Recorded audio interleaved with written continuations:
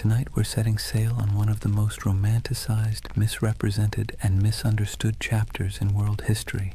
No, not knights, not pharaohs, not Romans with fancy sandals. We're talking about pirates, the real ones. Not Johnny Depp wobbling around on deck, but the men and women who sailed the Caribbean and the Atlantic during the so-called Golden Age of Piracy. Now here's the thing, we all think we know pirates, eye patches, parrots, R-matey, treasure maps with a big red X, but spoiler alert, that stuff mostly comes from novels, theater, and later Hollywood rewrites. Real piracy was less swashbuckling and more sweaty, smelly, filled with salted beef crawling with maggots, water that tasted like a rotting barrel, and constant anxiety that your ship might sink in a storm, or your captain might keelhaul you for stepping out of line. And yet somehow the legend of pirates has become this glamorous story of freedom, adventure, and treasure. But here's the contradiction, and it's worth letting it sink in. The Golden Age of Piracy wasn't golden at all. It was born out of war, poverty, hunger, and desperation. It wasn't about noble freedom, it was about scraping survival out of salt air, blood, and backbreaking work. Yet people keep retelling their stories because deep down we're drawn to the fantasy of escape, of rejecting rules, of carving out a small piece of freedom on the open sea. So, as you settle in, maybe dim your lights or turn on some soft background sounds, let's drift together into this world. Imagine the creak of ropes, the groan of wooden planks, the crash of waves on the hull. Tonight, we'll wander through crowded ports, stand under the Caribbean sun with sweat dripping down our backs, and listen to the salty curses of men who gambled everything on the sea. Before we start, a small ask. If you enjoy drifting off with these stories, give this video a like, and maybe even subscribe.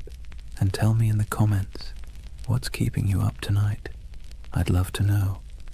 Now, let's begin our first chapter with a world teetering on the edge of chaos, just perfect for the rise of piracy. Chapter 1. A world ripe for plunder. Picture the year 1690. Europe has been locked in endless wars, Spain versus England, England versus France, the Dutch fighting everyone.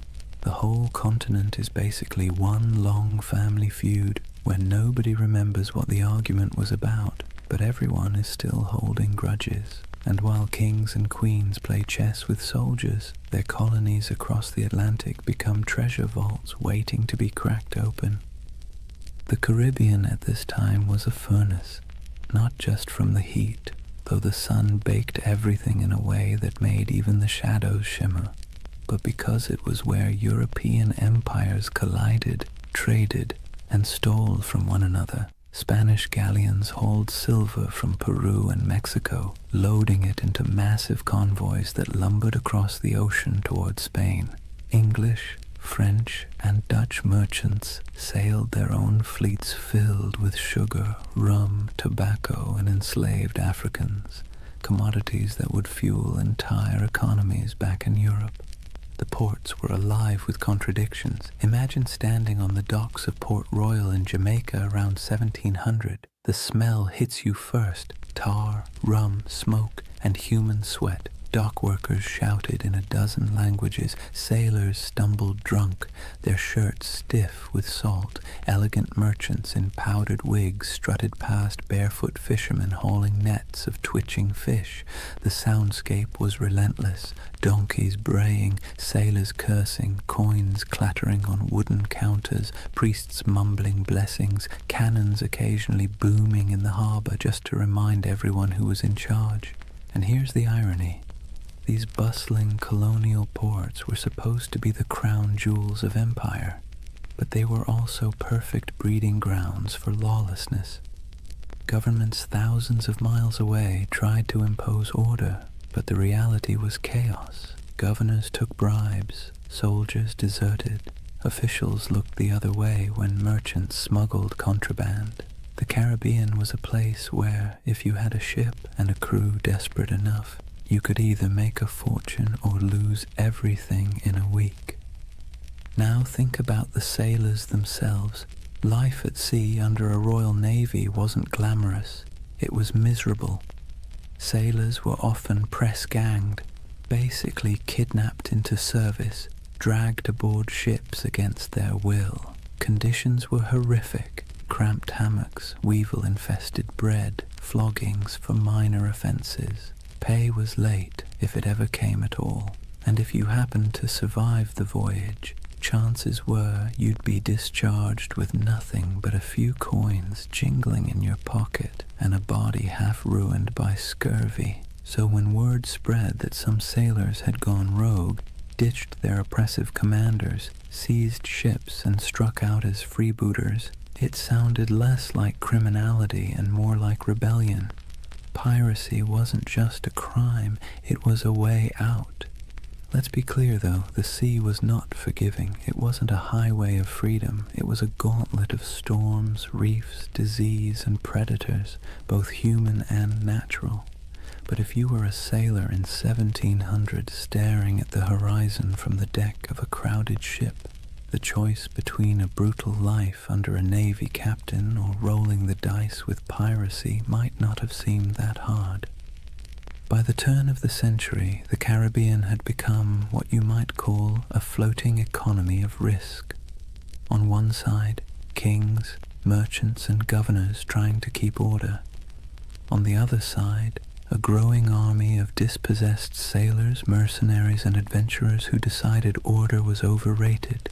All it took was the right moment, a gap in empire, a weakly guarded convoy, a ship with sails trimmed just so, and fortunes could be made overnight.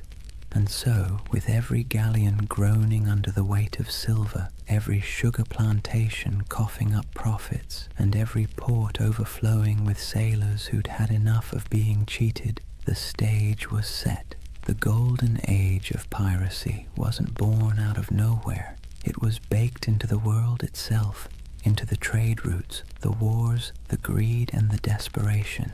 The seas were ready, and so were the men who would plunder them. If the late 1600s and early 1700s had a theme, it would be, everybody's exhausted, broke, and kind of angry. Europe's great powers had been at each other's throats for decades, and while kings and queens could patch up peace treaties, the wars left a trail of wreckage that stretched across the Atlantic, and in that wreckage, piracy took root. Take Spain, for example.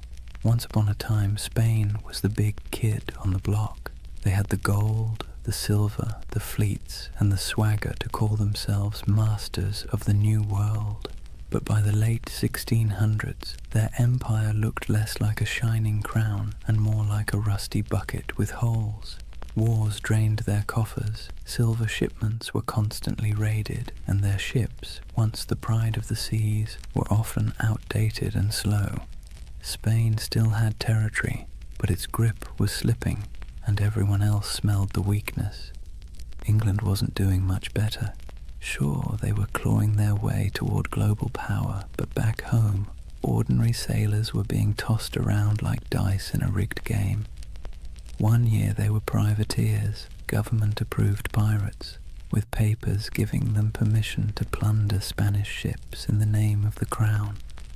Then, suddenly, the war ended. The crown said, "Thanks for your service," and those same men were dumped ashore with no pay, no prospects, and no sympathy.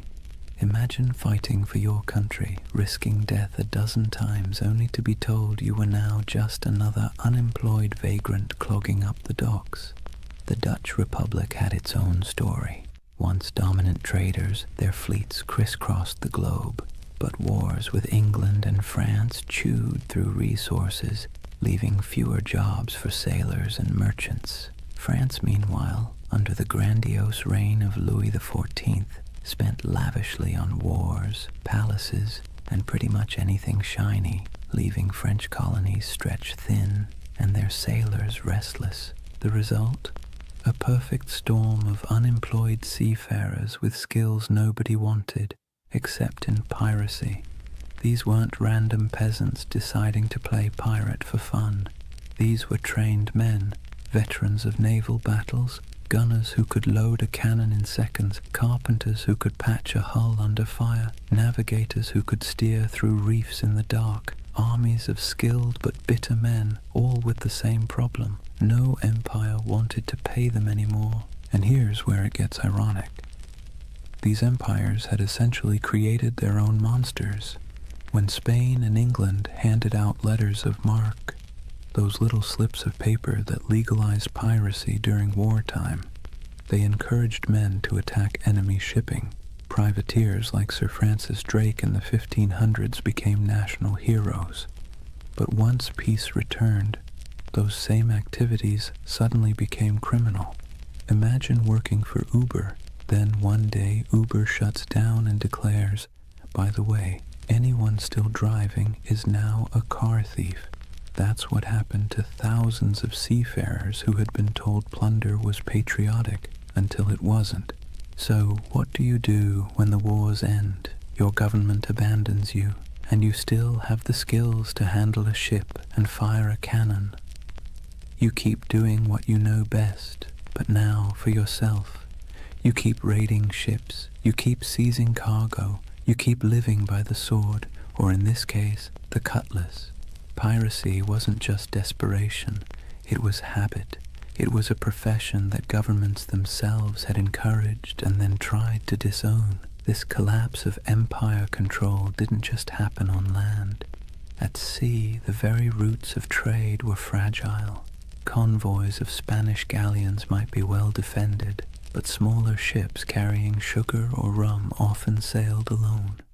Merchant captains wanted profit, not protection, and cutting corners left them exposed. Add in tropical storms that could scatter fleets like confetti, and suddenly the Caribbean looked less like the King's Ocean and more like a buffet table for anyone bold enough to take a bite. And let's not forget the colonies themselves. Governors sent from Europe often cared more about lining their own pockets than enforcing the law. Some even welcomed pirates, so long as they brought in enough gold or shared enough loot. For struggling outposts like Nassau in the Bahamas, pirates weren't a nuisance, they were the economy. It's hard to enforce anti-piracy laws when half your town depends on stolen goods to survive, so piece by piece the mighty grip of empire loosened. Spain couldn't patrol all its waters. England's navy was stretched thin. France was distracted by continental wars. The Dutch were in decline. And into that vacuum sailed the pirates, men who saw the weakness of kings and decided to crown themselves instead. The collapse of empires didn't just make piracy possible, it made it inevitable. The seas were full of treasure. The navies were too thin to guard it, and the men who knew how to seize it had nothing left to lose. Out of that mix came not just scattered rogues, but an entire era, the so-called Golden Age of Piracy, when men and women from a dozen nations chose the black flag over the king's flag. Let's be clear, piracy didn't appear out of thin, salty air. It was the awkward child of privateering, a sort of legal piracy that governments were perfectly happy to use when it suited them. To understand how privateers turned into pirates, you have to look at how the lines between hero of the crown and villain of the seas were about as thin as a ship's rope after a rat problem. Privateering was, in theory, simple. A government at war, say England against Spain, would hand out a letter of marque. This was a fancy slip of paper saying, "Go ahead, raid enemy ships, keep a cut of the loot, and send us our share." It was piracy, but with paperwork. Sir Francis Drake did it in the 1500s, sacking Spanish ports and coming home loaded with plunder. England called him a knight, Spain called him a criminal. One man's pirate was another man's patriot. Fast forward to the late 1600s, and the system was still in play. Privateers swarmed the Caribbean and Atlantic during wars, seizing sugar shipments, Spanish galleons, and anything else they could get their hands on. The Caribbean became a giant chessboard, and privateers were the pawns, expendable but useful. As long as the war lasted, they were tolerated, even celebrated. But here's the twist. Wars end.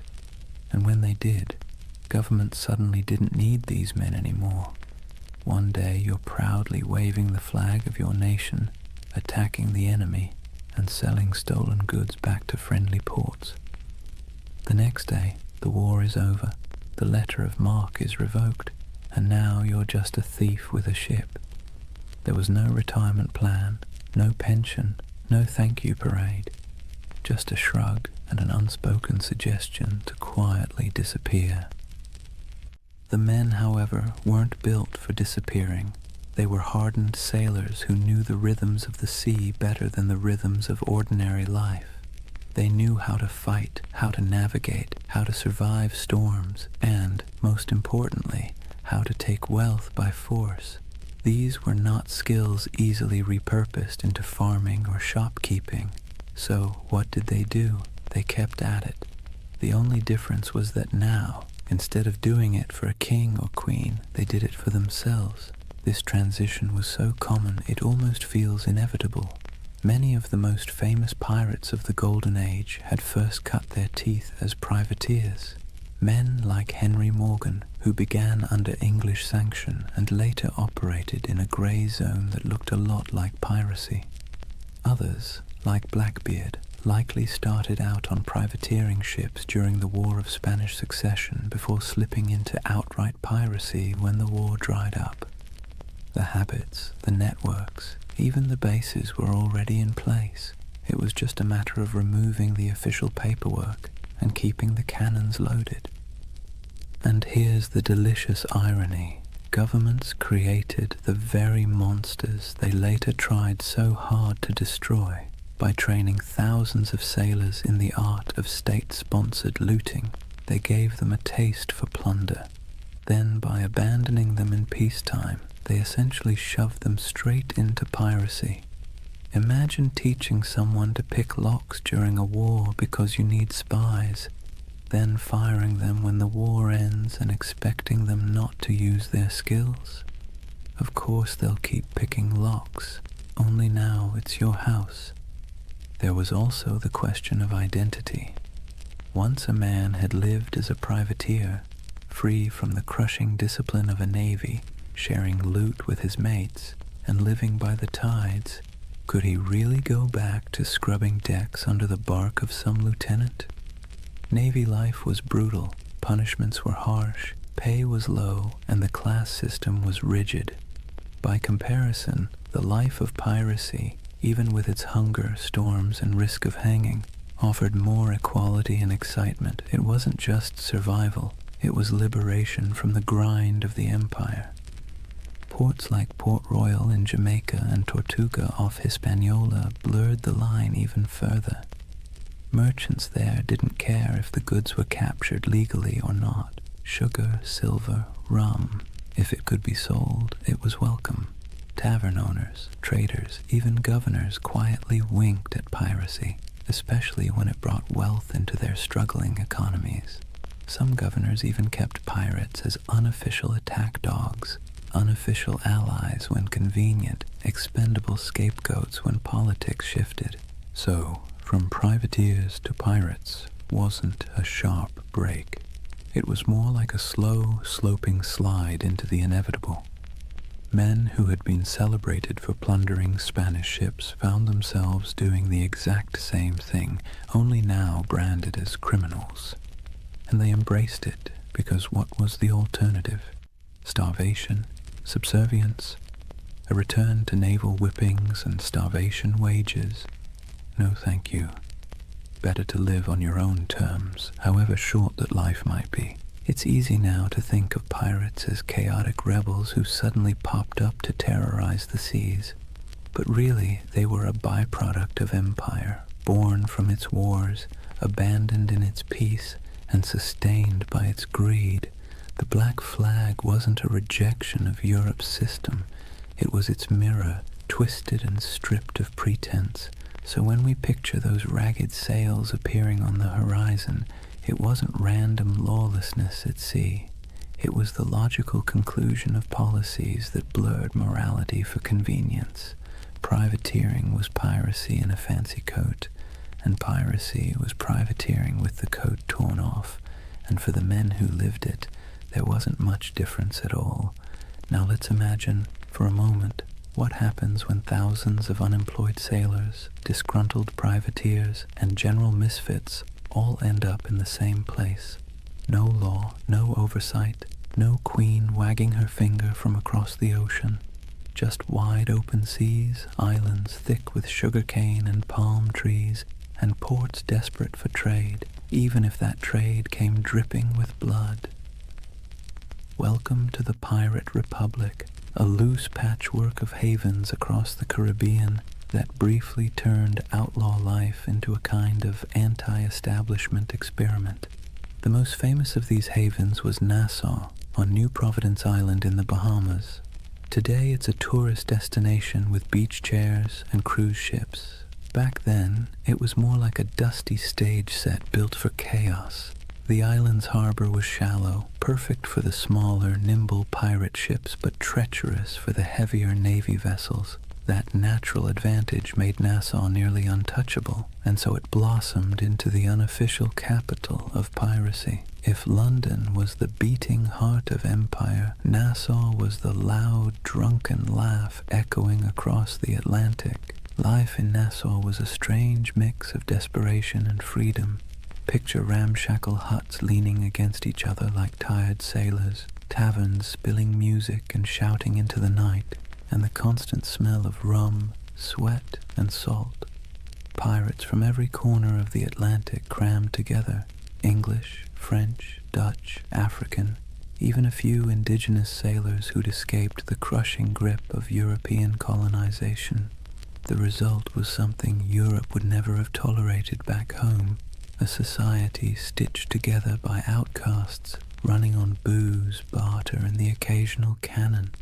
What made it so intoxicating was the sense of equality. A runaway slave could find a berth on a pirate ship and suddenly be treated, at least relatively speaking, like an equal. A woman could dress as a man, grab a cutlass, and carve her place on deck. Anne Bonny and Mary Read, two of the most famous pirates in history, lived that very reality. The rigid hierarchies of Europe, lords and serfs, captains and peasants, broke down in Nassau's taverns. Everyone was broke, everyone was sunburned, everyone was one bad decision away from the noose. That kind of shared peril made for a twisted kind of democracy. And then there was Tortuga off the coast of Hispaniola. French buccaneers had started it as a base in the 17th century, and over time it became another pirate haunt. Tortuga was wilder, less organized than Nassau, but it shared the same energy, a place where authority didn't reach. Port Royal in Jamaica, before an earthquake literally dropped half of it into the sea in 1692, was the original pirate playground. It was called the wickedest city on earth, a place where taverns outnumbered churches and every second house was either a brothel or a gambling den. Imagine Las Vegas, but with more cannons and fewer neon lights. These places weren't just drunk paradises, they were strategic. Pirates needed somewhere to fix ships, sell stolen goods, and recruit new crews. Without havens, piracy would have been short-lived. With them, it flourished. Merchants, governors, and tavern owners often looked the other way, because piracy was good for business. Silver, sugar, indigo, rum, it all flowed into these ports. And once it was in the market, who really cared where it had come from? The world's first free trade zones, if you like, just with more swashbuckling.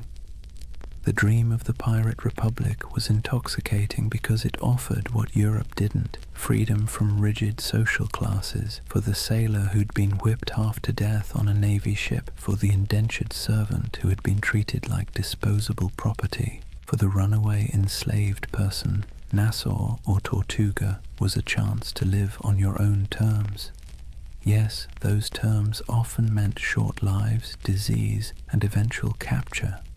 But for a fleeting moment, the pirate republic offered something resembling equality. It was messy, chaotic, and fueled by rum, but it was theirs. It's easy to romanticize this as some proto-democracy at sea, and in truth, pirates weren't building utopias. They fought among themselves, they drank themselves half to death, and they betrayed each other when the loot was good enough.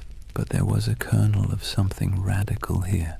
Ordinary people, most of them poor, illiterate, and cast aside by empire, were writing their own rules. Captains could be voted out.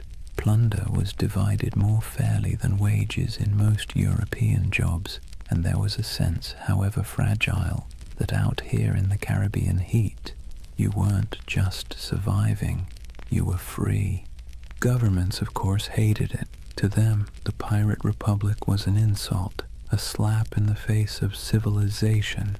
They saw it as a cancer spreading across the Caribbean, undermining trade and embarrassing the crown. And so, predictably, they began plotting its destruction. But for a brief, shining decade or two, the dream held. A world of tattered sails and lawless harbors, where outcasts became rulers, if only of themselves. So when you hear the phrase Pirate Republic, don't imagine marble halls or noble ideals.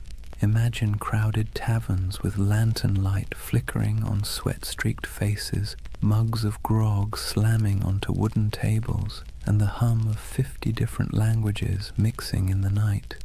It wasn't a nation in any official sense, but it was a community, strange, fragile, reckless, that gave piracy its beating heart. By the early 1700s, piracy wasn't just a nuisance. It was a global scandal. Imagine you're a London merchant who's just sent off a ship full of sugar from Barbados. You're already dreaming about the profits, about the clinking of coins on your counting table. Then word arrives that your ship was intercepted somewhere between Tortuga and Nassau by a crew of outlaws who now plan to sell your precious cargo at a discount in the very next port. Frustrating, absolutely. Embarrassing, even more so. And it wasn't just London merchants, Dutch traders, French planters, Spanish governors. Everyone had a stake in the Caribbean economy, and pirates cut into all of them like barnacles on a hull. News of piracy spread quickly, carried in letters, pamphlets, and gossip that traveled almost as fast as the ships themselves. In coffee houses in Amsterdam or taverns in Boston, people swapped stories of Blackbeard's blockade of Charleston or of Bartholomew Roberts capturing hundreds of vessels. Pirates became both feared and oddly admired, the same way we talk about celebrities who behave badly. They were disruptive, scandalous, but undeniably fascinating. Governments tried to project strength, but the truth was they were embarrassed. The Caribbean was supposed to be proof of European dominance, a playground of plantations, trade, and naval power. Instead, it was crawling with independent outlaws who mocked imperial authority with every stolen sail. Spain, already stretched thin across its empire, struggled to protect the treasure fleets. England, riding high after victories in European wars, now had to explain why ragged men in patched coats could blockade entire colonial cities. France and the Dutch weren't faring much better. In a world obsessed with image, piracy made the great powers look incompetent. What made it worse was that ordinary people were often rooting for the pirates, at least quietly. Think about it. If you were a poor sailor in Bristol, or an indentured servant in Jamaica, or even a small-town farmer in Virginia, Who would you rather cheer for? The faceless merchants and noble families who controlled your taxes, or the ragtag crews who thumbed their noses at authority and spread the loot, sometimes literally, among the lower classes? Pirates had a populist appeal. They were villains to the elite, but folk heroes to the downtrodden. Ballads were written, stories were exaggerated, and every port town knew someone who claimed to have once seen, or maybe even joined, a pirate crew. That uneasy admiration worried rulers as much as the piracy itself. It wasn't just about stolen goods anymore. It was about stolen loyalty. If too many sailors chose piracy over honest naval service, if too many colonists chose to trade with outlaws instead of legal merchants, the whole system could unravel. In this sense, the Pirate Republic wasn't just an economic threat. It was a political one. It represented a kind of freedom, however messy, that stood in direct contrast to empire. And so, as the first decade of the 1700s drew to a close, the world was watching. Governors wrote desperate letters to their monarchs begging for naval reinforcements. Merchants lobbied for protection. Admirals were dispatched with orders to stamp out the scourge. Yet for all this official outrage, the pirates kept sailing, kept raiding, and kept slipping back into the shallow harbors of Nassau, Tortuga, and Port Royal. The balance of power was precarious, and for a short, chaotic stretch of years, it seemed like the pirates might actually hold their ground. But as with all things in history, nothing so audacious lasts forever.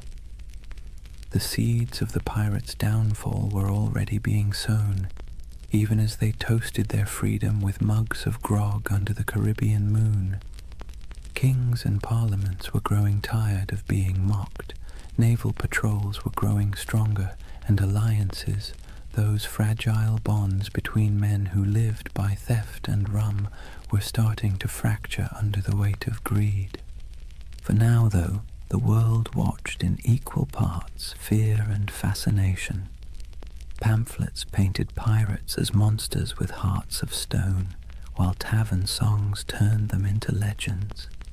Merchants cursed them, sailors dreamed of joining them, and governments plotted their end. The Golden Age of Piracy was in full swing, and like all golden ages, it glittered brightest just before the fall.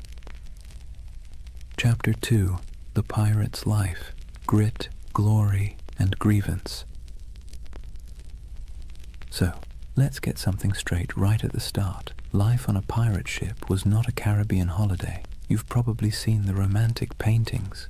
Glorious sails catching the wind, dramatic sunsets, and dashing figures with cutlasses gleaming. But if you were actually there, you'd spend less time admiring the view, and more time trying to keep your stomach from revolting at the smell of rotting food. The pirate's life, while freer than serving in the Navy or laboring on a plantation, was still backbreaking, filthy, and endlessly uncomfortable. Imagine waking up below deck in the humid Caribbean heat. The air is thick, cloying, and full of the stink of unwashed bodies, damp wood, and tar. The ceiling is so low that you can't even stand upright. Rats scuttle across the beams, and you can hear the groan of the ship as it shifts against the waves. The pirate life didn't come with feather beds. You'd likely be sleeping on rough planks, maybe with a scrap of canvas for a blanket if you were lucky.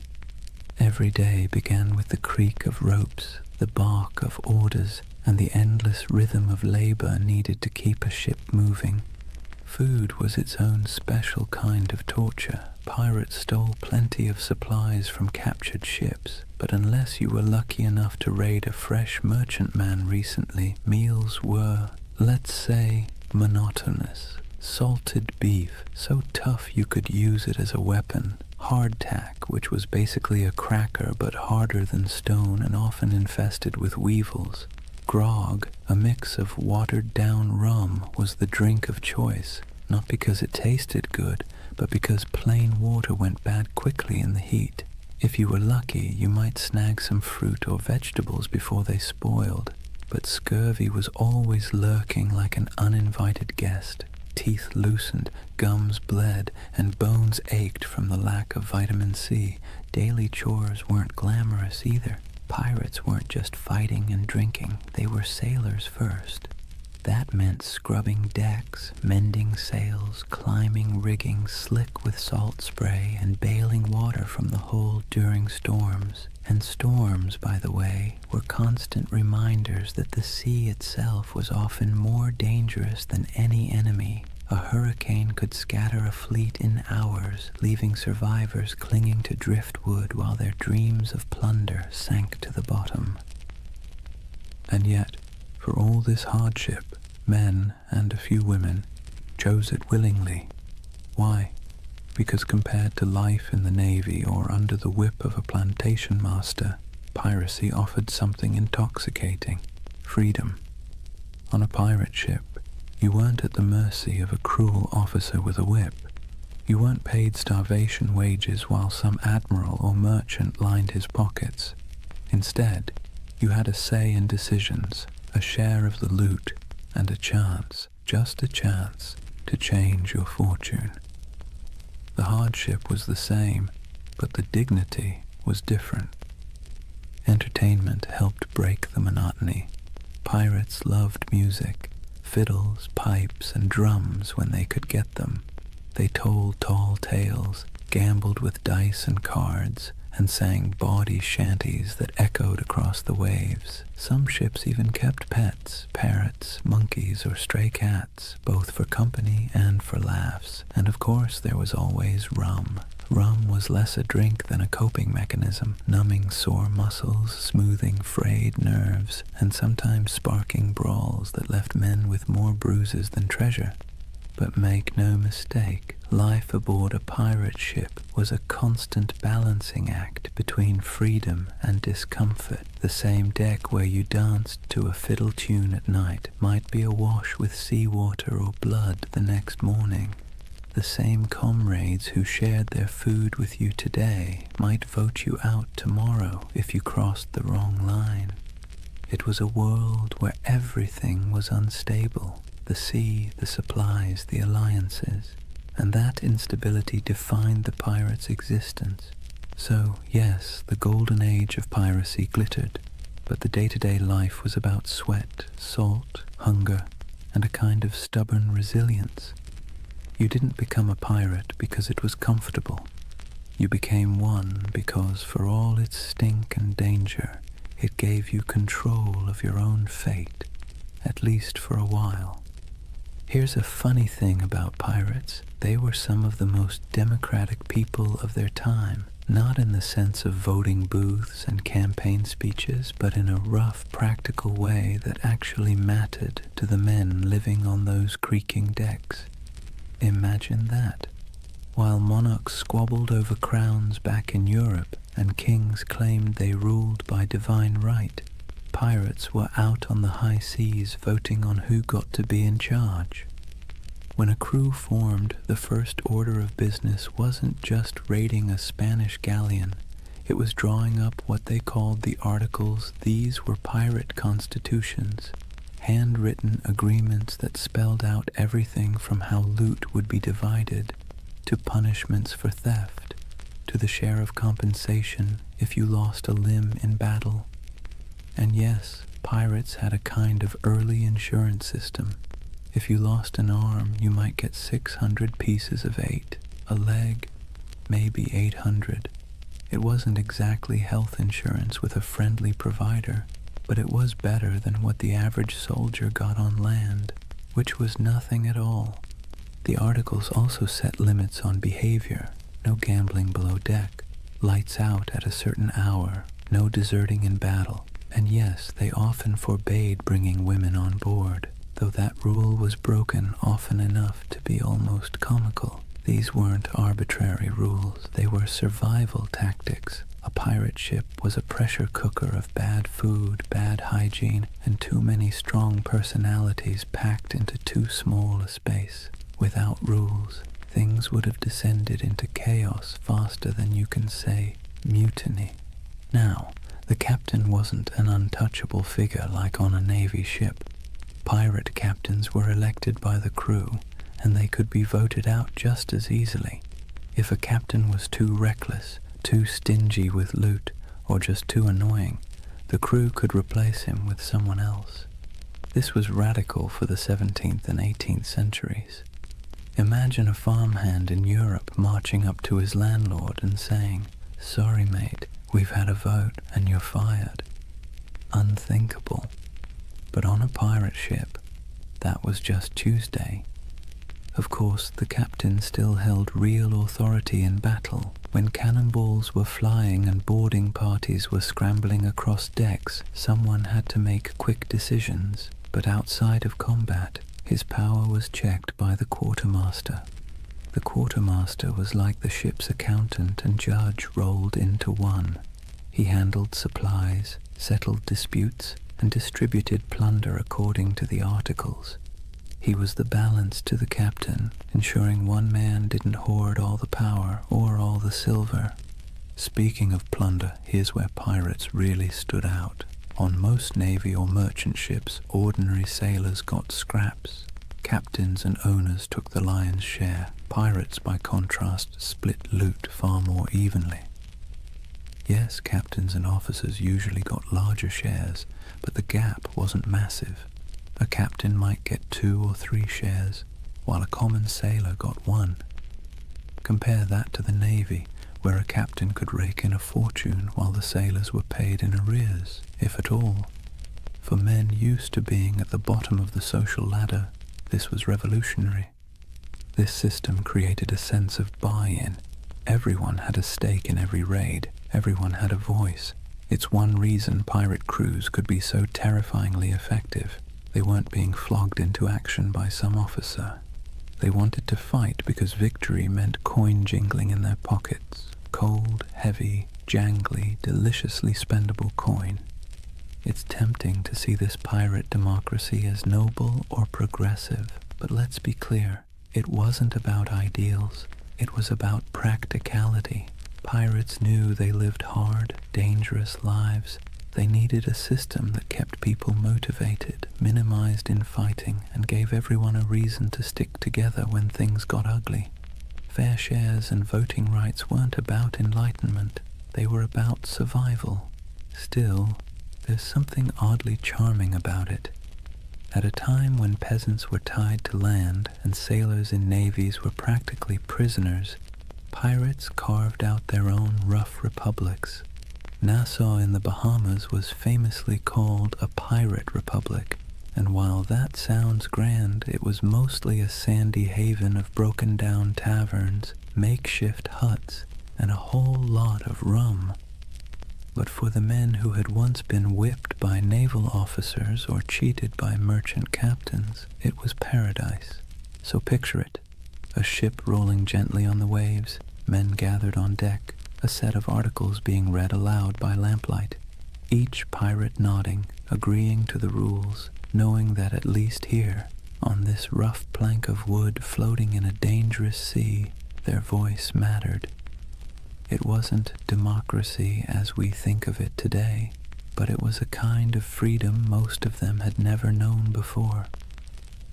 One of the most brilliant things pirates ever did wasn't about cannons or cutlasses. It was branding.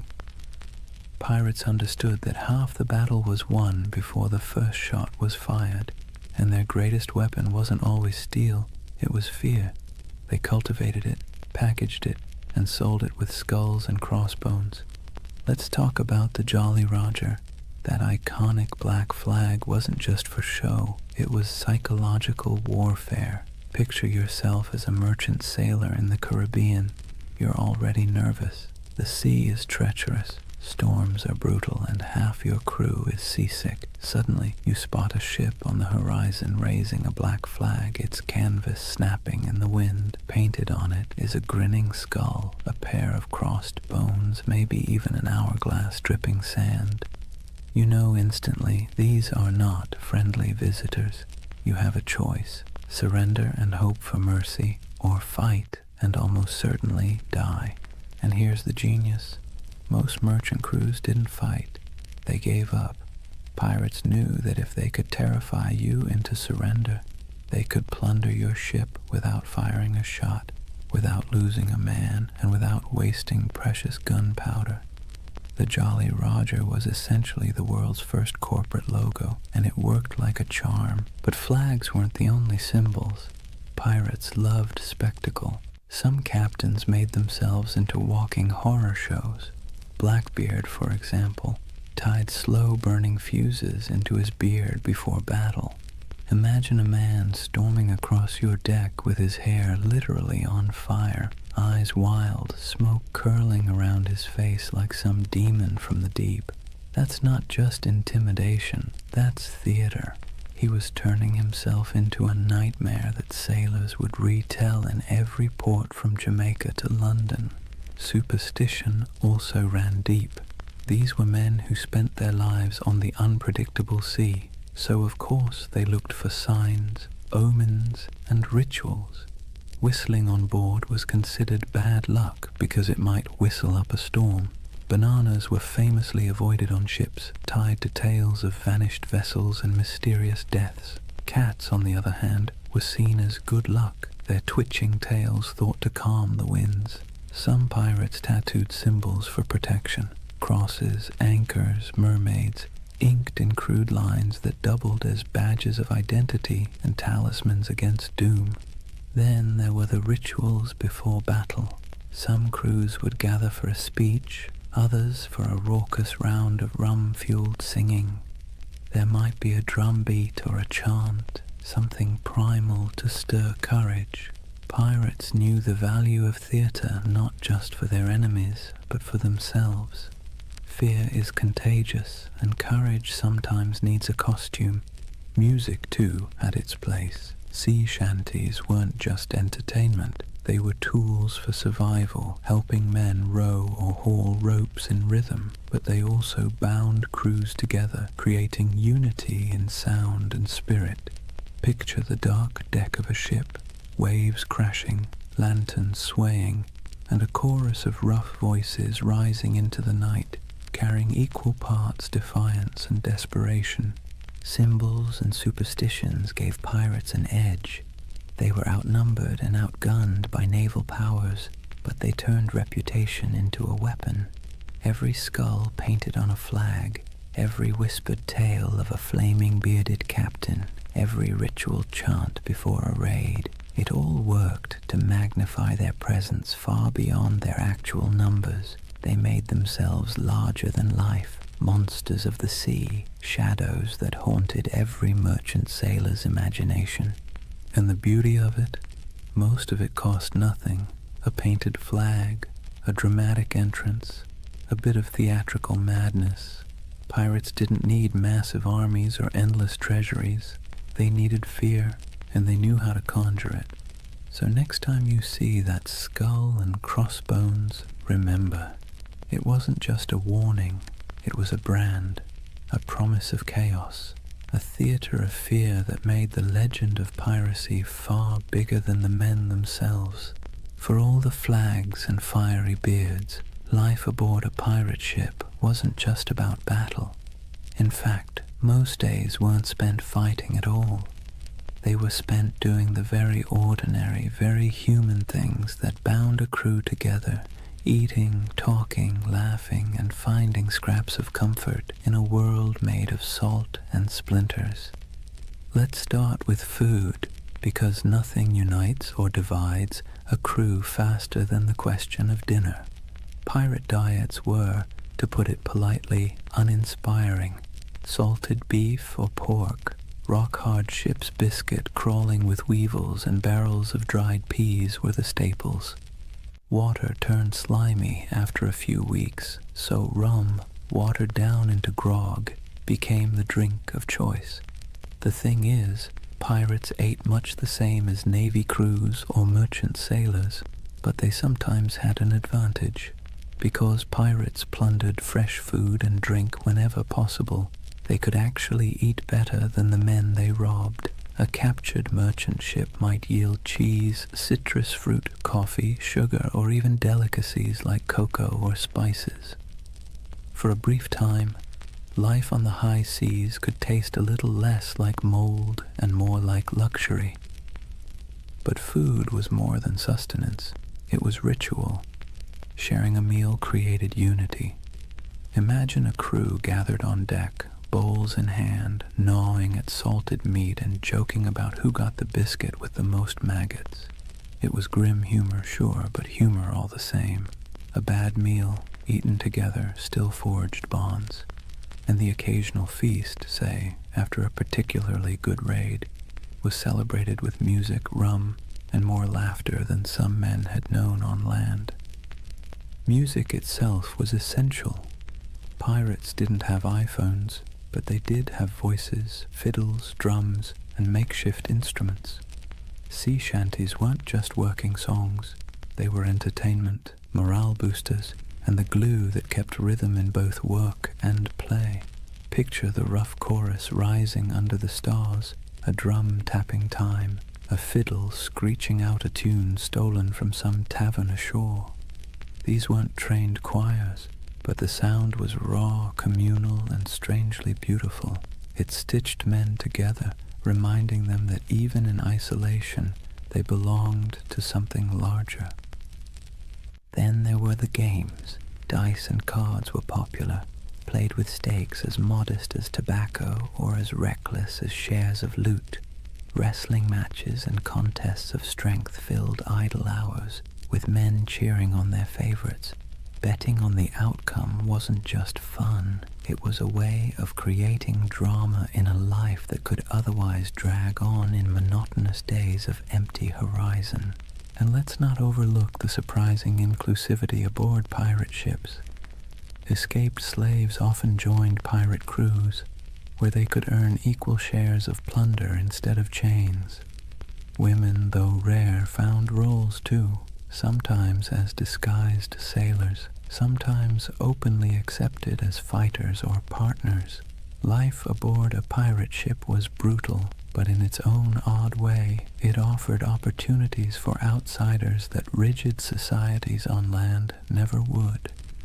In these small details, the shared meals, the rowdy songs, the roll of dice, we see the human side of piracy. Beneath the myth of cutthroats and raiders was a community of men and women who found ways to survive, to laugh, and even to belong. Their ships were floating worlds, part prison, part family, part workplace, part tavern.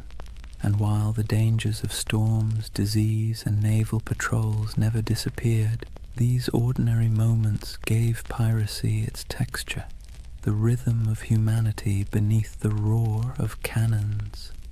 So when you picture pirates, don't just imagine black flags and treasure chests. Imagine the sound of dice clattering on a barrel lid, the smell of salted pork frying in a pan, the laughter of men half drunk on rum, and the scratchy notes of a fiddle floating over the sea at night. That too was the pirate's life, not just violence and fear, but moments of messy, ordinary humanity carved out in the vast loneliness of the ocean. For all the adventure, freedom, and strange democracy of pirate life, you have to ask the question, why did so many men and a few women decide that piracy was worth the risk of hanging, drowning, or dying from scurvy in some forgotten corner of the sea? The answer, as usual, has less to do with romance and more to do with grievance. Pirates were not born with skulls and crossbones on their flags. Most of them were men who had been used, abused, and discarded by the very empires that later called them criminals. Take the average sailor in the early 1700s. His life was a cruel contract, low pay, brutal discipline, and punishments that bordered on torture. The British Navy in particular ran on forced service. Impressment gangs snatched men off the streets, dragging them aboard ships where they might serve years against their will. Once aboard, they were flogged for minor infractions, fed poorly, and often paid late, if at all. It was a life so grim that joining a pirate crew, where you at least got a vote, a share of plunder, and the occasional feast, looked less like criminality and more like opportunity. Then there were the privateers. These men had once sailed under legal commissions, essentially hired by governments to plunder enemy ships during wartime. But when treaties were signed and peace declared, those commissions were revoked. Overnight, skilled sailors became unemployed and unwanted. Some went home to poverty. Others, unwilling to give up the taste of plunder or unable to find work, simply kept raiding. The difference was only paperwork. Yesterday's patriot privateer was today's villainous pirate. Economic desperation played its part too. Europe churned with unemployment, inequality, and waves of displaced workers. Colonies offered work, but much of it was brutal plantation labor or indentured servitude. If you were poor, your choices were few. Toil endlessly for scraps on land, serve miserably in the navy, or gamble your life on piracy, where at least the rewards were immediate, tangible, and occasionally extravagant. Even a short run of luck could mean pockets full of coin, fine clothes stripped from captured merchants, or a chance to live like a king for a few weeks before it all fell apart. And make no mistake, piracy was a protest of sorts. Pirates didn't just steal. They struck at the heart of the empires that had used them.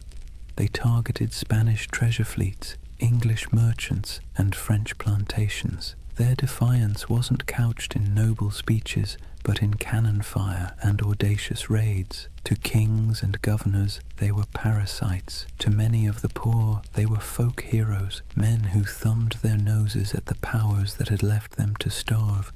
But grievances went deeper than economics. Pirates carried personal grudges, captains who had beaten them, navies that had cheated them of wages, merchants who had treated them as expendable. To hoist the black flag was not only to seek fortune, but also to take revenge on a world that had never cared if they lived or died.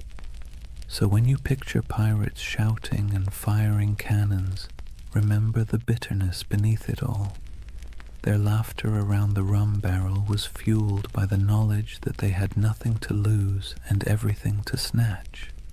Their democracy at sea was born not from lofty ideals, but from anger at systems that had denied them dignity on land. Piracy was grievance turned into lifestyle, protest turned into plunder. That's why the Golden Age of Piracy still lingers in our imagination. Beneath the noise of cannons and the gleam of treasure, it was the story of men who had been pushed too far, who decided that if the world offered them no justice, they would carve out their own, on their own terms, with black flags snapping in the wind. Chapter 3. Legends of the Black Flag. If the first half of piracy's golden age was about survival, grievance, and reinvention, the second half was about faces, human faces, twisted into masks of legend. Because when we talk about pirates, we rarely remember the ordinary nameless sailor swabbing the deck or the hungry man who joined a crew for a share of bread and rum. We remember the icons, the ones whose names still echo like thunder across centuries: Blackbeard, Calico Jack, Anne Bonny, Mary Red, and Bartholomew Roberts. They were larger-than-life figures, painted by both truth and exaggeration, until they became less people and more symbols of defiance. Take Edward Teach, better known as Blackbeard. He understood something fundamental about human nature. Fear gets results. He grew his beard long and black, twisting it into braids tied with slow-burning fuses. Before battle, he would light them so smoke curled around his face, making him look like a demon rising from the sea. The truth? He may have killed fewer men than you'd think, often relying on intimidation to win without a fight. But his legend was so terrifying that many surrendered without firing a shot. It was theater as much as piracy, and it worked. Then there was Calico Jack Rackham, named for his fondness for bright, flamboyant clothing made of calico. He wasn't the most successful pirate, nor the most ruthless, but he had something else: charisma. He cultivated an image of style, flair, and daring, hoisting a version of the Jolly Roger with crossed swords beneath a skull. His exploits were bold but often bungled, yet his story endures because of the people he sailed with. Two of the most famous women pirates in history, Anne Bonny and Mary Red, broke every rule written by their time. Both disguised themselves as men when necessary, fought alongside their crewmates, and shocked the world by simply existing in a profession supposedly reserved for brutal men. They cursed, they carried pistols, and they demanded to be treated as equals. Stories tell of Anne shouting at her fellow pirates during a fight, furious that they were cowering below deck while she and Mary stood on, firing back at attackers. Were all the tales true? Probably not. But the image of two women wielding blades under the black flag has been impossible to forget. And then there was Bartholomew Roberts, Black Bart. Unlike Calico Jack, he was ruthlessly effective. Roberts captured more than 400 ships in his career, making him arguably the most successful pirate of the era. He dressed extravagantly, wore a crimson waistcoat in battle, and carried himself with the stiff pride of a gentleman gone rogue. He turned piracy into a system, drilling his men like a navy and enforcing discipline that other captains might have laughed at.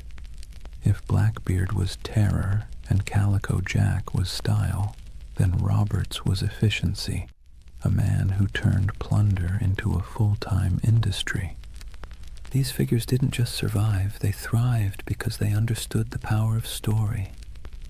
Pirates lived and died quickly, but their reputations could sail farther than any ship. Merchants whispered their names in fear, tavern-goers retold their exploits in drunken awe, and pamphleteers in London exaggerated every detail to sell more copies.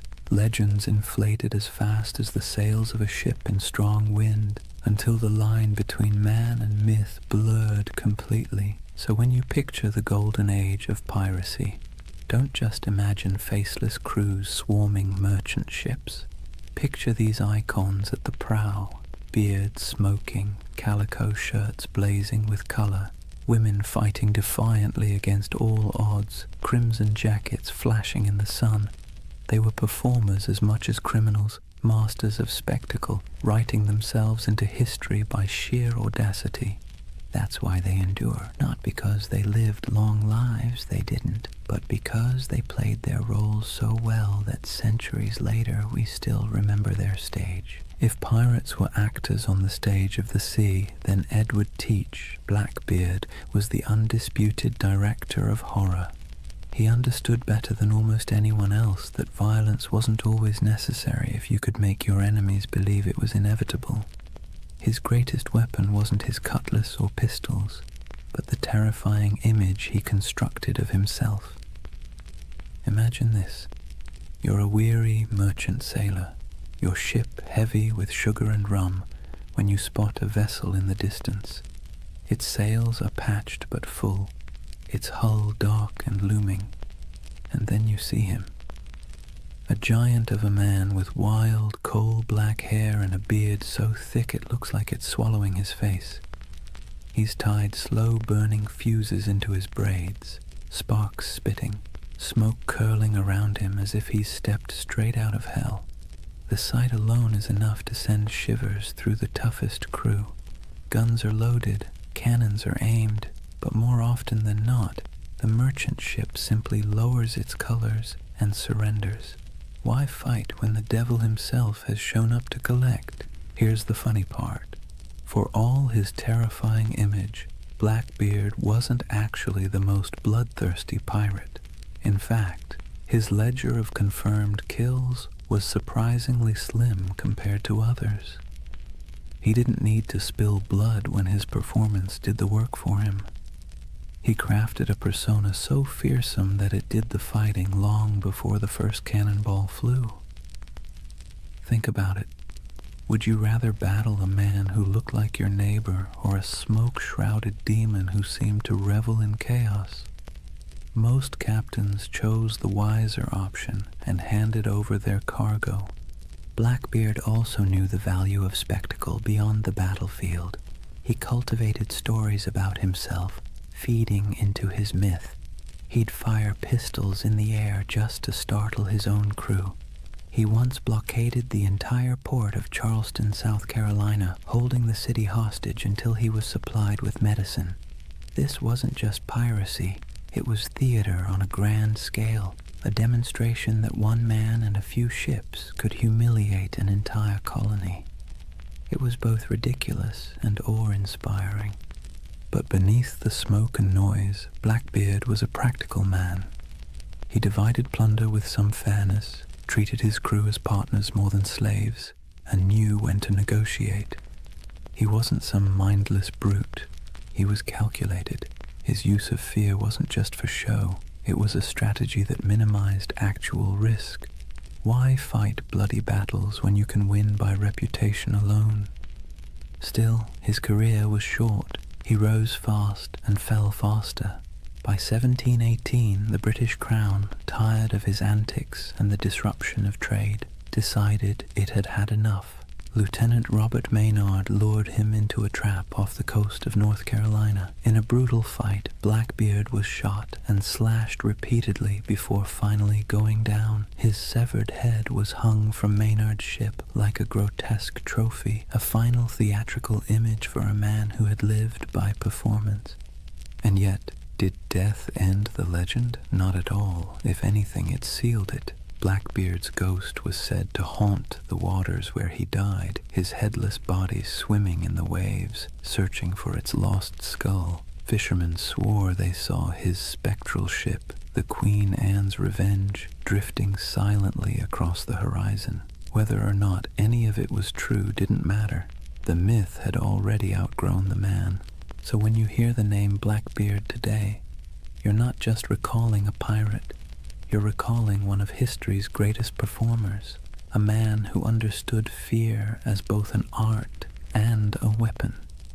His stage was the sea, his audience the world, and his performance so unforgettable that centuries later we're still applauding in awe and a little bit of dread. If Blackbeard was the terrifying face of piracy, then John Rackham, better known as Calico Jack, was its fashion icon.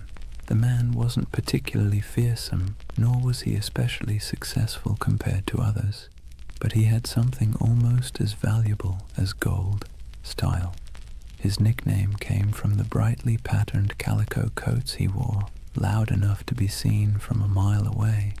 It was a choice that said, "I may not be the biggest or the baddest, but I'll be the most noticeable."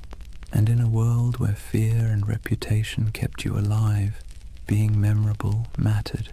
Calico Jack's story would likely have been a footnote in the annals of piracy, if not for two extraordinary women who joined his crew, Anne Bonny and Mary Read. Their presence turned his otherwise average exploits into a legend that has fascinated people ever since. Anne Bonny was born in Ireland, but grew up in the Americas, the daughter of a wealthy planter. She had a fiery temper and a restless spirit. Stories say she once stabbed a servant girl with a kitchen knife, though the truth is hard to pin down. What we do know is that she wasn't content with the role society expected of her.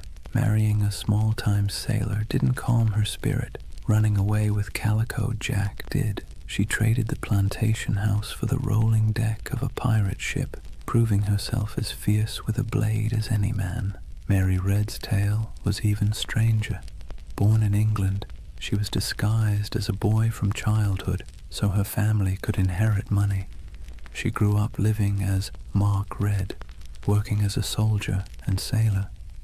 By the time she crossed paths with Calico Jack and Anne Bonny, Mary had long since mastered the art of slipping between identities. When she joined their crew, she initially kept her disguise. But Anne, curious and bold, discovered the truth. Instead of turning her away, Anne accepted her, and the two became close allies. Now picture it, a small pirate crew led by a man in flamboyant coats, backed by two women who defied every expectation of the age. While other pirates leaned on spectacle or terror, this trio leaned on audacity. Reports from the time describe Anne and Mary fighting openly in men's clothes, wielding pistols and cutlasses, cursing louder than the men beside them. They weren't mascots or novelties, they were feared combatants. When boarding parties went over the rails, Anne and Mary were often the first in line. One of the most famous stories of their courage came during the final days of Calico Jack's career. His ship was cornered by a pirate hunter. Most of the crew, drunk and unwilling to fight, cowered below deck. But Anne Bonny and Mary Read fought ferociously, shouting at the men to come up and defend themselves. Outnumbered and abandoned, they couldn't hold out forever. The ship was captured, and the crew taken to trial in Jamaica. Calico Jack was sentenced to hang, and before his execution, Anne Bonny reportedly delivered the coldest line in pirate history. She told him, "If you had fought like a man, you need not be hanged like a dog." Brutal but fair. Anne and Mary both escaped the noose by pleading the belly, claiming they were pregnant, which delayed executions. Mary fell ill and died in prison not long after. Anne's fate is more mysterious. Some say her wealthy father intervened to free her, and she lived out her days quietly. Others imagine she slipped back into obscurity, perhaps even finding another ship to sail under a new name. The truth is lost, but the legend remains. Together, Calico Jack, Anne Bonny, and Mary Read embodied a different side of piracy. Not the sheer terror of Blackbeard, but the wild defiance of people unwilling to live within the boundaries society had drawn for them. They weren't the richest or most feared pirates of their age, but they became symbols of rebellion, of choosing freedom over obedience, even if that freedom came at the cost of the gallows. And maybe that's why their story still resonates. Pirates are remembered not just for plunder, but for the dream of living life on your own terms, no matter how brief or dangerous that life might be. When people imagine pirates, they often picture chaos, rowdy drunkards waving swords, shouting curses, and stumbling around the deck. But not all pirates fit that mold. Some, strangely enough, insisted on discipline, manners, and even a touch of elegance. Enter Bartholomew Roberts, also known as Black Bart, the most successful pirate of the Golden Age. Not in legend, but in sheer numbers, the man captured over 400 ships in his career. That's not exaggeration, that's bookkeeping. Roberts wasn't the kind of pirate who stumbled into the life because he liked rum and adventure. He was originally a skilled navigator, forced into piracy when his ship was taken. At first, he wanted nothing to do with it, but the pirates saw his talent with charts and stars, and when their captain died, they elected Roberts as the new leader. He reportedly said he didn't much care for the pirate life, but since it offered a short life but a merry one, he might as well make the most of it. That short life turned out to be remarkably eventful. Roberts stood out for several reasons. For one, he had standards. He banned drinking on his ships, which sounds downright heretical for a pirate crew. He also enforced strict rules against gambling, desertion, and even bringing women aboard. His ships ran more like naval frigates than floating taverns, and yet his men respected him because under his command they grew wealthy and untouchable. He also had a flair for presentation. While Blackbeard relied on smoke and fire to terrify, Roberts leaned on fashion. He dressed in fine silks, wore a crimson waistcoat, and carried himself with aristocratic dignity. Imagine him standing on the quarterdeck looking more like a nobleman than a pirate, with the Jolly Roger snapping in the wind behind him. His enemies saw not a ragged bandit, but a man who looked born to command. And command he did. Roberts didn't waste time on small targets. He hunted big merchant convoys and naval ships, taking prizes in the Caribbean, West Africa, and even the coast of Brazil. His reach was global.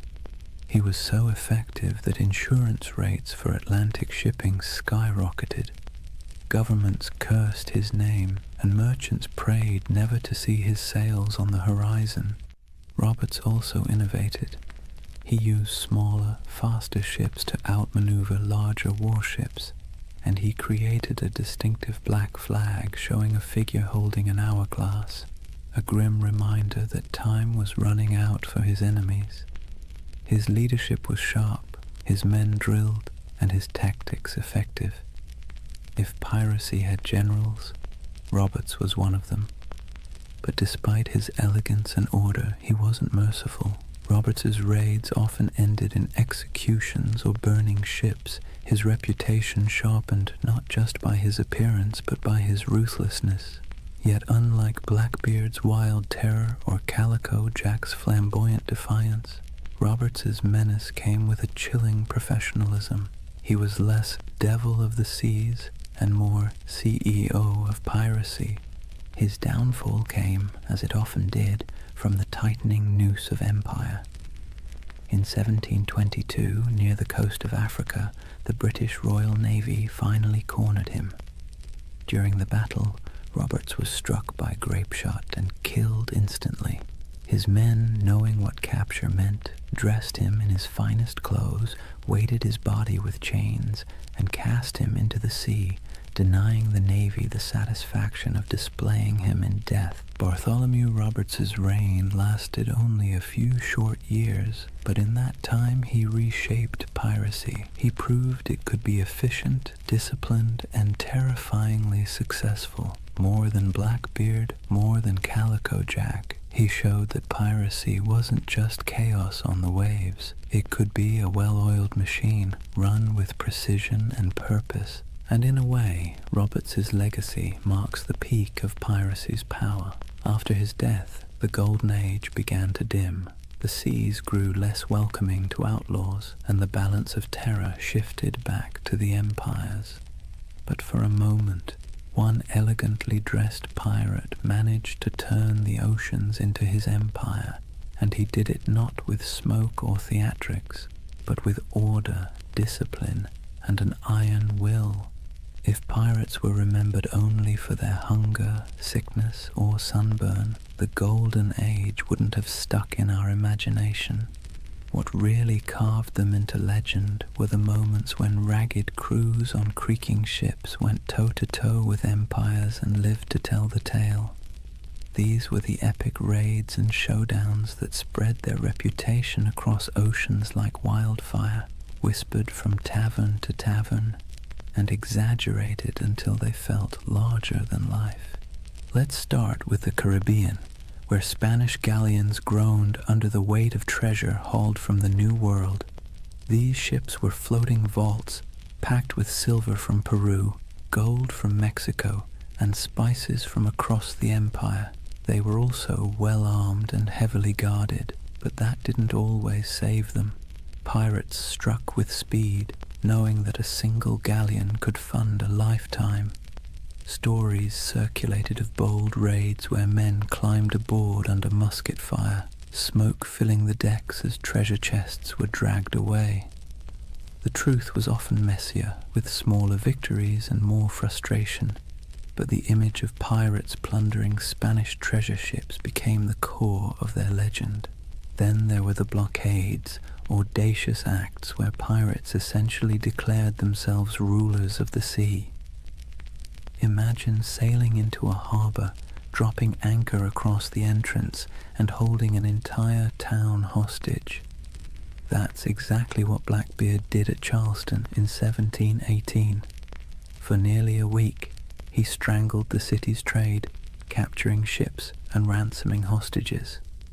The people of Charleston, terrified of massacre, had no choice but to give in to his demands.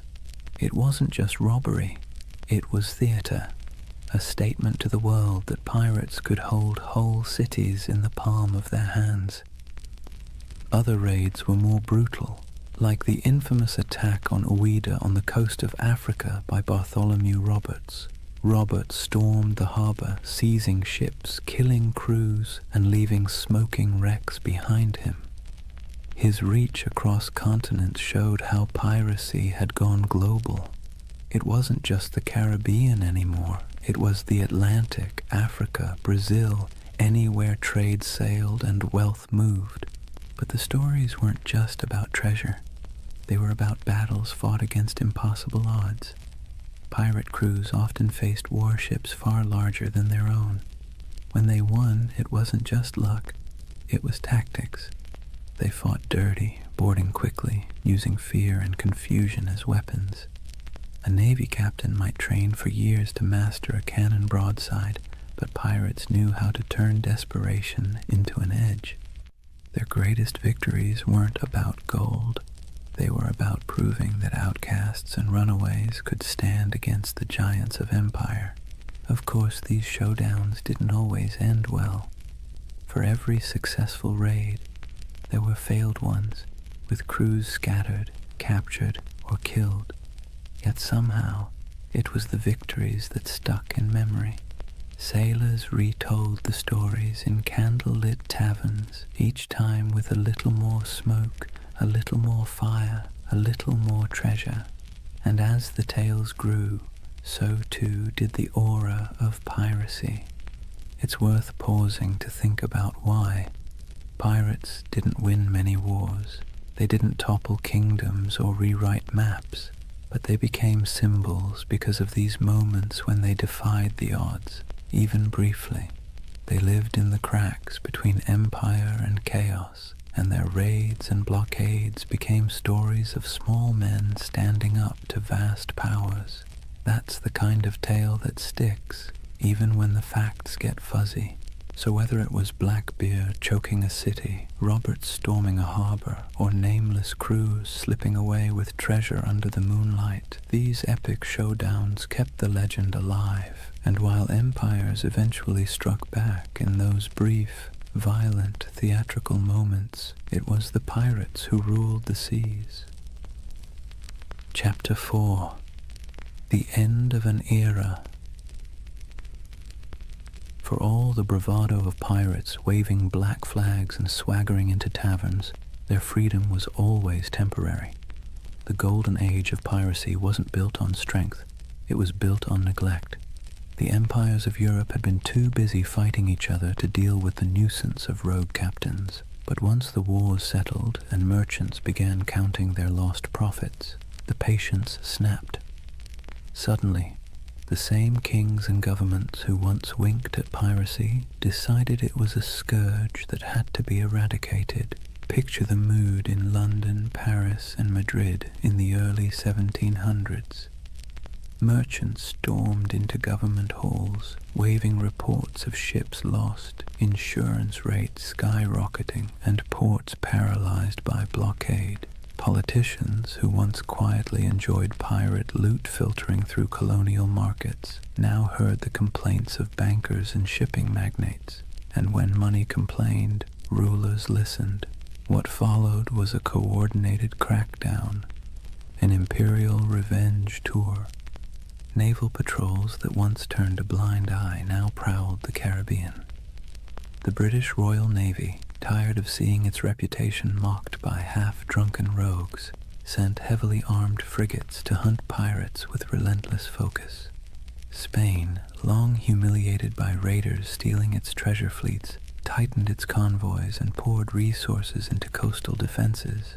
Even France, which had once tolerated privateers operating on its behalf, began closing off safe harbors. The age of indulgence was over, but it wasn't just the ships, it was the laws. Governments realized they needed not only cannons but also courts. Piracy was declared a universal crime, meaning that any nation could capture and prosecute pirates, regardless of where the crime occurred. Admiralty courts popped up across the Caribbean, in Jamaica, in Nassau, in Charleston, offering swift, brutal justice. No long trials, no sympathetic juries, just a quick hearing, a guilty verdict, and the inevitable walk up the gallows. For men who had once toasted their freedom in Nassau taverns, the sight of bodies hanging along harbor entrances was a chilling message. The retaliation wasn't always fair, nor was it always accurate. Sailors unlucky enough to be mistaken for pirates were sometimes swept up in the dragnet, condemned alongside the guilty.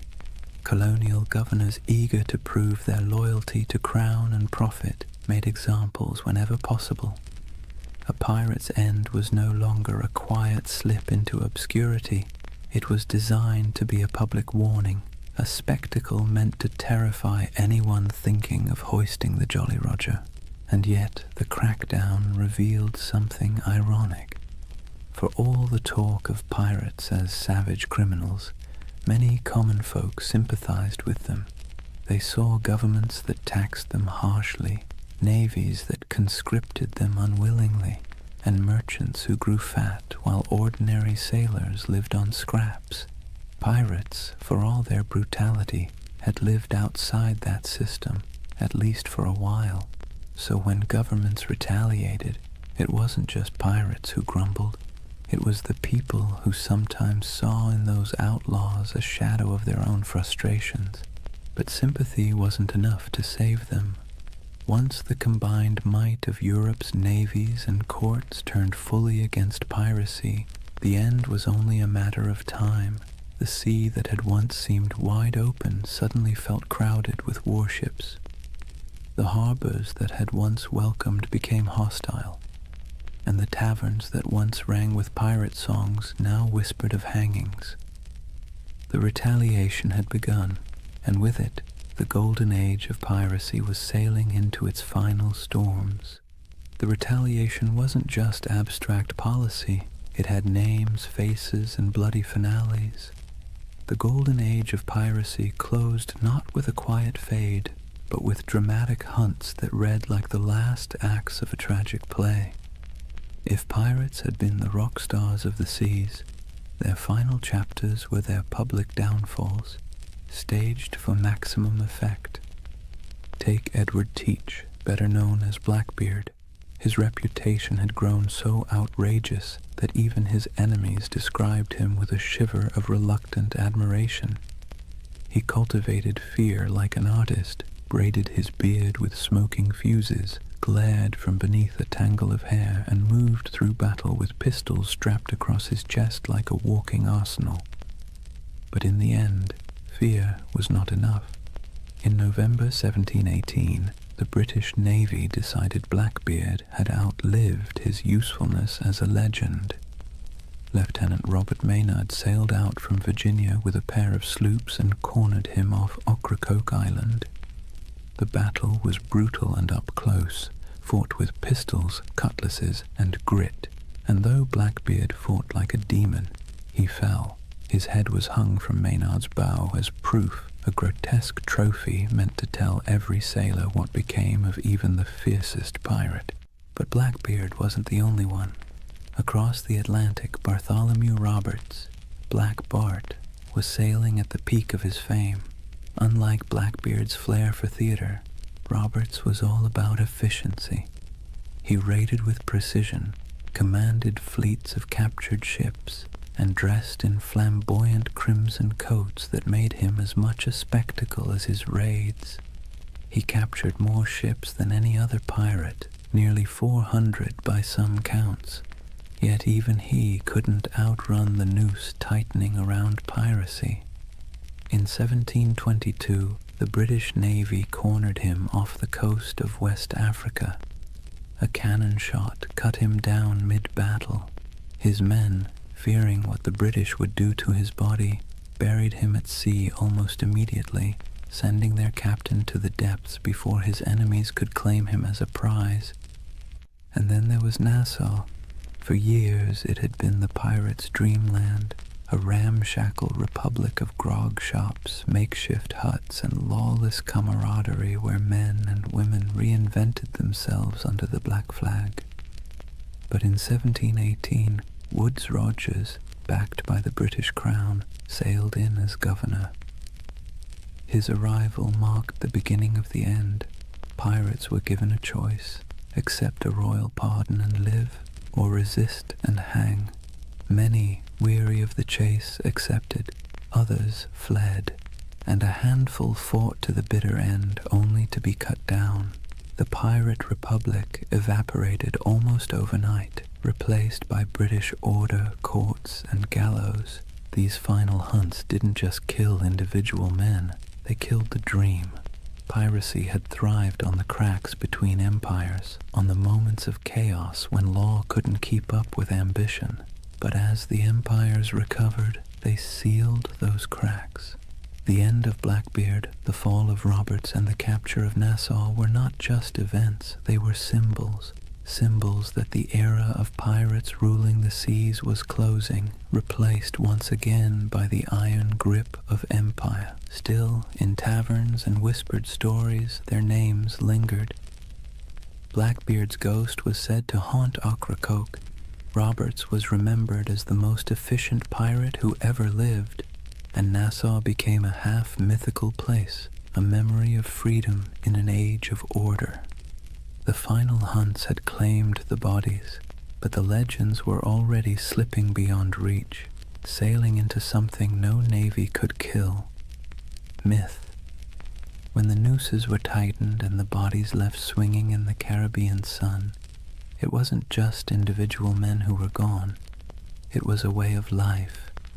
The end of piracy marked the closing of a strange, brief experiment in freedom and rebellion. But like all endings, it was not complete.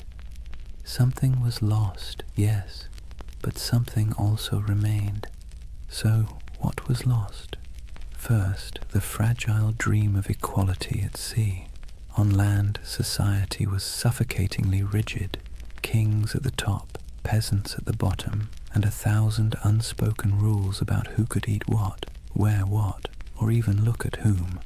But on a pirate ship, things were startlingly different.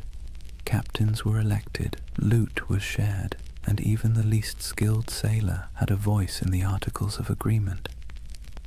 When piracy ended, that floating democracy sank with it.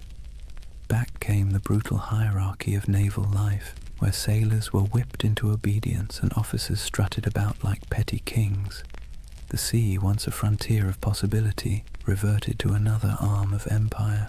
Also lost was the illusion of safe passage for merchant ships. For 2 or 3 decades, the Caribbean and Atlantic had felt like waters where danger lurked behind every horizon. Every fat merchantman sailing out of Havana or Port Royal lived in fear that a black flag might rise from the waves. The end of piracy reassured investors, merchants, and kings, but it also stripped the seas of a strange kind of excitement. The stories that once terrified crews would, in time, thrill readers instead. But for the men who lived it, the sudden absence of that uncertainty was like a silence, comforting to some, suffocating to others. And let's not forget the pirate havens themselves. Nassau, Tortuga, Port Royal, these places lost their wildness. Nassau was brought under British law, Tortuga became just another colonial backwater, and Port Royal, once notorious as the wickedest city on earth, was tamed after earthquakes and hurricanes tore it apart. The rowdy taverns, the lawless marketplaces, the smoky wharves where men from every corner of the Atlantic rubbed shoulders, all faded into memory. In their place came customs officers, naval patrols, and clerks counting barrels of molasses with joyless precision. Yet, for all that was lost, so much remained. Pirates had stamped themselves into the imagination of the world, and that stamp proved impossible to erase. Their names lived on in court transcripts, sailor songs, and whispered tales in dockside taverns. The terror they once inspired began to transform into legend, and legend into myth. People who once cursed them began retelling their stories with a touch of admiration. Blackbeard's ferocity, Anne Bonny's defiance, Bartholomew Roberts's crimson finery, all these details outlived the reality of hunger, disease, and gallows. What also remained were the scars left behind on empire itself. Piracy had forced colonial powers to admit that their grip on the seas was fragile. They had to pour money into patrols, fortifications, and treaties. In a way, pirates had been the most honest critics of empire. They exposed its weaknesses, exploited its greed, and thrived on its contradictions. Even in defeat, they left a mark, a reminder that power is never absolute, and that resistance, even in the form of theft and chaos, can rattle the mighty. And then, of course, there was the cultural inheritance. Pirates gave us more than just a few colorful tales. They gave us a vocabulary, Pieces of Eight, Dead Men Tell No Tales, the Jolly Roger. They gave us an image of freedom and defiance, however messy the reality was. They gave us a vision of men and women who lived outside the law, who thumbed their noses at kings and corporations, who carved out fleeting moments of liberty in a world dominated by authority. That vision survived long after the hangings were over. So yes, much was lost when piracy ended, but perhaps what mattered most remained. The idea that, for a brief, turbulent moment in history, ordinary people seized the sea and lived by their own rules, and even as their bodies rotted under the Caribbean sun, their legends sailed on untouchable. Here's the thing about pirates. They may have died at the gallows, but their ghosts never left. The Golden Age of Piracy, brief as it was, cast echoes that still rattle through our culture today. You can hear it in the creak of a movie ship's rigging, see it in the skull and crossbones slapped on Halloween costumes, and even hum it in the chorus of a sea shanty that went viral on TikTok centuries after the last pirate flag fell. The age itself ended, but the echo never stopped. The first echo came in literature. In the decades after the crackdowns, sailors still sang about Blackbeard and Roberts in taverns, but it wasn't until the 18th and 19th centuries that writers really started polishing the pirate into something mythic. Captain Charles Johnson's A General History of the Pirates, possibly written by Daniel Defoe, was basically the pirate's who's who of its time. It turned real men into larger-than-life anti-heroes, blending fact, rumor, and outright invention. Without Johnson's book, we might not even remember Anne Bonny or Calico Jack. He gave them immortality, even if he also gave them a touch more swagger than they probably had in real life. The next big echo came with adventure novels. Robert Louis Stevenson's Treasure Island didn't just echo the Golden Age, it amplified it into something permanent. Long John Silver's Crutch and Parrot, the buried treasure maps marked with X, the idea of pirates talking in a peculiar accent. These weren't direct from history, they were creations, echoes distorted into legend, and yet they stuck so firmly that even today, when you picture a pirate, you're probably picturing Stevenson's imagination more than anything Blackbeard ever did. The echo spread into song and theater, then into Hollywood. Errol Flynn swung from rigging with suspiciously clean teeth. Disney built an empire of its own with Pirates of the Caribbean, turning Captain Jack Sparrow into a global icon. And with each retelling, the pirate grew further from the salty, disease-ridden truth and closer to an eternal symbol of rebellion, freedom, and adventure. Pirates once hanged for terrorizing shipping lanes were recast as lovable rogues. History got smoothed over, but the echo carried on. There's another echo too, one that's less flashy but maybe more important. Pirates left behind ideas that have crept into modern conversations about democracy, labor, and resistance. The way they divided plunder fairly, the way they voted for leaders, the way they allowed voices that were silenced on land to be heard at sea, all of that has fascinated historians. Some have even argued that pirate ships were floating laboratories of democracy, a rough but radical experiment in fairness. The echo of those ideas about equality, about rejecting hierarchy, still has a strange resonance today, whether or not we acknowledge the source. And then there's the personal echo, the one that whispers in our imaginations when we stare at the horizon. Pirates embody the dream of escape, the fantasy of cutting ties, hoisting sails, and vanishing into the blue to live by no one's rules but your own. Most of us would never want the reality, the scurvy, the lice, the constant threat of death, but the dream lingers. It's why pirate flags still flutter on college dorm walls, why people still hold talk like a pirate day, and why buried treasure stories still make kids dig holes in the backyard. The echo isn't just in books and movies, it's in us. So when we talk about the Golden Age of Piracy, remember, it didn't just end, it transformed. The flesh and blood pirates are gone, but the shadows they left behind still sail. Their flags wave in our stories, their songs ring in our ears, and their ideas, twisted, exaggerated, but stubbornly alive, still haunt the edges of culture. The seas are quieter now, the Caribbean no longer stalked by men with pistols and cutlasses, but in the echo of their age, they never truly died. So here we are, at the quiet end of a noisy age. The Golden Age of Piracy burned bright and brief, just a few decades of chaos, rebellion, and salt-stained dreams. In reality, it was cramped decks, spoiled meat, diseases that lingered like unwelcome passengers, and the constant threat of capture. Yet somehow, from those harsh conditions came a legend that refuses to sink. Think of what we've walked through tonight. We've seen how wars and collapsing empires set the stage for piracy. We've stepped onto ships where men voted for their captains and shared their plunder in a rough version of equality.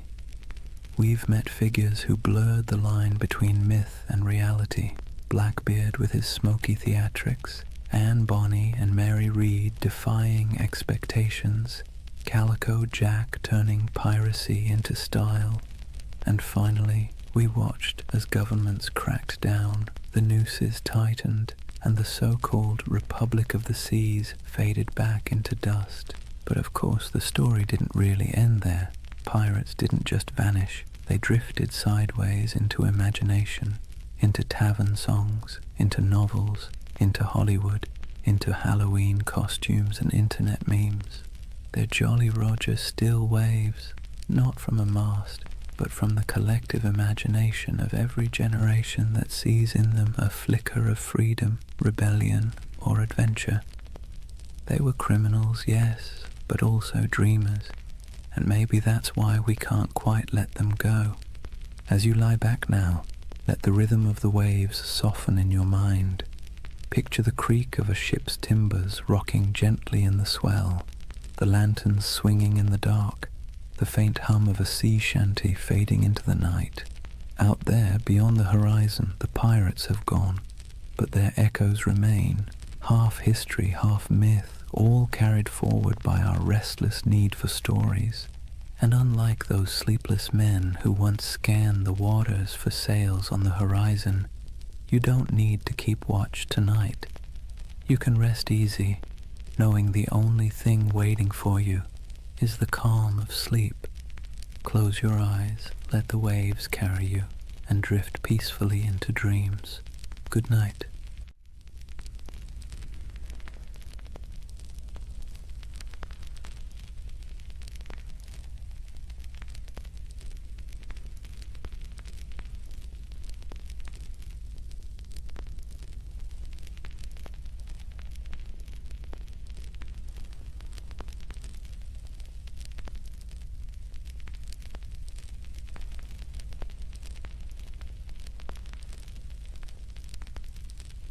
Hey guys, welcome back to the Sleep Atlas. Before we start tonight's journey, take a moment, dim the lights, let the noise of the day dissolve.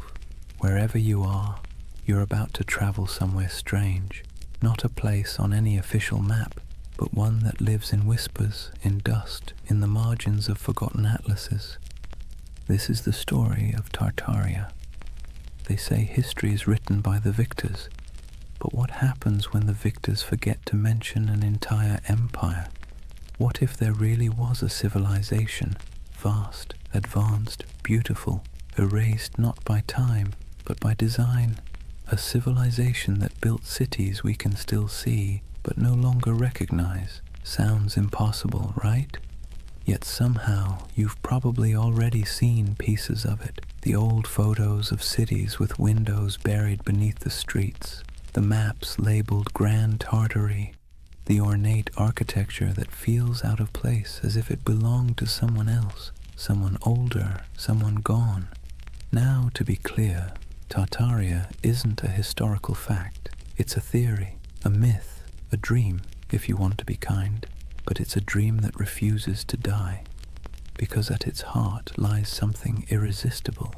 The idea that history isn't what we think it is, that we've been handed a world with a few missing chapters, and whether you believe the myth or not, it's hard not to feel something when you see it. So tonight, we're going to drift through that myth together, through maps, ruins, and half-buried cities, through stories of explorers and erased empires, through the dusty edges of history where imagination and memory blur together. And if you fall asleep along the way, that's fine. That's kind of the point. For more journeys through history to help you sleep, please subscribe to the Sleep Atlas. And hey, what's keeping you up tonight? Let me know in the comments. All right, let's begin. Imagine fog rolling over endless plains, gold grass bending under the wind. You stand before a vast land that feels both ancient and impossible, somewhere between Asia and memory, somewhere once called Tartaria. Chapter 1. The Empire That Never Was, or was it? They called it Grand Tartary. On maps from the 17th and 18th centuries, it sprawled across nearly half of Asia, an empire stretching from the icy edges of Siberia to the mountains of Tibet, from the Pacific all the way to the Caspian Sea. A continent-wide expanse so huge it made Europe look like a backyard garden. But here's the strange thing. When you look closer, it doesn't behave like any other empire on the map.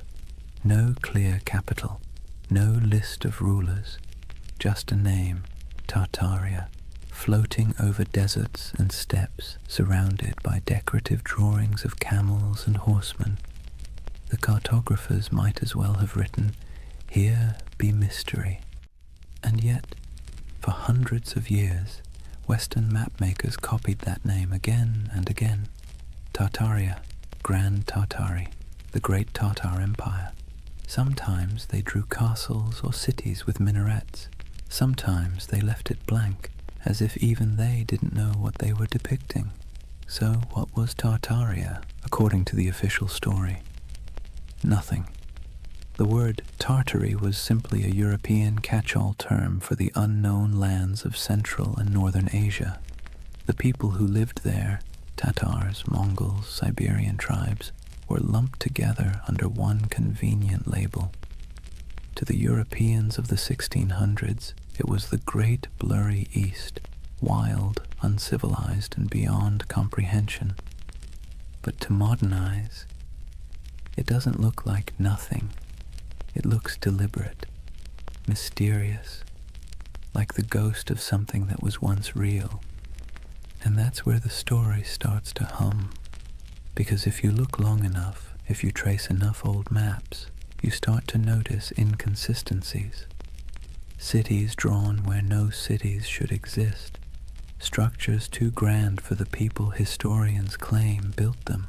Ruins that don't seem to fit their supposed age. Some believe those ruins were Tartarian, that an advanced civilization, older than Rome, older even than Egypt, once stretched across the world. They say its architecture was sophisticated, its technology almost magical, free energy, perfect symmetry, towering buildings powered not by fire or water but by something lost, something we can no longer name.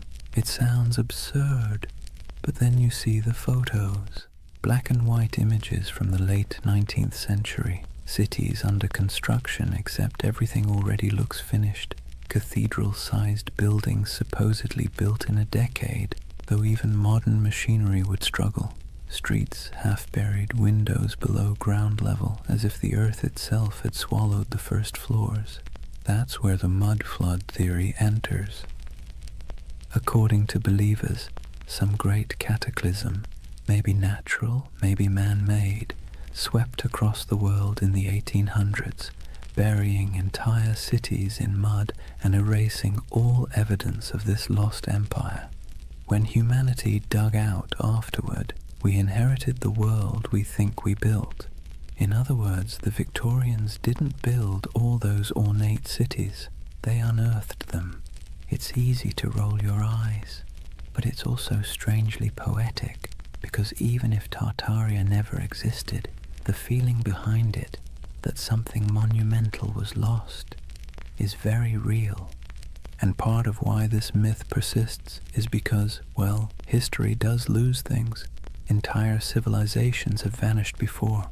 The Minoans, the Indus Valley, the Olmecs, people who built incredible cities, traded across oceans, and then disappeared, leaving nothing but stones and speculation. So maybe the idea of Tartaria isn't so far-fetched.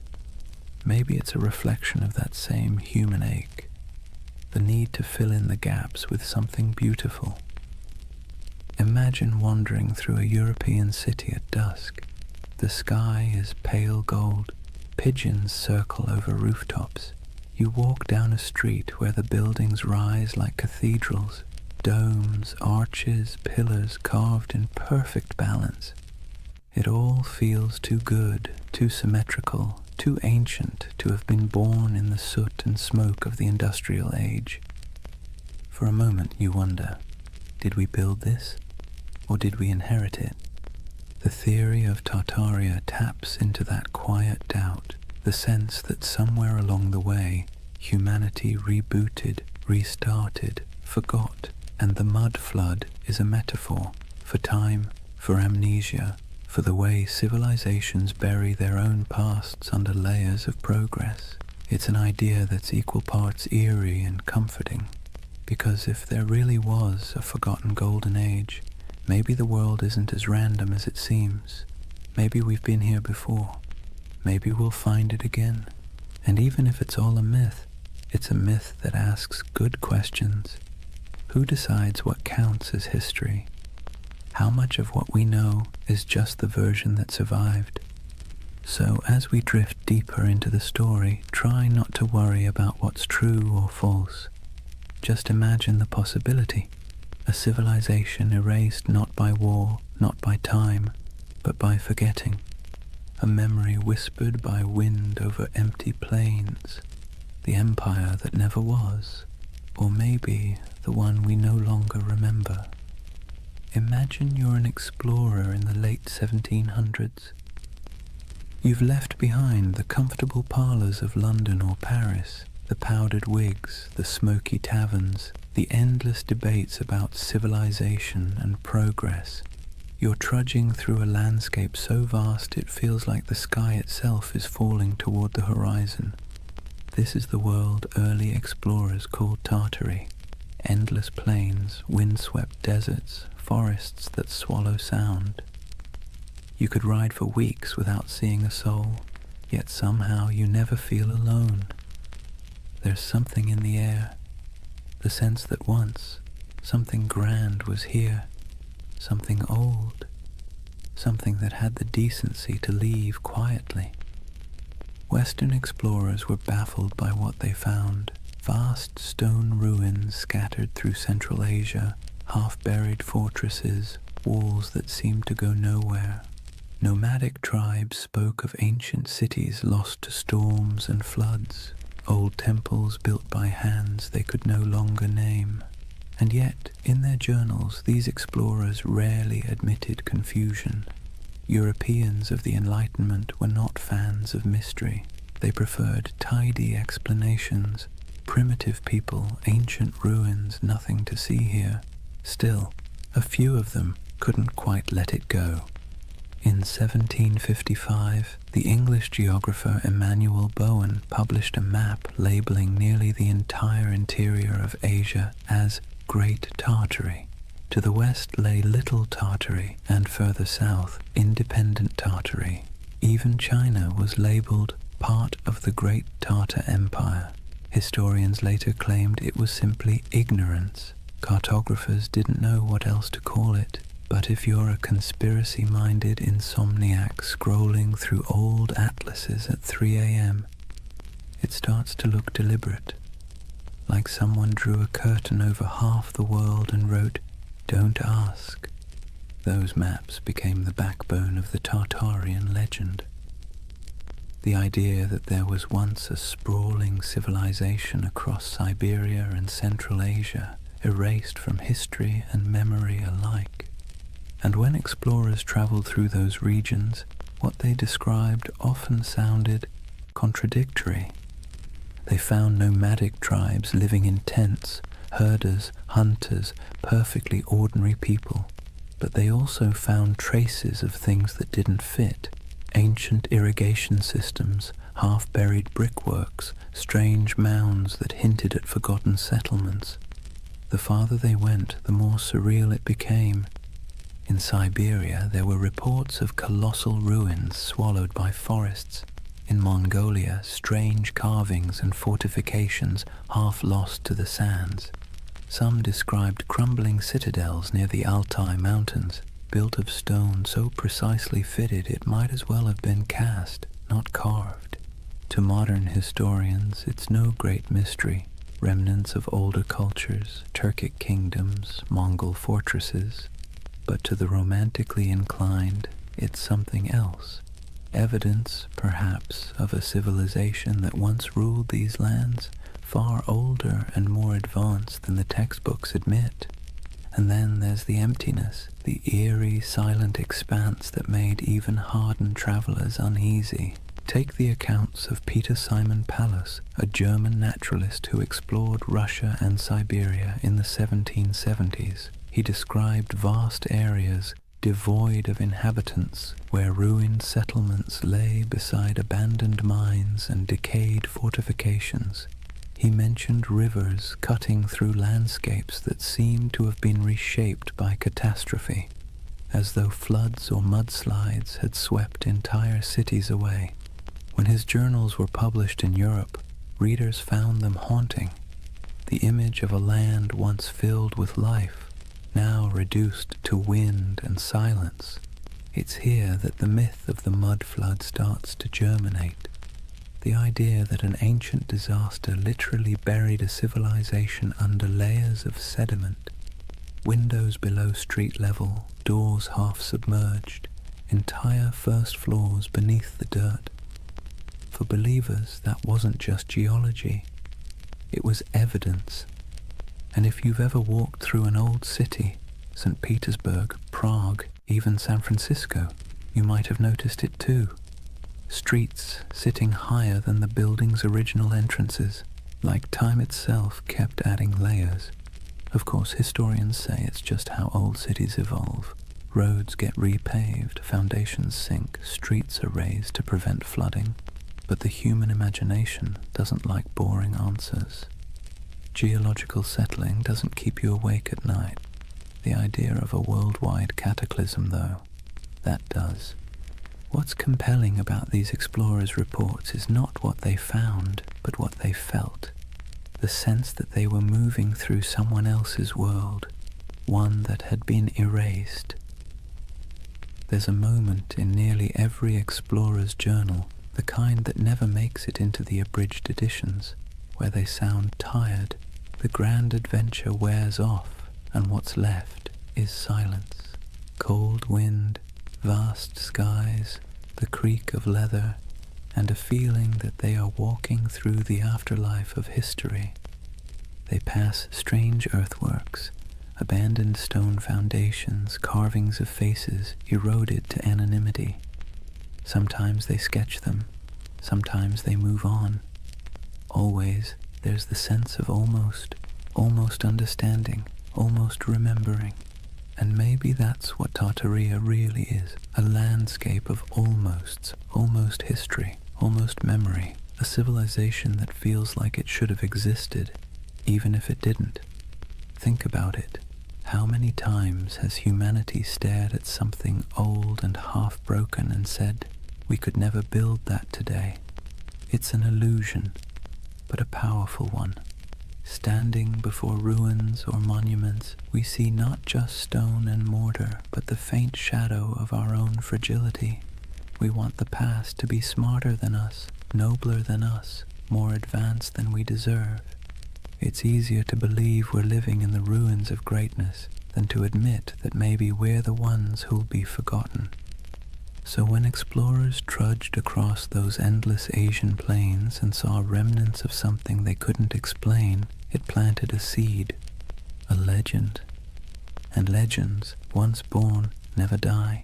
They sleep, they wait, they resurface in new forms, on message boards, in YouTube videos, in late-night rabbit holes where half the fun is not believing, but wondering. The Tartarian myth is less about what those explorers found and more about what we want to find, meaning, continuity, proof that the world once made sense and that maybe beneath all this noise and chaos, it still does. Imagine the explorer's campfire. The air is thin and cold. Sparks float upward, swallowed by the night. Somewhere in the distance, wolves call to each other, and above stars shimmer, the same constellations those long-lost Tartarians might have seen if they ever existed at all. The explorer looks out over the dark plain, notebook open, and writes one word on the page, Tartaria, a word that means nothing and everything. They say the earth remembers. Every stone, every layer of dirt, every foundation buried beneath a modern street is a diary, written in silence. But if you listen to the believers of the mud flood, the earth doesn't just remember, it hides.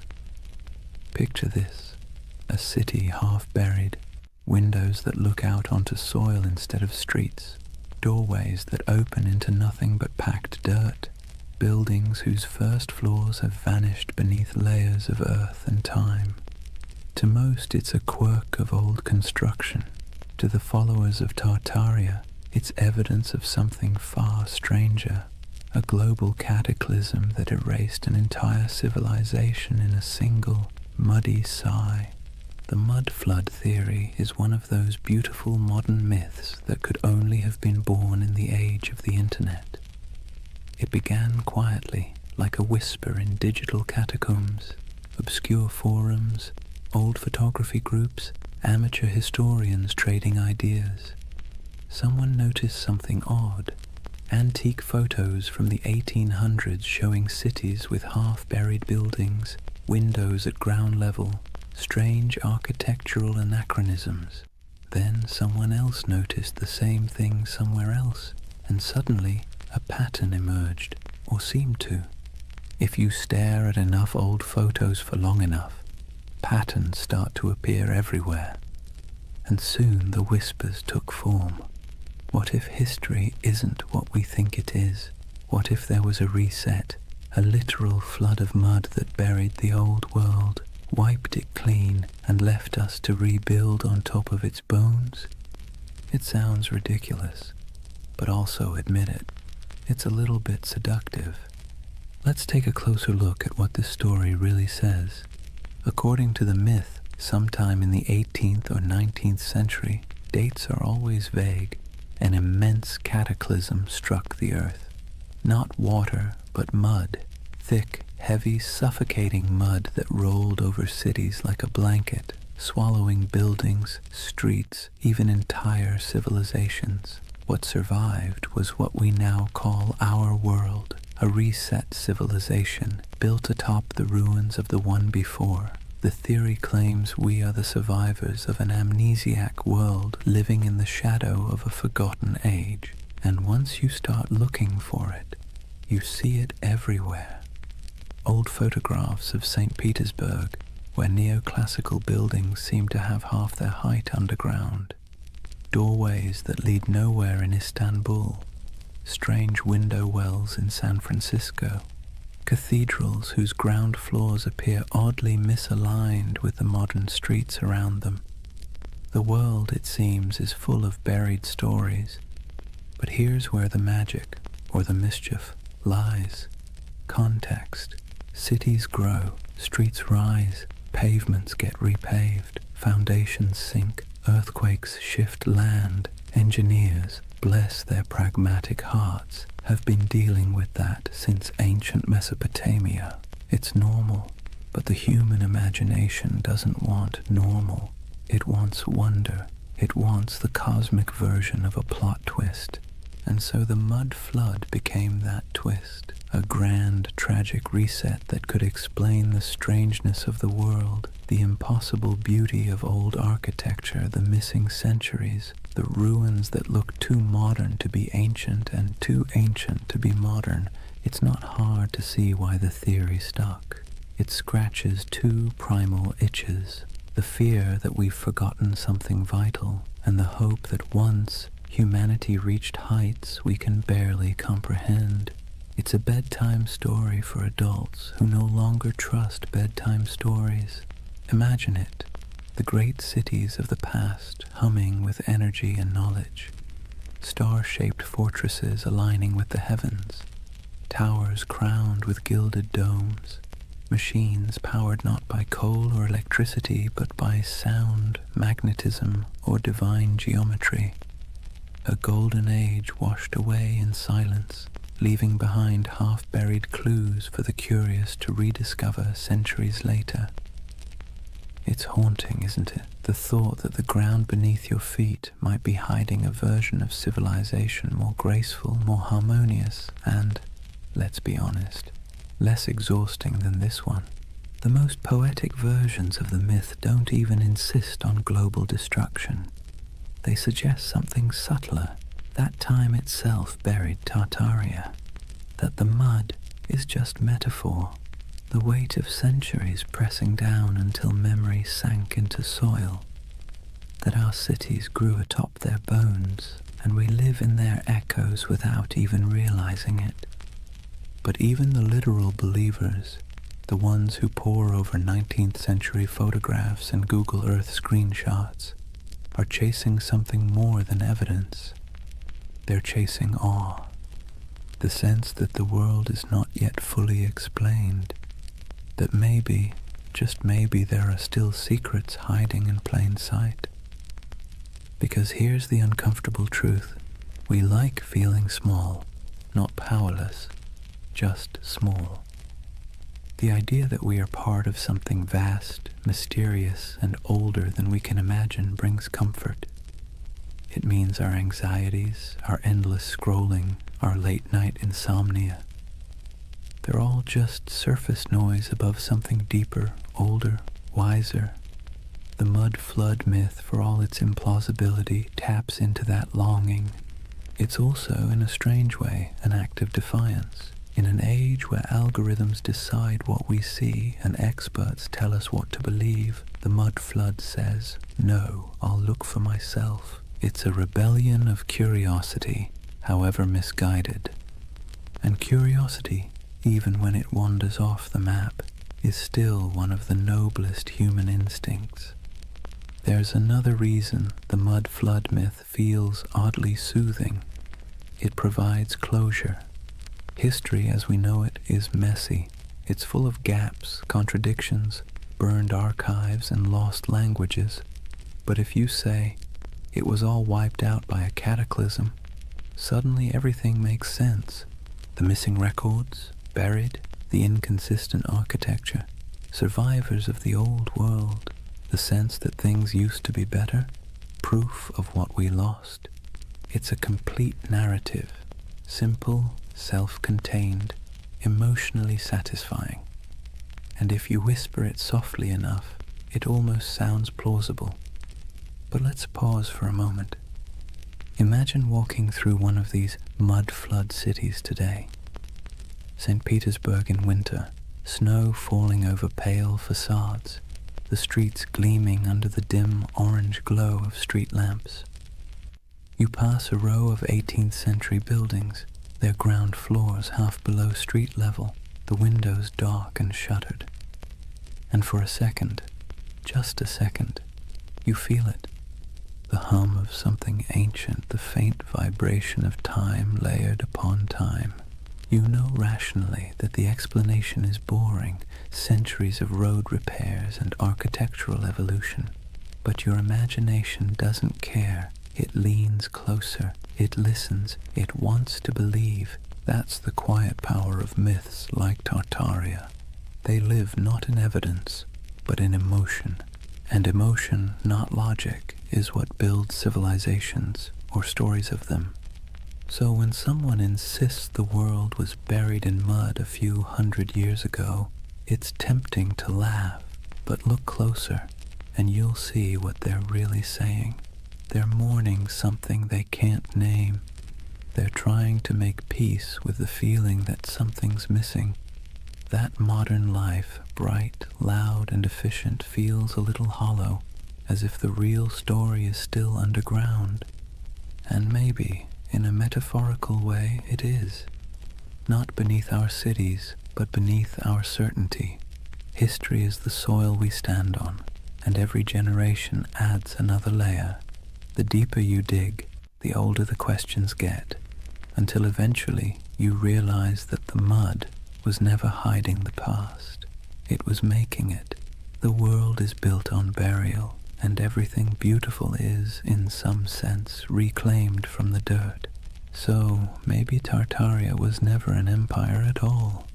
Maybe it's an idea, a longing for the lost wholeness of things. Or maybe it's just a very elaborate excuse for why so many basements flood in spring.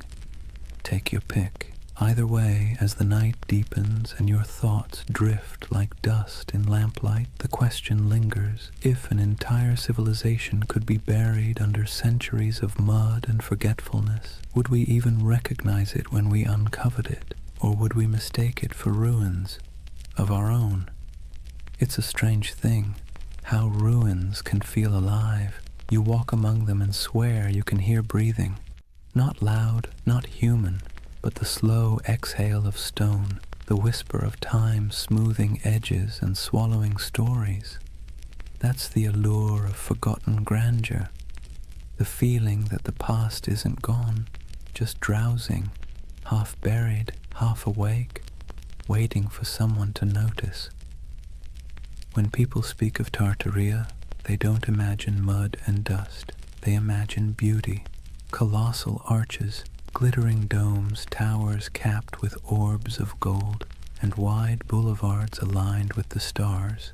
They imagine symmetry, harmony, perfection, the world before we made it messy. And that's the quiet genius of the myth. It isn't built on fear, but on longing. You've seen it, even if you didn't recognize it. The grand railway stations built in the 19th century, dripping with ornament that seems almost too elegant for its purpose. The courthouses with domes that look more celestial than civic. The cathedrals rising from cobblestone streets like frozen thunderclaps of devotion. You stand before these buildings and wonder, who built this, and why don't we build like this anymore? That question is the ember that keeps Tartaria glowing in the imagination, because it feels wrong that we've forgotten how to make beauty on that scale. It feels wrong that we can't carve marble with such grace, or erect domes that kiss the clouds. And when something feels wrong, the human mind looks for a story to explain it.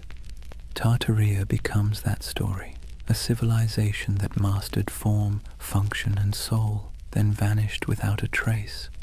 Some say those old buildings are Tartarian relics, that the ornate facades of St. Petersburg, Paris, Chicago, and even San Francisco are remnants of the same world, a world whose architecture was an act of faith.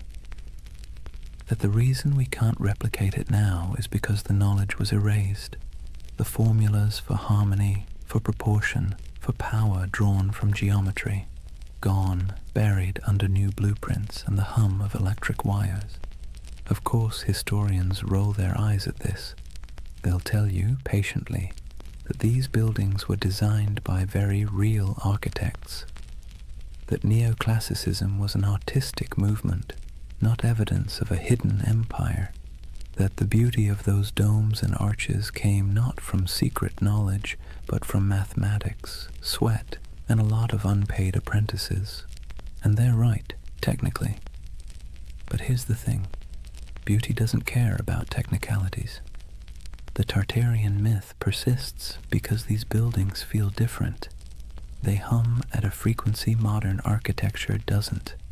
Walk past a concrete office block and your mind slides off it.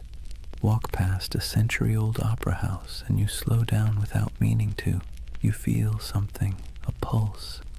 Maybe it's nostalgia, maybe it's resonance, maybe it's just the echo of a time when craftsmanship was an act of worship. But whatever it is, it feels alive. Imagine standing at twilight in front of one of those old structures. The stone glows amber. The carvings seem to move in the shifting light. You can almost believe the building is remembering itself, its birth, its purpose, its centuries of reign and revolution. That's the spell of forgotten grandeur. The architecture isn't just old, it's haunted by the idea of meaning, and when meaning vanishes, mystery rushes in to fill the space. Tartaria thrives in that mystery. It offers an explanation for why the world feels simultaneously ancient and amnesiac, why progress sometimes feels like forgetting, why the cities of the past, those that survived wars, plagues, and fires, still look more eternal than anything we've built since.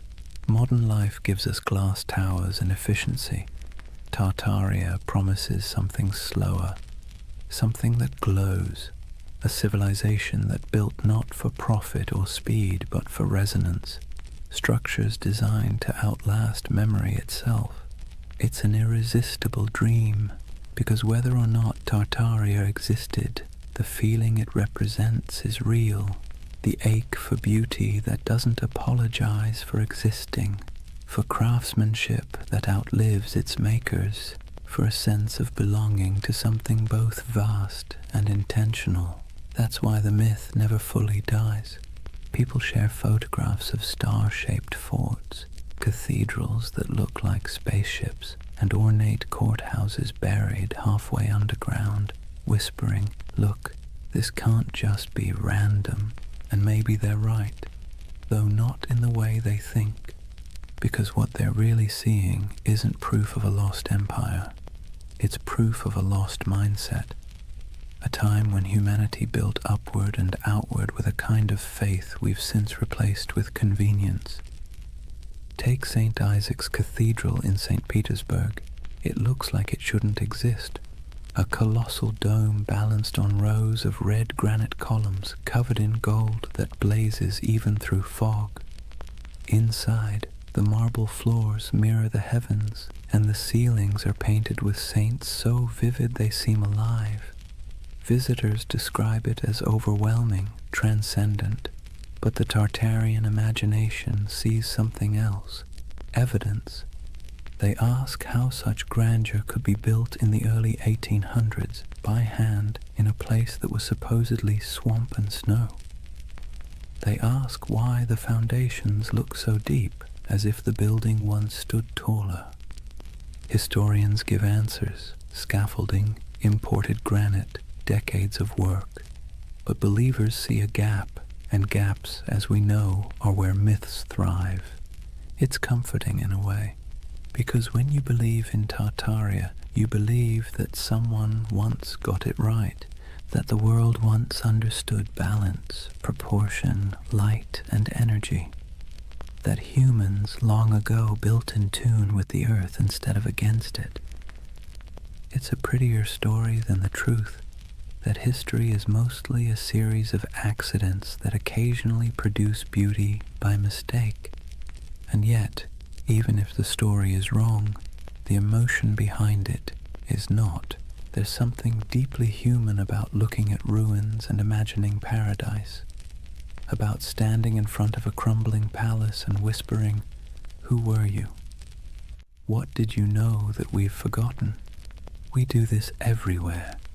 In the jungles of Cambodia, staring at Angkor Wat, in the deserts of Egypt, under the shadow of the pyramids, in the mountains of Peru, among the terraces of Machu Picchu. We look at beauty that endures and assume it must have come from a civilization wiser than ours. Maybe it didn't, but maybe the impulse to think so says more about us than about them. Because really, the myth of Tartaria isn't about lost knowledge, it's about lost reverence. We miss believing that beauty meant something, that it wasn't an accessory, but a form of truth. That stone could hold memory, and domes could sing. So when you see those impossible old buildings and feel that small, unexplainable ache, don't rush to fill it with conspiracy. Let it linger. That ache is the story. It's the ghost of wonder tapping you on the shoulder, reminding you that history is not a timeline. It's a mood, a long, slow chord still resonating beneath the noise. And maybe that's what Tartaria really is, the echo of a world that believed in harmony more than speed, a civilization of imagination, built not in stone, but in longing. So as you drift deeper into this story, eyes heavy, thoughts softening, remember this: whether Tartaria was real or not, the beauty it promises was. You can still walk through it, touch it, breathe it in brick and marble and dusk. It's there, waiting quietly behind every ornate facade and every buried window, forgotten grandeur humming in the walls. There's something strange about ideas that shouldn't survive, yet somehow do. Tartaria is one of them. Every few decades it slips back into conversation like a ghost that refuses to stay buried.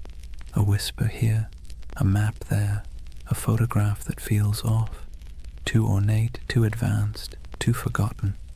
It persists not because it's proven, but because it's beautiful. You see, real history doesn't linger in our imaginations the same way myths do. Facts settle, myths breathe, and Tartaria breathes in the spaces history forgot to fill.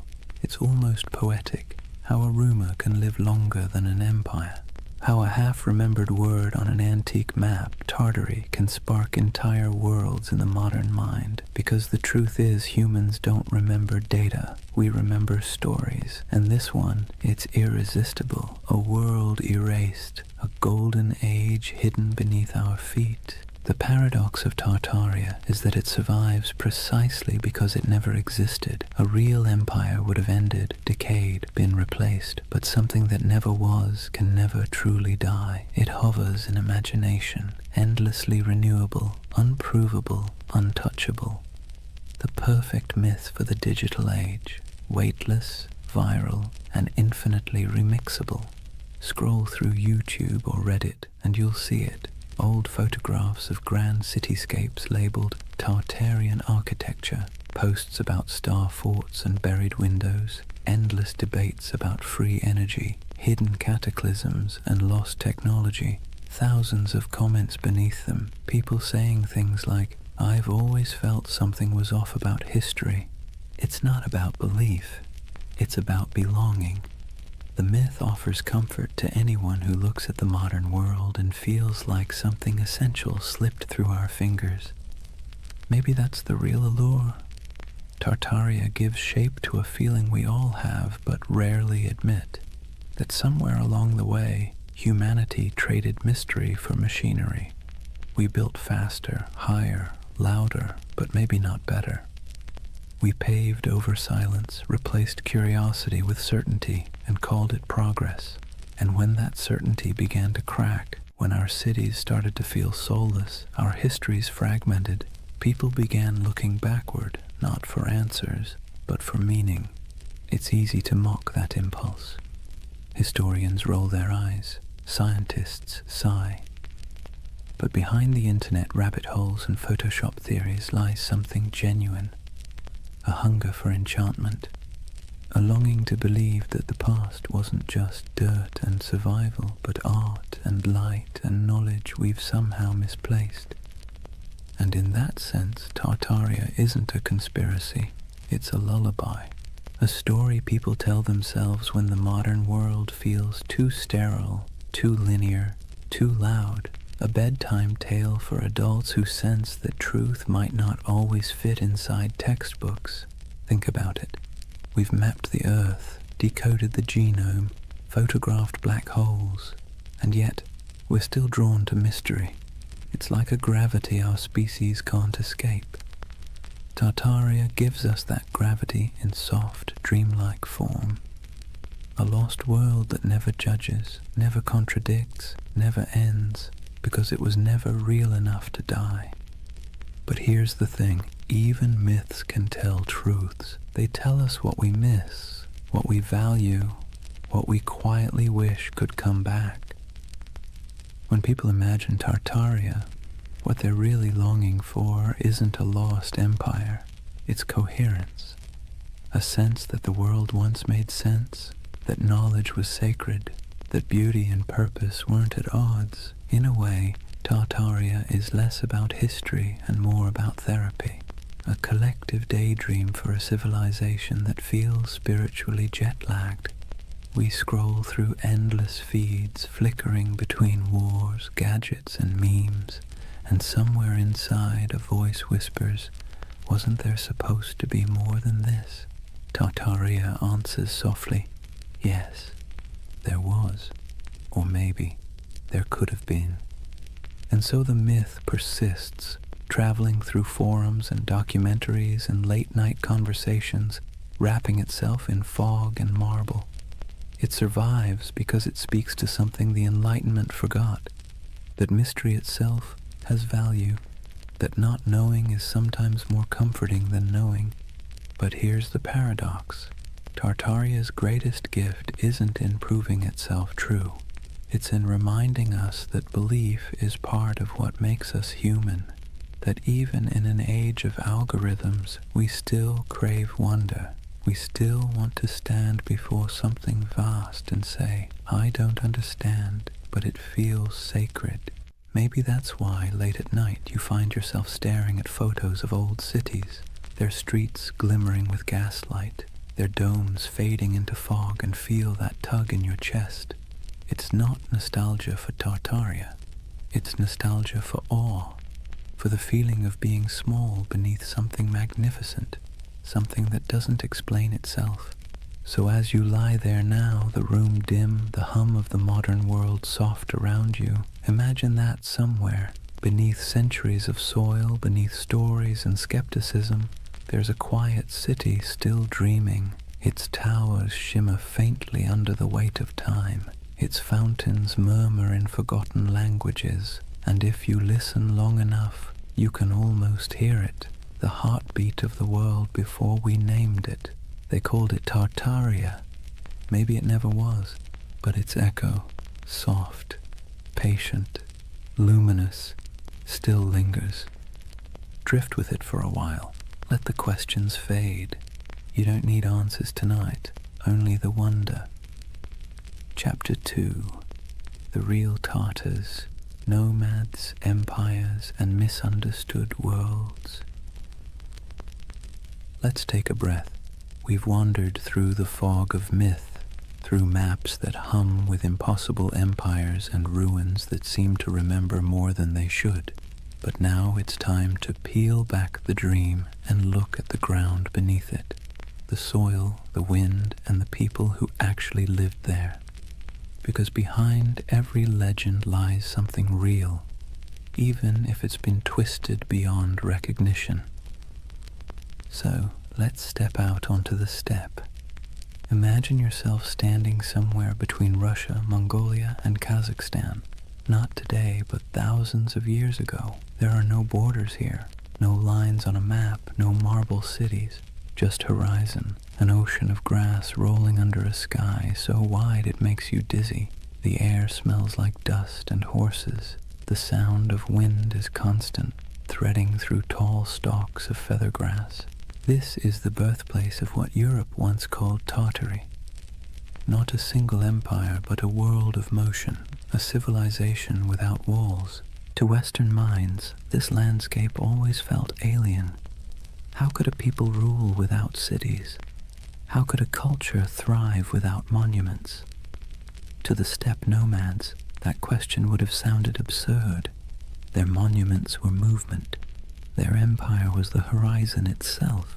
Centuries before anyone drew Tartaria on a map, there were the Scythians, archers and horsemen who painted their bodies, buried their dead in golden tombs, and drank fermented mare's milk. The Greeks feared them, the Persians tried to conquer them, and yet they moved like smoke, impossible to hold. Herodotus called them a people who have no towns, no walls, no fixed abode, as if that made them lesser. But in truth, it made them free. The Scythians mastered the horse long before Rome even dreamed of chariots. They stitched their world together with leather, not mortar. They carried fire in bronze cauldrons, slept beneath felt tents, and worshipped gods of wind, sun, and sky. To them, the land wasn't empty. It was alive, a vast breathing plain where everything connected through motion and story. After the Scythians came the Sarmatians, then the Huns, then the Turkic Khaganates. The names shifted, but the rhythm stayed the same. Nomads rising like storms, surging westward, reshaping everything in their path. They raided, traded, intermarried, and vanished into the mist again, leaving behind only graves and legends. And so, by the time medieval mapmakers in Europe began sketching the world, this enormous, ungovernable space had already become a myth. To them it was a blank, the unknown lands beyond the Christian world, filled with monsters, giants, and Tartars. That word, Tartar, wasn't even theirs. It came from outsiders, likely twisted from the name of a Turkic tribe, the Tatars, with a dash of poetic menace added. Medieval Europeans thought it sounded like Tartarus, the Greek underworld, so they called these nomads Tartars, as if they'd come from hell itself. You can almost hear the shiver in the name, but the truth was far more complicated and far more interesting. These weren't demons, they were people. Traders, horsemen, mothers, poets.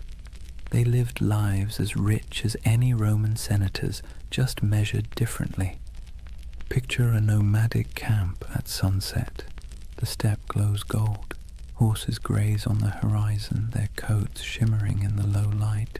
Fires crackle as women stir pots of milk and millet. Children chase each other between felt tents, yurts, their laughter carried by the wind. Men return from herding, their bows slung over shoulders, dust clinging to their boots. The air smells faintly of smoke and grass. Somewhere, a throat singer begins a low, resonant song, and the notes ripple across the plain like the hum of the earth itself.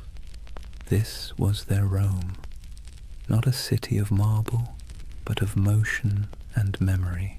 And to them the West's obsession with stone walls would have seemed as strange as worshipping stillness. But as centuries rolled on, stillness began to win. Empires like China, Persia, and eventually Russia pushed outward, trying to tame the steppe. They built forts, drew borders, demanded tribute. The nomads resisted, then adapted. They traded horses for silk, hides for grain, freedom for survival. Slowly, their infinite world began to shrink. By the time European explorers stumbled across these lands in the 17th and 18th centuries, the old steppe empires were fading. The Scythians were long gone. The Mongols' great Khanates had fractured. The once fluid borders had hardened into lines on parchment, and those lines, curved by ignorance, exaggerated by imagination, became the first maps of Tartary. To the west, it looked like a mystery, an empire that wasn't quite there, a vast, seemingly empty space once teeming with civilizations that had vanished. But to those who lived there, it wasn't emptiness, it was memory. The bones of ancestors beneath the grass, the hum of stories in the wind, the echo of hoofbeats across the centuries.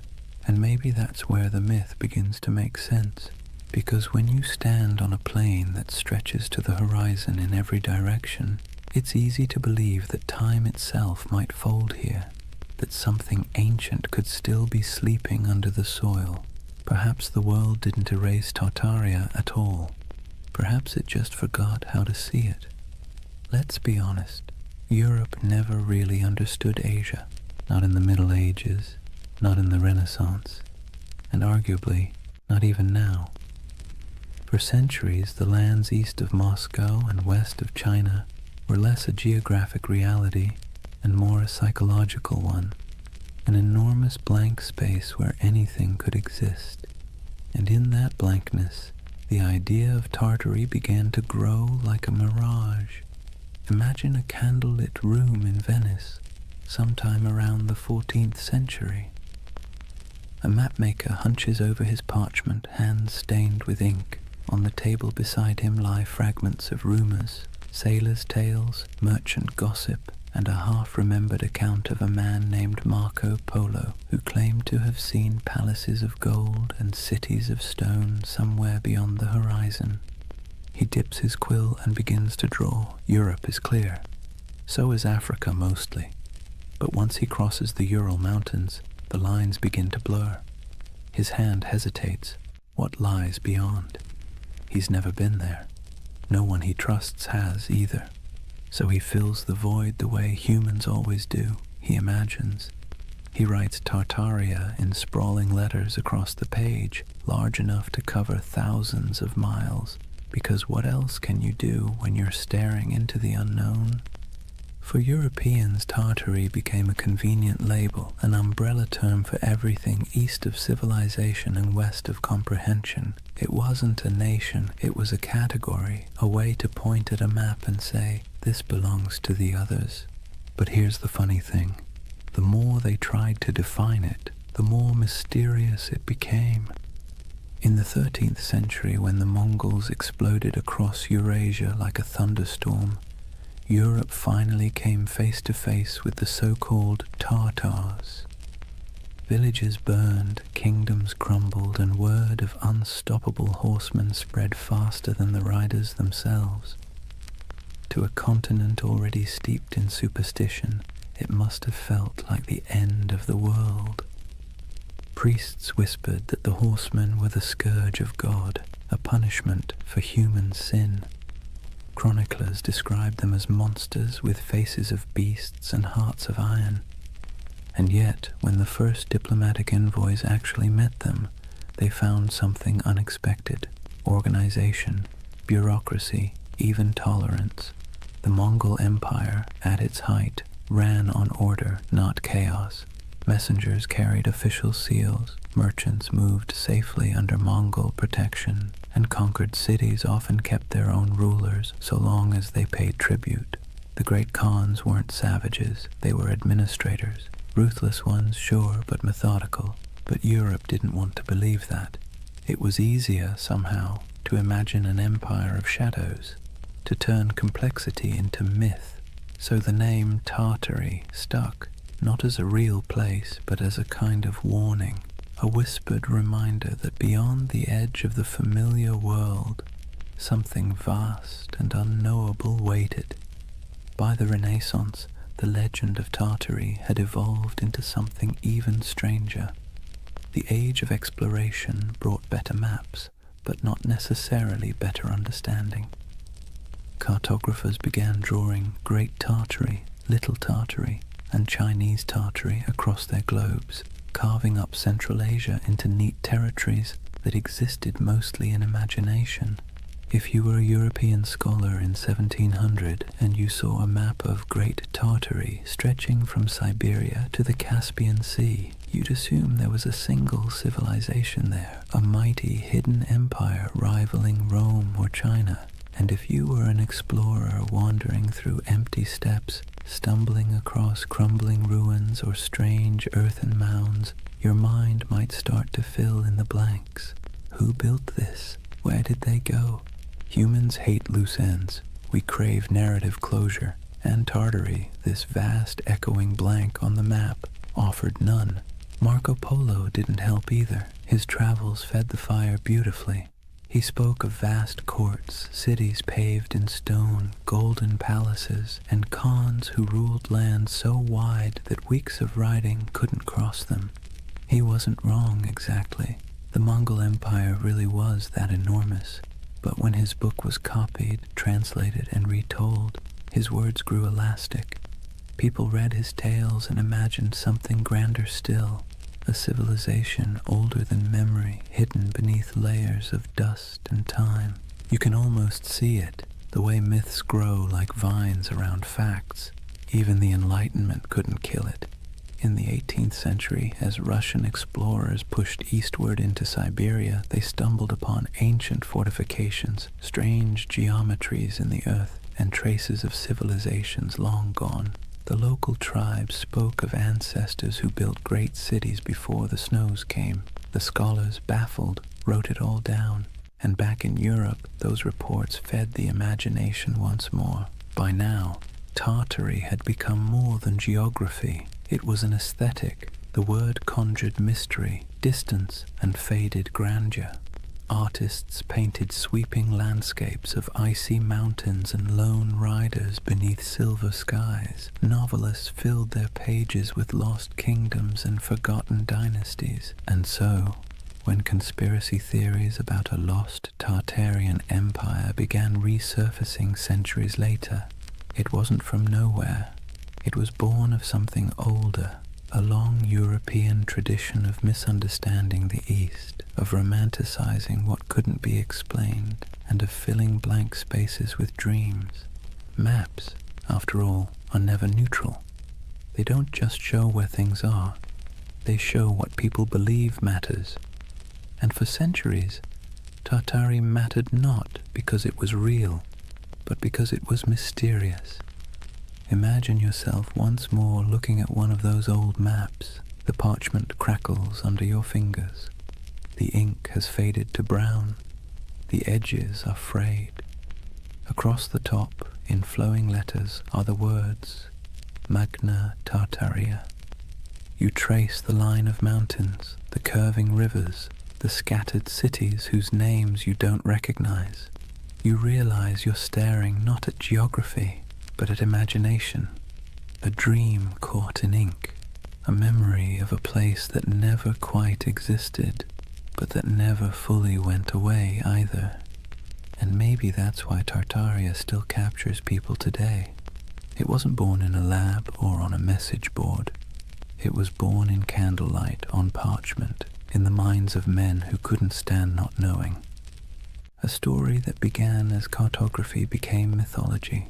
And mythology, as history always proves, has a way of outlasting the truth. Picture a road that isn't really a road. It's not marked by signs or asphalt or tidy lines of direction. Instead, it's an invisible web of paths, camel tracks winding through dunes, mountain passes marked by cairns, river barges drifting under starlight. This was the Silk Road. Not one road, but thousands, threading together China, Persia, India, Byzantium, and everything in between. And somewhere in the middle of that vast tangle lay the ghost of Tartary. The Silk Road was less about silk than it was about exchange. Of goods, yes, but also of ideas, stories, and beliefs. Every caravan that set out carried more than fabric and spices. It carried imagination. The West dreamed of the East as a place of wonder, while the East saw the West as a land of restless curiosity.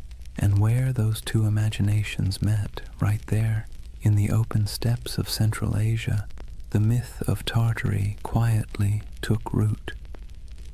Imagine the rhythm of a caravan, bells jingling from camel necks, dust swirling beneath hooves, a merchant humming softly, half to himself, half to keep his pace.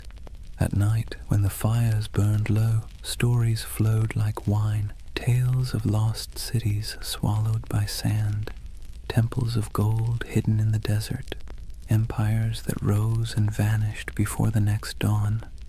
Every traveler added a new layer to the legend, and the Silk Road became less a trade route than a whispering gallery of the world's dreams. Now let's be clear, there were empires here, real ones. The Scythians, Parthians, Sogdians, Kushans, and of course the Mongols, civilizations that thrived for centuries, building fortresses, minting coins, and carving art that fused Greek realism with Persian geometry and Indian grace. These were the real architects of what Europe would later call Tartary. But to a traveler passing through, the borders blurred.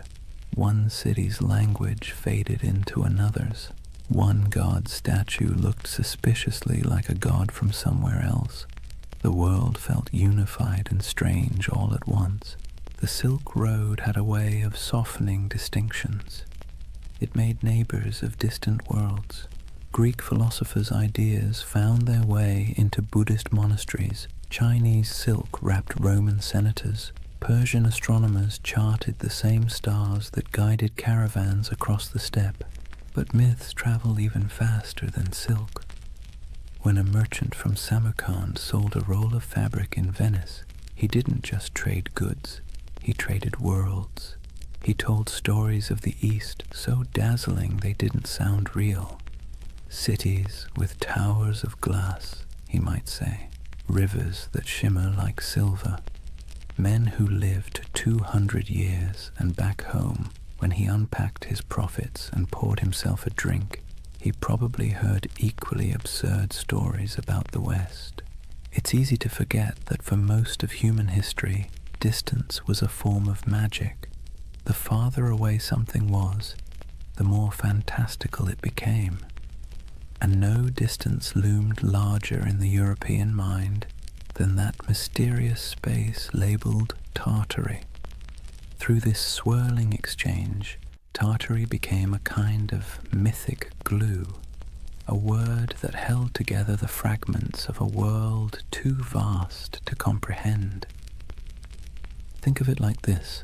When a Venetian mapmaker in 1500 scribbled Tartaria across the center of his globe, he wasn't really describing a political entity.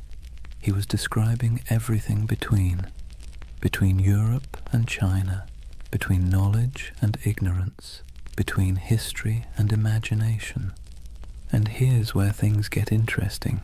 While Europe imagined Tartary as an exotic wilderness, the people who actually lived there were building connections that shaped the ancient world. The Sogdians, for instance, traders from what's now Uzbekistan, ran a network of trade colonies so extensive that historians sometimes call them the FedEx of the Silk Road. They spoke multiple languages, mediated between empires, and filled their homes with art from every culture they touched.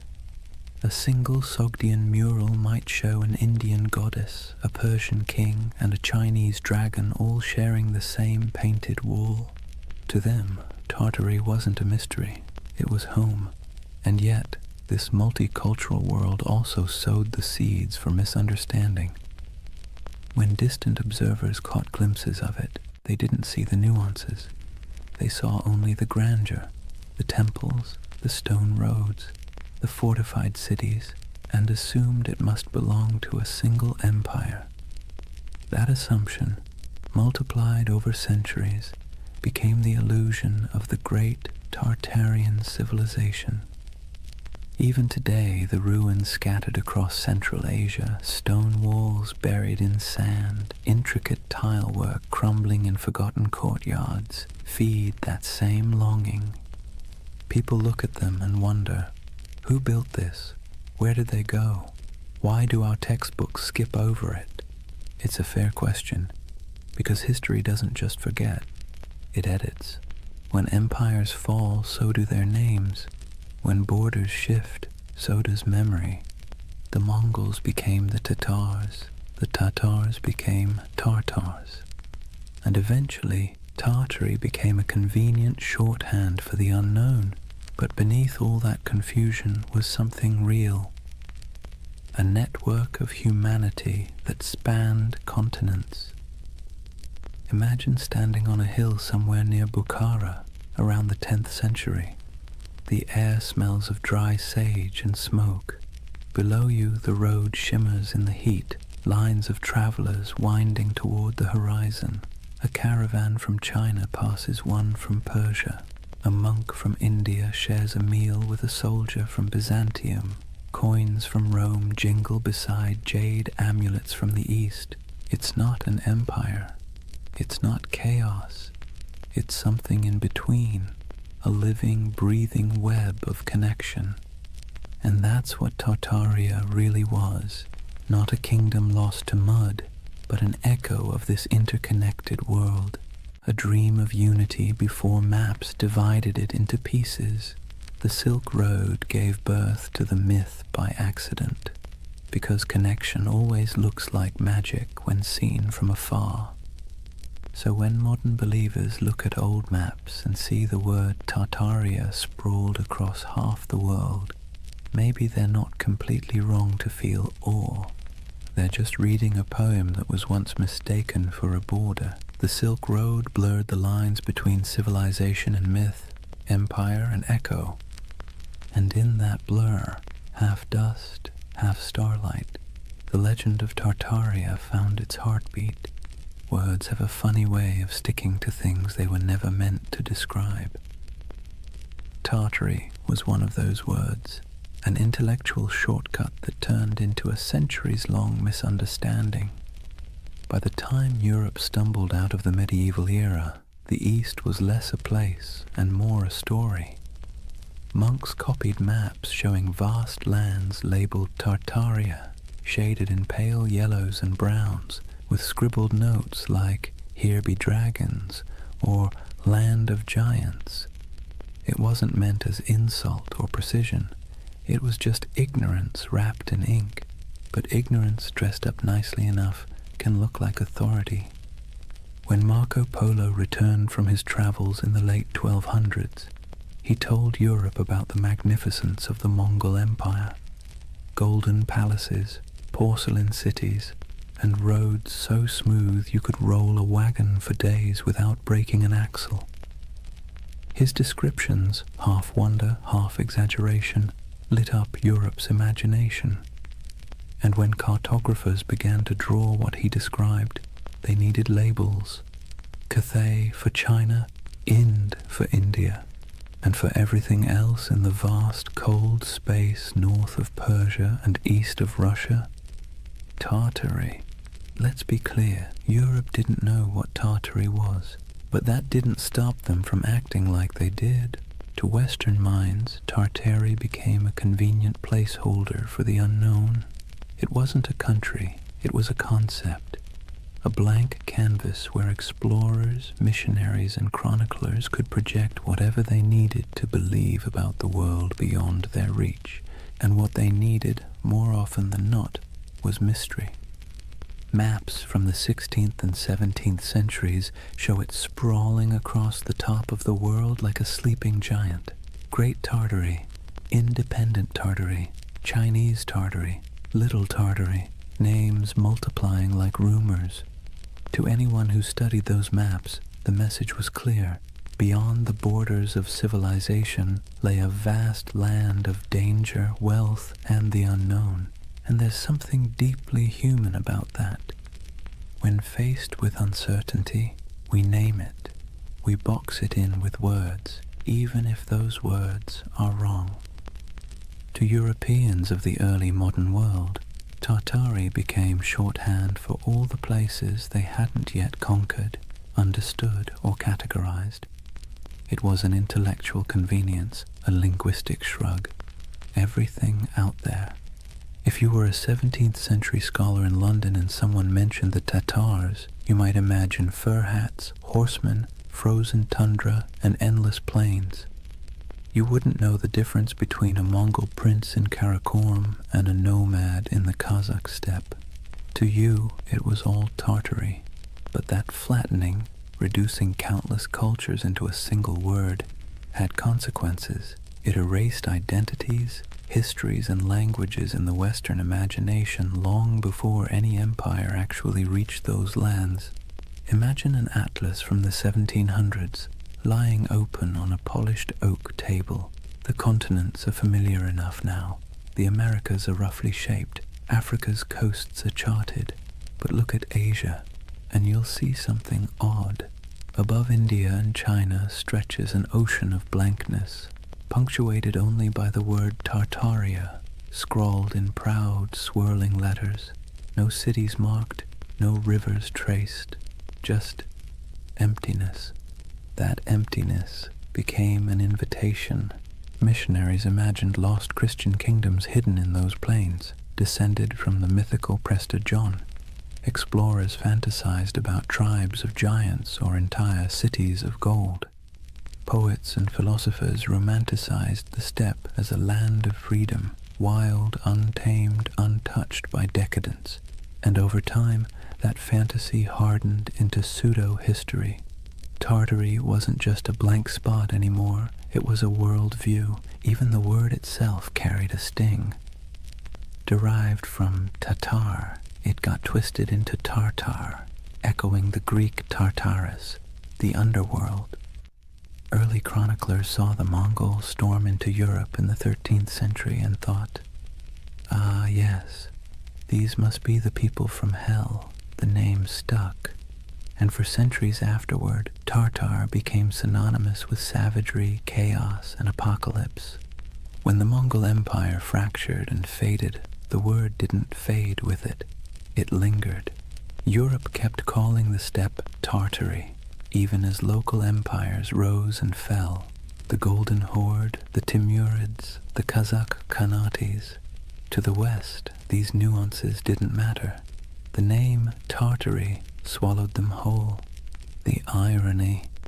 By the time Europe started mapping Tartary with any real accuracy in the 18th and 19th centuries, it had already become a relic. Russia had expanded eastward, swallowing Siberia province by province. Qing China had claimed the west, and yet the word persisted, echoing in atlases long after it had lost any real meaning. There's something almost poetic about that, how a word can outlive the thing it never actually described. And it's here that the modern myth of Tartaria quietly germinated, because when those old maps resurfaced centuries later, digitized, color-corrected, and posted online, they seemed to show something uncanny. A vast empire covering half the world, cities we've never heard of. Borders that no modern historian could explain. To the curious eye, it looked less like a cartographic mistake and more like a cover-up. Why don't they teach this in school? People asked. How could such a massive empire just vanish? But the answer, as with most things, is simpler and somehow more mysterious. It didn't vanish. It never existed. Not as one empire, anyway. What vanished was understanding. What collapsed was the web of meaning connecting the real places, Siberia, Mongolia, Central Asia, to the word Tartary. The West's misunderstanding created a ghost, and the modern age brought that ghost back to life. There's an eerie beauty in that, a reminder that myths don't die. They just wait for technology to resurrect them. When you look at one of those antique maps, ink faded to sepia, the parchment curled at the edges, you can almost feel the hum of it, not as evidence of a conspiracy, but as a fossil of imagination. Tartary wasn't a lie. It was a mirror. It reflected Europe's fears, desires, and limits. and like all mirrors, the longer you stare into it, the more it stares back. By the dawn of the 18th century, the old mystery of Tartary was about to meet its slow death, not in battle, not in flames, but in bureaucracy, in borders drawn, treaties signed, and maps updated by men who preferred paperwork to poetry. It wasn't an erasure in the way myths like to imagine. No secret cataclysm, no forbidden knowledge sealed away by shadowy elites. It was something quieter, more mundane, and somehow more tragic. Tartary was about to be swallowed, not by time, but by empire. Let's set the stage. The year is 1721. Peter the Great has just declared the Russian Empire. He's reformed the army, modernized the navy, shaved the beards off his nobles, and built a brand new capital, St. Petersburg, on a swamp that would one day gleam like a mirror of Europe itself. Russia, once the frontier of the old Tartarian wilderness, now saw itself as its conqueror. And conquest, as Peter understood, was as much about naming as it was about fighting. Where the maps once said Tartaria, Russia began writing Siberia, Yakutsk, Omsk, Irkutsk. The empty spaces of imagination were replaced with administrative precision. Governors, garrisons, and census records. You can almost hear the scratching of quills replacing the crack of hooves across the steppe. This was empire by cartography. For centuries, Europe had peered east and seen a void. Russia filled it with coordinates. And just like that, the last breaths of Grand Tartary disappeared under layers of ink and decree. But here's the irony. While the West's maps were losing their mystery, the lands themselves were as unknowable as ever. Siberia wasn't tamed. It was endured. Frozen rivers, taiga forests, mountains that chewed up expeditions and spat them out as legends. To the empire, it was a treasure chest of resources, furs, minerals, and later oil. But to the people living there, it was home. The native tribes, the Evenki, Buryats, Yakuts, and dozens more, didn't think of themselves as Tartarians or Russians. They were simply themselves, and yet, in the tidy world of European cartographers, they became footnotes to someone else's empire. Take a moment to picture a Russian expedition in the mid-17th century, trudging through snow so bright it hurts to look at. The air burns the lungs, the dogs pant steam. A Cossack officer marks a new river on a map, proud that he's bringing civilization to the wilderness. But behind him, an old shaman watches silently, knowing that the land doesn't belong to anyone who needs to draw it to believe it's real. That's how Tartary truly vanished, not by disaster, but by documentation. The Enlightenment had arrived, and mystery was no longer fashionable. The world had to be measured, categorized, and explained. A single romantic name like Tartaria didn't fit into that neat little system. It was too vague, too mythic, too medieval. By the early 19th century, Tartary lingered only as a kind of ghost word on maps, an anachronism that survived in outdated atlases or in the minds of travelers who still preferred fantasy to geography. You might find Chinese Tartary scribbled across what is now Xinjiang, or independent Tartary hovering somewhere over Kazakhstan, but it was already fading, the ink almost apologetic. What had once stretched across half the known world was reduced to a linguistic relic, an old world word for a world that no longer existed. But this quiet death of Tartary created a strange paradox. By removing the name, the empires of the 18th and 19th centuries thought they were clarifying history. In truth, they erased a mystery so thoroughly that, centuries later, people would come looking for it again, because that's the thing about erasure, it always leaves an outline. In the modern age, when digital archaeologists started poring over antique maps, The rediscovery of Tartaria didn't feel like uncovering a lie. It felt like uncovering a secret. Here was proof, they thought, that something immense had once existed and been scrubbed from the record. The irony? They weren't wrong about the erasure. They were just wrong about what was erased. It wasn't a hidden utopia or an advanced global empire. What disappeared was ambiguity itself, the willingness to admit we didn't know everything. The 18th century push for rational order, scientific mapping, and imperial control smoothed the rough edges of the world, and in doing so, it flattened mystery into history. Let's be clear, the loss of Tartary wasn't a conspiracy. It was a side effect of certainty, and maybe that's why its ghost haunts us still, because deep down humans don't actually like a world that's too explained. We crave wonder, we miss the blank spaces, so when we see Tartaria glowing faintly on an old parchment, we don't just see a name, we see a question. A whisper from the past asking, "What did you forget?" The collapse of Tartary wasn't a fall. It was a fade-out, a slow dimming of a word that once carried the vastness of the unknown, and the quieter it got, the louder the myth became.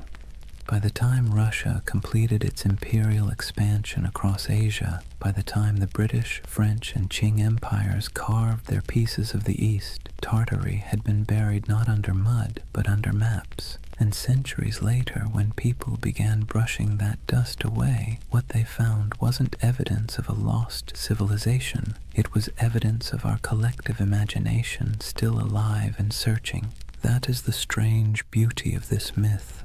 Tartaria may never have been real in the way empires are real, but its death, its quiet bureaucratic burial, feels as monumental as any fall of Rome, because sometimes the end of mystery is its own kind of catastrophe. Chapter 3. The Great Erasure. Lost knowledge, world fairs, and the architecture of amnesia. Take a deep breath. We're leaving behind the dust of the steppe and stepping into marble, into the gaslit glow of the 19th century, because this is where the story of Tartaria is reborn. Not in Siberia, not on the maps, but in the imagination. Picture it. The year is 1893. The World's Columbian Exposition in Chicago. 200 white buildings rise like mirages along the lake, glowing in electric light. Domes, arches, columns, architecture so grand that people literally wept when they saw it. It looked ancient, impossible, like something from a forgotten golden age resurrected overnight. And here's the kicker. It was built overnight. A team of architects and laborers had thrown up that entire city in less than 2 years. They called it the White City. To the public, it was a triumph of modernity, but to later eyes it looked suspiciously like something else. Massive domed palaces, ornate fountains, obelisks, colonnades stretching into mist. It looked ancient, yes, but not Greek, not Roman. It looked out of time.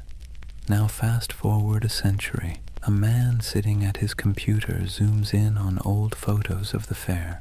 He pauses. He notices something strange. The buildings look far too advanced for their time, he thinks. Too perfect, too grand. And then he finds something even stranger. After the fair ended, almost every single building was demolished, burned, scrapped, gone. And that's how a new kind of myth was born. The idea that maybe, just maybe, these temporary structures weren't built at all, at least not by us. Maybe they were rediscovered, remnants of an older, erased civilization. A civilization called Tartaria. Let's be clear, the buildings were real. We have blueprints, records, payrolls, receipts for every brick. But the feeling, the awe they inspired, the eerie way they appeared and vanished, felt mythic. It tapped into something ancient in the human psyche. our suspicion that we've forgotten something big. And once that suspicion took root, it spread. Soon people began noticing Tartarian architecture everywhere. Those impossible domes in St. Petersburg, the Capitol building in Washington, the palace-like train stations of Paris, even the city halls of small American towns. Weren't they all too ornate, too advanced for their supposed era? The theory blossomed like ivy over ruins that maybe the 1800s weren't a time of invention, but of cover-up, that there had been a worldwide reset, a mud flood, a cataclysm that wiped out the old civilization and left humanity to rebuild amid the ruins. The world's fairs, in this view, weren't celebrations of modern progress at all. They were redecorations, a way to reintroduce a repurposed world, scrubbed clean of its true history. The fairs, the grand expos, were merely the unveiling ceremonies of a planet repainted. Now this is where skepticism and wonder collide, because if you look at those photos, you can feel it. The eerie stillness of early photography only adds to the illusion. Long exposures make crowds disappear. The buildings stand pristine, gleaming, deserted, as if waiting for a civilization that never returned. It's beautiful and unsettling and hypnotic. Even historians, with all their explanations, temporary plaster facades, neoclassical revival trends, technological optimism, can't quite dispel the dreamlike quality. It's too pretty, too deliberate. It feels like memory, not progress. And that's what makes the Tartaria myth so powerful. It didn't come from ignorance. It came from longing. Because by the 19th century, humanity had built machines that could fly, factories that could blot out the sun, and cities that swallowed nature whole. We had replaced mystery with machinery. But beneath the gears and soot, people were starting to feel something hollow, something missing. Tartaria filled that hole. It became the name for everything that seemed too beautiful, too harmonious, too purposeful to belong to the chaotic modern world. It was nostalgia in disguise, a yearning for an imagined time when architecture was sacred, when energy was free, when civilization felt like art rather than industry. Of course, the irony is exquisite. The people of the 19th century built those palaces themselves, but we, centuries later, look back and refuse to believe them capable. Maybe it's easier to believe in a lost utopia than in the idea that our ancestors simply cared more about beauty than we do. So imagine walking through that white city. The lamps hum softly. The canal reflects the moonlight. Music drifts from the pavilions. You hear the shuffle of dresses, the murmur of voices, the click of carriage wheels, and for a moment you can almost believe the myth that you've stumbled into the remains of a vanished empire, briefly resurrected for one last dance before fading again into legend. That's the strange charm of Tartaria. It doesn't matter if it's real. What matters is how it makes you feel, because beneath every conspiracy is a heartbeat, the desire to belong to something greater, to touch a truth the textbooks forgot to mention. And so, through the flickering gaslights of the 19th century, the dream of Tartaria returned, not in stone, but in spirit, not as an empire rediscovered, but as a memory resurrected. Let's be honest for a moment. Modern architecture doesn't exactly make the heart sing. Steel boxes, glass towers, angles sharp enough to injure your soul. Function over form, they say. Minimalism, efficiency, progress. But walk past an old courthouse or a crumbling railway station with columns carved like Roman temples, and suddenly something stirs. It feels like memory. Not your memory, but someone's. And that's exactly where Tartaria hides, in that emotional shadow between nostalgia and doubt. See, the 19th century didn't just give us new machines, it gave us new eyes. Photography froze the world for the first time. Urbanization made old beauty vanish beneath brick and smog. And as the industrial age thundered forward, the West began quietly rewriting itself, paving over not just landscapes, but the very story of civilization. This was the age of erasure disguised as progress. When old cathedrals were restored into shapes they had never been, when ancient city walls were torn down to make room for the future, when soot-blackened monuments were scrubbed and renamed, their histories conveniently rewritten for the age of reason. Historians call it modernization. Tartaria believers call it cover-up. Now, let's pause and take a breath, because this is where myth and history start blending like watercolor. The truth is simpler, but also sadder. It wasn't a conspiracy, it was forgetfulness. The 1800s were obsessed with the new: steam, glass, iron, materials that seemed to promise immortality. The faster technology advanced, the more the past looked like an inconvenience. When people demolished centuries-old buildings to make room for factories or boulevards, they didn't think they were erasing history. They thought they were improving it. But here's the paradox. Progress, when it moves fast enough, feels like amnesia. Imagine being a farmer's son in 1820, living in a cottage built by your grandfather, heated by the same hearth. Then picture your grandson in 1890, born under electric light, surrounded by locomotives, reading newspapers printed on machines that could churn out 1 million copies before breakfast. The pace of change was dizzying. The world your ancestors knew had disappeared before your own eyes. And when memory fades that quickly, even the truth starts to look like myth. That's why the great buildings of the 19th century seem suspicious to us now. They're too perfect, too ambitious, too permanent in an age obsessed with speed. To modern eyes, they feel like artifacts of a lost age, something inherited, not made. The Tartaria theory, in this sense, is less about deceit and more about disbelief. We don't believe we could have built something so beautiful in such a short span of time.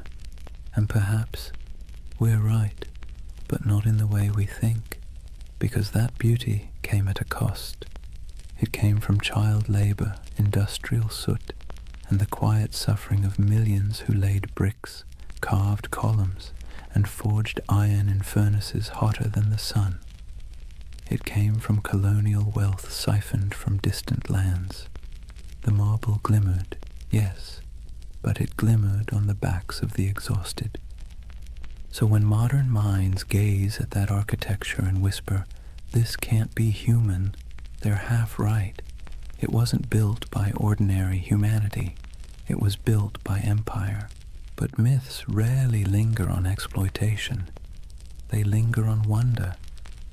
That's what gives the Tartaria myth its endurance. It erases guilt and replaces it with awe.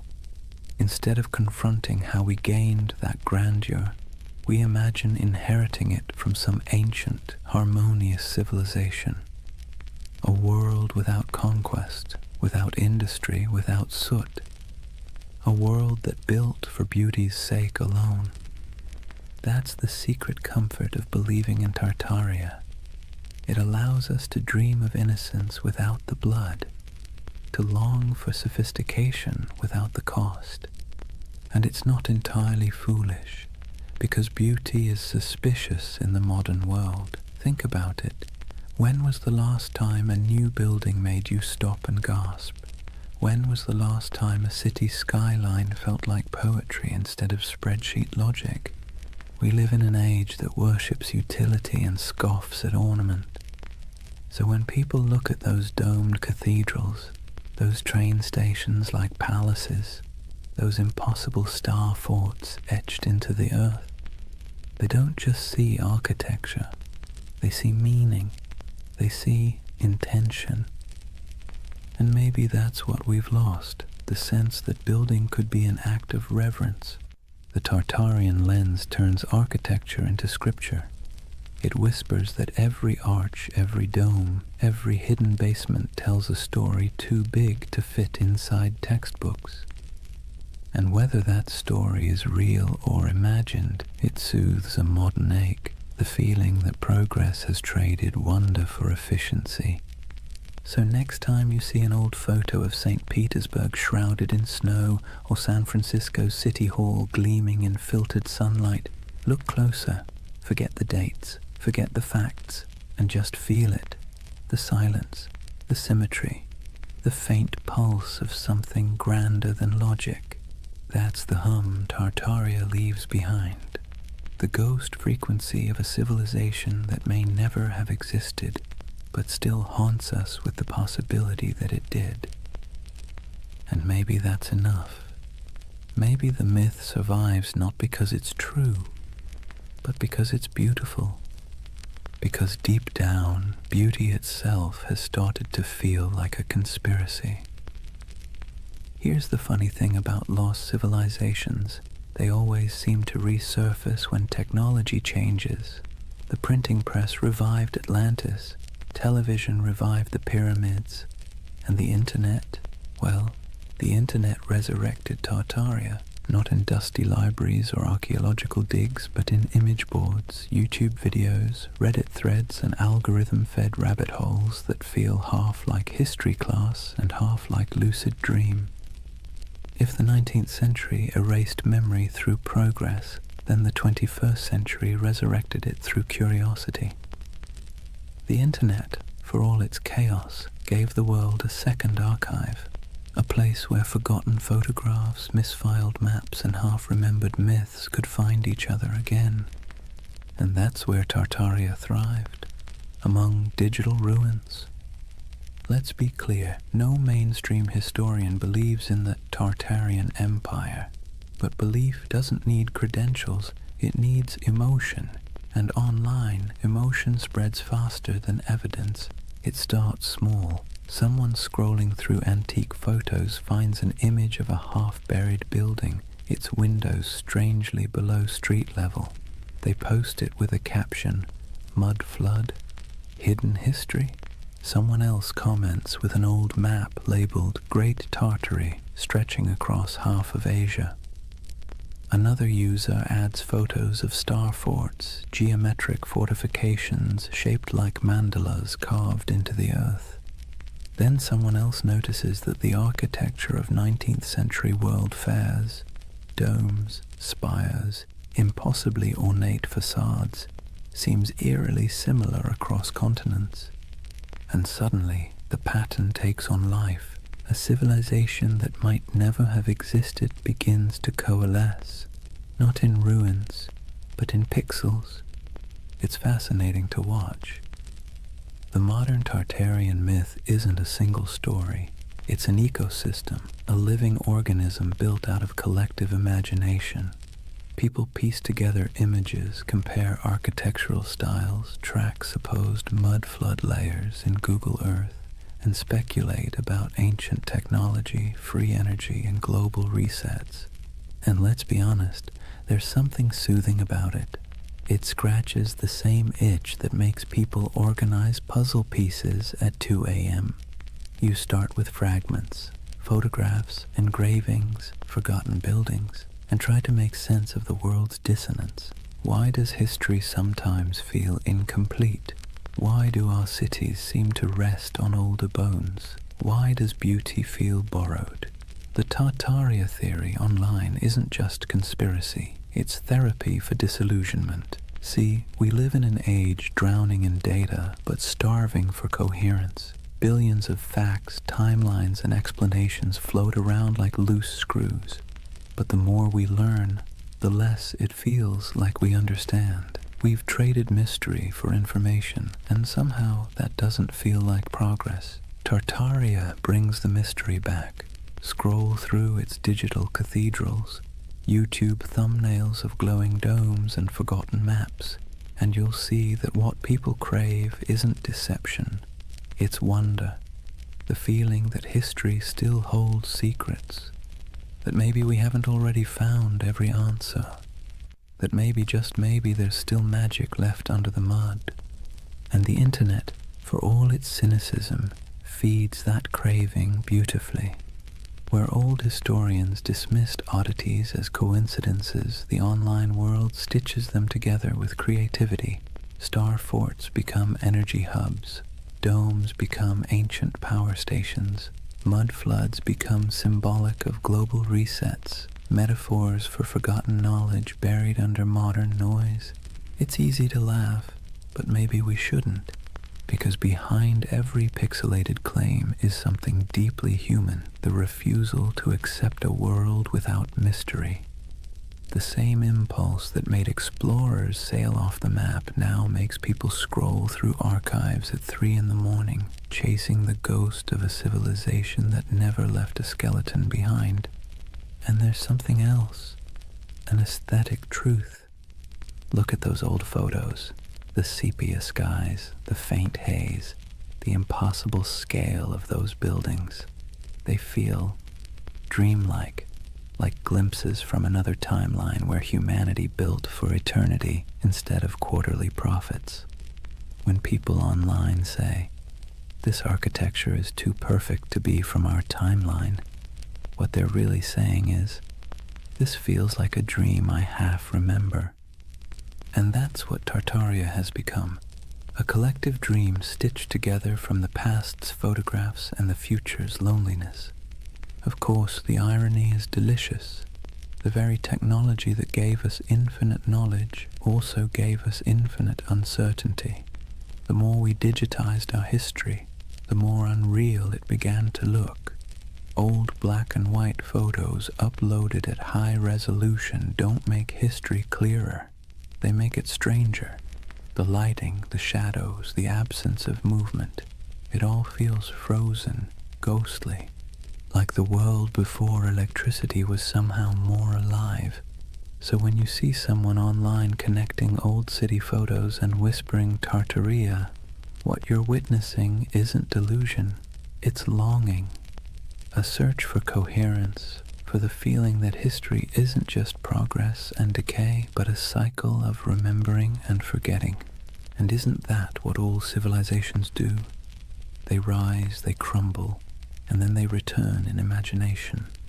Rome, Atlantis, Lemuria, Tartaria, each one a mirror reflecting not the past, but our hunger to belong to something grander than the present. In that sense, the internet didn't invent Tartaria, it simply gave it a voice, a new empire of whispers sprawling across servers and screens, where myths are immortal and disbelief is optional. Scroll long enough and you'll start to see why people stay. The posts feel soothingly repetitive.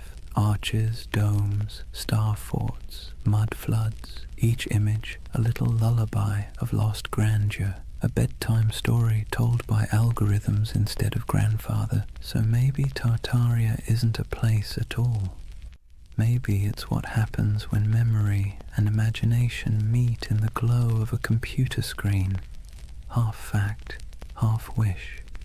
The myth doesn't just say, "Look what we've lost." It says, "Look what we still want to believe." And that, perhaps, is the most human story of all.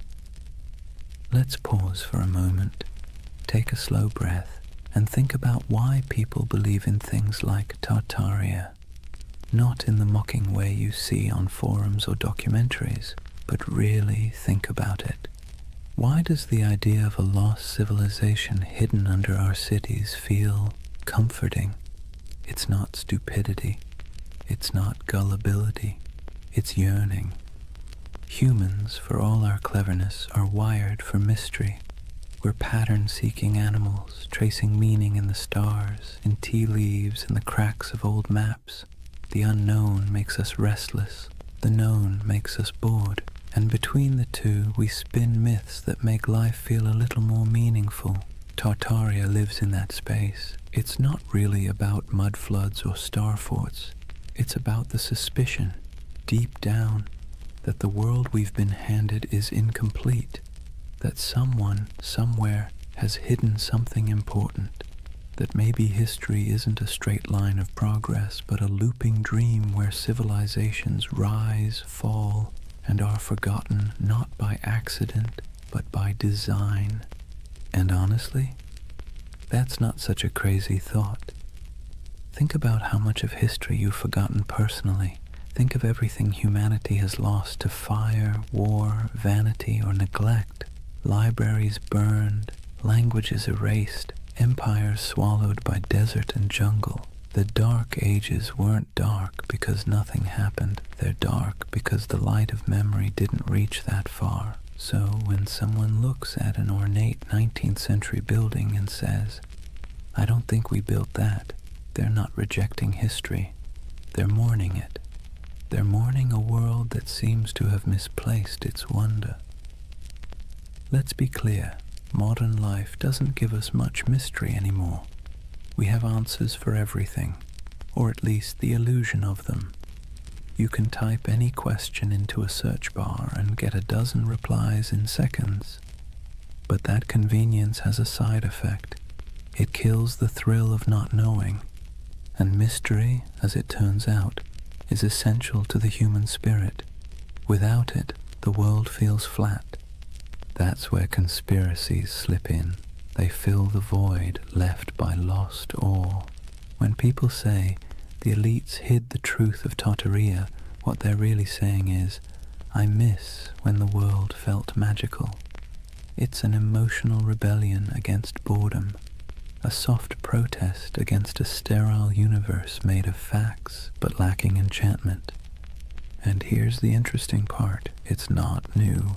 Every age invents its lost golden age. The Greeks dreamed of Atlantis, the Victorians romanticized Lemuria, the 20th century turned the Mayans into cosmic prophets, and now in the digital age we have Tartaria, an empire of dreams built on archives and algorithms. Each generation looks backward and imagines perfection because it's easier than imagining perfection ahead. We do it because the past is safe. It can't disappoint us anymore. Psychologically, belief in a hidden civilization like Tartaria scratches multiple itches at once. There's pattern recognition, the brain's love for connecting dots even when they don't belong together. There's narrative control, the soothing illusion that the world makes sense, that nothing happens by accident. And there's nostalgia, the bittersweet ache for a world that may never have existed, but should have. And then there's trust. Modern institutions, media, government, academia, have lost credibility with the public. When experts say, that's impossible, a growing part of the population quietly replies, so was flight once. The more closed and dismissive authority becomes, the more open people become to alternative voices whispering, maybe they're hiding something. It's not that people trust random YouTube channels more than historians. It's that the channels sound human, curious, skeptical, fallible. The voice of official history often sounds cold, certain, and patronizing. The voice of the Tartaria believer sounds like someone sitting beside you late at night saying, "Look at this, doesn't it make you wonder?" And wonder is addictive. Once you feel it, it's hard to go back to plain explanations. Even the act of believing, of piecing clues together, creates a small dopamine rush. It gives the believer a sense of purpose. You're not just scrolling, you're investigating. You're part of something big, something secret. It's empowering in a world that makes most people feel small and powerless. So the Tartarian myth becomes more than a theory. It becomes a community, a shared dream. People trade discoveries, maps, and theories not because they're delusional, but because it feels good to search together. The hunt becomes the reward, and in that sense, Tartaria isn't a symptom of ignorance. It's a symptom of loneliness. Think about it. The more connected we are online, the less connected we feel in real life. Cities are crowded but isolating. News is constant but disorienting. Our modern world gives us everything except belonging. And so, people build belonging out of mystery. Believing in a hidden past means believing in meaning itself, that we're not just floating through chaos, that someone somewhere once built something extraordinary, and maybe we can again. That's not conspiracy. That's hope in disguise. Of course, hope can be dangerous when it turns to dogma, when questioning becomes obsession, when imagination becomes paranoia. That's when the myth begins to rot, when every gap in knowledge becomes a plot, and every historian becomes an enemy. That's when wonder collapses into fear. But before that point, before the cynicism sets in, there's something oddly beautiful about it.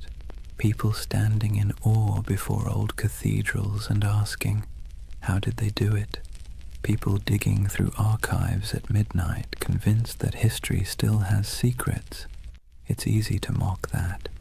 Harder to admit that it's the same impulse that built science, art, and philosophy in the first place. Curiosity is the ember. Myth is just the smoke. So the Tartarian believers, in a strange way, are modern heirs to the ancient dreamers, the ones who stared at the stars and saw gods, the ones who saw order in chaos. They're not historians, but they are human. They want the past to matter. They want the present to make sense. And maybe that's why Tartaria lingers. Not because it's real, but because it feels right, in some deep, poetic way that logic can't quite dismantle. It tells a story not about what we've found, but what we've lost. And that's a kind of truth, too.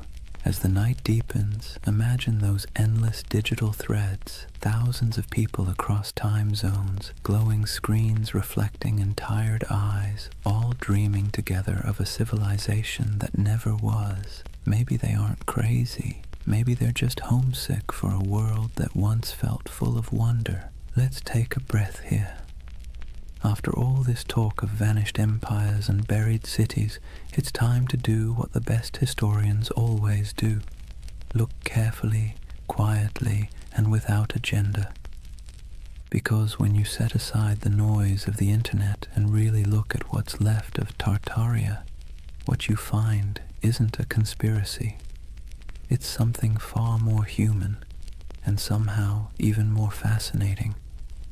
The term Tartary was not a secret code name for a lost empire. It was a geographic placeholder, a cartographer's shrug. For centuries, Europeans simply didn't know what lay beyond the Ural Mountains or deep in the Siberian steppe. So they wrote Tartaria, like writing "Here be dragons," a kind of verbal fog to fill the blanks. The maps weren't evidence of an empire erased. They were evidence of ignorance being slowly replaced by exploration. And those grand old buildings, the ones people point to as proof of impossible architecture, they're very possible. Magnificent, yes. Impossible, no. The ornate city halls, cathedrals, and palaces of the 19th century weren't built by some forgotten super-civilization. They were built by humans with chisels, scaffolds, and a near-religious obsession with grandeur. The 1800s were a century drunk on ambition. Industrialization made iron, glass, and concrete cheaper than ever. Colonization and global trade poured wealth into Europe's cities. Architects looked backward to Greece, Rome, Byzantium, and Egypt, and then combined everything like over-enthusiastic chefs. The result was the neoclassical explosion. Domes, columns, and marble facades that looked ancient but were brand new. That's why so many people mistake them for relics, because they were designed to look timeless. They were Rome in steel corsets, deliberate nostalgia built in brick and plaster. The world's fairs that fuel so many Tartarian videos, they were real, yes, and they really did look astonishing. Whole temporary cities of palaces, fountains, and gleaming towers that appeared overnight and vanished just as quickly. But they weren't cover-ups. They were theatre. They were the 19th century showing off. Most of those buildings were plaster over wood, not marble. They were meant to impress, not endure. When the fair ended, the facades were torn down or burned, leaving only photographs that today look eerily like the ruins of a forgotten world. No secret empire, just show business. And those famous mud flood buildings with their half-buried windows, they too have ordinary explanations. Cities sink, streets rise, over centuries as populations grow and roads are repaved. Layers of soil and stone accumulate. Old ground floors become basements. It's not mystery, it's maintenance. Yet it's easy to see why the illusion caught fire. Because even the real explanations, erosion, engineering, economics, are, in their own way, beautiful. The world doesn't need hidden magic to be miraculous. Consider this. The same roads once labeled Tartarian carried traders, nomads, poets, and conquerors across continents. Cultures met, clashed, and blended until identities blurred. What Europe called Tartary was not one empire but a kaleidoscope of peoples, Turkic, Mongol, Persian, Russian, Chinese, each with their own stories, languages, and gods.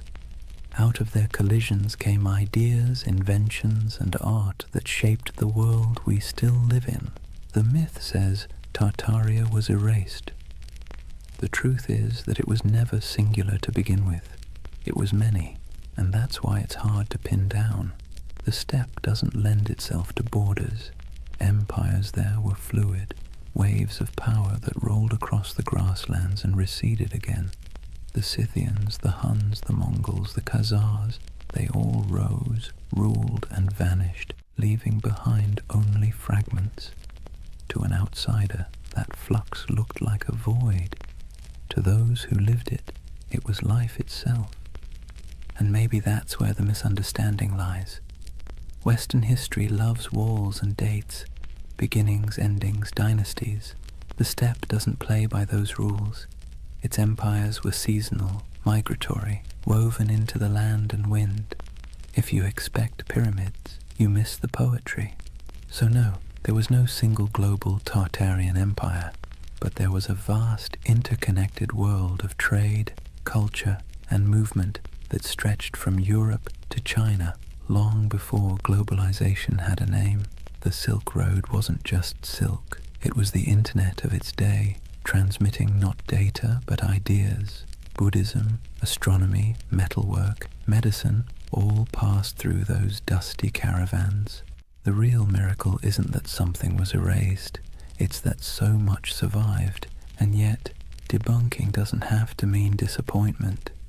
If anything, it should make the world feel richer, because the truth is not dull, it's layered. The mud flood isn't proof of deception, it's proof of time. The ornate buildings aren't relics of a forgotten empire, they're monuments to human excess. The missing maps aren't evidence of suppression, they're artifacts of discovery. And here's the quiet irony. Even the myth itself is part of history now. The videos, the forums, the believers, they've become a digital folklore, our century's way of myth-making. Future historians might study us and say, they dreamed of Tartaria because they were tired of concrete. Maybe that's what keeps the story alive. Not deceit, but desire. The desire for mystery, beauty, and meaning in an age that feels too catalogued, too explained. Tartaria is less a conspiracy than a collective poem, one line written in frustration, another in wonder. And perhaps that's how we should leave it, gently. The myth and the truth coexisting like twin shadows cast by the same fire. The factual story of history's shifting frontiers and the emotional story of humanity's hunger for lost splendor. So the next time you pass an old building with buried windows or stumble across an antique map marked Tartary, don't roll your eyes. And don't fall into the rabbit hole either. Just pause, look, feel the weight of centuries pressing quietly under your feet. Real or imagined, every layer of that soil carries a story. Because whether it's called Rome, Babylon, Atlantis, or Tartaria, the dream of forgotten empires never really fades. It just changes shape, waiting for someone new to wonder. Chapter 4. The Eternal City. Why We Dream of Lost Civilizations. Take a moment, close your eyes, and imagine you're standing in the ruins of a city that never existed. The stones are warm beneath your feet. The air hums faintly with the echo of 1,000 unrecorded stories, and the wind brushes against carved columns whose builders' names were never written down.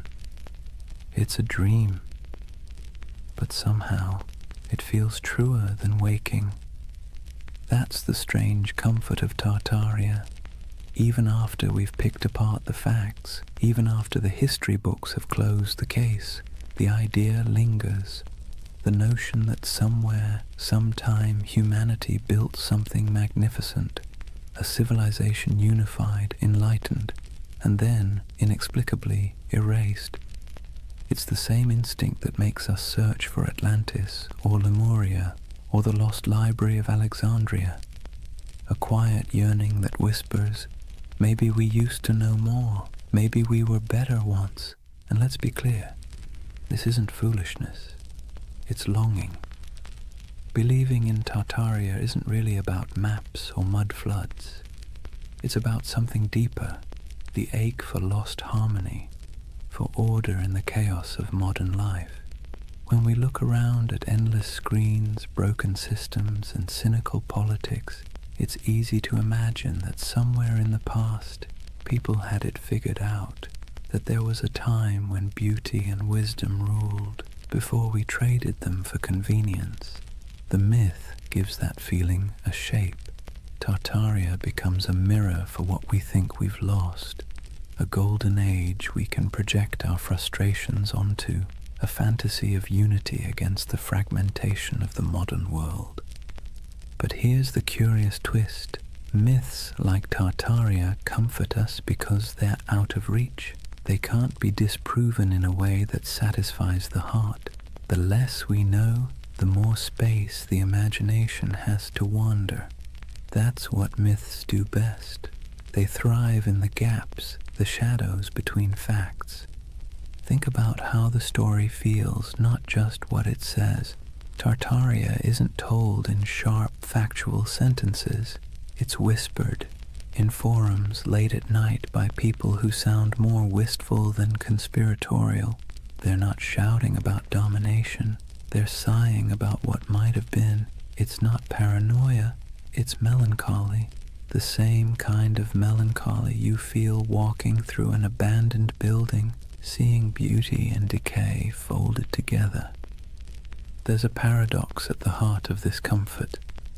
We know modern life is more advanced than any age before it, yet it rarely feels that way. We have the internet, medicine, spaceflight, instant communication, but we also have loneliness, burnout, and an undercurrent of loss. The myth of a vanished civilization fills that emotional void. It says, you're right to feel that something's missing. It's like nostalgia for a memory we never had, and in that sense, Tartaria isn't about the past at all. It's about the present, about how alien our own world can feel. The skyscrapers of glass and steel, the humming servers, the sterile symmetry of cities built for efficiency rather than awe. No wonder people scroll through photos of old domes, arches, and impossible cathedrals and feel something stir. Those buildings look like they remember something we've forgotten, so we call it Tartaria. We give the feeling a name. It's easier to believe there was once an age of grace that was stolen than to accept that beauty is fragile, and we let it slip away ourselves. But this comfort isn't all illusion. The belief itself reveals something profound about us. Humans are meaning-seeking creatures. When the world feels senseless, we create patterns to make it make sense. We weave stories over the noise, and in those stories, we find calm. Myths are our way of telling ourselves that the universe still has order, even if it's hidden. That's why so many people find peace in the idea of a lost civilization.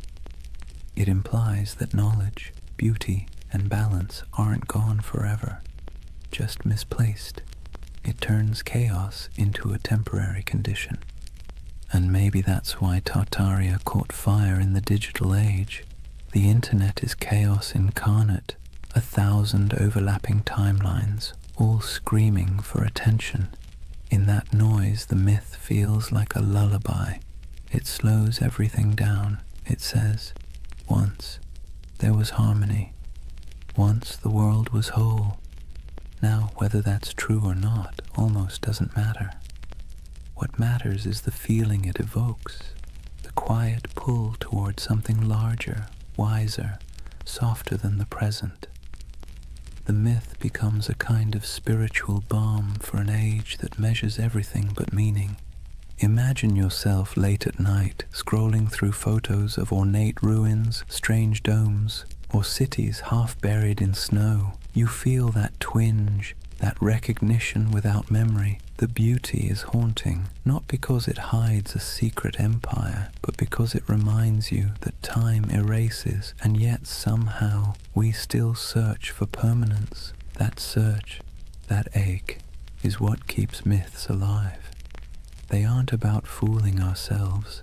They're about coping, finding wonder again in a world that's forgotten how to dream. And maybe that's the greatest comfort of all. Tartaria might not have existed on a map, but it exists in us, in that quiet place between curiosity and longing, where we still hope that something grand and good once stood before the mud, before the noise, before the forgetting. If you really want to understand why Tartaria has captured so many imaginations, you have to stop asking what it was and start asking what it means. Because myths, like mirrors, don't just reflect the world, they reflect us. When people talk about Tartaria, they're not just discussing lost cities or forgotten empires. They're projecting themselves, their hopes, their doubts, their nostalgia, onto a blank canvas of the past. Tartaria becomes less of a place and more of a personality test for civilization. Think about it. To some, Tartaria represents a golden age of harmony and beauty, proof that humanity once lived in balance with nature and technology. To others, it's evidence of corruption and suppression, a story of truth hidden by elites and rewritten by victors. The same myth, two completely different reflections. It tells you less about history and more about what people want from it. And maybe that's the point. Tartaria isn't history. It's a Rorschach test for modern anxiety. We look into its cloudy waters and see what we most long for, or most fear. Let's be clear, myths don't survive because they're accurate. They survive because they're useful. They give shape to feelings that don't fit neatly into textbooks. They're how we process the gap between the world we have and the one we wish we had. The idea of a lost, enlightened civilization comforts us precisely because it suggests that the world wasn't always this complicated. That maybe, somewhere back in time, people figured out the balance between science and spirituality, between art and function, between progress and peace. And if they could, maybe we can again. That's why you'll notice something poetic in the way Tartaria believers talk. It's not just data or dates, it's reverence. They speak of architecture the way others speak of cathedrals. They trace maps like pilgrimages. They aren't just arguing for history. They're mourning for something sacred. You can see it in the fascination with architecture, the domes, arches, spires, and towers that dot the myth. These buildings feel alive, don't they? Too beautiful to be merely functional, too symmetrical to be accidental. When people say, "There's no way we could build this today," what they're really saying is, we don't build like this anymore. We don't fill our world with beauty unless it serves a profit. The myth becomes a critique of our own era, disguised as nostalgia for another. Tartaria, then, is the mirror we hold up to our own cultural amnesia. We scroll through pictures of palaces and fairgrounds, domes and star forts, and we whisper, "How did we forget to dream like this?" The myth reflects not a lost empire, but a lost aesthetic soul. There's something almost therapeutic about that reflection. Myths like Tartaria allow us to grieve, not for people we've lost, but for possibilities. They let us feel that our yearning for meaning isn't crazy, that maybe it used to exist, that maybe someone, somewhere, built a world that made sense, and maybe that's why Tartaria feels more mystical than menacing. Most conspiracy theories isolate people, make them suspicious of the world.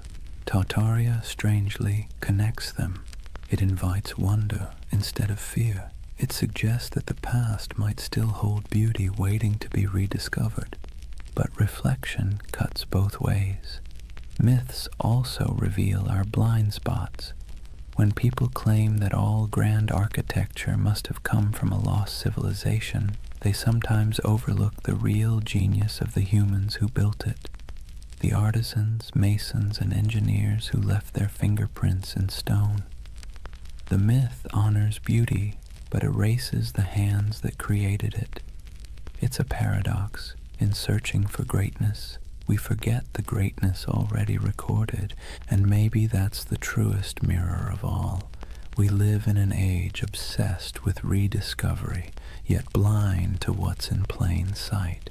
We chase mysteries across continents while ignoring the ones humming beneath our feet, the hidden systems, the forgotten craftsmanship, the quiet brilliance of ordinary people.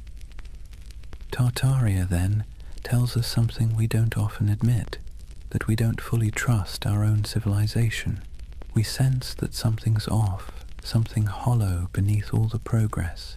So, we project our doubt backward into the comforting distance of myth.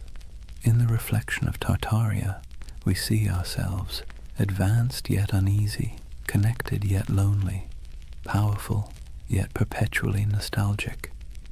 It's less about whether an empire was erased, and more about whether we've erased our ability to feel awe. Maybe that's why the myth persists, because deep down, we're not really searching for proof of Tartaria.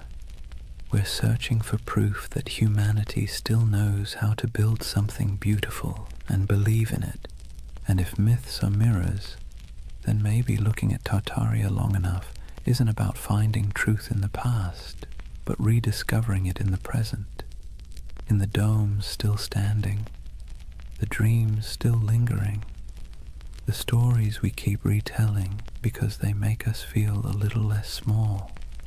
So the next time someone mentions the lost empire, don't argue, just listen, because behind every myth is a whisper of what we wish were real. And sometimes that wish tells you everything you need to know about the people dreaming it. Every empire, no matter how radiant, tells the same quiet story, one of ascent, arrogance, and entropy. Rome, Egypt, the Maya, the Mongols, the British, the Ottomans, and if you believe the whispers, Tartaria. The names change, the rhythm doesn't. Civilizations are like tides. They rise with clarity, crest with confidence, and recede with denial. It's not failure, it's physics. Even stars burn out, and they're made of far sturdier stuff than marble or pride. So maybe that's why Tartaria lingers in our collective imagination, because it fits the pattern too well. A lost empire swallowed by time, a forgotten people erased by cataclysm, a name that once filled maps and now feels like a ghost. It's familiar, almost comforting in its tragedy. Let's be clear though, No empire believes it's the one that's going to fall. Every generation thinks it's special, unique, immune to collapse because it has better technology, more data, smarter systems. But arrogance, like gravity, pulls everything back to Earth. If Tartaria existed, if even a fragment of the legend were real, its disappearance would have followed the same script as every empire's twilight. The small cracks first, corruption, complacency, overreach, then the slow decay disguised as progress, and finally the quiet moment when the last flame flickers out and the world simply moves on.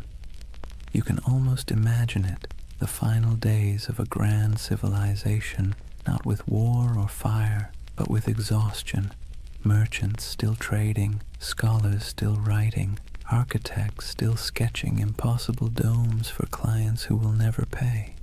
The end doesn't always come with thunder. Sometimes it's a sigh.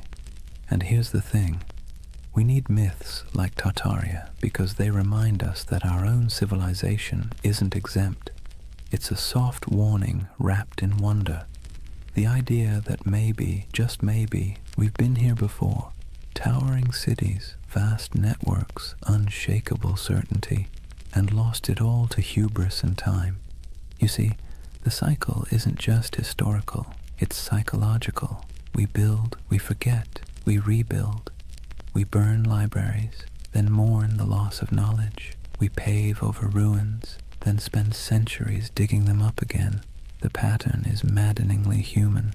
The Greeks had a term for this, anarchiklosis, the cycle of government and decay. Kingdoms become tyrannies, tyrannies become democracies, democracies collapse back into chaos. Wash, rinse, repeat. The myth of Tartaria just takes that ancient idea and stretches it across a planetary scale. And that's what makes it powerful, because deep down we know the pattern fits us too. Look at the ruins of any civilization, and you'll find the same fingerprints. Ambition, brilliance, greed, denial. The same stone roads leading nowhere. The same monuments built to outlast time, quietly losing that argument. Even today we build our towers of glass and steel, our data empires, our digital libraries with the same optimism that we're preserving knowledge forever. But maybe 1,000 years from now, someone will wander through our abandoned cities and ask the same question we whisper about Tartaria. Who built all this? Maybe that's why we're drawn to stories of collapse told in soft voices, because they allow us to grieve for what's inevitable before it happens. They help us process the strange truth that impermanence is not failure, it's the natural order. In that sense, Tartaria becomes a bedtime story for civilization itself, a reminder that we are temporary but not meaningless, that even in loss there's continuity. The ruins of one world become the foundations of the next. And if you look closely, you'll see that rebirth is always hiding inside decay. The Renaissance bloomed from the ashes of plague. The Enlightenment grew out of dark superstition. Even myths once dismissed are rediscovered as metaphors with new life. The cycle never ends. It only changes costume. So perhaps Tartaria isn't just about a lost civilization, but the eternal rhythm of creation itself. We build worlds, lose them, and then dream them again. Every myth, every ruin, every archive is a heartbeat in that endless pulse. Imagine standing at the edge of some forgotten city, moss creeping over marble, wind sighing through hollow windows, and realizing that this place once thought it was eternal too, that people once stood here, confident that their children's children would never forget their names. But the earth has other plans, and yet the beauty is in the persistence. Even in silence the stones whisper. Even when names fade, the patterns remain. Every fallen empire becomes a lesson written in dust, and every myth like Tartaria is the echo of that lesson, trying to reach us before we make the same mistake. History doesn't repeat exactly, but it rhymes in hauntingly familiar cadences. The trick isn't to break the cycle, it's to learn to hear the rhythm, to build with humility, to remember what was forgotten before, and to leave behind something that, even when buried, still hums with meaning. So when you hear the word Tartaria, don't roll your eyes. Listen to the rhythm beneath it, because that's not just a myth about the past. It's a lullaby for the present, and maybe a warning for the future. There's something irresistible about a mystery that refuses to die. You can debunk it, explain it, trace its origins down to the dusty corners of old libraries, but if it still feels like a secret, people will keep chasing it. That's the real magic of Tartaria. It doesn't survive because it's proven. It survives because it haunts. In a world that measures everything, categorizes everything, and leaves nothing ungoogleable, a mystery like Tartaria feels like a rebellion. It's a crack in the glass of certainty, a reminder that not everything is neatly archived in the cloud. Some things remain just out of reach, teasing luminous half-remembered.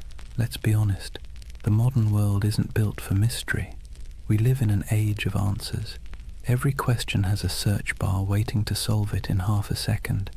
And yet deep down, we miss not knowing. We miss wonder. We miss the feeling that the world is bigger than our understanding.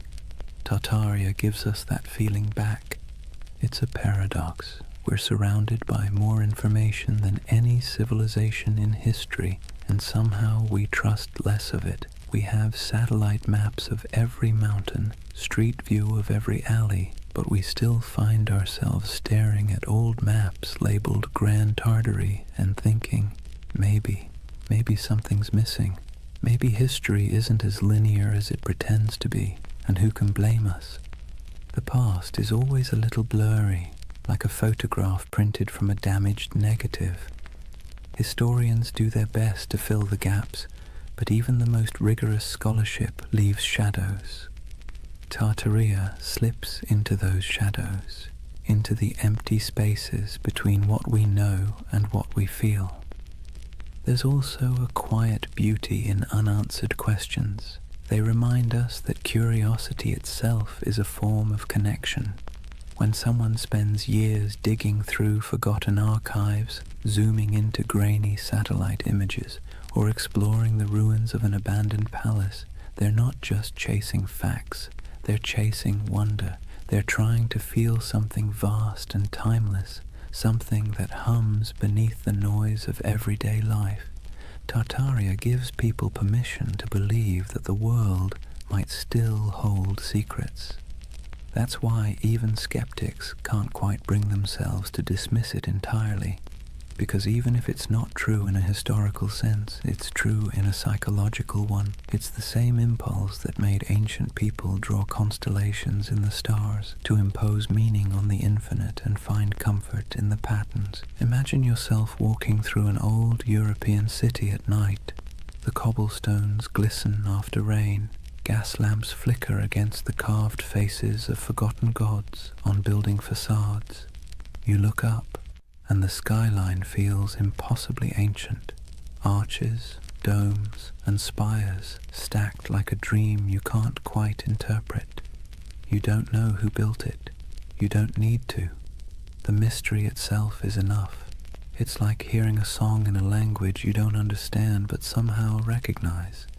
Tartaria lives in that feeling. The hum between knowing and not knowing. The soft echo of lost craftsmanship, the sense that time might be a loop and we're just tracing paths our ancestors already walked. And the irony is, the more we learn about history, the more mysterious it becomes. Every discovery opens 10 new questions. Every answer reveals how much we don't know. The ruins of Göbekli Tepe pushed back the dawn of civilization by thousands of years. The Antikythera mechanism rewrote what we thought the ancients could build. Maybe Tartaria doesn't exist, but the idea that civilizations rise and vanish, leaving traces we mistake for impossibilities, isn't so far-fetched after all. Even the skeptics, the scientists, the historians, they're chasing the same thing as the dreamers. They just call it research instead of mystery.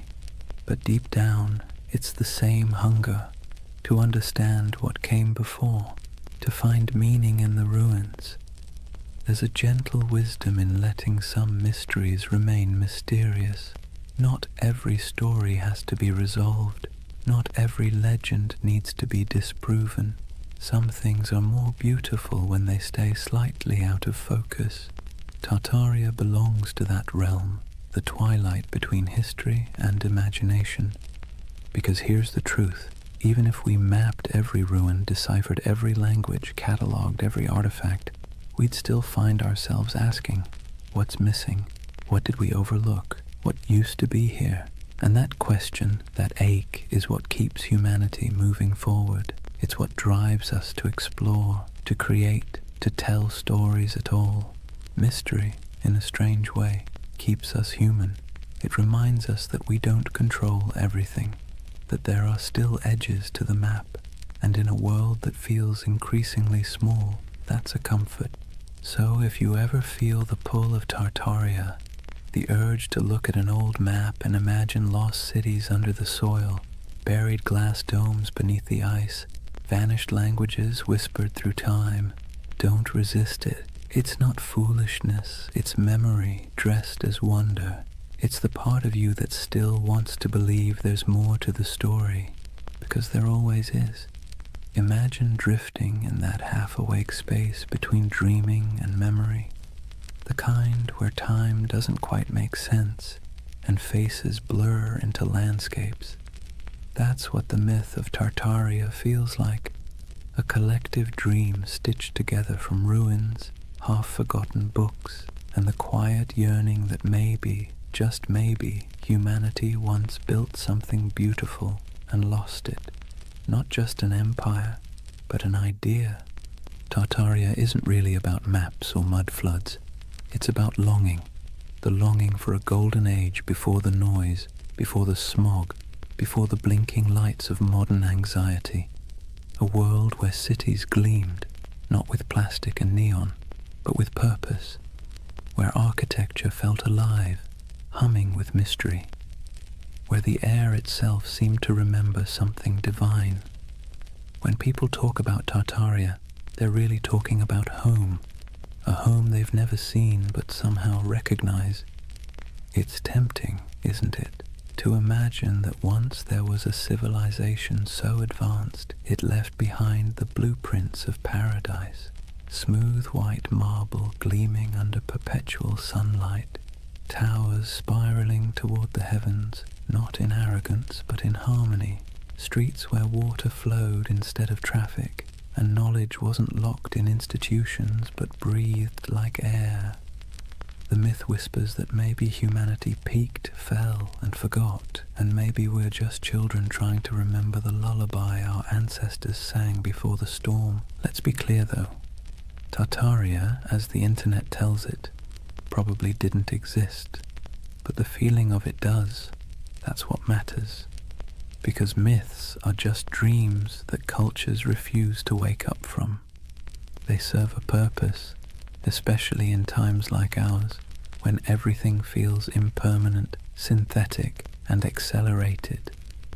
Tartaria slows the world down.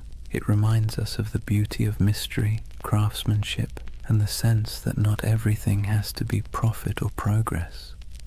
There's a kind of poetic justice in the way this myth took shape online, in the strangest corners of the internet. A digital ghost story for the digital age. Scroll long enough through photos of ornate buildings with impossible domes and buried windows, and you'll feel it too, that little flicker of awe. Even if your rational mind rolls its eyes, your imagination leans in. What if, it whispers, what if this really was part of something greater? The myth resonates because we're surrounded by ruins and don't realize it. The old train stations, the opera houses, the abandoned civic buildings with ceilings painted like cathedrals, they still stand, silent and out of place. They belong to an age that believed in permanence, in beauty as a civic duty, and compared to that, our world of glass and rectangles feels hollow. Tartaria becomes a name we give that feeling, the ache for artistry, for meaning carved in stone. But beneath the aesthetic nostalgia is something deeper, a memory not of buildings, but of belonging. When people say they erased Tartaria, what they're really mourning is the loss of connection, the sense that we were part of something coherent, meaningful, and vast. We feel fragmented now, nations arguing, truths dissolving, the past rewritten every week on social media. Tartaria becomes a symbol of unity we've misplaced, the dream that once we all spoke the same unspoken language, the language of creation instead of consumption. Maybe that's why the myth refuses to die. It's not a conspiracy, it's a yearning, a collective homesickness for a world that valued wisdom over noise. Whether it's a literal memory or a psychological echo doesn't matter. Myths like this are emotional fossils. They preserve what facts forget. If you strip away the maps and theories, what remains is something tender. The belief that we can do better, that humanity once built something sublime, not through domination, but through understanding, and that maybe we can again. It's less about recovering a lost empire and more about remembering how to build meaning into our world. And maybe, in a strange roundabout way, the myth is right. There was a flood, a metaphorical one, the flood of time, technology, and forgetfulness. It buried not cities, but attention. It drowned not buildings, but wonder. And now, through whispers of Tartaria, people are trying to dig it back up. Not the structures, but the feeling of awe they carried. Picture the end of the dream, an endless step at dusk. The horizon glows gold, and somewhere in the distance, faint towers shimmer through the haze. They're not ruins, not anymore, just echoes of possibility. You start walking toward them, though you know you'll never reach them. That's Tartaria, not a destination, but a direction, not history, but hope. And as you drift toward sleep, remember this. Every civilization is both a memory and a prophecy. What we imagine today shapes what we build tomorrow. So maybe Tartaria isn't behind us. It's ahead, waiting to be remembered not as a lost empire, but as an invitation to build again, but slower, kinder, wiser, to carve beauty into the world and mean it this time. Because deep down, that's all the myth ever wanted, to remind us that the most eternal things aren't marble or empire, but imagination itself. The quiet, persistent dream that we came from something extraordinary, and that we can still be. So now, as the story fades and the dream of Tartaria settles like evening mist, take a moment, breathe slowly, let the world around you grow quiet. The hum of the present softens, and for a brief, weightless instant, it feels as though time itself exhales. What have we really been chasing tonight? A vanished empire? A mystery hidden in maps and marble? Or something smaller, quieter? Something that hums inside us when we stare at old buildings and feel inexplicably that we've been here before? Tartaria may never have existed on any official timeline, but in another sense, it's never stopped existing. It lives in the empty plazas at dawn, when the light hits old stone just right, and the world feels ancient again. It lives in the symmetry of cathedrals, the curve of forgotten domes, the echo of a song hummed in a language no one remembers. It lives in us, the builders, the dreamers, the rememberers. And maybe that's the truth behind all forgotten civilizations. They never really vanish, they just move inward into the imagination. Every myth is a refuge, a way of saying, once we were capable of beauty. Once we remembered how to build with our hearts.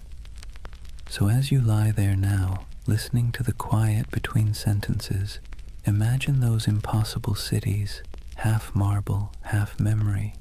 The air is cool, the towers glow faintly, their reflections trembling in still water. Somewhere in the distance, bells ring, soft as wind chimes, a civilization asleep, waiting to be remembered. Let yourself drift there for a while, between the known and the forgotten, between myth and truth, between what was and what could be, because that's where Tartaria lives, not in the history books, but in the gentle space between waking and dreaming. The world outside your window may look ordinary, but beneath it runs the same current that built empires, painted ceilings, and told stories by firelight. It's the same desire to make meaning from the chaos, to leave something beautiful behind, even if no one remembers who built it. So rest easy. You don't need to solve the mystery tonight. You don't need to decide what was real and what was legend. Just breathe and listen. The past has a rhythm, slow and steady, like the tide, like a heartbeat. It's the sound of humanity remembering itself. Tomorrow the noise will return, screens, traffic, chatter. But tonight belongs to silence, to candlelight, to the soft pulse of an imaginary empire that refuses to die. Tartaria is gone, but also eternal, an echo across time reminding us that wonder is its own kind of truth. And as your eyes grow heavy, think of it this way. Maybe the greatest lost civilization isn't buried under mud or stone. Maybe it's the one inside us, waiting to be uncovered again. A world built not from power, but from awe. Good night, dreamer. Sleep well under ancient skies. And if you find yourself walking through those shining cities again, don't rush. Stay a while. The empire of imagination is always open.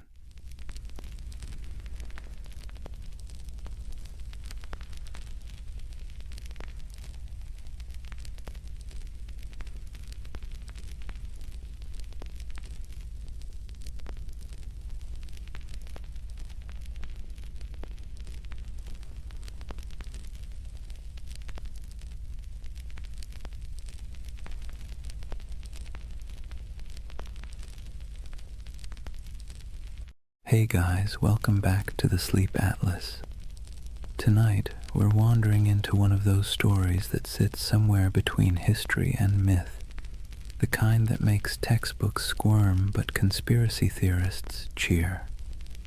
We're talking about the Anunnaki, the ancient gods of Mesopotamia, the so-called Great Ones, whose names have echoed for thousands of years.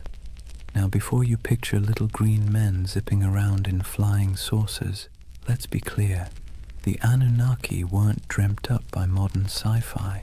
They were very real to the people of ancient Mesopotamia, the Sumerians, Akkadians, Babylonians, and Assyrians, who lived their entire lives believing these beings were watching, judging, and occasionally meddling in their affairs.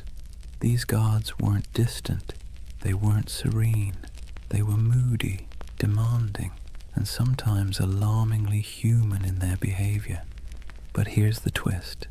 In the last few decades, the Anunnaki have been rebranded, plucked out of their ancient temples and repackaged as spacefaring engineers who supposedly created humanity.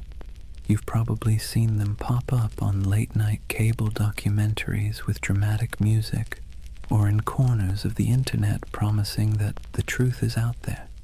On one hand, that's entertaining. On the other, it's a perfect reminder that myths are slippery. They change to fit whatever worries and wonders we carry. So tonight, I'm going to tell you their story.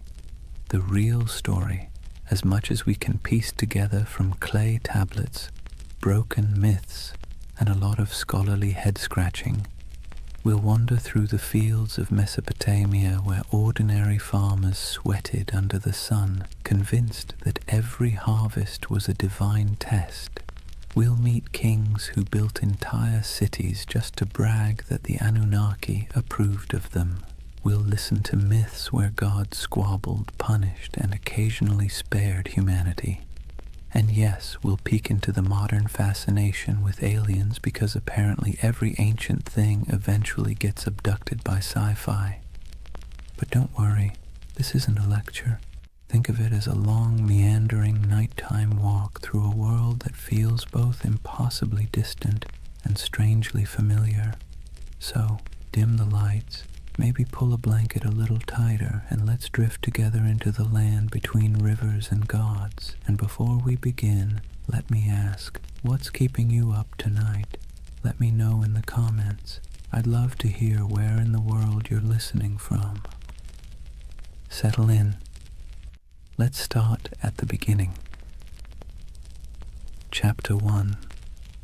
Life under the watchful eyes of the gods. Imagine yourself standing in the wide open plain of Mesopotamia, the land between the rivers, the Tigris to the east and the Euphrates to the west. The horizon stretches flat and endless, broken only by the shimmer of heat and the twisting bodies of those unpredictable rivers. The air is heavy, thick with dust and the smell of damp reeds. Somewhere in the distance, a donkey brays, and over all of it, an invisible weight hangs in the air, the belief that the Anunnaki are watching. To the people who lived here thousands of years ago, the rivers weren't just water, they were divine moods made liquid. A generous flood meant the Anunnaki were pleased, a drought meant they were angry, a sudden storm that flattened your barley fields. That was a cosmic tantrum, the gods reminding you who really ran the show. Every harvest, every illness, every successful birth or sudden death was interpreted as a sign that the Anunnaki were either blessing or punishing humanity. Daily life unfolded under this constant sense of scrutiny. Farmers trudged barefoot through muddy fields, wooden plows dragged by weary oxen. Every furrow cut into the soil was not just work, but an offering. An unspoken prayer that the Anunnaki would let the grain grow. Scribes bent over clay tablets in the shade of temples, scratching wedge-shaped symbols into wet clay, convinced that the gods valued their careful accounting of grain, beer, and taxes. Mothers tucked their children into reed mats at night with stories of Inanna and Enlil, half myth, half warning, because even bedtime carried reminders that the gods were keeping score. The landscape itself reinforced the idea. Towering ziggurats rose above flat mud-brick cities, stepped pyramids painted in bright colors that have long since faded. To climb one was to ascend closer to the heavens, to the Anunnaki who supposedly convened in their council chambers above. At the base, ordinary people shuffled forward with offerings, bowls of grain, jars of beer, bleating goats, hoping that their small sacrifice might earn a flicker of divine favor. And through it all, the question lingered. Were the gods ever satisfied? The answer, most of the time, was no. If the Anunnaki were pleased, life was merely tolerable. If they were displeased, life became unbearable. It was a kind of spiritual anxiety disorder written across an entire civilization, one that never let you forget that your fate was being judged by beings you couldn't see but definitely believed in. So here's the paradox of Mesopotamia and of the Anunnaki themselves. They gave people a framework to explain the chaos of life, but they also kept everyone permanently nervous. Imagine waking up every day knowing that your job performance review wasn't coming from your boss, but from a pantheon of unpredictable, immortal beings with the power to ruin your entire year. Comforting? Not exactly. Necessary? Absolutely. That was life under the watchful eyes of the Anunnaki, and it was only the beginning. Now that we've set the scene, the dust, the rivers, the nervous glances toward the heavens, let's lean into the daily grind of keeping the Anunnaki happy, because if there was one thing everyone in Mesopotamia agreed on, it was that the gods were needy. Think of the Anunnaki less like distant divine beings and more like an extended family of very spoiled aristocrats. They didn't simply exist in the background of your life. They were treated as if they lived right there in the city with you, lounging in temples that were really more like mansions stocked with food, drink, and endless attention. Priests fed the gods' statues elaborate meals. They clothed them in fine garments. They bathed them, sang to them, and even tucked them into bed at night with rituals designed to assure the gods that yes, they were adored. And here's the kicker, the gods didn't actually eat the food, wear the clothes, or drink the beer. The priests did, but in the logic of the time that was the point. The offering wasn't about literal nourishment, it was about respect, about demonstrating submission to the divine order. Imagine working all day in a scorching field, hauling baskets of barley, and then handing over a chunk of your hard-earned harvest to a temple where priests would cook it up in front of a golden statue. You didn't get to enjoy the meal, the gods did, or so you were told. This wasn't optional. Failing to make offerings wasn't just rude, it was dangerous. Skip your temple duties, and you risked angering a god who could retaliate with a bad harvest, a plague, or a flood. It was like living with an unpredictable landlord who might torch your house because you didn't bring them enough bread. And so, day after day, people dragged their grain, their livestock, their jars of beer, and their prayers into the temple courtyards, hoping the divine egos were stroked enough to leave them in peace. Markets reflected this cycle of giving and appeasing. Merchants sold incense imported from far-off lands, exotic woods for temple furnishings, and precious stones for idol adornment. Whole industries thrived not because people needed goods for themselves, but because the gods supposedly needed them. The economy of worship was real, and it was heavy. And then there were the rituals, constant, exhausting, and often bewildering. Priests performed chants, sacrifices, and ceremonies to interpret the gods' moods. Ordinary people had little say in the process. They simply trusted or feared that the professionals got it right. Was the river about to flood? Only the gods knew. Was a plague looming? Better pay for a ritual just in case. Imagine the anxiety. You might lose your family, your crops, your city, not because of something you did wrong in the field, but because a priest forgot to wash a statue properly before a ritual. This constant pressure shaped how people thought about themselves. You weren't just a farmer, a merchant, or a craftsman. You were a servant of the gods, and your work was always under review. The Anunnaki weren't the kind of bosses who praised your effort either. At best, they ignored you. At worst, they punished you for reasons you could never quite understand. And yet there was comfort too. As strange as it sounds, the ritual obligations gave life structure. There was a rhythm to the year, festivals, sacrifices, processions, moments when the whole city gathered together in noisy, colorful celebrations. For a while, the pressure of survival melted into shared relief. Beer flowed, music played, incense smoke curled into the sky, and people could convince themselves that the Anunnaki might actually be pleased for once. But make no mistake, the weight of worship was heavy. It pressed down on every meal, every harvest, every family gathering. It meant living in a world where you never really owned your life. You were always making payments upward, into the hands of gods who demanded much and explained little. Civilization, in other words, came with a permanent divine subscription fee. So when you picture Mesopotamian life, don't just imagine mud brick houses and busy bazaars. Picture the temples looming above everything, casting long shadows across the city. Picture priests bustling through courtyards, chanting prayers and carrying offerings. And picture the ordinary farmer at the gate, holding a bowl of barley with cracked hands, hoping that this small gift would keep the Anunnaki's attention fixed somewhere else. That was the weight of worship, a constant burden, heavy as the mud brick walls themselves, shaping every breath of life in the land between the rivers. If temples were the stage for grand rituals, then the family was where belief in the Anunnaki seeped into the most ordinary corners of life. From the moment you were born in Mesopotamia, you were wrapped in layers of tradition, lore and stories that all reminded you the gods were watching and you had better behave.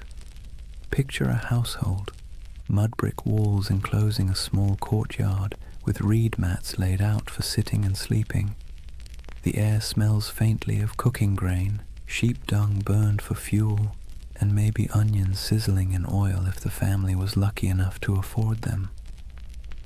Life here was simple, cramped, and endlessly repetitive. Yet, hovering over every task, grinding flour, weaving wool, teaching children their chores, was the belief that the Anunnaki were present, judging not just cities or kings, but households too. Families were patriarchal, meaning the oldest male ruled the home, and his authority was framed not as personal power, but as divine order.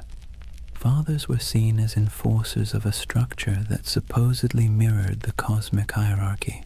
Just as gods ruled over humans, men ruled over their families. Hammurabi's famous law code spelled this out with brutal clarity. Wives owed obedience, children owed respect, and failure to comply could bring harsh consequences.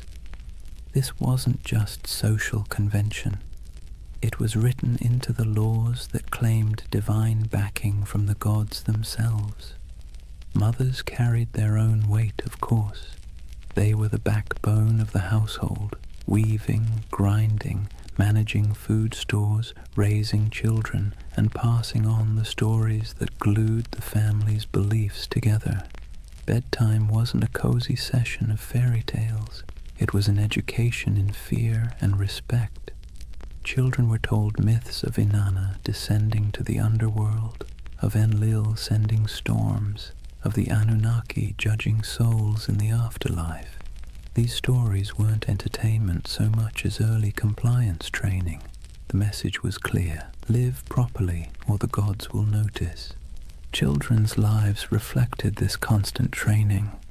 Boys learned the family trade early, whether that meant trudging in the fields, selling goods in the marketplace, or, if you were very lucky, scratching cuneiform signs into clay tablets under the harsh eye of a schoolmaster. Girls learned weaving, cooking, and managing the household, roles that prepared them to keep the rhythm of worship alive in the next generation. Even play wasn't free of divine oversight. Children carved little clay figurines of gods and heroes used in games that blurred the line between fun and reverence. Faith wasn't just whispered in prayers, it was baked into family rituals. Before meals, small offerings of grain or beer might be set aside for the household gods. Amulets were hung by doorways to ward off demons. Protective charms shaped like little snarling figures were placed in bedrooms, especially near infants. Birth itself was wrapped in ritual.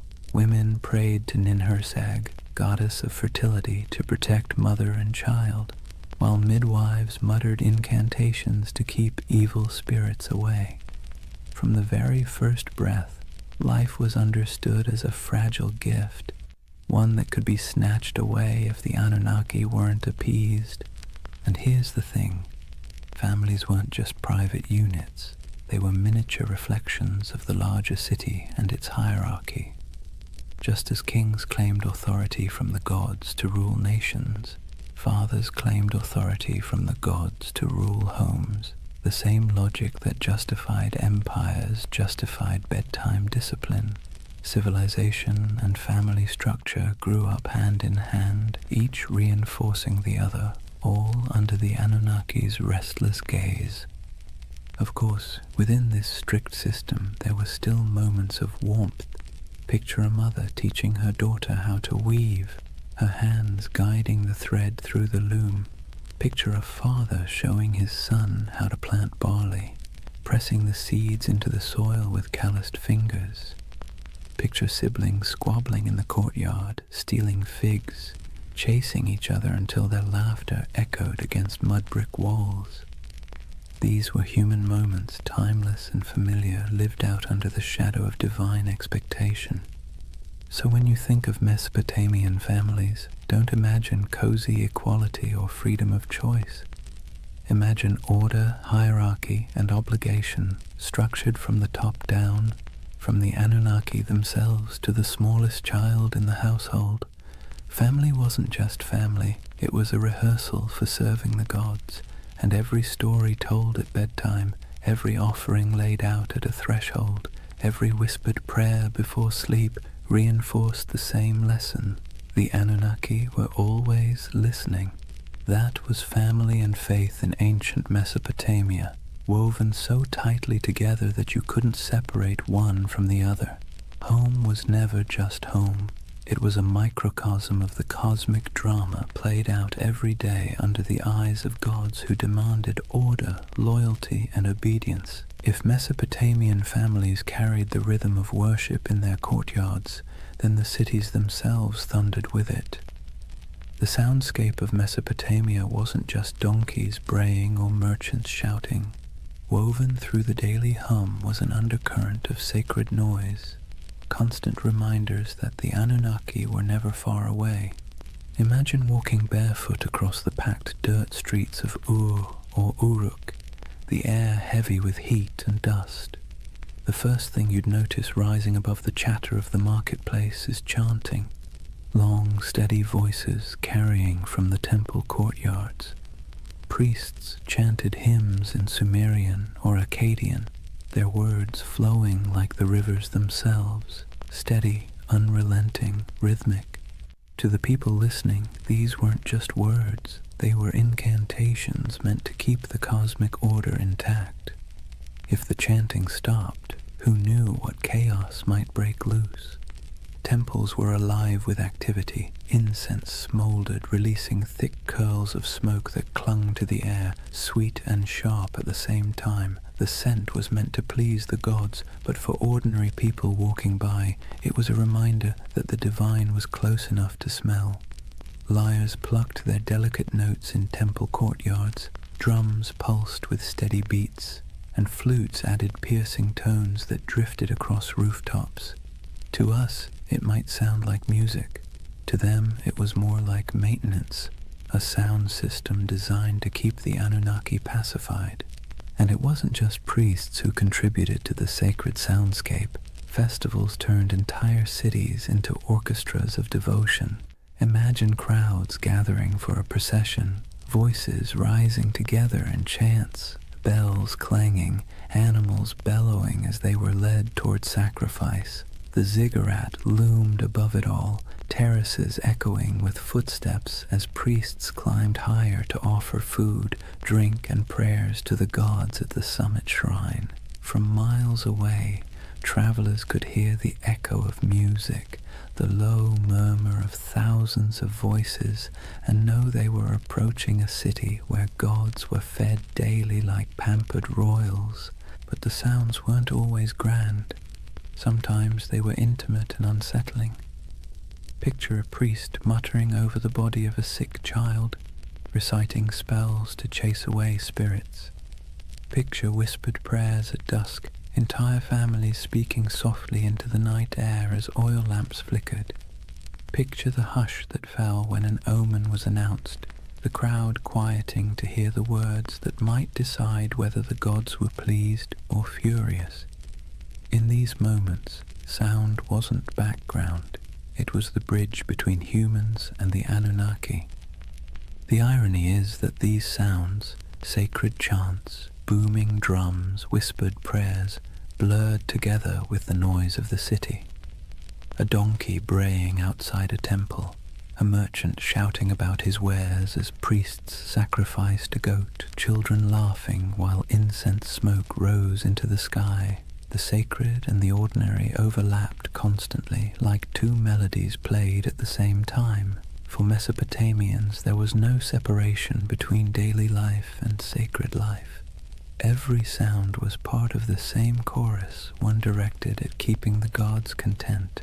So, when you imagine Mesopotamia, don't just picture silent ruins or dusty tablets in a museum. Picture a city alive with sound, chanting voices echoing from ziggurats, music rising from temples, prayers whispered in homes, markets buzzing with life. And beneath it all, the steady, unsettling hum of belief, the sense that every sound you made was heard, judged, and recorded by the Anunnaki. That was the soundscape of Mesopotamia, sacred and ordinary, human and divine, blending into one endless hymn beneath the gaze of restless gods. So far we've walked the fields, stepped into homes, and stood in the courtyards of temples. But if there's one thread tying all of Mesopotamian life together under the watch of the Anunnaki, it's struggle. Not dramatic Hollywood-style struggle, more like the constant grinding kind. The kind that wears you down day after day until survival itself feels like an act of worship. Imagine yourself as an ordinary farmer standing ankle-deep in a muddy canal, sweat dripping into your eyes as the sun beats down. The water that gives life to your crops also threatens to destroy them, either by flooding too much or not enough. You dig ditches, patch walls, and mutter prayers, hoping Enki might spare you this season. Your back aches, your hands blister, and still the work never stops.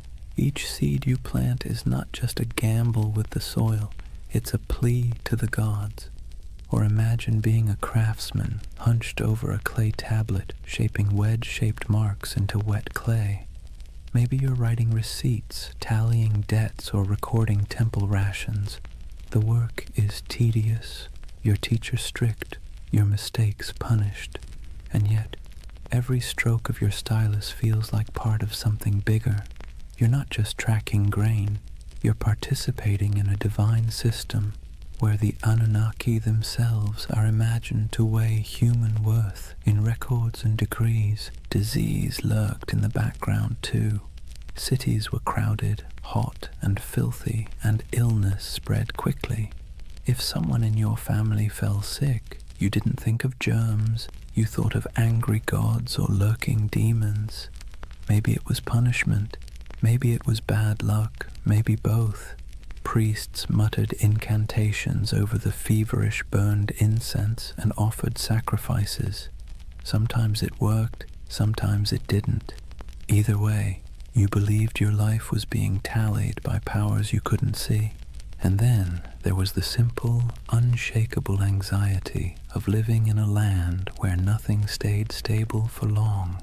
Floods, droughts, raids from neighbors, every threat felt like it came with divine approval or divine neglect. You might work tirelessly, live faithfully, and still watch your field wash away overnight. It's no wonder that Mesopotamian myths constantly circle back to the same themes. Humans struggling, gods displeased, chaos always around the corner. But within that struggle, there was resilience. People endured. They dug new canals after floods, rebuilt homes after raids, prayed louder after disasters. Families bound themselves tightly together. Neighbors leaned on one another in the marketplace, and communities clung to rituals that gave their world meaning.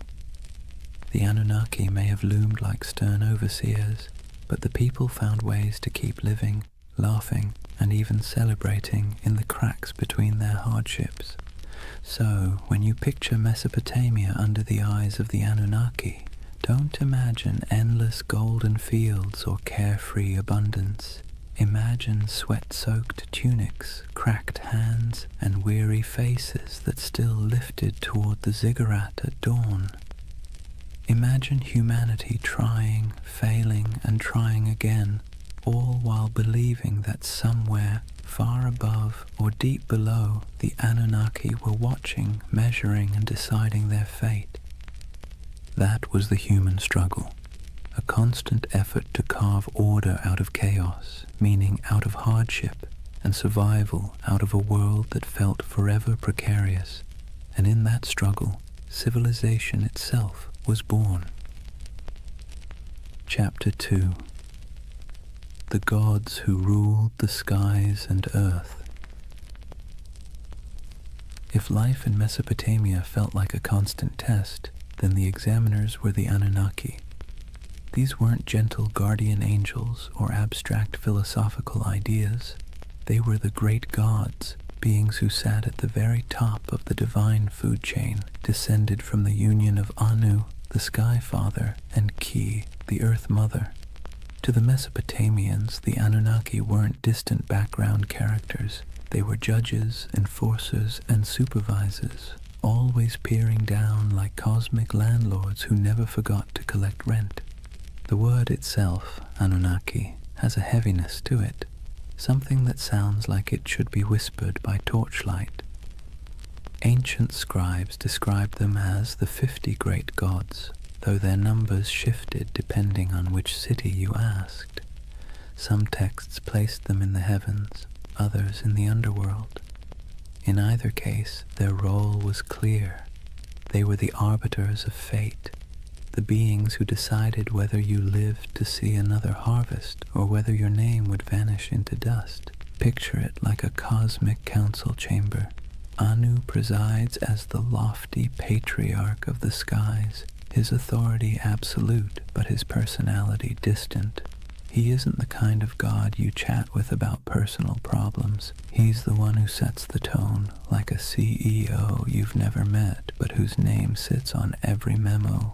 Beneath him, Enlil, god of air and storms, is the enforcer, a figure as feared as he was respected. He could bless the land with life-giving rain or flatten it with violent winds.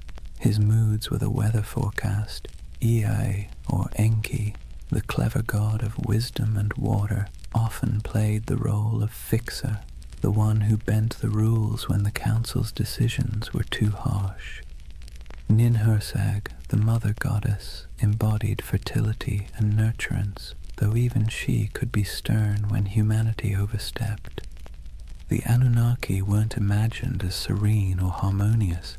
Their council was more like a divine courtroom full of debates, rivalries, and power plays. They were the ones who weighed the fates of kings and commoners alike. If a ruler conquered a rival city, it was because the Anunnaki permitted it.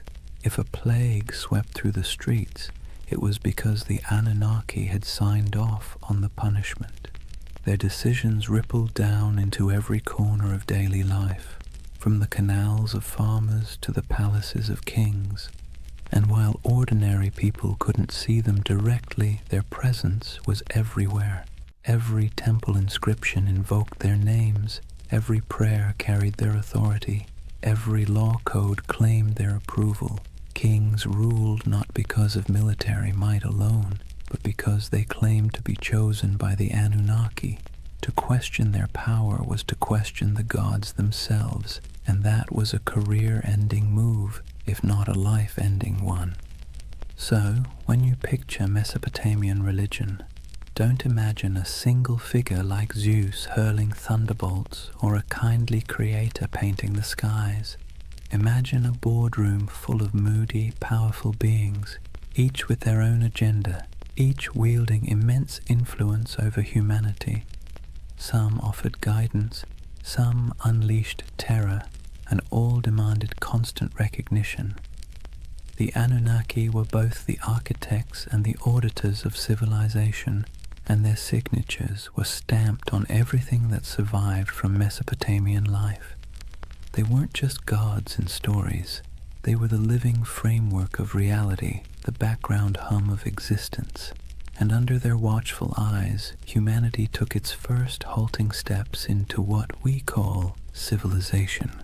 If the Anunnaki were the great gods of Mesopotamia, then their stories were the epic sagas that gave life meaning and, frankly, kept people both entertained and terrified.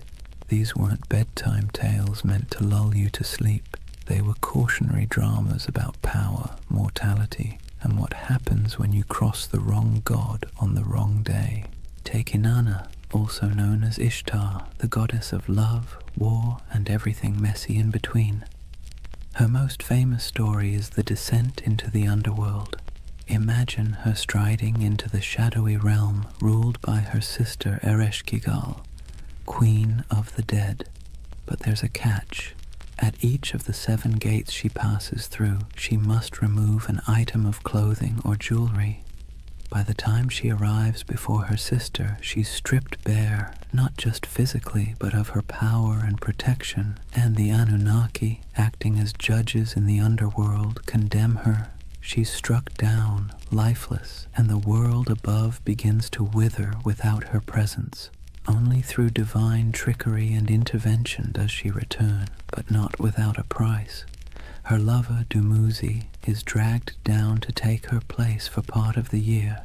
It's a story about death and rebirth, about the cycles of fertility and decay, but also about how even the mightiest goddess isn't immune to the stern judgments of the Anunnaki.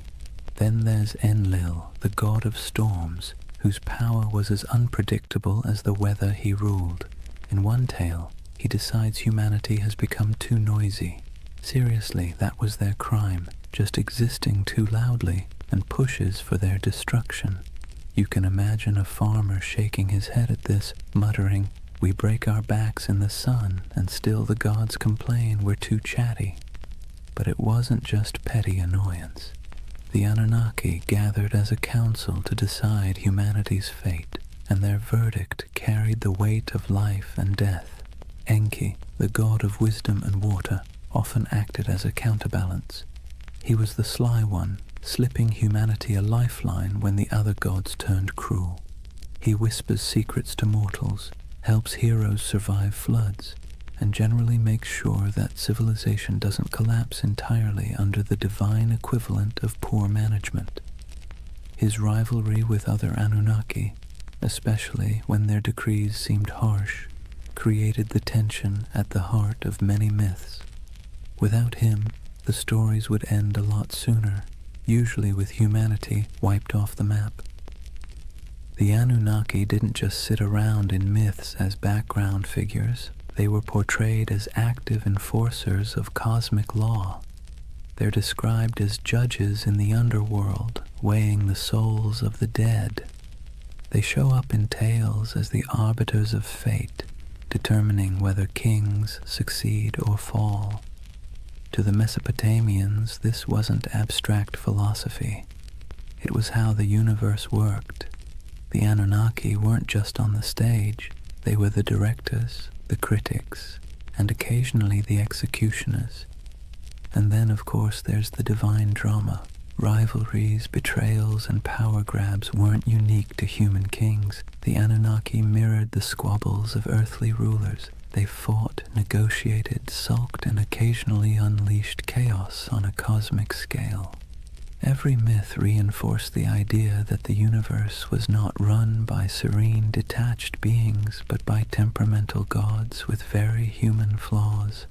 So, the mythic storylines of the Anunnaki weren't simple tales. They were the scripts by which Mesopotamians understood their place in the world. When you planted your crops, you remembered Inanna's descent. When storms raged, you muttered prayers to Enlil.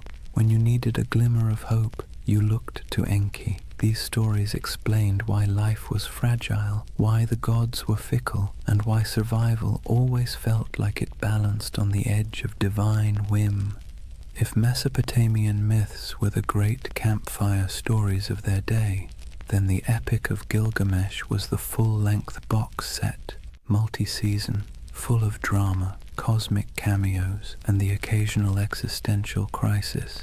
And tucked into this saga, just behind the swagger of Gilgamesh himself, you find the fingerprints of the Anunnaki. They weren't the stars of the show, but they were always present, quietly pulling strings, stamping judgments, and reminding humanity who was really in charge. Gilgamesh, king of Uruk, is portrayed as 2/3 divine, 1/3 human, a math equation that somehow worked in Mesopotamian mythology but would make your high school algebra teacher sweat. Despite his divine heritage, he still lived under the gaze of the Anunnaki. His strength, his ambition, even his arrogance, all of it was tolerated but not entirely unchecked. The Anunnaki weren't about to let one man, no matter how mighty, get away without consequences. Take his quest for immortality. After the death of his companion Enkidu, Gilgamesh is swallowed by grief, staring mortality in the face. And in that grief, he sets out to find Utnapishtim, the Mesopotamian Noah, the one mortal granted eternal life after the Great Flood. But here's the twist. Utnapishtim's story is inseparable from the Anunnaki. It was they who decreed the flood to wipe out humanity, annoyed once again by our collective noisiness. It was they who sealed the fate of countless villages. And it was Ea, sly Ea, who bent the rules by whispering to Utnapishtim, helping him survive in a boat loaded with animals. Without that divine trickery, there would be no flood hero, and thus no quest for Gilgamesh to undertake. When Gilgamesh finally finds Utnapishtim, he's told in no uncertain terms that immortality isn't for him. The Anunnaki themselves had decreed it. When the gods created man, they allotted him death, but life they retained in their own keeping. That line is essentially the fine print of existence. Humanity got the mud bricks, the barley, the back-breaking labor. The gods kept immortality for themselves. Tough luck. Even the great adventures within the epic, slaying Humbaba, guardian of the cedar forest, or killing the bull of heaven after Inanna sends it to punish him, circle back to the gods' involvement. The Anunnaki weren't background noise. They were the referees, deciding when Gilgamesh had crossed a line and when his hubris deserved punishment.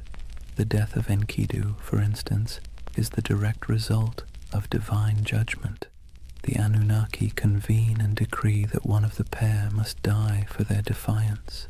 Enkidu becomes the casualty, and Gilgamesh, for all his divine strength, can do nothing but weep and rage. What's remarkable is how these stories resonate with us even now. The Epic of Gilgamesh isn't just about a king wrestling lions or digging canals. It's about humanity's oldest anxieties. Why we die, why we suffer, and why no amount of wealth or power can change those facts. And standing behind those anxieties are the Anunnaki, like cosmic administrators who handed humanity its most dreaded memo. Life ends, always. So, as Gilgamesh wandered deserts, scaled mountains, and crossed seas in search of eternal life, he wasn't just wrestling with his own fears. He was wrestling with the verdict of the Anunnaki, a verdict no mortal could ever overturn. His story wasn't just a king's adventure. It was a parable about the boundaries set by the gods and the futility of trying to break them. And in the end, Gilgamesh's great realization wasn't that he could cheat death, but that he couldn't. His city, his walls, his legacy, those would endure, not his body, which, ironically, is exactly what the Anunnaki seem to want. Humanity striving, building, suffering, and remembering, but never escaping. Civilization itself, with all its mud, sweat, and noise, became the immortality humans were allowed. If you've ever heard the story of Noah's Ark, you might think it's unique. One righteous man, one enormous boat, a zoo crammed 2 by 2, and a god who decided humanity needed a hard reset. But here's the thing, Long before the Bible put pen to parchment, Mesopotamia had already told its version. Several versions, in fact, and at the center of everyone, like judges sitting in an endless board meeting, were the Anunnaki. The earliest version we know comes from the Atrahasis epic. In this story, humanity isn't destroyed because of sin or even bad manners, but because of noise. Yes, noise. Apparently, humans were just too loud for the gods to get a decent night's rest. Picture the Anunnaki sitting in their divine chambers, grumbling like cranky landlords. These humans won't stop partying, yelling, clattering around with their plows. Enough. So they decide to wipe the slate clean. First they try droughts, then plagues, then famine, but nothing seems to stick. Humanity, stubborn as ever, bounces back. Finally, the Anunnaki pull the ultimate lever, a flood to drown every last village. Rivers swell, storms rage, and the land sinks beneath walls of water. Humanity is meant to vanish, a failed experiment erased by divine decree. But one god doesn't quite play along. Enter Ea, clever, cunning, and a little too sympathetic toward mortals for his own good. He whispers a warning to Atrahasis, a man chosen not for his holiness but for his usefulness. Build a boat, Ea advises, and not just any boat, a giant vessel sealed with pitch, stocked with food, and loaded with animals. Atrahasis obeys, and when the waters rise, he and his cargo survive, bobbing above the drowned world like the last ember of human life. A later version of the story appears in the Epic of Gilgamesh, where the survivor is called Utnapishtim. The details are eerily familiar: divine anger, whispered instructions, an ark, a flood, and birds sent out to find dry land. Sound familiar? It should. The echoes between these Mesopotamian tales and the later biblical flood story are too strong to ignore. Scholars argue endlessly about who borrowed what, but one thing is clear: Mesopotamia wrote the first draft of humanity's greatest flood myth, and in every draft, the Anunnaki are central. They sit in council, they bicker about humanity's fate, and when the floodwaters finally cover the land, they're portrayed in almost comic relief, huddled together, terrified by the very storm they unleashed. Some tablets even describe them as starving, deprived of the offerings that humans usually provided. Without people bringing bread, beer, and incense, the gods themselves were suddenly cut off. The flood, in other words, was as inconvenient for them as it was catastrophic for us. The flood stories reveal something essential about how Mesopotamians saw the Anunnaki, as powerful but flawed, terrifying but needy. They could annihilate the world on a whim, yet still panic when their own survival was threatened. They were less like all-knowing deities and more like moody overlords with too much power and not enough foresight. For the people who told these stories, the message was clear. Humanity existed at the mercy of forces it could never control. Floods could sweep away entire harvests overnight. Droughts could starve villages. Life was precarious, fragile, and unfair. By embedding those anxieties into myth, the Mesopotamians made sense of the chaos. The Anunnaki weren't just random forces of nature. They were personalities you could bargain with, flatter, or, if you were lucky, find an ear to outwit on your behalf. And maybe that's why the flood myth has lasted so long. It resonates with the most basic human fear, that everything we've built, everything we've struggled for, can be washed away in an instant. The Mesopotamians wrapped that fear in the story of divine judgment, a story so powerful it sailed forward through time, carried on clay tablets, copied into scripture, and retold for millennia. So the flood wasn't just water rising, it was a story of humanity's fragility, the gods' capriciousness, and the desperate hope that someone, anyone, might survive to start over again. If you've ever sat through a corporate meeting where everyone jockeys for credit, interrupts each other, and tries to outdo the boss, congratulations, you already understand Mesopotamian divine politics. Because the Anunnaki, for all their cosmic authority, were basically the original middle managers of the universe, constantly bickering, scheming, and pushing their agendas. Let's be clear. The Anunnaki weren't serene, enlightened beings sitting in eternal harmony. They were more like a council of city-states writ large. Each had their turf, their loyalties, and their grudges. When they gathered, it wasn't kumbaya around the celestial campfire. It was more like a landlord's association deciding how much rent to raise while secretly planning who to stab in the back at the next vote. Take Enlil, for example, the storm god, known for being both immensely powerful and immensely irritable. He's often depicted as the one pushing for harsh judgments, floods, plagues, the occasional smiting. If you had to assign him a modern role, he'd be that boss who always thinks the best solution is fire half the staff and never sticks around to clean up the mess.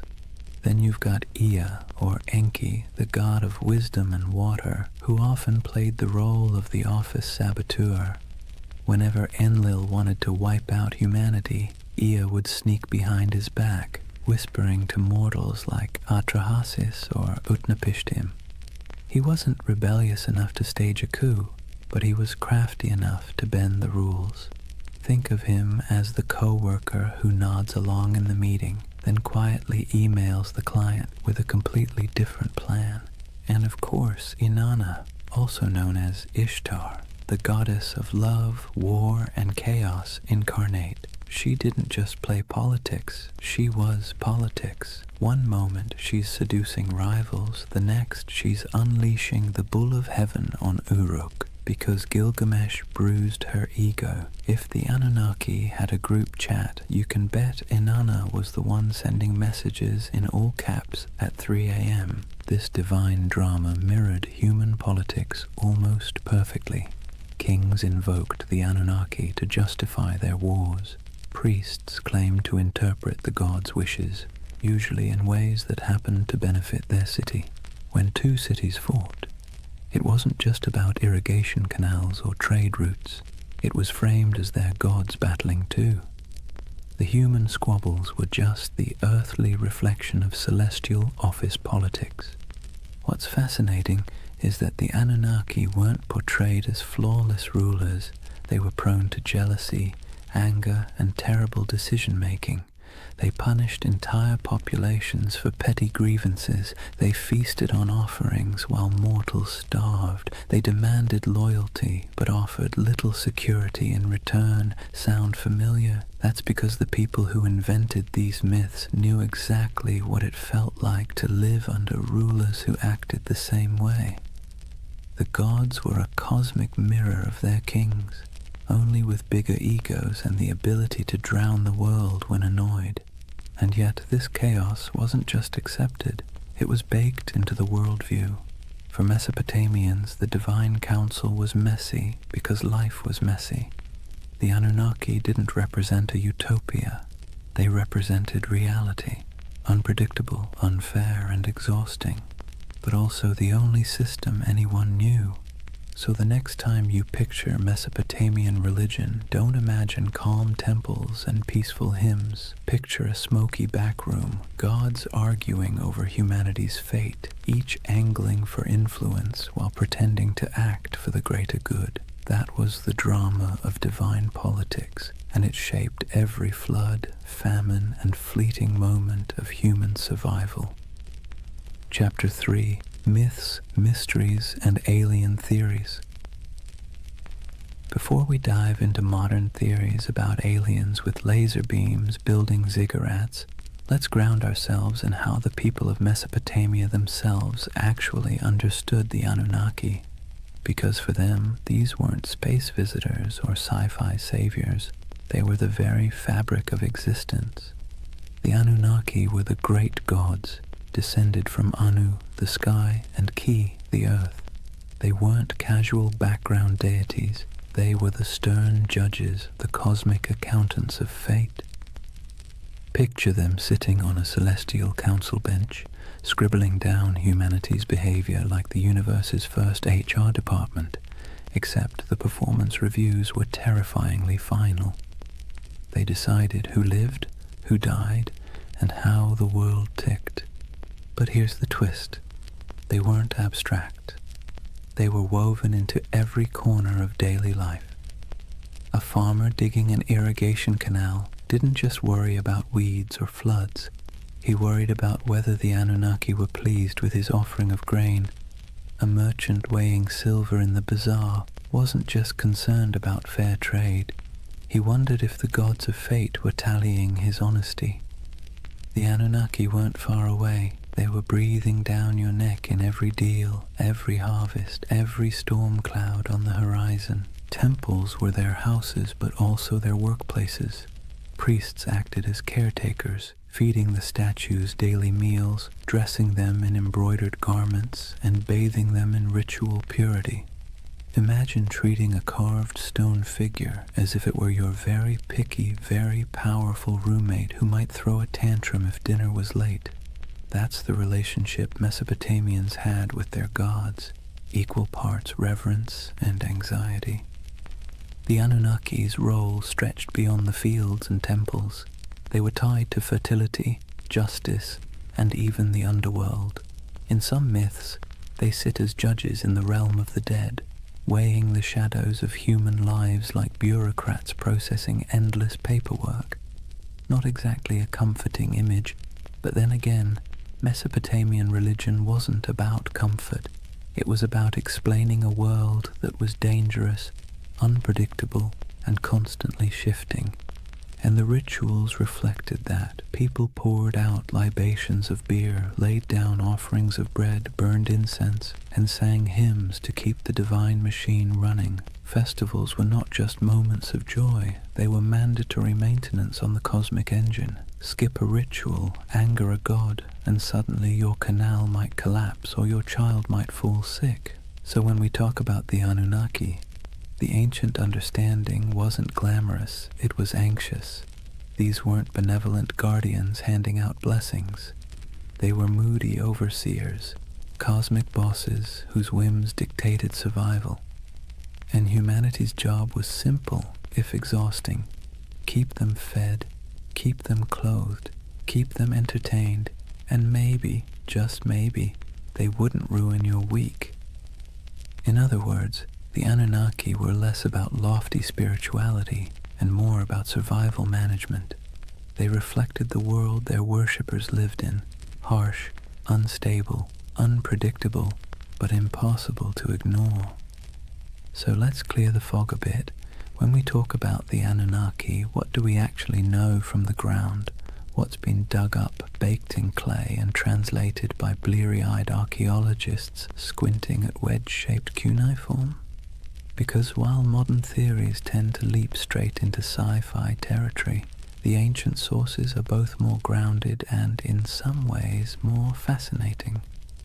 The word Anunnaki itself pops up across thousands of years of Mesopotamian texts, from Sumerian myths to Babylonian epics.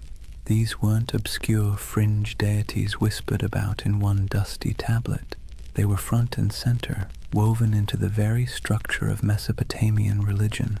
They appear in the Enuma Elish, the Babylonian creation story, their judges in underworld texts, their name dropped in royal inscriptions, invoked as divine witnesses to treaties and curses.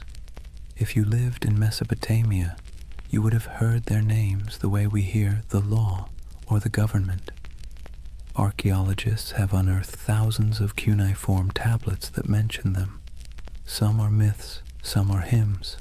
Others are dry administrative lists where the Anunnaki show up as the divine recipients of offerings, bread, beer, livestock, and occasionally the odd luxury good. Imagine seeing your gods listed alongside taxes in a spreadsheet carved into clay. That's how real they were to the people of the time. Visually, the evidence is trickier. unlike Egyptian gods with instantly recognizable animal heads, the Anunnaki weren't locked into one iconography. Sometimes they're represented as human-like figures in elaborate robes with horned crowns, a symbol of divinity. Other times, they're mentioned collectively, more as a divine council than as individuals with distinct faces. Reliefs from places like Assyria show gods flanking sacred trees, holding ritual objects, or hovering in winged forms. Whether every winged figure should be read as Anunnaki is debated, but what's certain is that these divine images were meant to remind worshippers of cosmic hierarchy, gods above, humans below, no exceptions. Then there are the ziggurats themselves, the massive step temples that dominated Mesopotamian skylines. While we can't slap a label on the bricks reading Anunnaki headquarters, the texts make clear these structures were dedicated to them and their kin. Priests, trained scribes, and entire economic systems revolved around the upkeep of these temples.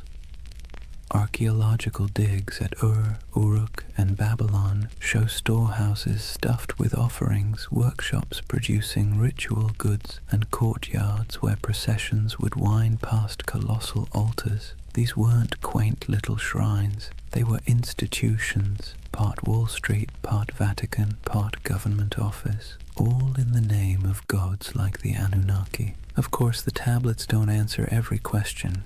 They leave gaps. Frustrating gaps that modern minds love to fill with speculation. Did the Anunnaki descend from the heavens in some dazzling moment of contact? The texts never say that. Did they genetically engineer humans in a laboratory? No mention. What they do say is that the Anunnaki were the arbiters of fate, the enforcers of divine will, and the ever-watchful overseers of human existence. They're described as present in the underworld, as the ones who decree destinies, and as an assembly that even other gods had to respect. The challenge and the beauty of the archaeological evidence is that it roots the Anunnaki firmly in the ancient imagination without giving us neat answers. What survives is clay, dry, cracked tablets that were once wet mud in the hands of scribes. Reliefs chipped out of palace walls, broken statues that once carried offerings, the echoes of rituals performed in smoke-filled courtyards. The Anunnaki live on through these fragments, like a puzzle with half the pieces missing, and maybe that's why they remain so compelling, because the evidence is enough to prove they were central to Mesopotamian life, but not enough to fully explain them, which leaves space, too much space, for centuries of speculation, from serious scholarship to, well, let's just say, less serious theories about alien overlords building irrigation canals. Now, here's where things take a sharp turn from dusty tablets to late-night cable television. For thousands of years, the Anunnaki lived quietly in broken clay fragments and forgotten ziggurats. Then the 20th century rolled around, and suddenly they were recast as cosmic engineers from another star system. The gods of the underworld became astronauts, and the myths of Mesopotamia were rebranded as ancient history's greatest cover-up. The name most associated with this reimagining is Zecharia Sitchin, a writer who in the 1970s published a series of books claiming that the Anunnaki weren't just gods. They were extraterrestrials from a mysterious 12th planet he called Nibiru. According to his interpretation of Sumerian texts, these beings came to Earth hundreds of thousands of years ago, mined gold to repair their failing atmosphere, and genetically engineered humanity as a labor force. Essentially, humans are the original interns in someone else's cosmic business plan. Sitchin's book sold like hot bread in a Mesopotamian market. They tapped into a cultural moment when UFOs, space exploration, and Cold War paranoia made alien narratives irresistible. His Anunnaki weren't just mythic figures. They were proof, he claimed, that our origins weren't entirely our own. The gods of Sumer weren't metaphors, they were visitors, technicians, and in some versions, slave masters. And conveniently, they promised to return someday, which gave the whole story a nice mix of biblical prophecy and sci-fi cliffhanger. From there, the Anunnaki leapt into popular culture. They became staples in documentaries, internet forums, video games, and conspiracy theories. You've probably seen them lurking in the background of the History Channel's Ancient Aliens, their horned crowns swapped for astronaut helmets in digital recreations. They pop up in books arguing that ancient architecture, the pyramids, Stonehenge, Machu Picchu, was the handiwork of godlike beings with advanced technology. Never mind that the Sumerians never claimed their ziggurats were rocket launch pads. The imagery proved too enticing for modern imaginations. The Anunnaki as aliens theory has sticking power because it blends two irresistible ideas, that the gods were real and that humans didn't climb the ladder of civilization entirely on their own. It offers mystery, grandeur, and, let's be honest, a touch of flattery. Because if aliens engineered us, then clearly we're special, or at least somebody's favorite experiment. Of course, historians and archaeologists roll their eyes hard enough to sprain something when these theories come up. There's no tablet that says, by the way, we came from planet Nibiru. There's no evidence of spaceports in Ur or genetic labs in Babylon. The texts talk about floods, fate, rituals, and divine councils, not interstellar travel. But for many people, that's part of the fun. The gaps in the evidence are fertile ground for imagination, and Sitchin's Anunnaki filled those gaps in a way that captured millions of readers. It's worth pausing, though, to ask why. Why did the Anunnaki, of all the gods in human history, become the poster children for alien theories? Why not the Greek Olympians, or the Norse pantheon, or the Aztec deities? Partly it's because Mesopotamia is so old. These myths stretch back to the dawn of writing, which makes them feel like they contain hidden truths, the first draft of humanity's story. And partly it's because the Anunnaki were always portrayed as remote, judgmental overseers, an image that lends itself easily to the idea of superior beings from elsewhere. So, in the modern imagination, the Anunnaki have been rebranded, no longer just the moody gods of grain and flood, they're star travelers, geneticists, and absentee landlords of Earth. Whether you buy it or not, you have to admit, it's a heck of a career change for a bunch of ancient underworld judges. So, let's weigh the scales. On one side, we have archaeologists with dirt under their fingernails, carefully piecing together tablets baked 5,000 years ago. On the other, we have modern storytellers claiming the Anunnaki were gold-mining astronauts with a taste for human DNA. Which side is right? Well, that depends on whether you prefer your history served with clay dust or with tinfoil hats. First, the debunking side. Professional Assyriologists, those are the folks who actually read cuneiform, not just squint at it until it looks like spaceships, are nearly unanimous. The alien Anunnaki theory has no basis in the texts.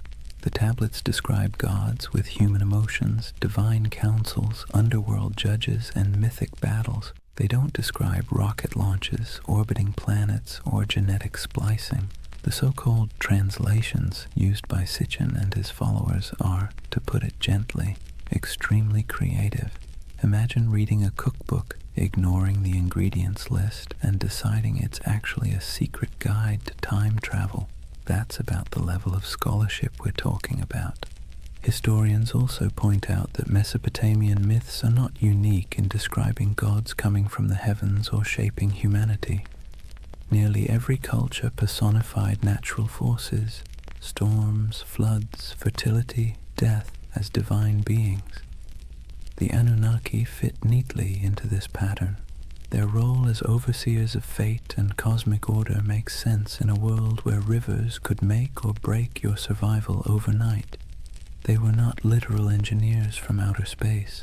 They were metaphors dressed in horned crowns. And yet, here's where the believing side makes its case, not necessarily because the evidence is strong, but because the allure is irresistible. People love mysteries. We love the idea that official history only tells part of the story, and we especially love the idea that ancient civilizations had secrets we can barely comprehend. The Anunnaki as aliens theory scratches all those itches.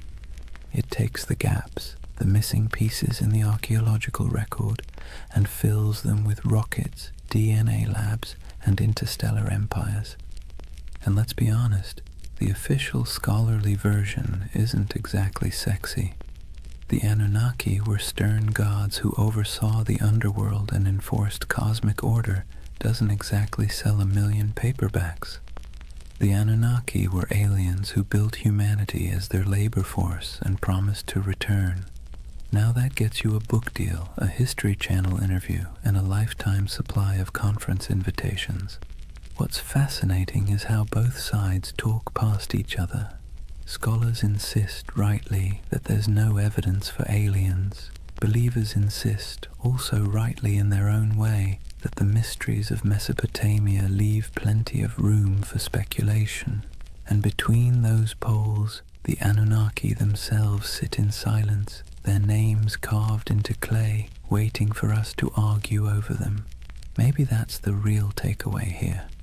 Not whether they were gods, judges, or astronauts, but the fact that the Anunnaki are still sparking debate thousands of years later.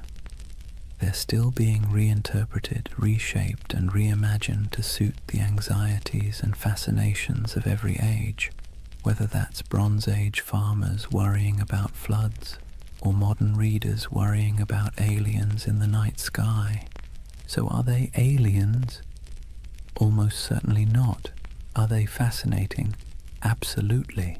And in the end, whether you lean on the side of clay tablets or cosmic spaceships, you're participating in the same tradition the Mesopotamians started, using stories to make sense of a world that always feels a little bit out of our control. Here's the thing, whether you side with the cautious archaeologists or the ancient astronaut crowd, one fact is undeniable. The Anunnaki have staying power. Thousands of gods have come and gone, their names forgotten, their temples reduced to rubble, but somehow the Anunnaki still loom in our imagination, stubbornly refusing to fade. Why? What is it about this particular group of deities that continues to haunt us? Part of the answer lies in timing. The Anunnaki belong to the very earliest chapters of human history. When we talk about them, we're not just talking about some late add-on to mythology. We're talking about gods that walked hand in hand with the invention of writing, cities, and law. They're baked into the foundations of civilization itself. To imagine them is to imagine the dawn of human organization, when the rules of existence were still being scribbled on clay for the very first time. That alone gives them an aura of primordial authority. Another part is their personality. Unlike distant creator gods who retreat into the heavens after making the world, the Anunnaki were meddlesome. They judged, they punished, they demanded offerings. They were nosy landlords of human destiny, constantly keeping score. And let's be clear, that resonates because it feels familiar. Who hasn't felt like life is governed by forces beyond your control, demanding rent, setting impossible rules, and punishing you when you fall short? The Anunnaki embody that eternal human anxiety that someone powerful is watching and that your fate is never entirely your own. Then there's the modern twist. Once writers like Sitchin recast them as aliens, the Anunnaki slipped neatly into our age of science fiction. Suddenly they weren't just gods in dusty temples. They were interstellar overlords, genetic engineers, perhaps even visitors who might return. That storyline dovetails perfectly with our cultural obsessions, UFO sightings, government cover-ups, the dream that humanity's origin story has a cosmic footnote. The Anunnaki became flexible enough to serve both the skeptic and the dreamer, the scholar and the conspiracy theorist. But maybe the deepest reason they captivate us is because they stand at the intersection of myth and mystery. They are ancient enough to feel weighty, mysterious enough to feel open-ended, and human enough to feel relatable. They bridge the gap between the world we know and the world we suspect might exist just beyond our understanding. Whether as gods, symbols, or aliens, the Anunnaki invite us to ask big questions about control, destiny, and the possibility that humanity isn't entirely steering its own ship. And so they linger on broken tablets in dusty museums, on the shelves of UFO bookstores, in memes, podcasts, video games, and documentaries. They've outlived the cities that once worshipped them, and they'll probably outlive our own stories too, because the Anunnaki aren't just gods of the underworld, they're gods of imagination, and that, in the end, might be the only immortality any deity truly needs. Chapter 4. Legacy, Splendor, and Echoes in Time. If you were a Mesopotamian king, life wasn't just about managing crops or worrying about canal maintenance. That was for everyone else. Your main job, besides bragging in stone, was to convince people that the Anunnaki were firmly in your corner. Ruling wasn't just politics, it was theater, and the Anunnaki were the ultimate stage props. Step into the palace of a Babylonian ruler and look at the walls. Carvings show the king standing tall, flanked by divine symbols, winged discs, horned crowns, stars etched above his head. These weren't decorative doodles, they were bold advertisements. The message was simple: I don't just rule because I say so, I rule because the gods, the Anunnaki themselves, have given me the keys to the kingdom. If anyone dared question it, well, they weren't defying just a man, they were defying the cosmic order. Not exactly a comfortable position to be in. And then there were the temples. Massive ziggurats weren't simply for piety, they were political assets. Kings poured resources into these towering mud brick staircases to heaven, dedicating them to the Anunnaki as if they were paying off a divine mortgage. Each new level added, each gleaming brick was another way of saying, see how devoted I am? Clearly the Anunnaki love me more than the guy ruling next door. Priests, of course, benefited handsomely from this arrangement, receiving offerings, land, and workers, all in the gods' names. Kings and priests together formed a kind of divine PR firm, endlessly reminding everyone that their power flowed straight from above. Rituals, too, were carefully choreographed to spotlight this connection. The king might be shown pouring libations to a statue of a god or personally leading a festival procession. Behind him trailed nobles, musicians, soldiers, and ordinary citizens, all participants in a drama where the king was both actor and messenger. The Anunnaki's presence was invoked at every step, their supposed approval stamped onto the very structure of civic life. Of course, it wasn't all incense and hymns. Kings also invoked the Anunnaki in their darker pronouncements. Inscriptions often came with curses attached. Whoever defaces this monument, may the Anunnaki destroy his seed, wither his fields, and turn his name to dust. Nothing like a little cosmic threat to keep people from messing with your statues. The Anunnaki became both benefactors and enforcers, tools for rulers to extend their grip long after their actual armies had gone home. To the elite, the Anunnaki were less distant deities and more political allies. Their approval justified expansion, conquest, and the construction of monumental architecture. Their names adorned treaties, their authority sealed laws, and their imagined presence loomed over courts and councils. Ordinary Mesopotamians might have seen the Anunnaki as stern judges of fate, but for kings they were a brand, one you invested in heavily because without it your power was just another mud-brick palace waiting to crumble. And so when you think of Mesopotamian splendor, banquets with honey cakes and music, dazzling gates covered in glazed brick, kings reclining in luxury, remember that every goblet raised was, at least on paper, raised in honor of the Anunnaki. The gods were everywhere, woven into the very fabric of elite life, both as protectors and as the ultimate marketing department. Let's step outside the palaces for a moment and see how different life looked depending on where you stood in Mesopotamian society. Because while kings and nobles could commission inscriptions boasting about their cozy relationship with the Anunnaki, ordinary people experienced those gods in very different, far less glamorous ways. Start with the farmer. He rises before dawn, trudges barefoot through mud, and pours out a portion of his precious grain as an offering.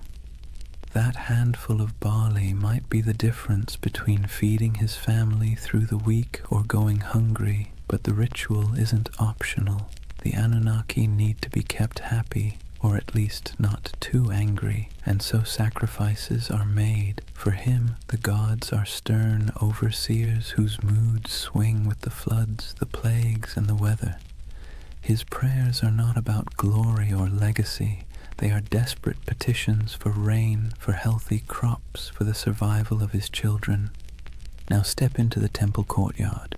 Here, priests oversee elaborate offerings, roasted lamb, beer poured into bowls, incense rising in aromatic clouds.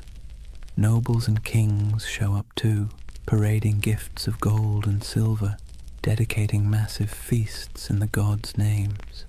On the surface, it looks like everyone is worshipping the same deities, but the scale is entirely different. Where the farmer gives a clay bowl of bread, the king gives an entire bull.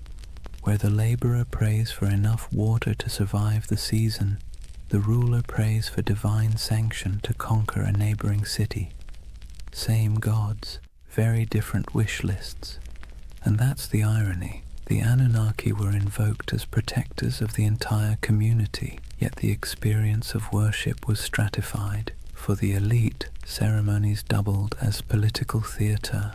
A grand feast for the gods also reminded the crowd who had the wealth to host it. Statues clothed in embroidered robes weren't just signs of piety, they were signs of power, gifts only rulers could afford to lavish. The gods, in other words, could be co-opted into a luxury brand. For ordinary people, the relationship was more anxious, even exhausting. You lived in constant fear of offending the divine, often through mistakes you didn't even understand. Did you skip a ritual unknowingly? Did a bad dream mean you had angered a god? The Anunnaki were less symbols of splendor and more reminders of how small, fragile, and vulnerable your life was. While kings used the Anunnaki to justify authority, you used them as insurance, however unreliable, against catastrophe. So picture the contrast. In the palace, banquets lit by oil lamps, honey cakes dripping with syrup, nobles reclining as musicians play, the king raising a jeweled cup to the gods. In the commoner's home, a dim reed fire, a bowl of barley porridge, children sleeping on mats while parents whisper prayers that the river won't flood that night. Both acts are framed as honoring the Anunnaki, but the emotional reality could not be more different. And yet, this inequality was accepted because it was dressed in the language of religion. If the Anunnaki had chosen to bless the king with riches, then clearly the king deserved it. If a farmer struggled, well, perhaps he had failed to please the gods properly. Religion became the great explainer of inequality, smoothing over cracks by wrapping them in divine will.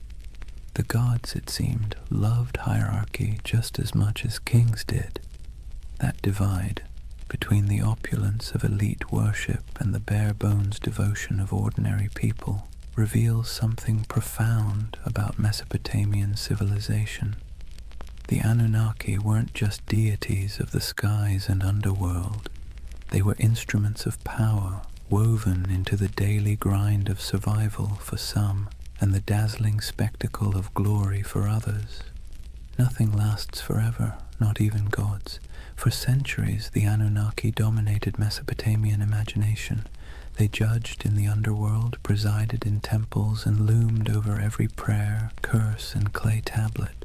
But slowly, quietly, they began to fade, not because people suddenly stopped believing in gods altogether, far from it, but because new powers, new empires, and new religions rolled in, sweeping the old names into the shadows. It began with conquest. Mesopotamia was never an isolated bubble. It was a crossroads where Persians, Greeks, and eventually Romans stamped their own cultures onto the land. Each wave of rulers brought new pantheons, new rituals, and new myths. The Anunnaki, once the unquestioned arbiters of fate, were slowly blended, reshaped, or outright replaced.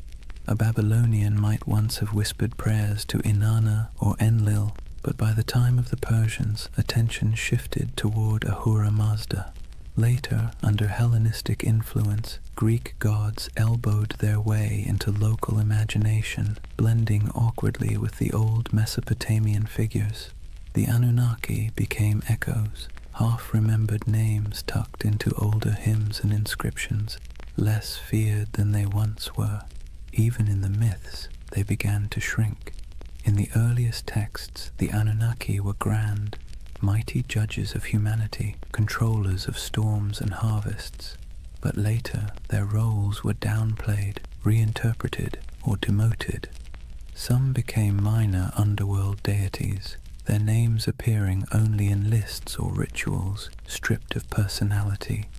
Others were absorbed into the identities of more dominant gods like Marduk, who rose to prominence in Babylon. It's as if the divine stage grew crowded, and the Anunnaki were pushed to the background, while new stars took the spotlight. Part of their decline came from the simple fact that memory is fragile. Myths were preserved on clay tablets, but those tablets broke, crumbled, or were buried under centuries of dust.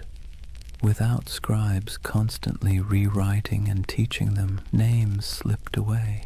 And when temples fell into ruin, when ziggurats melted back into mud, the rituals that once kept the Anunnaki alive dissolved too. Gods require worshippers. Without daily offerings, songs, and fear, even the most intimidating pantheon becomes just a whisper in old stories. Yet their influence didn't vanish completely. Biblical writers remembered Babylon and its gods, often casting them as symbols of arrogance or oppression. Later cultures hinted at shadowy beings who sounded suspiciously like the Anunnaki, stern judges, watchful figures, half-remembered echoes of older myths. But their names, once shouted in temple courtyards, became faint murmurs in academic footnotes and archaeological reports. Imagine walking through the ruins of Ur or Babylon centuries after their decline. The great ziggurats are crumbling, reeds sprouting between broken bricks. Once bustling courtyards are silent, save for the wind. The statues of gods are toppled or eroded, their once bright garments long since rotted. To stand there is to feel the silence of forgotten worship, a silence where the Anunnaki once thundered. And yet there's a strange comfort in that silence. Even the gods, it turns out, are subject to time. They too fade, replaced, rewritten. The Anunnaki's decline is a reminder that nothing, no matter how powerful it seems, escapes the erosion of centuries. Their temples collapsed, their names blurred, but the idea of them lingers, proof that even when the divine fades, memory holds on, however faintly. The Anunnaki may have faded from temples and clay tablets, but they never disappeared entirely. Instead, they slipped sideways, out of daily worship and into memory, myth, scripture, and eventually pop culture.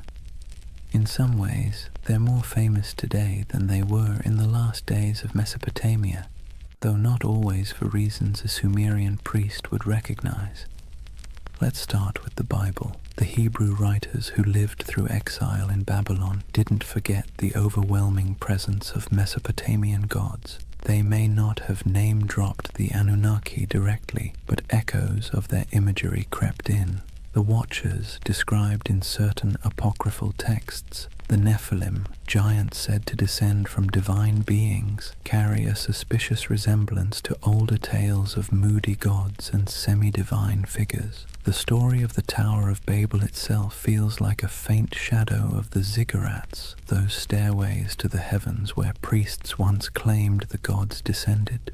Babylon became a symbol of arrogance, sin, and divine punishment.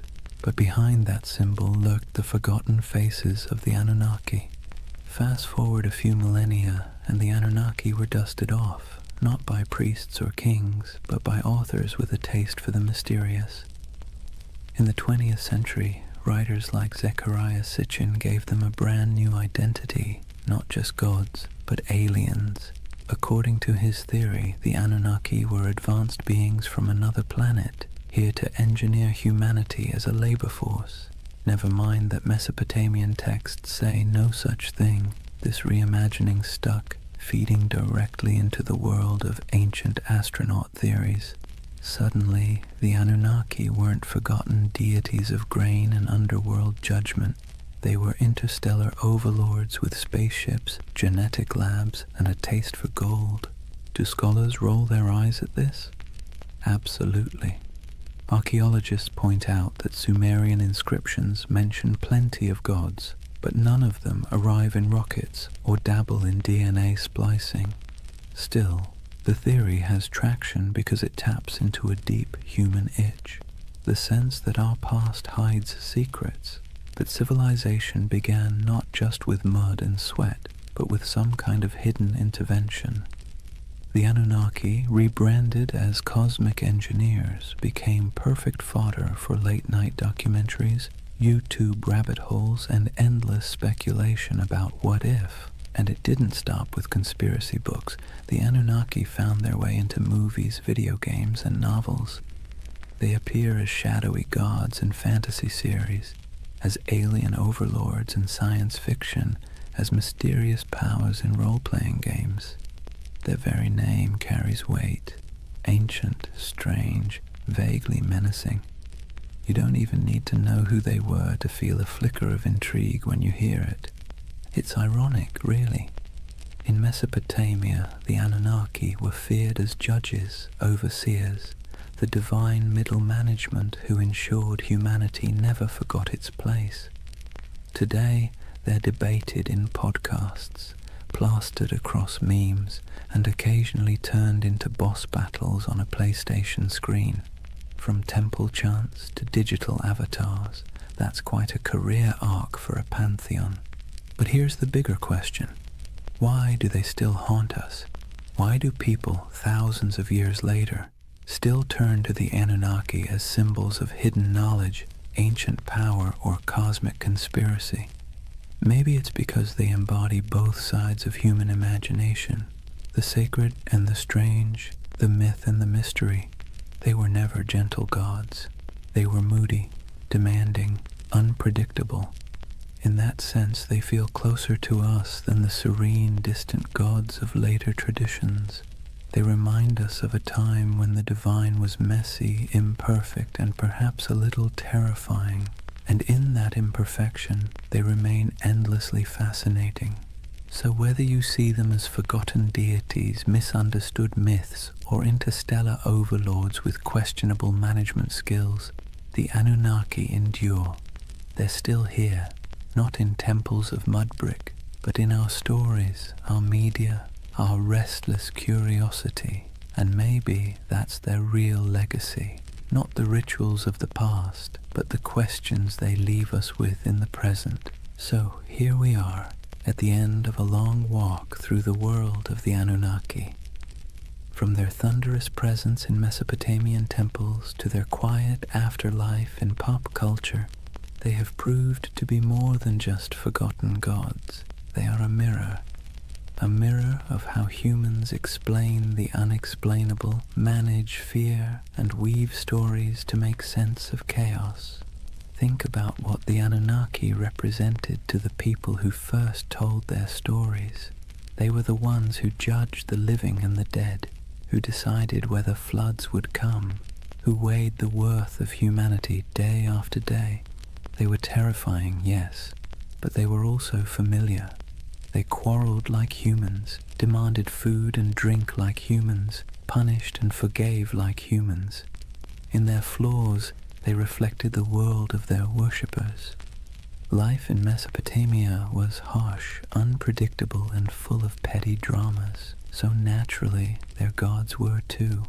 Fast forward to today, and the Anunnaki still serve the same role, just in a different costume.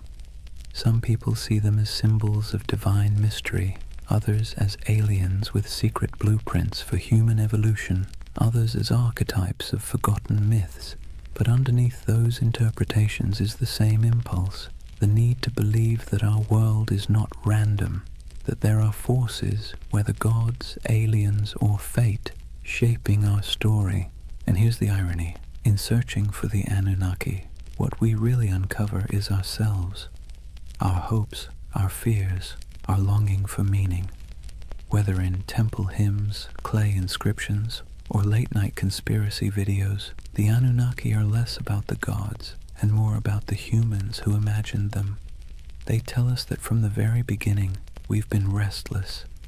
We've wanted answers, we've wanted control, and when the rivers of life flooded or dried, we looked upward, to the sky, to the gods, to the stars, and tried to explain it. So why do they still haunt our imagination? Maybe because they embody the uneasy truth of civilization, that progress comes with anxiety, that knowledge comes with questions we can't quite answer, that power, whether divine or human, is always precarious. The Anunnaki remind us that even at the dawn of history, people wrestled with the same feelings we carry today: awe, fear, wonder, doubt. And as you drift into sleep tonight, let that thought settle in gently. The Anunnaki may be gone, their names eroded by time, their temples reduced to dust, but the echoes of their stories still ripple through us, not as warnings from stern gods, but as reminders of our own humanity. The rivers rise and fall, empires bloom and crumble, gods fade, then return in new disguises. Yet the rhythm of life carries on.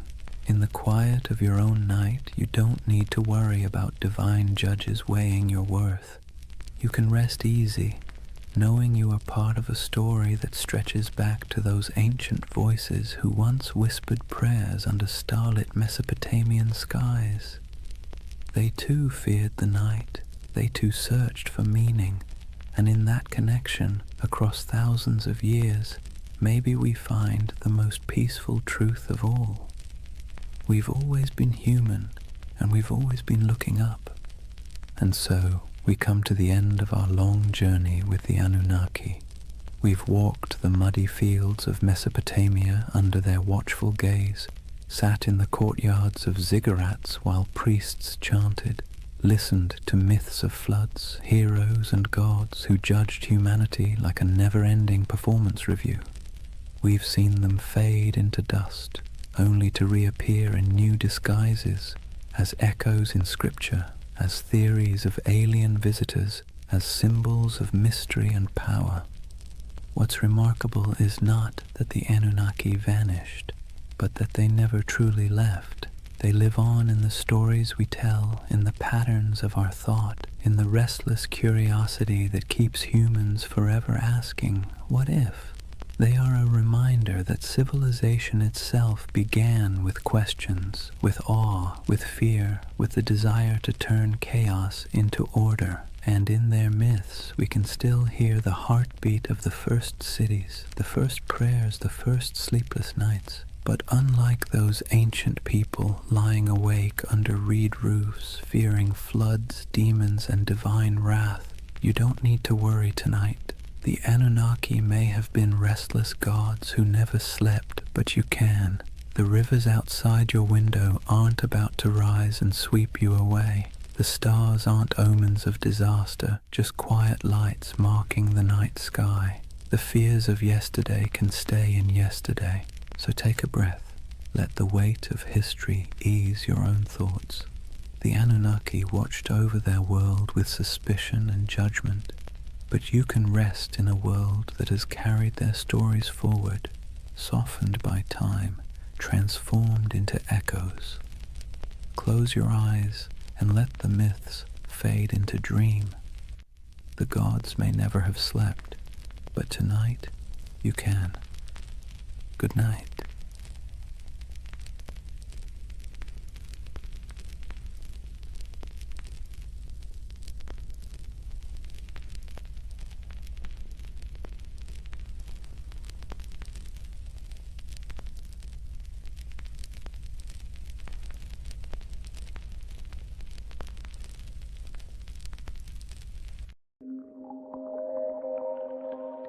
Sometimes history hides things so enormous that we only notice them when we leave the planet.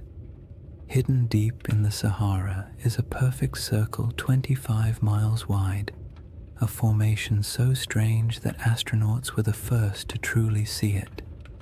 Yet despite its size, its symmetry, and its eerie resemblance to a giant eye staring straight up through the sand, no one can fully explain how it formed.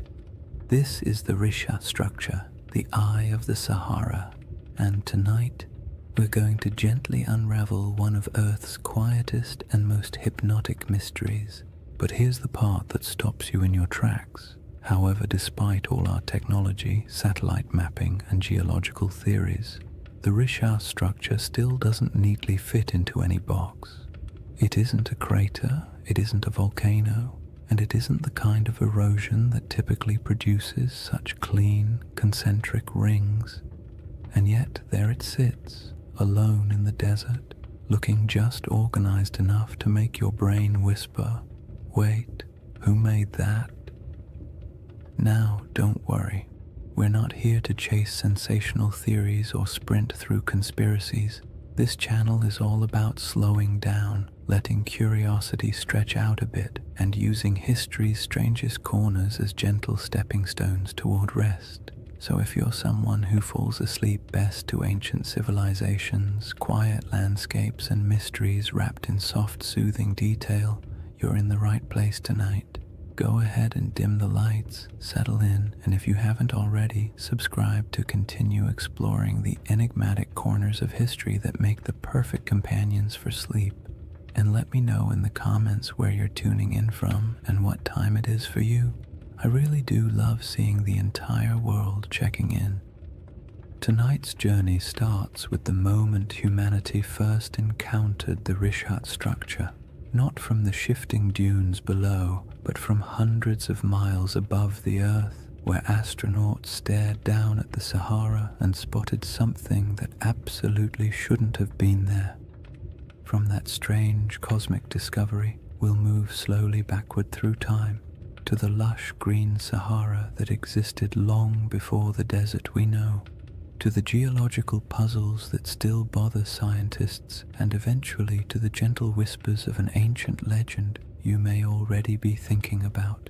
So take a breath, let your shoulders relax, and whenever you're ready, we'll begin with Chapter 1. The moment we first glanced down from orbit and saw the eye looking back. Chapter 1. The Eye That Shouldn't Exist. Imagine looking down at Earth from orbit, the Sahara stretched beneath you in soft, endless waves of gold. From up there, the desert doesn't look harsh or unforgiving. It looks calm, like a giant sleeping creature under a pale blue sky. Astronauts have always taken moments to stare at the planet that way, partly out of awe, partly out of boredom, and partly because when you're strapped into a metal capsule moving faster than anything humans were ever meant to travel in, looking out the window is one of the few activities that doesn't involve switches, checklists, or mild existential dread. But during one of those early missions in the 1960s, a crew noticed something unusual, a shape far too large, too perfect, and too strange to ignore. Down on the desert floor, there was a circle, a perfect circle, 25 miles across, spiraling outward in broad rings that looked almost architectural. Not a crater, not a mountain, not a lake, just a massive, quiet symbol pressed into the land, so large that the only way to truly see it was to leave the planet entirely. To those astronauts, it looked like an eye staring straight back at them from the surface of Mauritania, the Richat structure, though it didn't have that name yet. At the time, it was simply that giant thing nobody expected. From a distance of hundreds of miles, the symmetry was unmistakable, perfect curves, clean rings, a massive pupil-shaped center. It had the kind of geometry that makes your brain immediately start asking questions it can't answer. Why is it so round? Who carved it? What force makes a shape like this in a place so empty? And perhaps the most unsettling question of all, how could something this big go unnoticed for so long?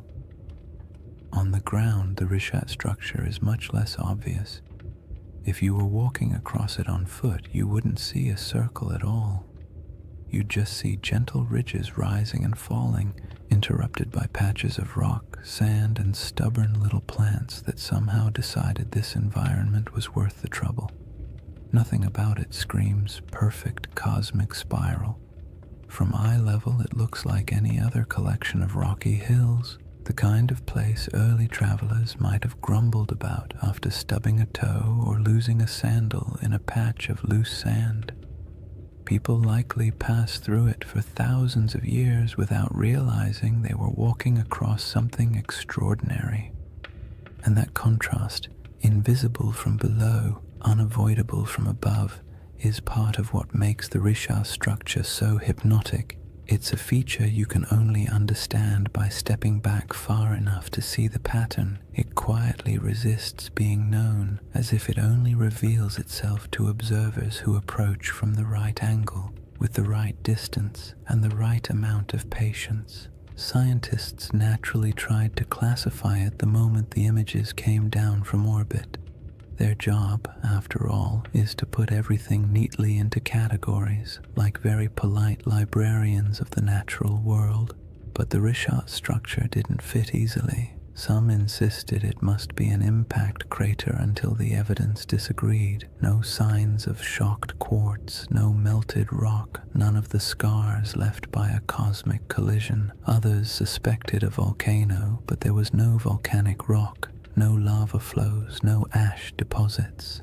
Then came theories of uplift, erosion, domes, collapses, each one working nicely for the first few sentences before quietly falling apart upon closer inspection.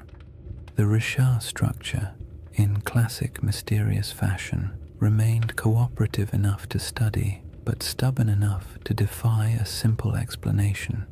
It sits awkwardly between categories, like a puzzle piece cut in the wrong shape but still clearly belonging to the overall picture. And it doesn't help that it's located in one of the most remote regions of the Sahara, far from major trade routes, major kingdoms, or the kinds of resources that attract large ancient settlements. This is not the place where ancient people built empires or dug canals or left behind giant inscriptions announcing their presence. It's a place of wind, silence, heat, and sand, the kind of environment that erases evidence as quickly as humans can create it. Yet even in that isolation, The Risha structure demands attention. It is too large to ignore, too precise to dismiss, and too quiet to fully understand. You look at it and it feels like a riddle you weren't meant to solve on the first attempt. The desert around it stretches endlessly, dunes rising and falling like slow-motion waves, while the structure itself sits calmly in the center, a spiral carved into a world of shifting sand. There is a strange comfort in its stillness, as if it has been watching changes for far longer than humans have been paying attention, waiting patiently for someone to finally look down and notice. People naturally draw comparisons to ancient tales, especially the ones involving circular cities and lost civilizations swallowed by disaster. Humans are not subtle when it comes to pattern recognition. You show us a shape that even vaguely resembles something familiar, and our imaginations sprint ahead with enthusiasm. A structure with concentric rings in northwest Africa, larger than many ancient cities.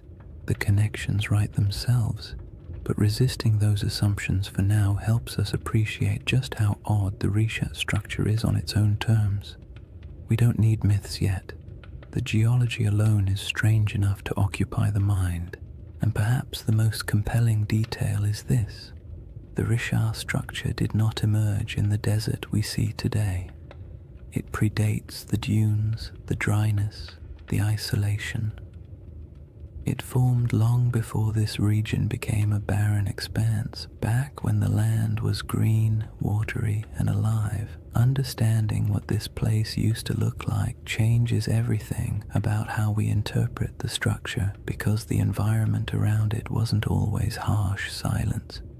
There was a time when this region held rivers, lakes, animals, and early humans whose daily lives unfolded under a sky that seems impossible when compared to the Sahara's modern emptiness.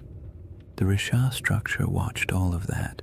It watched ecosystems rise and fall, climates swing from wet to dry and back again, people migrate across its slopes, and entire landscapes vanish beneath shifting dunes. Before we compare it to any myth, we have to travel back to that older world, the Sahara before the Sahara, to see what the eye looked like when it was surrounded not by sand, but by life. To understand why the Risha structure feels so uncanny, you have to set aside the modern Sahara entirely. The desert we picture today, an endless, shimmering expanse of heat and sand, is actually one of the youngest landscapes on the planet. For most of human existence, this region wasn't a wasteland at all. It was green, fertile, and astonishingly alive.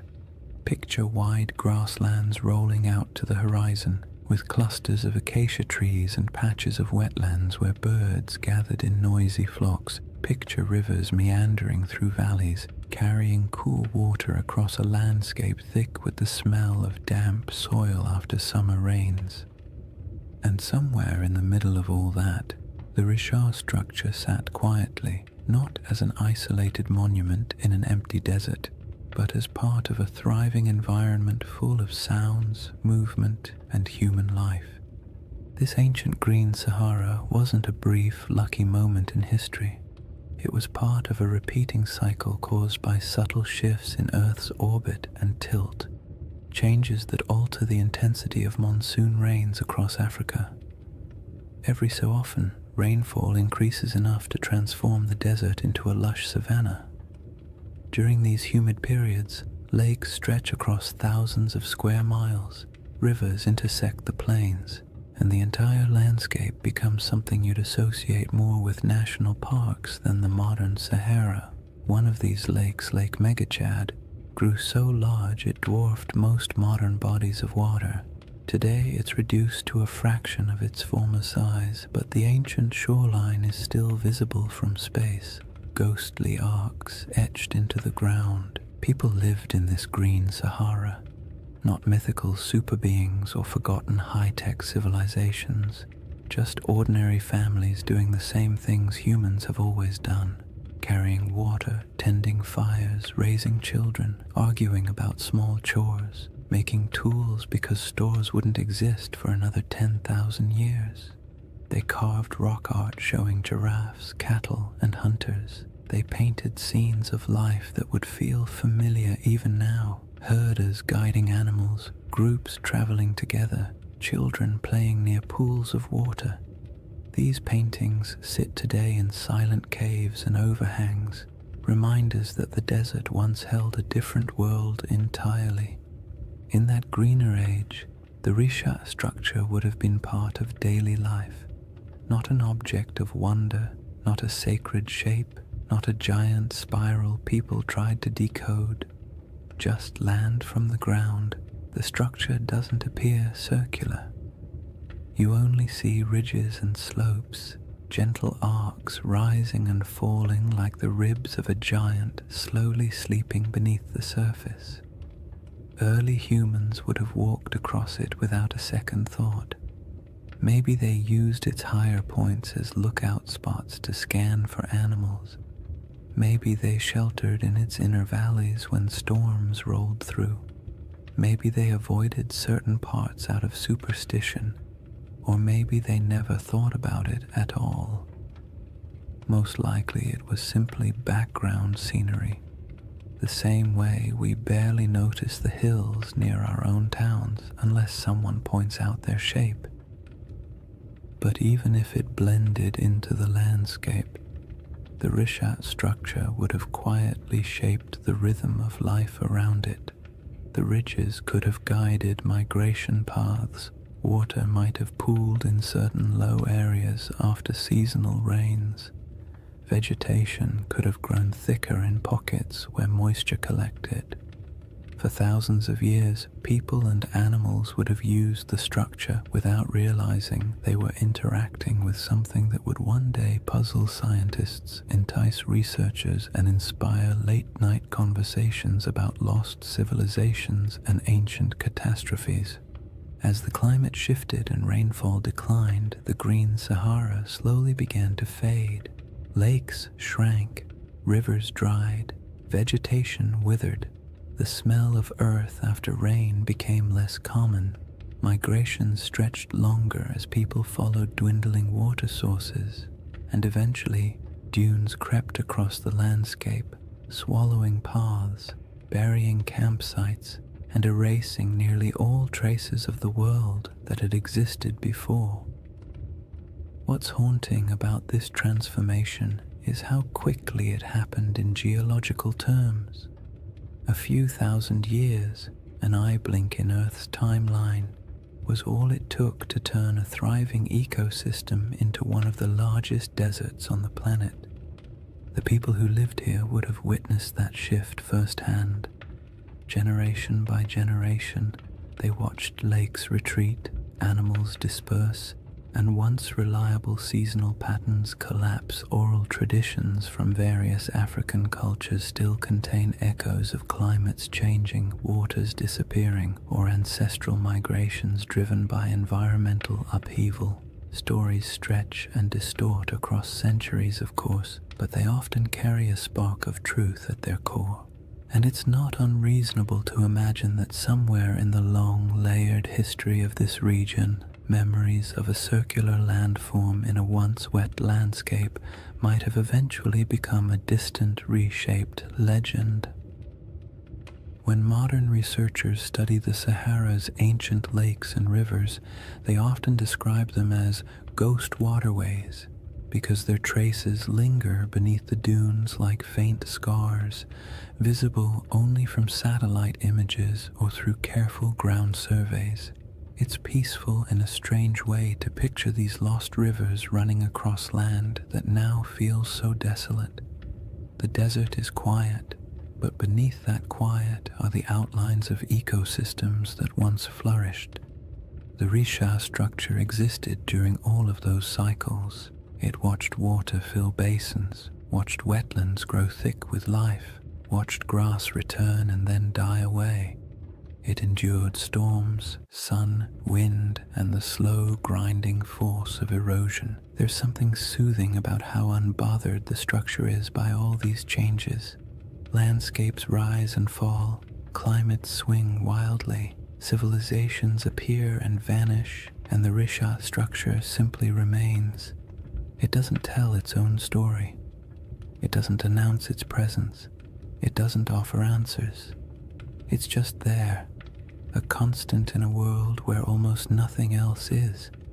And understanding that ancient environment is essential because it sets the stage for the real puzzle, how this enormous circular formation came to be in the first place. The scientific explanations, volcanic uplift, erosion, collapsed domes, answer some questions while raising others. Each theory seems convincing until you begin to examine the details. The Risha structure looks simple from orbit, but grows more complicated the closer you approach it, like a calm surface hiding a tangled set of mysteries beneath.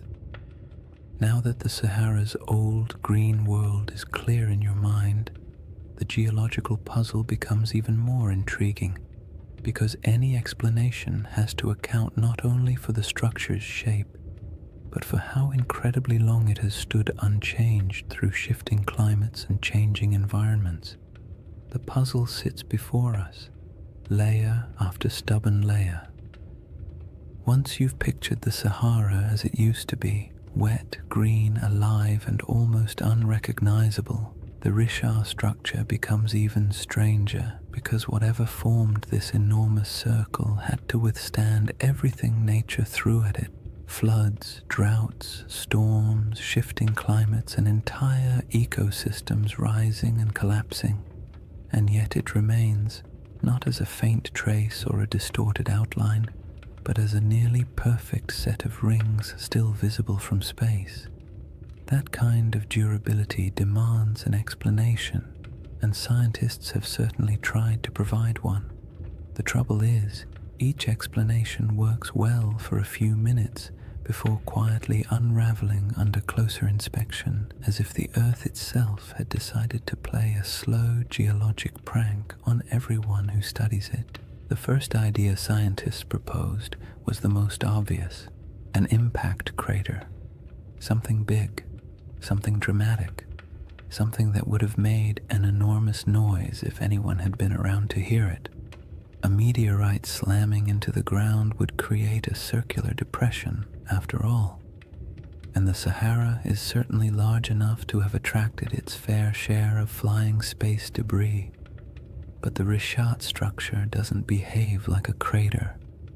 Craters have distinct signatures, very specific patterns of shock, melted rock, and high-pressure minerals that act like the universe's version of a calling card. And the Risha has none of those. In fact, the rocks at its center aren't melted or crushed at all. They're simply there. Old, eroded, stubbornly normal. Not the sort of rocks you'd expect to find at the scene of a cosmic collision. So the meteor theory quietly excused itself from the conversation, and the next geological explanation stepped forward: a volcanic eruption. Volcanoes can create circular features after all, and their plumbing beneath the earth can sometimes produce domes, bulges, and ringed formations. Perhaps the Risha structure was an ancient volcanic dome, the remains of a magma chamber swelling beneath the surface before cooling and collapsing. But again, the evidence refuses to cooperate. There's no volcanic rock, no basalt flows, no ash layers, no hardened lava tubes, nothing that says, yes, once upon a time fire erupted here. The region around the Rishat structure is geologically calm. Too calm for the kind of drama that volcanoes tend to bring into the world. The next traditional candidate was an eroded dome, something called a geological uplift. Imagine a bubble pushing up from beneath the crust, slow enough to avoid attracting attention, then eroding away for millions of years until a circular pattern of rocks remains. This idea actually gets halfway close, because the Risha does contain different layers of rock exposed in circular patterns, almost like the inside of a peeled onion, but even this explanation feels incomplete. Uplifts don't usually produce such clean rings. Erosion is messy. Wind and water rarely work with architectural precision, and yet the Risha structure has rings so consistent that they appear intentional when viewed from above. The dome theory explains the general shape, but not the perfection of it, and certainly not its scale. A 25-mile wide circle is not something easily dismissed as coincidence.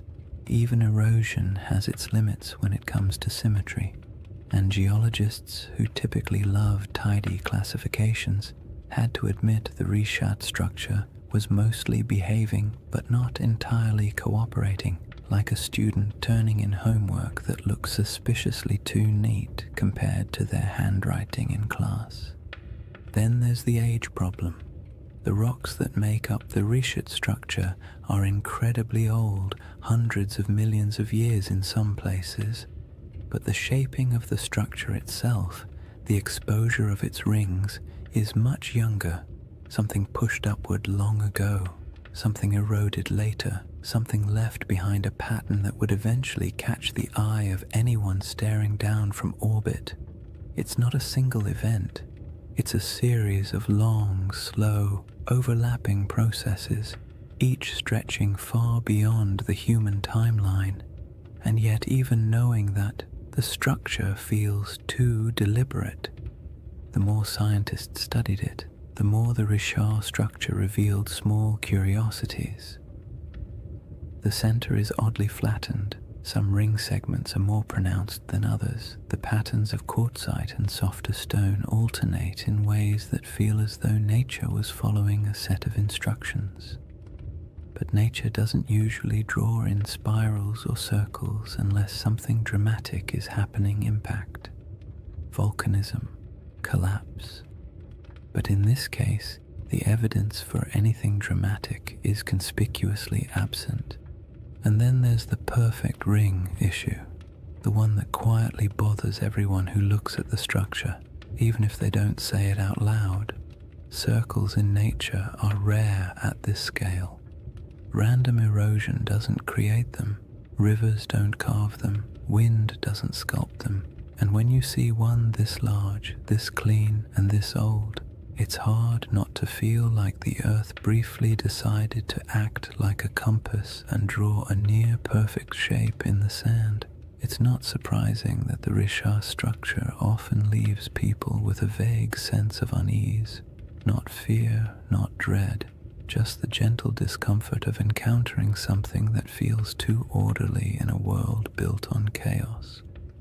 Geologically, the best explanation we currently have is that the Risha structure started as a circular uplift, a dome of ancient rock that rose slowly from the earth long before humans existed. Over tens of millions of years, wind and water eroded the softer materials, leaving behind harder rings of quartzite that resisted erosion.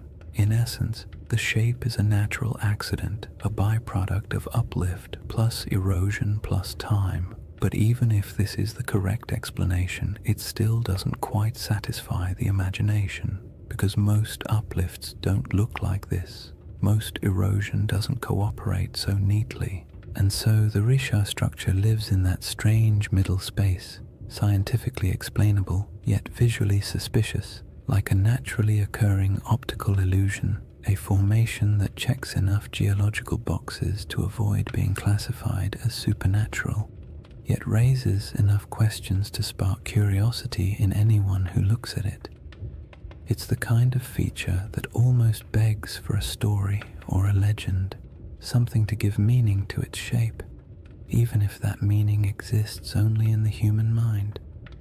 Once you've explored the geological explanations and realized none of them fully capture the structure's quiet strangeness, it becomes easier to understand why some people entertain a very different question.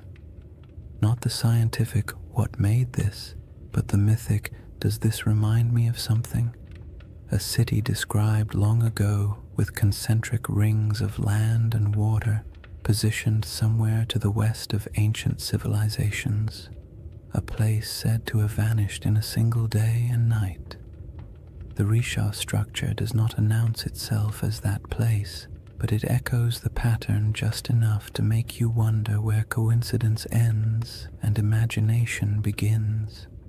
Before any comparisons can be made gently or cautiously, the building blocks of those ancient descriptions must be understood not as fantasy, but as the fragments of memory, geography, and storytelling that shaped one of history's most enduring legends. Long before anyone could stare down at satellite images or argue over geological uplift on the internet, there was a different kind of puzzle circulating through the ancient world. A story recorded by a single philosopher, passed on from a conversation he claimed to have heard, describing a civilization so strange and so perfectly structured that it bordered on myth even in its own time.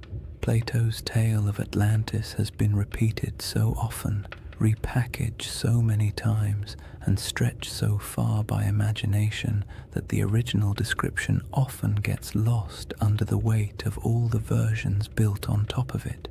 But if you strip away the embellishments, the crystal cities, the impossible technologies, the ancient aliens with clipboards, interpretations, you're left with a surprisingly simple outline: a circular city, rings of land and water, mountains to the north protecting it, a broad plain to the south, a river that flowed to the sea stones of red, black, and white, abundant animals, especially elephants, and a civilization that rose to prominence before collapsing in a sudden, dramatic event.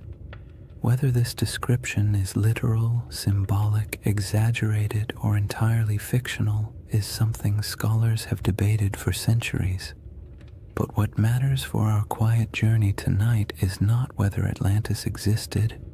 What matters is the shape of the story, because that shape is what causes people to glance at a satellite photo of the Risha structure and pause.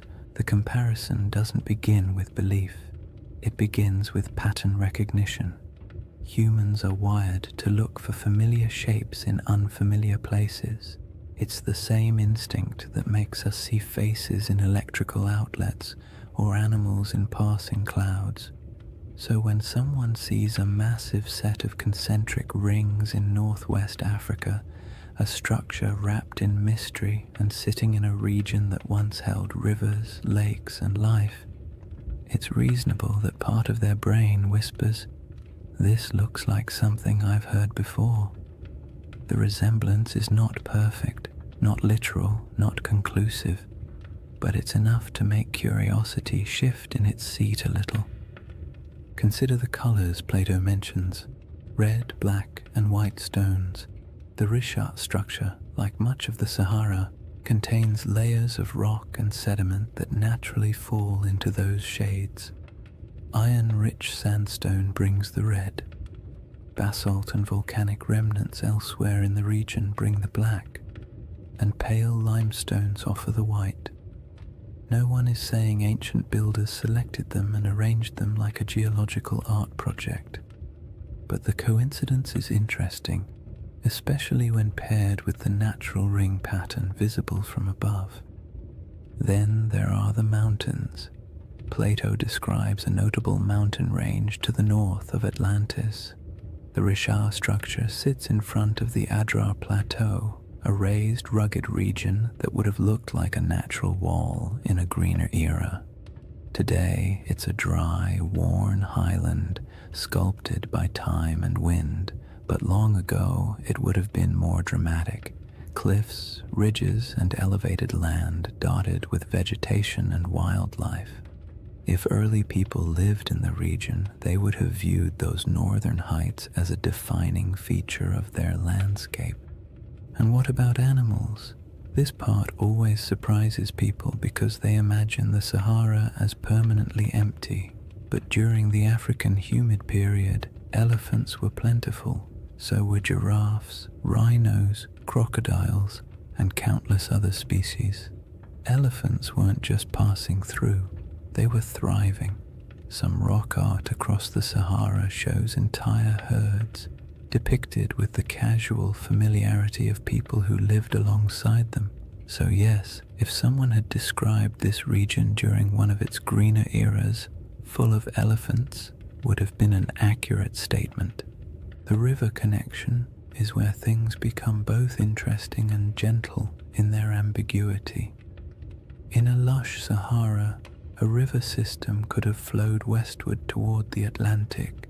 Some ancient channels still appear faintly beneath the modern desert, traced by satellite radar and geological surveys. These channels hint that at least some rivers once traveled across areas that are now sand and stone.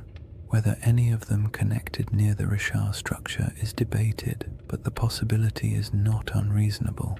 In a world where climates shifted dramatically, waterways did too. It's worth saying calmly and clearly, none of these correlations prove anything. They simply show why the mind wanders toward the comparison. The Richat structure does not need Atlantis to be interesting. Its mystery stands fully on its own. But when the circular shape, the colors, the mountains, the animals, and the long-lost rivers all quietly line up with parts of an old story, your thoughts naturally drift toward the what-if of it all. Plato wasn't writing a travel guide. He was a philosopher using allegory to make a point about human nature, power, hubris, and collapse. Atlantis, in his narrative, was less a factual account and more a moral lesson bundled into a geographic metaphor. Yet even then, scholars have noted that ancient myths often embed distorted memories of older events. Storms, floods, migrations, or lost settlements folded into stories, generation after generation. Myths protect what history doesn't always preserve. They store impressions of landscapes that no longer exist. They embellish, exaggerate, simplify, and dramatize, but something recognizable occasionally survives inside them. The Richat structure doesn't have ruins. It doesn't have walls, canals, columns, marketplaces, or any of the features you'd expect of a large city. The environment around it would have been challenging even in greener times. And human settlements from that ancient period would likely have left fragile traces now erased by thousands of years of wind and shifting sand. So the idea of it being a lost civilization rests not on evidence but on the shape alone, the irresistible symmetry that triggers recognition even when no proof supports it. That's part of the comfort of this mystery. It doesn't demand belief. It simply invites curiosity. You don't have to imagine ancient kings or advanced societies. You don't have to build a hidden metropolis in your mind. All you need to do is stand quietly before a satellite image and let the shape speak for itself. A giant ringed formation in the middle of an ancient landscape that has changed almost beyond understanding. Somewhere between geology, memory, climate, erosion, and myth sits the Richat structure. It tells us nothing directly. It refuses to commit to any single story, and perhaps that's why it remains such a calming mystery, one that doesn't need dramatic conclusions or bold claims. It only needs an open horizon, a quiet night, and the imagination drifting gently toward possibilities. Chapter 2 begins with the world that once surrounded this structure, a world of forgotten lakes, shifting climates, and early peoples who lived in a Sahara that doesn't resemble the one we know today. Chapter 2: A Lost World Buried in Sand. To step into the next layer of the Richat mystery, you have to imagine a Sahara that feels almost impossible compared to the one we know today, not the hot, shimmering, bone-dry desert that stretches endlessly across maps. but a world so green and alive that if you were dropped into it without context, you might not even guess you were standing in northern Africa at all. The Sahara's greener eras weren't brief accidents of climate, they were entire chapters of Earth's history, long enough for lakes to swell into inland seas, for animals to migrate freely across savannas, and for human communities to settle into rhythms of daily life as familiar and as ordinary as any other early society. In that forgotten landscape, the Richard structure wasn't an isolated swirl of geology in a barren desert. It was simply part of the scenery, a ringed plateau sitting quietly in a world full of life. During the African humid period, monsoon rains shifted northward and transformed the Sahara into a mosaic of grasslands, wetlands, and rivers. Satellite studies have revealed thousands of ancient lake beds, some stretching larger than modern countries. The largest of them, Lake Megachad, was so vast that its shoreline would have swallowed entire modern coastlines. It's calming to picture early mornings on its edges, mist lifting off the water, birds scattering across reeds, herds moving slowly through tall grass. These weren't isolated oases like today, but interconnected ecosystems humming with life. Hippos wallowed in shallow pools, giraffes wandered across plains, crocodiles glided through freshwater channels. The air was thick with insects in the rainy season and warm, earthy scents after storms passed. And where there is water and game, people settle.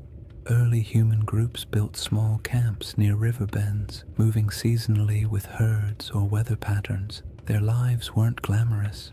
They dealt with all the usual prehistoric frustrations: unpredictable weather, stubborn animals, unreliable food sources, and the constant inconvenience of tools that, despite countless hours of crafting, were still capable of breaking at the worst possible moment. Yet these people left behind some of the most beautiful artifacts the Sahara still holds: rock engravings and paintings showing scenes of daily life, hunters with bows, families with cattle, children playing near water. These artworks are serene, calm snapshots of a world that no longer exists, carved into stone that has stubbornly endured long after the lakes dried.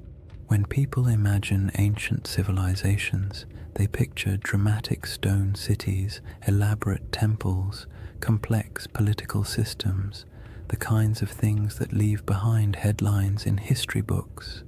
But most ancient people, including those who lived in the Green Sahara, were just trying to get through the week without too much trouble. They managed herds, gathered plants, navigated seasonal routes, and dealt with occasional arguments about who forgot to maintain the fire or who accidentally let a goat wander off into the brush. Civilization doesn't have to look like marble pillars to be worth remembering. Sometimes it's found in the small, repetitive rhythms of daily life, the quiet rituals that define communities. And those communities were not isolated dots scattered randomly across a wet desert. They followed predictable paths. Rivers acted like highways, lakes acted like hubs. Fertile pockets of land created gathering points where groups traded, shared food, and passed down stories. Even without permanent stone buildings, these places had identities, regions where people knew how to track animals, where certain plants grew well, where rainfall was reliable, where the land felt generous enough for families to stay a little longer. In this setting, the Richard structure would have been noticeable, but not mysterious. Its slopes rose gently, offering views of surrounding plains. Its depressions may have caught water seasonally. Its ringed layers might have supported different kinds of vegetation depending on rain and soil. People could have camped along its edges, used its higher ground for scouting, or traveled across it without realizing they were walking across an enormous circular formation that future generations would discover only from space. It was a feature of the land, not a legend, a place you pass through while thinking about practical concerns, shelter, food, weather, instead of trying to decode the terrain beneath your feet.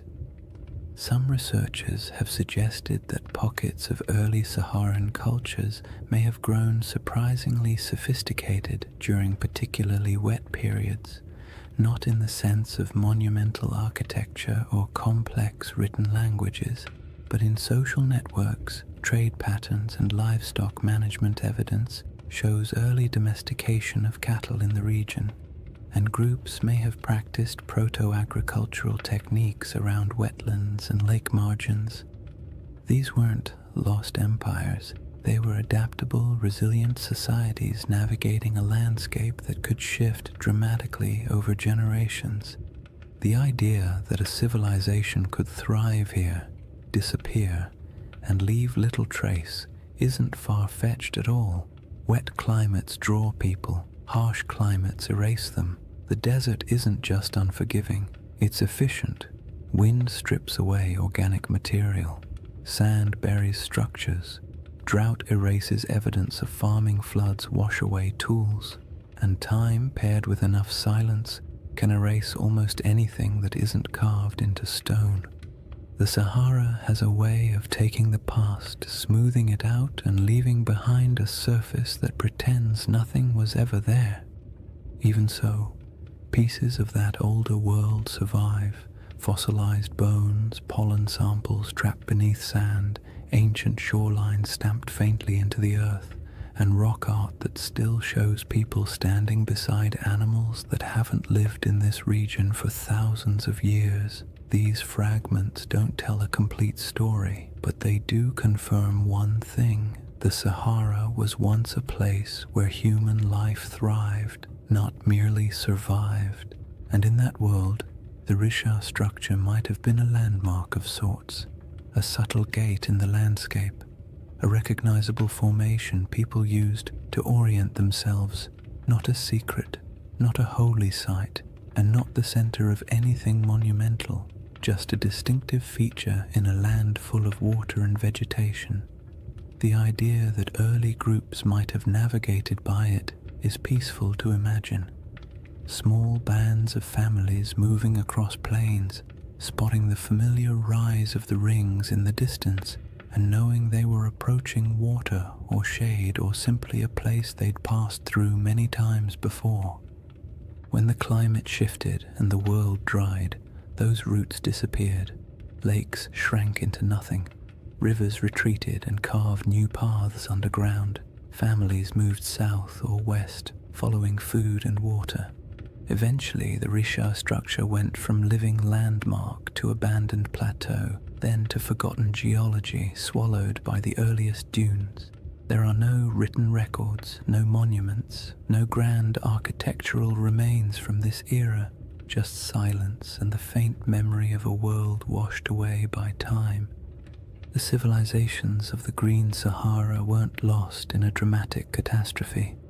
They faded gradually, quietly, as the rains weakened and the land transformed, and that gradual fading matters when we begin comparing ancient descriptions, lost worlds, and the shape of stories that survived long after the land itself changed beyond recognition.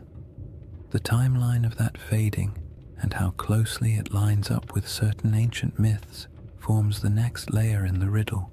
When people hear the word Atlantis, they often imagine something impossibly ancient, a civilization so old it might as well have existed when mammoths were still wandering around, being large, shaggy inconveniences. But Plato didn't describe Atlantis as a civilization from the dawn of time. He dated its downfall to around 9,600 BCE, a period surprisingly close to the end of the last ice age and, as it happens, surprisingly close to the moment when the Sahara began shifting into one of its long, humid phases. The more you compare his proposed timeline with the environmental data, the more you notice an odd overlap. not in details or certainty, but in rhythm. And rhythm is often what ancient memories preserve best. Geologists studying the African humid period estimate that around 10,000 BCE, rainfall began increasing dramatically across North Africa. The desert, which had been relatively dry and barren, transformed into a landscape of lakes, wetlands, and grasslands. This wasn't a gentle shift. Climate models show that the monsoon system surged northward in a way that would have felt abrupt on a human timescale. Rivers reappeared, plants spread, herds expanded, and places that had been empty for thousands of years suddenly became habitable again. If you were living anywhere near the region, the shift would have felt like the land itself waking up after a long sleep. Plato's date for Atlantis is often treated like a mystical number. But if you strip away the mythology and look only at the time frame, it places his story right inside the most dramatic environmental transformation the Sahara has ever undergone. That doesn't mean his tale describes this region or any part of it, but the coincidence is interesting, especially because climate change on that scale tends to rearrange human populations. Cultures migrate. Old settlements are abandoned, new territories open for exploration.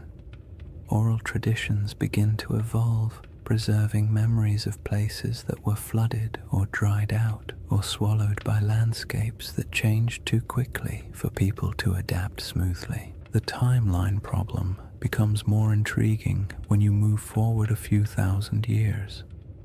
Between roughly 7,000 and 5,000 BCE, the Sahara was at the peak of its green transformation. Lakes were plentiful. Rivers connected regions that are now separated by hundreds of miles of sand.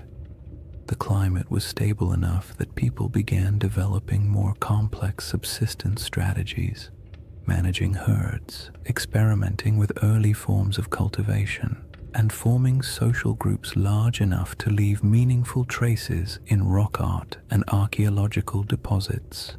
This period of stability lasted longer than many ancient civilizations. For thousands of years, life in the Sahara was predictable enough for generations to grow up without ever knowing anything except abundant water, warm seasons, and a landscape that supported human life easily. When conditions are that reliable for that long, people tend to form stories about belonging, about identity, about who they are and how their world works. And when environmental changes finally disrupt those patterns, the departure from what once felt normal can echo through oral traditions for centuries. Around 5000 BCE, rainfall began to decline, slowly at first, then more dramatically. Rivers shrank, lakes retreated, grasslands thinned. People who had lived in certain places for generations found themselves forced to move, one small migration at a time. What's striking about this timeline is how well it fits what many ancient myths tend to describe. Not sudden apocalypses, but drawn-out declines, landscapes that once supported life losing their balance. Cultures forced to let go of familiar places, worlds shrinking gradually in ways that felt both natural and tragic. Plato described Atlantis as falling in a moment of sudden catastrophe, but his narrative was shaped by philosophical goals, not meteorological accuracy. When you strip the moral and symbolic layers away, you're left with a simple suggestion: an old civilization, once vibrant, lost to changing conditions long before recorded history. You don't need a supernatural event to produce a memory like that. All you need is a shifting climate. But the timeline problem isn't just about the humid period itself. It's also about the ancient coastline. During the era Plato places Atlantis, sea levels were dramatically lower. Coastlines extended far beyond their modern boundaries. Large parts of West Africa that are now underwater would have been exposed as dry land. Rivers would have flowed along different paths. Estuaries, marshes, and coastal plains would have existed where the ocean now rests.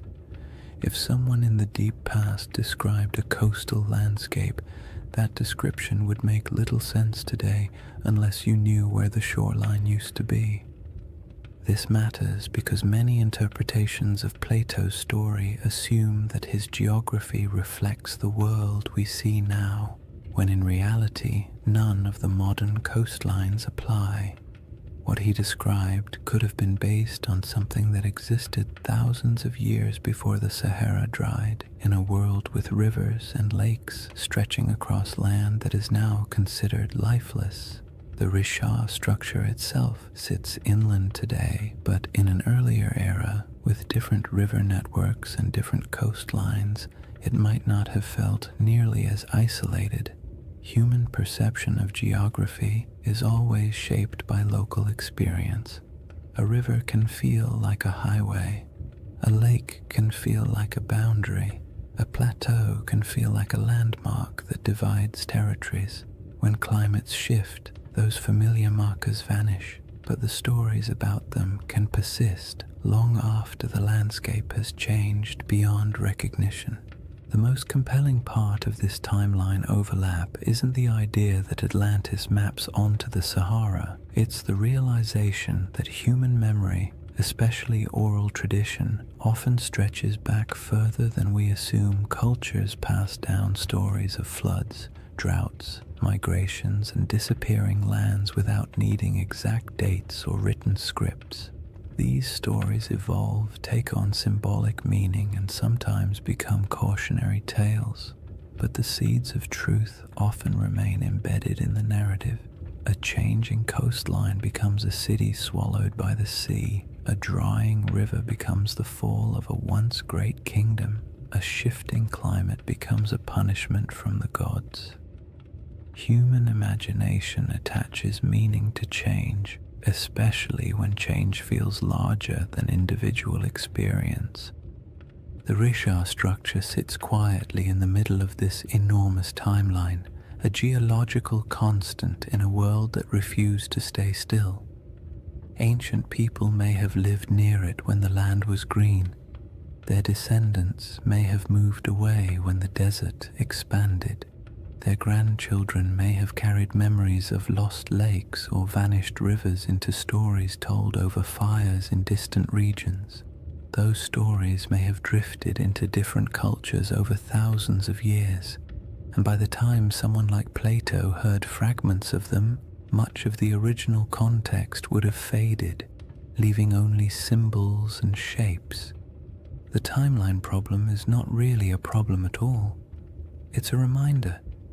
The Sahara we know today is young.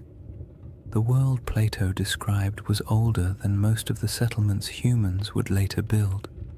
And between those eras, countless stories were lost, reshaped, or retold.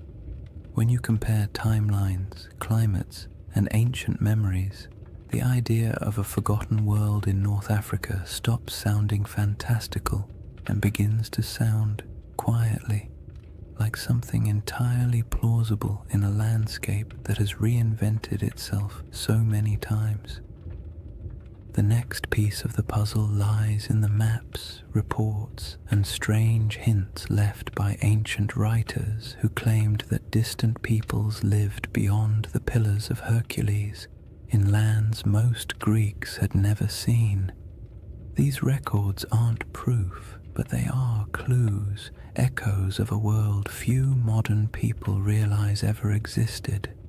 Long before satellites, long before compasses, and long before anyone tried to draw the Sahara from anything resembling first-hand experience, ancient geographers took their best guesses about the world beyond familiar coastlines. Their maps were charmingly confident and wildly inaccurate, full of creatures that never existed, coastlines that wandered like drunk serpents, and entire regions labeled with vague phrases like lands unknown or people of strange appearance. Yet even within that imaginative chaos, certain patterns appear again and again. Rumors of distant nations beyond the Pillars of Hercules, stories of tall tribes, strange settlements, and river systems far to the west that no Greek or Egyptian explorer had ever reached. These fragments don't offer facts. They offer echoes, traces of a world remembered through second-hand conversations, traveling merchants, and stories that had already aged long before they were written down. Herodotus, often called the father of history and sometimes less generously the father of wildly entertaining exaggerations, wrote about mysterious peoples living beyond the familiar reaches of North Africa. He described tribes who were unusually tall, unusually pale, or unusually skilled at activities no one else could verify. He wrote of great rivers flowing through lands no Greek had ever visited, and of cities existing somewhere far inland beyond deserts that seemed too vast for ordinary travel. His accounts mix truth, rumor, and a healthy dose of "someone told me this, so here you go," but they reveal something important. The regions west of Egypt and Carthage were known to ancient writers only through layers of retelling and misunderstanding. They existed in the Greek imagination as distant, half-seen places where strange things could plausibly happen. Cartographers, centuries later, drew maps that included a massive region labeled as Libya or Ethiopia, words that covered almost everything south and west of the Mediterranean. Even when the rest of the world began to take shape on parchment, the Sahara remained a blank expanse into which map makers poured their guesses. Some thought it held great inland seas. Others believed it was home to tribal confederations wealthy in minerals. Medieval maps continued the tradition, referring to kingdoms of the west or lands of gold believed to lie somewhere beyond the desert. These weren't precise descriptions. They were memories filtered through trade routes, travelers' claims, and stories that drifted through cultures like wind-blown sand. The most interesting thing about these early references is not their accuracy, but their persistence. For thousands of years, people believed that lost polities existed somewhere in the interior of Africa. Some of these rumors later turned out to be distorted accounts of real kingdoms. The Ghana Empire, for example, or the early Sahelian states whose wealth came from gold and trade. But some rumors seem older, as if they preserve vague memories of societies that were already gone by the time written history began. It's not hard to imagine how this could happen if the Sahara once held lakes, rivers, and stable populations. Then early travelers from coastal regions might have heard stories about people inland who lived near great bodies of water. By the time those stories reached Greek scholars, the lakes might have dried, the migrations might have begun, and the cultures connected to those earlier landscapes might have dispersed. All that remained were fragments, not histories, just hints. Modern science adds another layer to this puzzle. With satellite imagery, researchers can trace ancient riverbeds beneath the desert. These paleo-channels, as they're called, snake across the Sahara like veins in an old, forgotten body.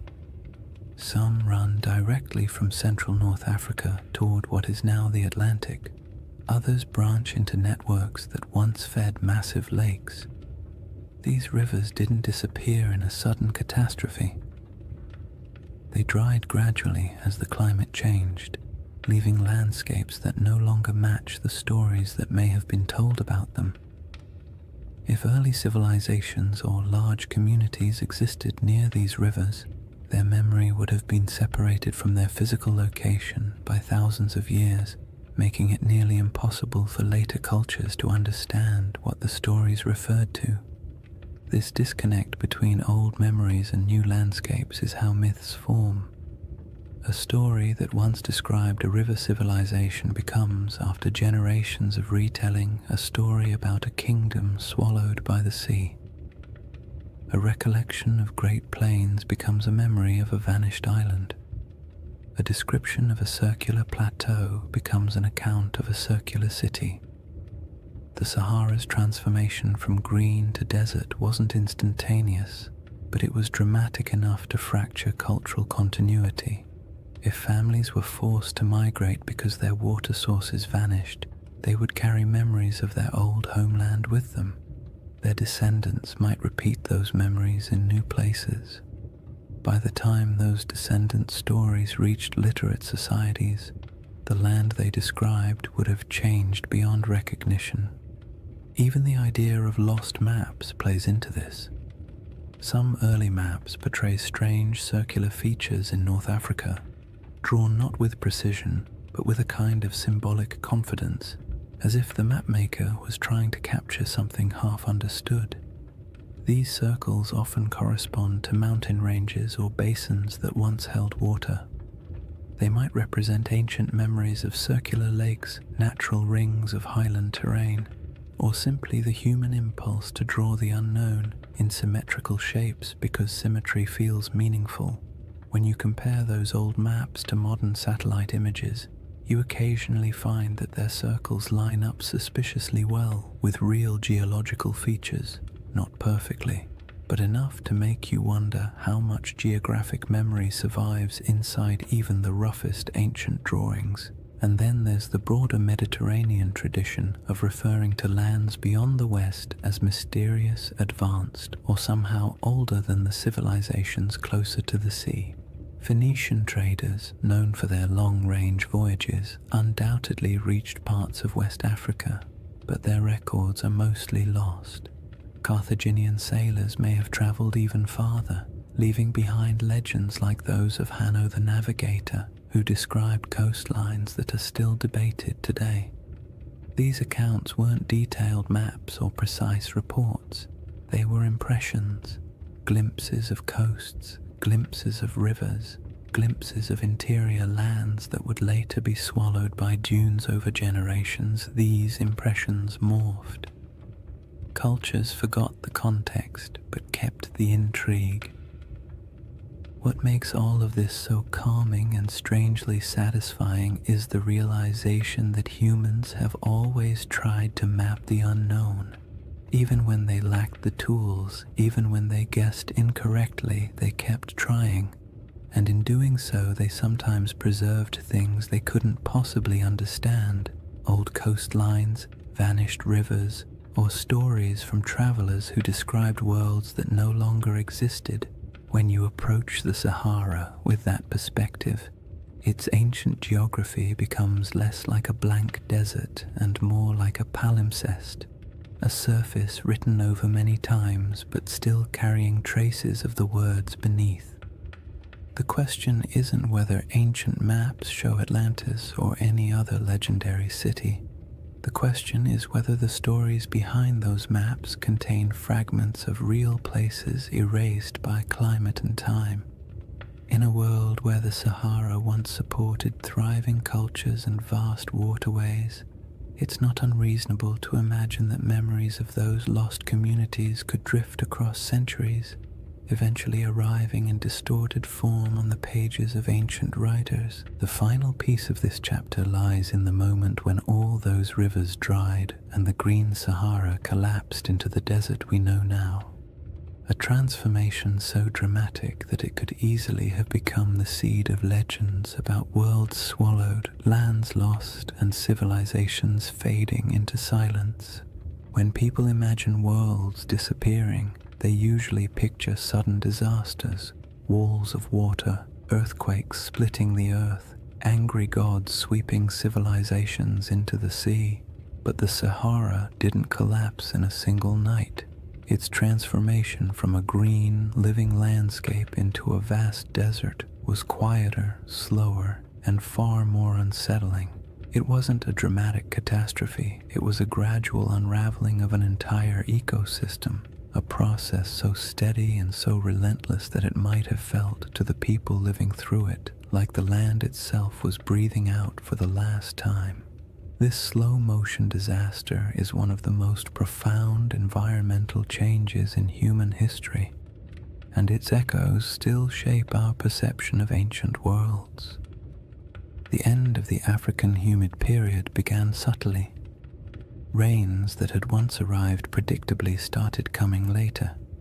Lakes that had always been full began to shrink just slightly around their edges.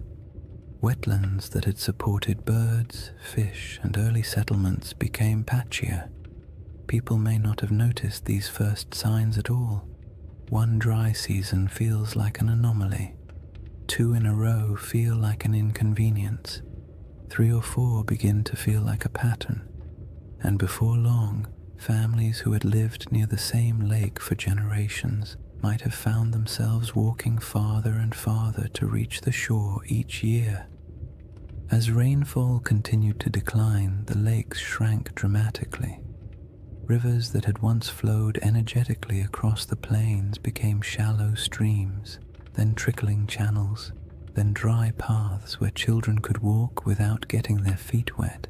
The soil hardened, vegetation struggled, herds moved away, and because humans rely on the same resources as every other species, they followed. Migration became a necessity rather than a choice. People packed up their belongings, tools, baskets, simple ornaments, memories of what had once been, and set out in search of more reliable water. This wasn't an age of monumental architecture. People didn't leave behind cities where archaeologists could sift through layers of foundations. What they left behind were stories, passed from one generation to the next. Stories of places that had been full of water. Stories of rivers that used to run through valleys now swallowed by dust. Stories of hunting grounds that disappeared so gradually it felt like watching a friend fade over time. These stories survived even after the landscapes themselves did not. And as families moved farther away, spreading into new regions, the memory of those green lands became a distant echo, reshaped by each retelling. If you could watch the Sahara's drying from a high vantage point, maybe even from the center of the Richard structure itself, the change would look like a slow retreat, lakes pulling inward decade by decade. Shorelines collapsing, riverbeds fracturing into networks of disconnected pools before vanishing entirely, grasslands thinning until the only plants left were the stubborn species adapted to drought. You would see the land lose color, then texture, then sound, until finally all that remained was the wind sweeping grains of sand across empty plains. But there were moments during this drying where the process didn't feel slow at all. When monsoon patterns shifted suddenly, regions that had relied on predictable rainfall could experience dramatic declines in just a few years. A lake that had provided generations of stability might disappear in 2 or 3 long drought cycles. Floods that once rejuvenated riverbanks might stop arriving altogether. These moments would have felt catastrophic to the people experiencing them. They wouldn't have had the language of climate science, but they would have understood that something fundamental had changed in their eyes. The land had turned against them. Such moments of environmental collapse often become the seeds of myths. A lake vanishing can become a story about the gods withdrawing a gift. A flood that never returns can become a story about a cursed people. A migration forced by drought can become a tale of exile. When these stories pass through enough generations, the context blurs and the details shift. What once described a drying valley might eventually become a narrative of a kingdom sinking beneath waves or disappearing overnight. Not because the original event was exaggerated maliciously, but because the environment changed more quickly than human memory could keep up with. As the desert expanded, dunes began to march across the land. Sand doesn't move with purpose, it simply responds to wind, drifting slowly over everything in its path. It fills valleys, it buries old lake beds, it smooths over animal tracks, human footprints, and any fragile structures that once stood nearby. Over centuries, dunes consumed the last evidence of the old Sahara. Rock art survived only where cliffs or caves shielded it. Any settlements built from organic materials vanished entirely. The landscape became clean, empty, and silent, a perfect blank slate for future generations to wonder about. Today, when you look across the Sahara, it's difficult to imagine the world that came before it. The silence is heavy. The land feels ancient in a way that suggests permanence, but permanence is an illusion. The desert is young, geologically speaking. It is still changing, still shifting, still carrying beneath its surface the faint outlines of rivers that once sustained entire populations. And in the midst of this world of sand sits the Rishat structure, a relic of deeper geological time that somehow feels connected to the stories of the people who once lived nearby. If early civilizations or pastoral groups did gather near the Rishat structure in greener times, they would have watched their world collapse gradually. The retreat of the lakes, the shrinking of rivers, the decline of herds, and the encroachment of sand would have felt like losing a home in slow motion. And when those people moved on, their stories went with them. Stories of a place where water once flowed, stories of circular hills or landscapes shaped in ways that felt meaningful. These stories might have evolved into tales of lost worlds, not because anyone invented them out of fantasy, but because the original geographic references vanished. This is what makes the drying of the Sahara such a powerful backdrop for ancient legends. When a land undergoes such a dramatic transformation, memories of the old world become mythic by default. A fertile plain becomes a garden of the gods. A shrinking lake becomes a vanishing kingdom. A circular plateau becomes a city swallowed by disaster. Not because any of these interpretations are literally true, but because the landscape changed so completely that the only way to explain it was through story. By the time later civilizations began writing their records, the Green Sahara had been gone for thousands of years. All that remained were scattered hints, maps with odd symbols, travelers' reports of ancient rivers, and faint memories passed through cultures far from where the original events took place. And all of it sets the stage for the comparisons and questions that would later emerge when people finally saw the Rishat structure from above and began searching for meaning in its perfect rings. With the ancient landscape transformed, the stage is set for the next part of the mystery. How the Rishat structure quietly echoes elements of Plato's most enduring legend. Chapter 3. Atlantis, Coincidence or Clues? By the time people began comparing the Rishat structure to Atlantis, Plato had already been misunderstood, misquoted, stretched into metaphors he never intended, and, to his likely horror, placed at the center of more conspiracy theories than any other philosopher in history. Yet at the core of his tale is a surprisingly compact list of details, simple descriptions that, when read plainly, don't sound like mystical riddle poetry or coded allegory. They sound like someone describing a place, a very specific place with very specific features. Whether he meant it literally, symbolically, or somewhere between the two is a debate scholars love to have, usually over too much coffee, but the details themselves are straightforward enough to explore calmly.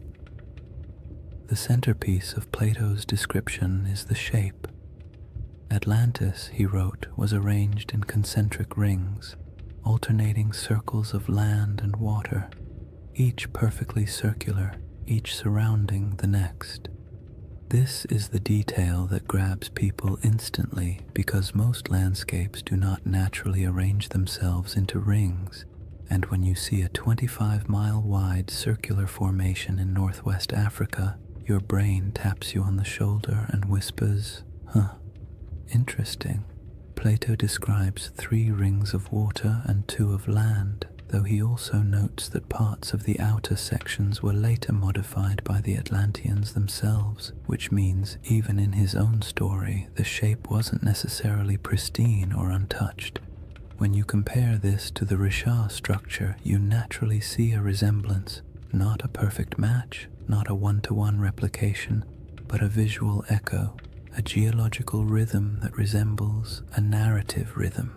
Next come the mountains. To the north of Atlantis, Plato describes a notable mountain range, high, sheltering, and rich with rivers. The Rishat structure sits in front of the Adrar Plateau, a rugged highland that, in a greener era, would have looked like a natural barrier protecting the region from northern winds. Today it looks like ancient stone sculpted by ages of dryness, but 10,000 years ago those elevations would have been covered in vegetation, dotted with water sources, and significantly more imposing. The match isn't perfect, but it's enough to make you tilt your head slightly. Plato then mentions the plain to the south, long, level, fertile. In his account, this plain was one of the defining features of the Atlantean realm, not the center city, but the agricultural heartland that supported it. In the modern Sahara, fertile plains feel like a strange fantasy, but during the African humid period, they were very real. Vast stretches of land south of the Richat structure once held grasslands, wetlands, and seasonal rivers.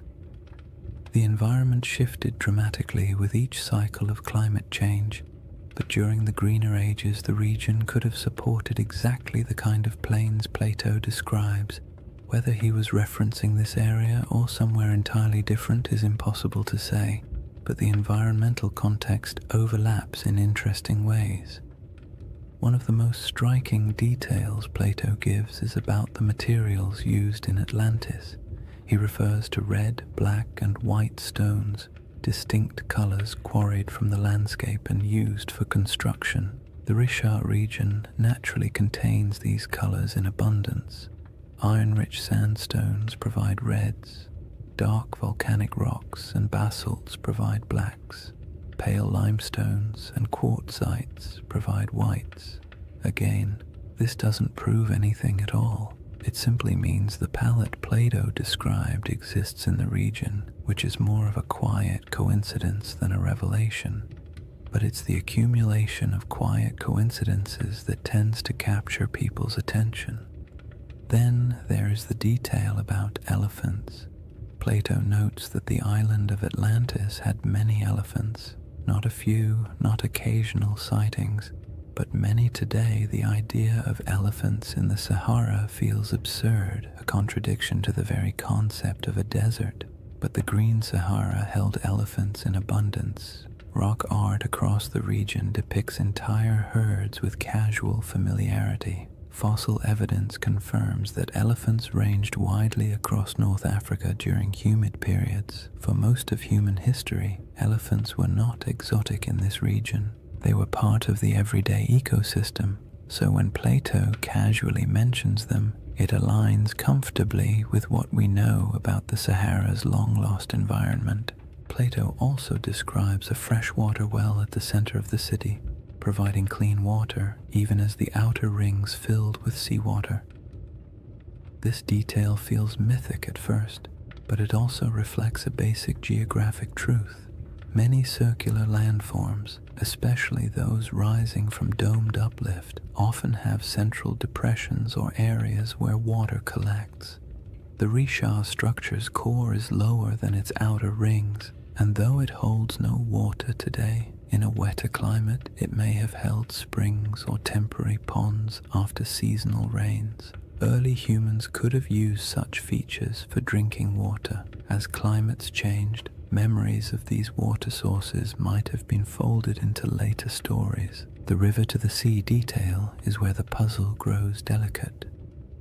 Plato describes a channel from the city to the ocean, allowing ships to pass through the rings.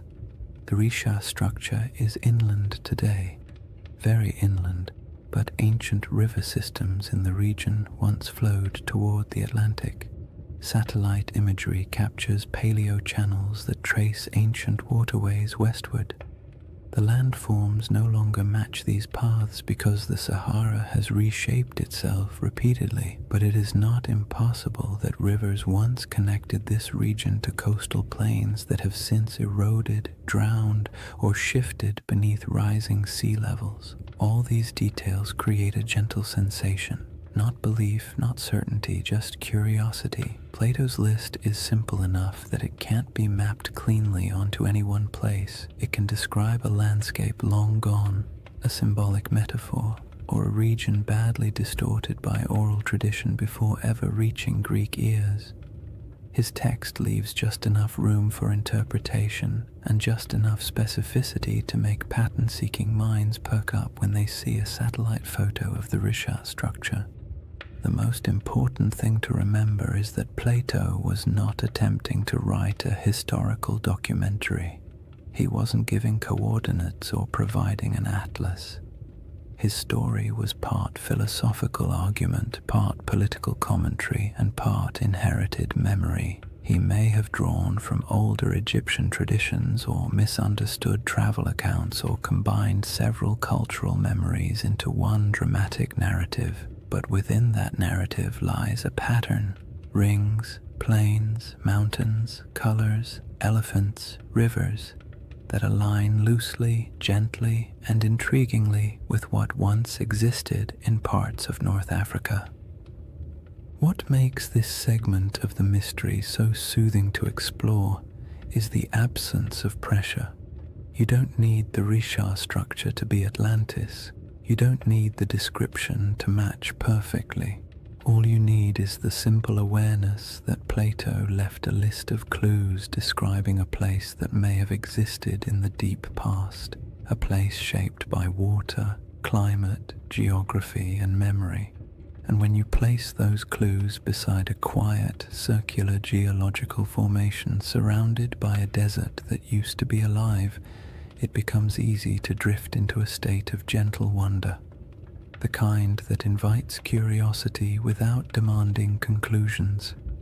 Once you've examined Plato's clues and quietly accepted that some of them line up with the Rishat structure in a pleasantly suspicious way, the next step is to look at the smaller oddities, the details that don't prove anything on their own but linger in the mind like faint fingerprints on ancient glass. These are the features that make researchers pause, tilt their heads slightly, and say something academic like, "Well, that's interesting." They don't demand conclusions, they simply refuse to be ignored. One of the strangest among them is the presence of ancient salt deposits inside the Risha structure. In a desert environment where rain is scarce and water evaporates quickly, salt isn't surprising by itself. What is surprising is the suggestion that the salt layers within the structure formed through processes involving ancient water bodies. Some geologists have pointed out that portions of the Risha contain evaporate deposits, minerals that form when water sits, lingers, and evaporates over long stretches of time. This doesn't mean the Risha was once a lake, but it does hint that water interacted with its geology in ways that aren't immediately obvious from the modern climate. When you picture the Sahara during a humid phase, rivers flowing, lakes filling, storm clouds gathering, it becomes easy to imagine water pooling in the structure's circular basins, creating the kind of environment where salt layers could slowly accumulate. Then there are the ancient river systems that slither beneath the desert like ghosts of a wetter world. Radar imaging in the late 20th and early 21st centuries revealed the outlines of these massive paleo-channels, dried riverbeds that once carried immense volumes of water across North Africa.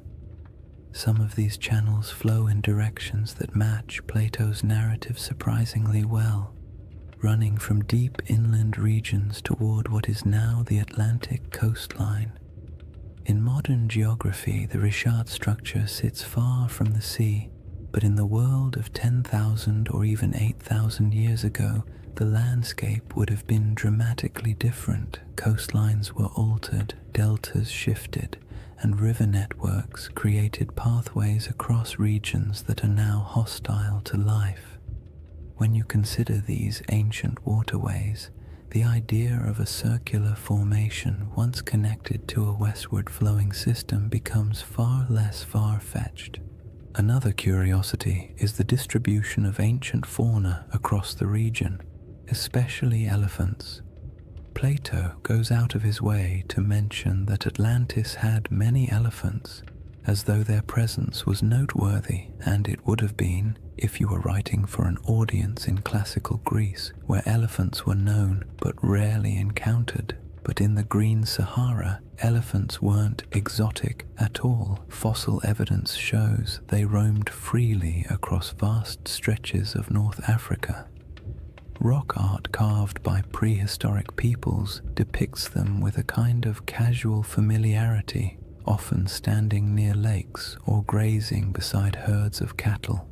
The presence of elephants in Plato's narrative doesn't align with modern geography, but it aligns beautifully with the prehistoric Sahara, suggesting that the imagery in his account may have been drawn from memories of a much earlier landscape. Tools and artifacts found throughout Mauritania add another layer of quiet intrigue. Archaeologists have uncovered stone tools, habitation traces, and remnants of early human activity around regions adjacent to the Richard structure. None of these finds point to an advanced or monumental civilization, but they confirm that humans lived, traveled, and worked in the area long before the desert swallowed it. Simple stone tools may not inspire the same imagination as grand ruins, but they indicate human presence. People exploring the ridges, hunting across the plains, or gathering plants near seasonal water. And while these finds don't match the grandeur of Plato's Atlantis, they contribute to a broader truth. This land was not always empty. Then there's the matter of erosion patterns. The Richard structure's rings are composed of alternating layers of hard quartzite and softer sandstone. Over millions of years, erosion carved the concentric ridges into their present shape. The science here is solid, yet the level of preservation, how clearly the rings remain visible after such immense timescales, is quietly surprising. Erosion usually softens shapes, blurs lines, and creates irregular patterns. The Richard's rings are worn but still strikingly coherent. They have a kind of stubborn symmetry, the sort that feels almost architectural even though it is entirely natural. When viewed from above, the rings appear too clean for the surrounding environment, as if the land is trying a little harder than necessary to maintain its shape. Another oddity lies in the mineral composition scattered across the formation. Geologists have noted that the area contains minerals associated with hydrothermal activity, meaning the region once experienced heat and fluid movement beneath the Earth's surface. This supports the uplift theory, but also paints a picture of a place shaped by multiple overlapping geological events. The Richard structure is not the result of a single moment. It is the result of a series of slow, layered processes interacting in strangely harmonious ways. When geological events stack neatly like this, creating a tidy circle in the middle of a continent, it sparks the imagination, because nature rarely arranges its complexity into something that looks organized from space. Some people point to the alignment of the structure with ancient travel routes, though this is more speculative. During the Sahara's greener days, groups traveling across the region might have used prominent landforms as markers. A circular plateau would have stood out. It might have acted as a natural waypoint in a place you recognized from a distance, a feature that reassured you that your path was correct. This doesn't make it a settlement or a central city, but it makes it part of the landscape of human movement. Landmarks have always shaped migration, even unintentionally. Then there's the subtle but persistent fascination researchers have with the interior depressions of the Richat structure. The central basin and inner rings create natural pockets where water might have pooled during rainy seasons. These areas could have provided temporary freshwater sources long before the desert took hold. If early communities ever camped here, the structure might have served as a resting place, a place where the land, by pure coincidence, gathered the elements people needed to survive. None of these oddities amount to direct evidence of Atlantis or any lost civilization. They don't point to architecture, writing, or engineering. They don't claim that the Richat structure is anything more than a geological formation shaped by erosion, uplift, and deep time. But taken together, these small details create a sense of place, a landscape shaped by water, life, and environmental transformation. A place where memories of a greener world might have lingered long after the land grew silent. A place that feels like it carries the whispers of older stories, even if those stories can never be proven.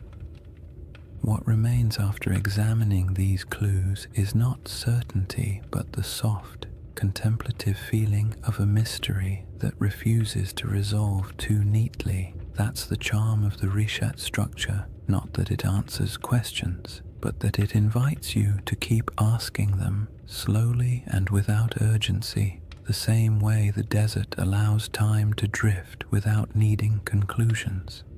After exploring the curious parallels and intriguing coincidences, it's important to settle into the other side of the discussion, the quiet, grounded, scientifically steady side, the side that takes a deep breath, adjusts its glasses metaphorically, and says, "All right, let's not get carried away." Because while the Richat structure is visually compelling and undeniably mysterious in its aesthetic, the case against it being anything remotely like Atlantis is just as strong as the case that makes people wonder in the first place.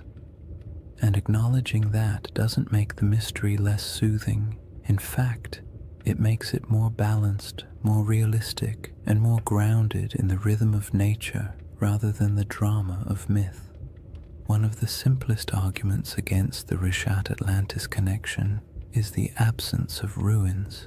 No foundations, no walls, no pottery fragments, no structural remnants of any kind. If a major civilization once existed here, even one without monumental stone architecture, we would expect to find some trace of it. People leave things behind: tools, shards, fire pits, bones, carvings, symbolic objects, something.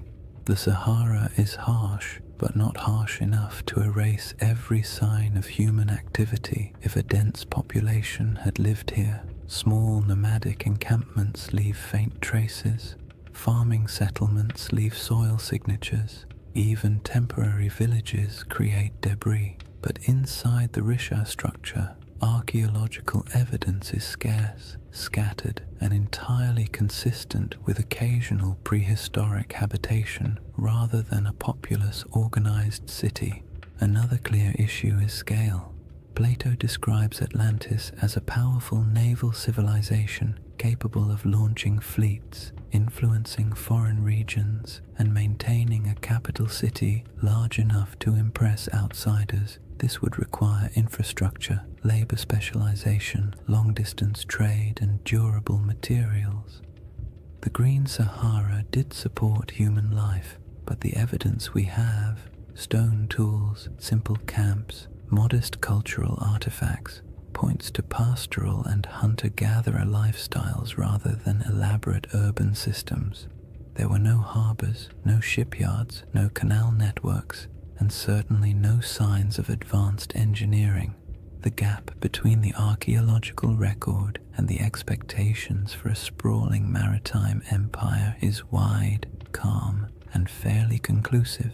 Geology presents its own firm counterpoints. The reshaped structure is understood through a series of geological processes involving uplift and erosion. Its rings aren't artificial. They are layers of sedimentary rock carved gently over millions of years by wind and water. The symmetry of these rings feels uncanny when viewed from orbit, but up close, the terrain reveals irregularities, breaks, inconsistencies, and natural erosion patterns that would make any idea of artificial construction almost impossible. Nature has had a very long time to perfect this formation. It didn't need architects. It needed time, pressure, shifting plates, and the slow sculpting of weather. The age of the rocks is another point of conflict. Many layers of the Richat structure date back hundreds of millions of years, far older than anything humans could have shaped.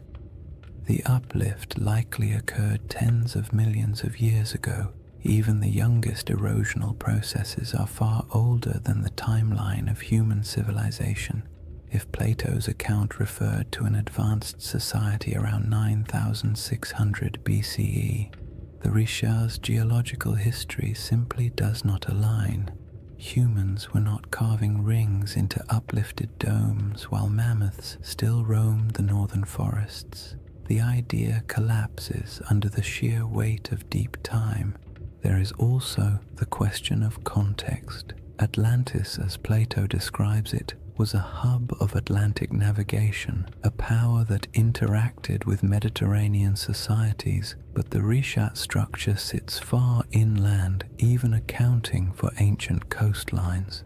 Even at its closest connection, this region would have required extensive river systems or routes across wide plains, and while ancient rivers existed, the logistics of sustaining a large maritime civilization so far from stable ocean access are difficult to justify. Plato's Atlantis was a sea power. The Richat region was, at best, a freshwater-rich inland landscape during humid periods. Another important point comes from understanding Plato himself. His dialogues, Timaeus and Critias, are philosophical works, not historical treatises. Atlantis serves as a metaphorical lesson about societal hubris, moral decay, and the consequences of unchecked ambition. Ancient Greek writers often crafted allegorical narratives in grand mythic terms. They weren't necessarily recording precise histories. Even if Plato drew inspiration from older Egyptian stories or folk memories of distant lands, his purpose wasn't to document geography, it was to illustrate ideas. Seeing Atlantis as literal misses the genre he was writing in. Then there's the lack of supporting historical records. No Egyptian writings describe a circular coastal city matching Plato's description. No Phoenician traders mention it in their maritime logs. No Carthaginian accounts reference such a settlement. In a region with extensive interactions between early Mediterranean and African cultures, a highly advanced city would almost certainly have left some mark in oral or written traditions beyond Plato's single dialogue. The silence is telling. All these points form the steady, sensible, scientifically grounded case against the Richat structure being Atlantis or any ancient lost civilization. Yet none of them make the structure less fascinating. The Richat stands out precisely because it embodies contradictions, visually striking but geologically ordinary, evocative of myth yet entirely natural, surrounded by desert but shaped by water in the deep past. The structure's intrigue lies not in what humans built, but in what nature carved and time concealed. What the scientific perspective ultimately gives us is a sense of humility. The Richat structure is a reminder that Earth's landscapes can mimic human patterns accidentally, that erosion can outperform architects, that symmetry doesn't always imply intention, and that sometimes the most interesting mysteries are the ones that sit comfortably between explanation and imagination. There is a quiet comfort in acknowledging what the Rishat structure is not, because it allows us to appreciate what it is: a monumental geological formation shaped entirely by natural processes, yet somehow capable of whispering to the part of the human mind that loves stories of lost worlds. Dismissing the Atlantis comparison doesn't end the mystery. It reframes it, shifting the focus from fantasy to the wonder of a landscape that survived floods, droughts, and time itself. And somewhere between geological certainty and mythic speculation lies a middle path, a gentle possibility that doesn't require lost empires or supernatural disasters. Only the simple fact that landscapes change, memories drift, and stories evolve across generations. That quiet middle ground forms the foundation for the next part of this chapter. After weighing the clues and counterpoints, what remains is a space in between, a soft, contemplative middle ground where certainty isn't required and imagination doesn't have to be excessive. It's the place where most real historical mysteries quietly live, suspended between the cold confidence of science and the gentle allure of myth. The Risha structure fits comfortably there, not as Atlantis, not as evidence of a forgotten super-civilization, but as something far more grounded and oddly more beautiful, a landscape that carries echoes of memories older than history itself. This middle ground begins with an idea that's far less glamorous than lost empires but far more plausible: that Plato's account of Atlantis may have been shaped by older stories, older observations, and older memories passed through generations of storytellers, traders, and priests, not memories of a technologically advanced society, but memories of places that once existed and then disappeared as the world changed. Civilizations don't have to be grand to be worth remembering. A pastoral group displaced by drought can leave behind a story that grows in the telling. A lakeside settlement swallowed by desert winds can become a tale of a city lost. A dramatic shift in climate can be recast as a divine punishment, and long after the physical evidence is gone, the story continues, reshaped a little each time it's spoken aloud. If you imagine early North African cultures watching their world change, watching lakes shrink, herds migrate, familiar routes vanish beneath encroaching sand, it's easy to understand how memories of those landscapes could eventually transform into myths about lost worlds. The Sahara didn't disappear overnight, but it disappeared quickly enough in human terms that it would have felt, to those who lived through it, like watching a homeland dissolve. People don't forget something like that. They carry it into new regions, tell it to their children, bury it in rituals and cautionary tales, and as those stories move from one culture to another, details shift, embellishments form, and simple memories become larger narratives. When Plato eventually recorded the Atlantis story, he may have been receiving not a literal historical account, but a story already many generations old. A story so old, in fact, that the geography behind it had changed completely since the original events. That is the gentle possibility that keeps the Riche conversation alive. Not that it was Atlantis, but that it resembles the type of place that could have inspired memories strong enough to survive climate shifts, migrations, and cultural reinterpretation. In this middle ground, the Rishat structure becomes less a candidate for Atlantis and more a symbol for the forgotten worlds that once existed during the Sahara's green phases. The circular shape isn't a blueprint. It's a coincidence that resembles human descriptions of circular settlements or lake systems. The environment around it, once fertile, later desolate, fits the rhythm of myths describing lands that flourished and then vanished, and the geological strangeness of the formation makes it the type of place human imagination gravitates toward, even without evidence of ancient cities or monumental architecture. This perspective is calm and grounding. It acknowledges that the Richat structure is geological, not architectural.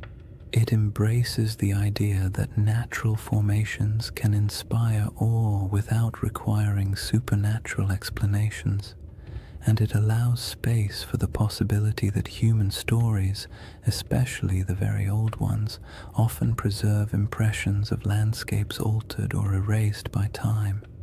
In this view, Atlantis isn't a lost city waiting to be excavated. It's a cultural memory of a world transformed.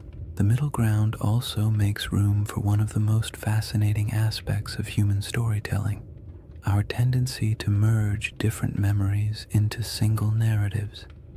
Imagine an Egyptian priest hearing tales from travelers who claim their ancestors once lived in a land where water flowed through concentric valleys. Imagine those memories mixing with other stories of disappearing lakes, ancient floods, or regions swallowed by drought. Imagine Plato hearing a version of that tale centuries later, filtered through generations of reinterpretation. By the time he wrote it down, the story would have been a blend, part geography, part metaphor, part nostalgia for a world the teller never saw. This blending of truth and tale is not deception. It's how oral traditions work. Details shift, landscapes become symbols, natural disasters become moral lessons. A story meant to explain why the world changed becomes a story explaining why people must be humble. Even today, we do this without realizing it. We condense complex events into simple narratives because simple narratives are easier to remember, easier to teach, and easier to carry into the future. In the calm light of this middle ground, the Richat structure serves as a gentle reminder that landscapes shape stories just as stories shape our perception of landscapes. The structure's rings might have meant nothing to the people who walked across it thousands of years ago. But to someone hearing a distorted account of those landscapes generations later, the image of a circular landform might have blossomed into something mythic, not because the Richat structure was Atlantis, but because it felt like the kind of place myths grow from, strange, memorable, and entirely out of step with its surroundings. The temptation of this middle path lies in its openness. You don't have to believe the Richat structure hides ruins. You don't have to assume ancient people built concentric canals. You don't even have to decide whether Atlantis existed as a literal place. You simply accept that the ancient world was filled with environments now gone, and that stories from those environments survived in forms we barely recognize. The Richat structure becomes one of many possible inspirations, not the answer, but an echo. There's something soothing about mysteries that don't demand solutions. They allow your mind to drift without needing to arrive anywhere specific. The Richat structure isn't a riddle asking to be solved. It's an invitation to explore deeper layers of time, to imagine landscapes that no longer exist, and to appreciate how human memory stretches across millennia. It reminds us that myths often begin with something real, not a lost empire necessarily, but a lost environment, a lost way of life, or a lost understanding of the land. And that leads us gently into the final chapter of this journey, a shift away from evidence and counter-evidence, and toward the quiet, cosmic perspective that emerges when you consider how long the Richat structure has watched the desert around it rise, fall, and change. Chapter 4. The Eye That Remembers Everything. If you ever find yourself imagining the Richau structure at night, it helps to forget the satellite photos and geological diagrams for a moment and picture something much quieter. A place far from modern roads, far from city lights, far from anything that interrupts the soft rhythm of the desert after sunset. Night in the Sahara is its own world, almost a separate dimension from the harsh daylight that most people think defines it. The heat drains away slowly, the wind settles into a steady breath across the dunes, and the sky opens wider than seems reasonable, filled with stars that feel impossibly close. In that stillness, the Richat structure doesn't feel like a geological puzzle or a misunderstood legend.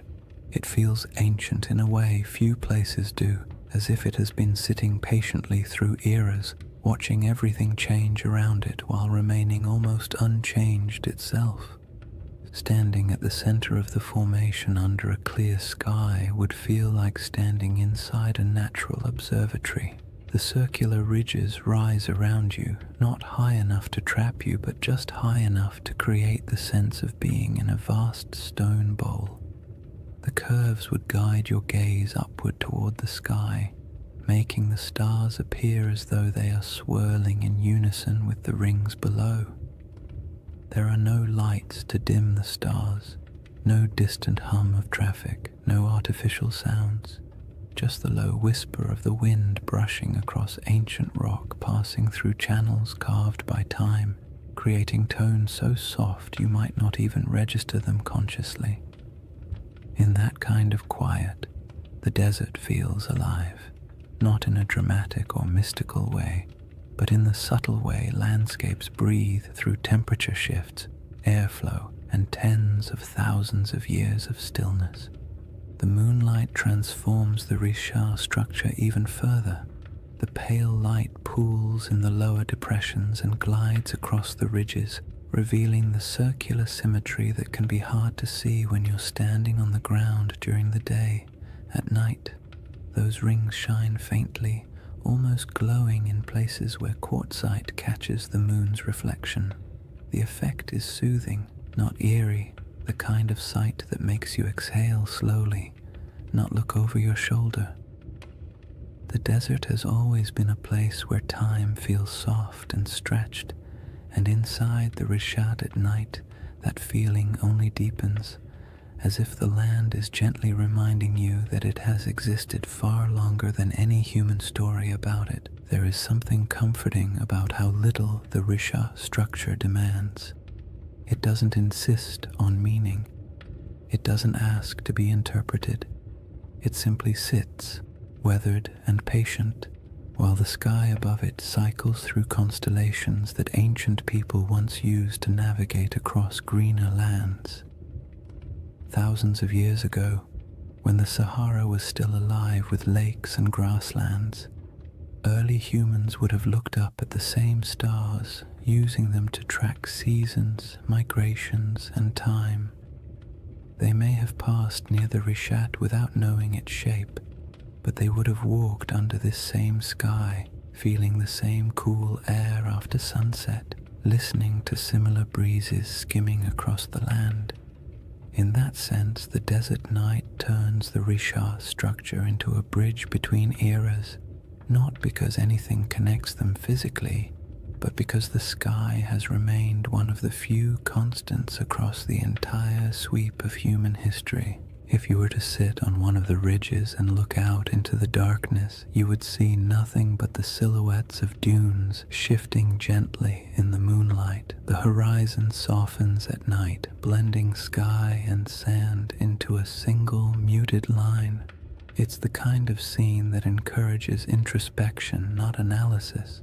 You don't wonder who built the structure or whether it held palaces or temples. You simply feel the weight of time, not as something heavy or intimidating, but as something vast and calming. The world has changed so many times, and the Richat has been here through all of it, absorbing the silence, weathering the storms, and watching the land around it transform. The desert's silence isn't empty.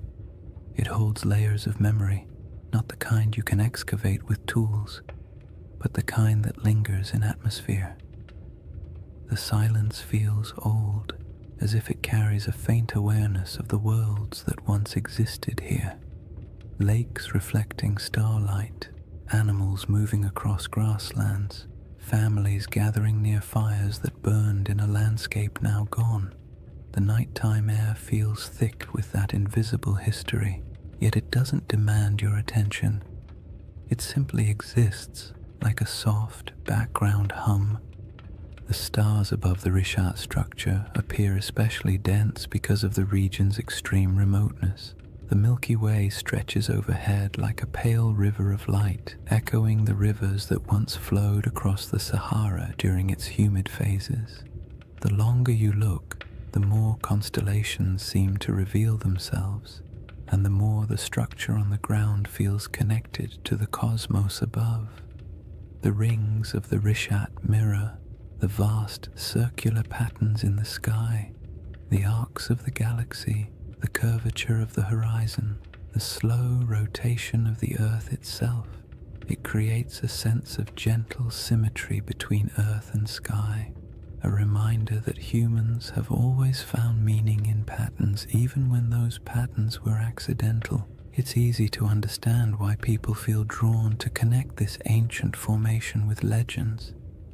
Standing inside the Risha at night could make anyone feel the urge to tell a story, not a sensational one, but a quiet one about the persistence of the land, the fragility of memory, and the way nature sometimes creates shapes that feel like symbols. In the soft glow of the moon, the structure doesn't look artificial, but it does look intentional in a way only nature at its most patient can achieve. What makes the Risha structure so soothing at night is the way it absorbs human curiosity without answering it. You can wonder about its origins, its place in mythology, its connection to past climates, or whether ancient people ever felt a hint of awe when passing near it. But the structure offers nothing back except the gentle assurance that it will still be here long after our questions fade into silence. In that sense, it becomes a reminder not of lost civilizations, but of time's quiet endurance, the slow, steady processes that shape the Earth far beyond human timelines. And as the night grows deeper and the air cools further, the Rishat structure settles into complete stillness, becoming not a mystery to solve, but a place to simply exist for a moment, to rest, to breathe, and to absorb the sense of calm that comes from standing in a landscape that has survived every climate, every story, and every shift the world has thrown at it. The next layer of this journey explores the source of that storytelling instinct, why humans see patterns, build myths, and create meaning from landscapes that endure long after the civilizations around them disappear. If you sit long enough inside the Risha structure, not literally of course, but in your mind, quietly imagining the desert night and the slow movement of stars overhead, you eventually drift into a very human question. Why do we tell stories about places like this? Why do certain landscapes, certain formations, certain patterns pull at the imagination more strongly than others? We don't look at an ordinary hill and assume it holds ancient secrets. We don't stare at a random cluster of rocks and start crafting mythologies, yet give us a perfect circle in the middle of a desert, or a mountain shaped like a face, or a forest that feels too symmetrical to be an accident, and our brains immediately begin weaving meaning into the shapes. It isn't irrational, it's instinctive. A deep part of how humans make sense of the world, especially the parts of it that feel older than our ability to explain them. That instinct begins with something simple: pattern recognition. Humans are exceptional at spotting patterns even when those patterns don't exist. It's a survival trait. Recognizing the difference between a harmless shadow and a predator hiding in the bushes was once a matter of life and death. Over time, that instinct expanded into art, religion, storytelling, and all the imaginative ways we try to connect the dots between what we see and what we feel. When early people saw the rings of the Rishat structure, perhaps not from the ground but from the gradual rise of surrounding terrain, they might have sensed an unusual regularity in its shape. Maybe not enough to interpret it as a city or a monument, but enough to remember it, enough to describe it, enough to make it feel distinct from the ordinary landscapes around it. The human imagination thrives on places that feel just slightly out of place. The Risha structure does exactly that. It's too round, too wide, too neatly layered to blend in with the rugged desert. It doesn't look artificial, but it doesn't look random either. It occupies a liminal space, natural but strangely intentional in appearance, and when a landscape hovers in that space, the imagination naturally steps in to fill the gaps. People project stories onto it not to deceive anyone, but because stories help us understand what feels beyond understanding. Storytelling is how humans anchor themselves in time, how they transform landscapes into memories, and how they preserve experiences that might otherwise vanish. This is why even the calmest, most scientific minds sometimes drift into gentle speculation when they look at places like the Rishat, not because they truly believe in lost empires hiding under millions of years of erosion, but because landscapes with unusual beauty evoke a sense of quiet wonder, and wonder is a fertile ground for stories. You don't need to imagine Atlantis rising and falling.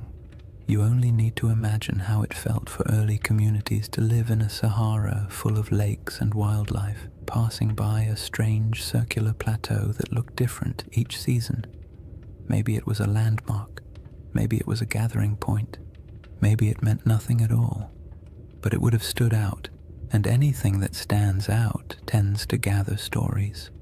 Humans also tell stories because the natural world isn't always generous with explanations. For most of history, people didn't have geology textbooks or climate models. They had observations, intuition, and oral traditions. When a river dried, they created a story. When a mountain erupted, they created a story.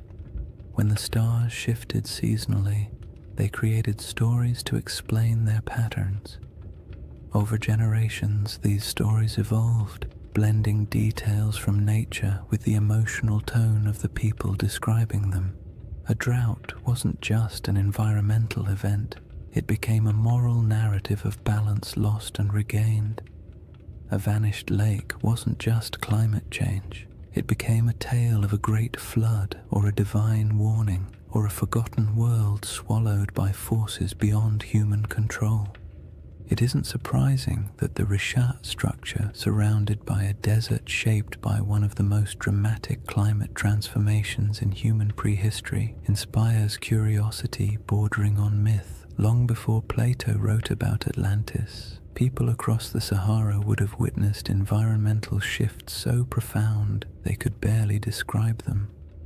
Shrinking lakes, migrating animals, the slow invasion of sand, these experiences leave emotional impressions. A landscape that once supported entire populations can fade into silence within a few generations, and when that happens, the stories that form afterward are rarely literal accounts. They become metaphors for loss, change, and the fragility of human presence. The act of storytelling also brings comfort. It creates order in places where nature seems chaotic. It offers meaning in events that feel senseless, and it allows cultures to pass knowledge from one generation to the next. A story about a lost world isn't just entertainment. It's a way of saying, something important happened here, don't forget it. Those stories can stretch across thousands of years, even if the exact details blur.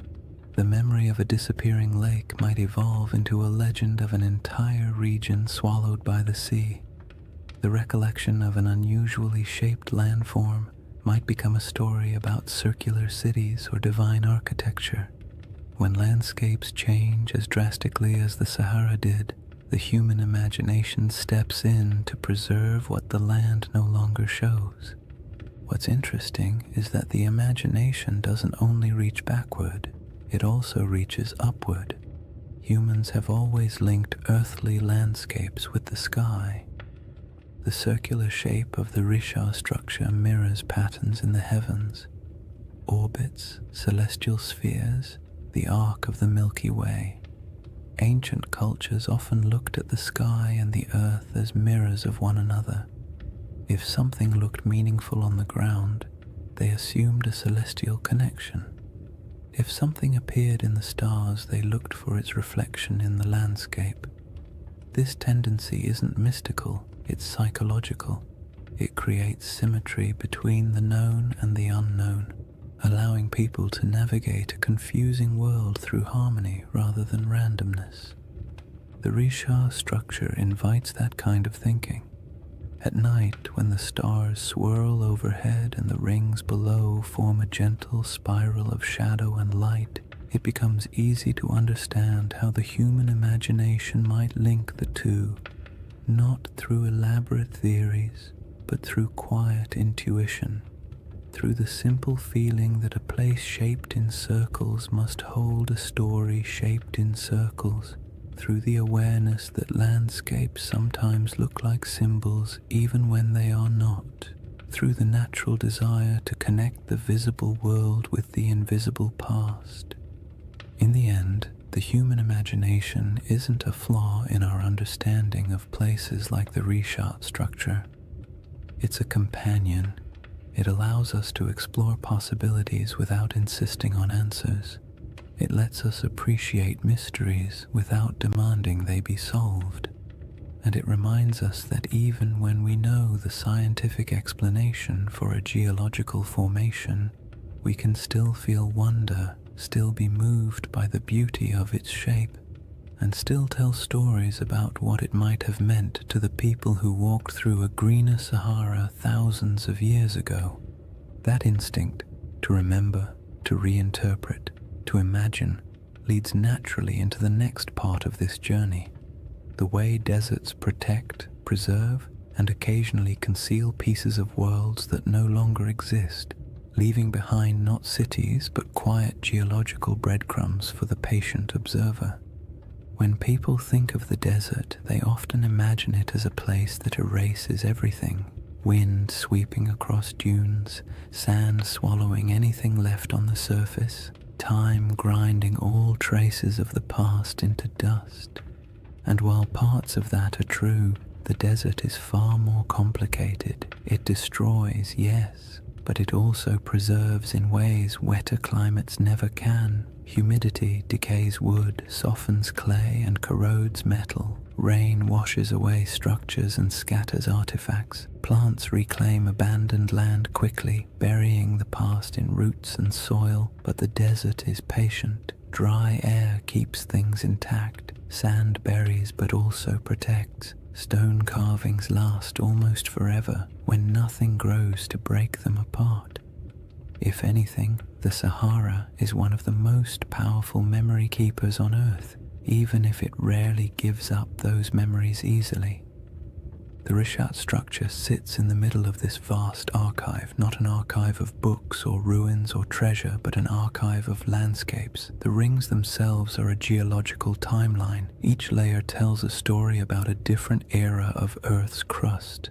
The minerals inside them remember volcanic activity, erosion patterns, shifts in ancient climates, and surrounding the structure, scattered across the Sahara, lie faint traces of worlds that came and went before the desert took over. Fossils of fish that once swam in freshwater lakes, shells from ancient inland seas, bones of hippos, giraffes, elephants, and antelope that lived in grasslands where nothing but dunes now remain. These remnants are quiet, fragile, and astonishingly well preserved because the desert has held them still for millennia.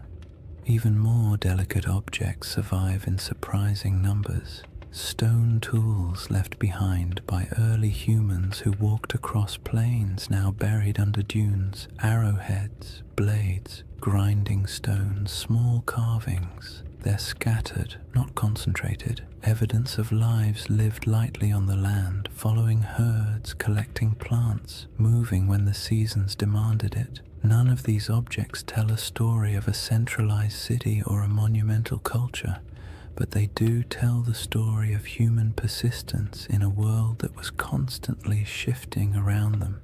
These tools have edges still sharp enough to cut.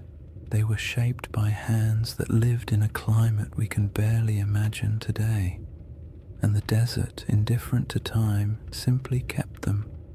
Then there are the rivers, or rather, the ghosts of rivers. Radar imaging reveals dozens of ancient channels beneath the Sahara's surface, some stretching hundreds of miles. These channels are not small trickles, but massive pathways carved by powerful flows of water. They show where life once concentrated, where animals gathered, where early humans traveled and settled, and though they're invisible from the ground, their presence beneath the sand acts like a geological memory, a map of how different the world used to be.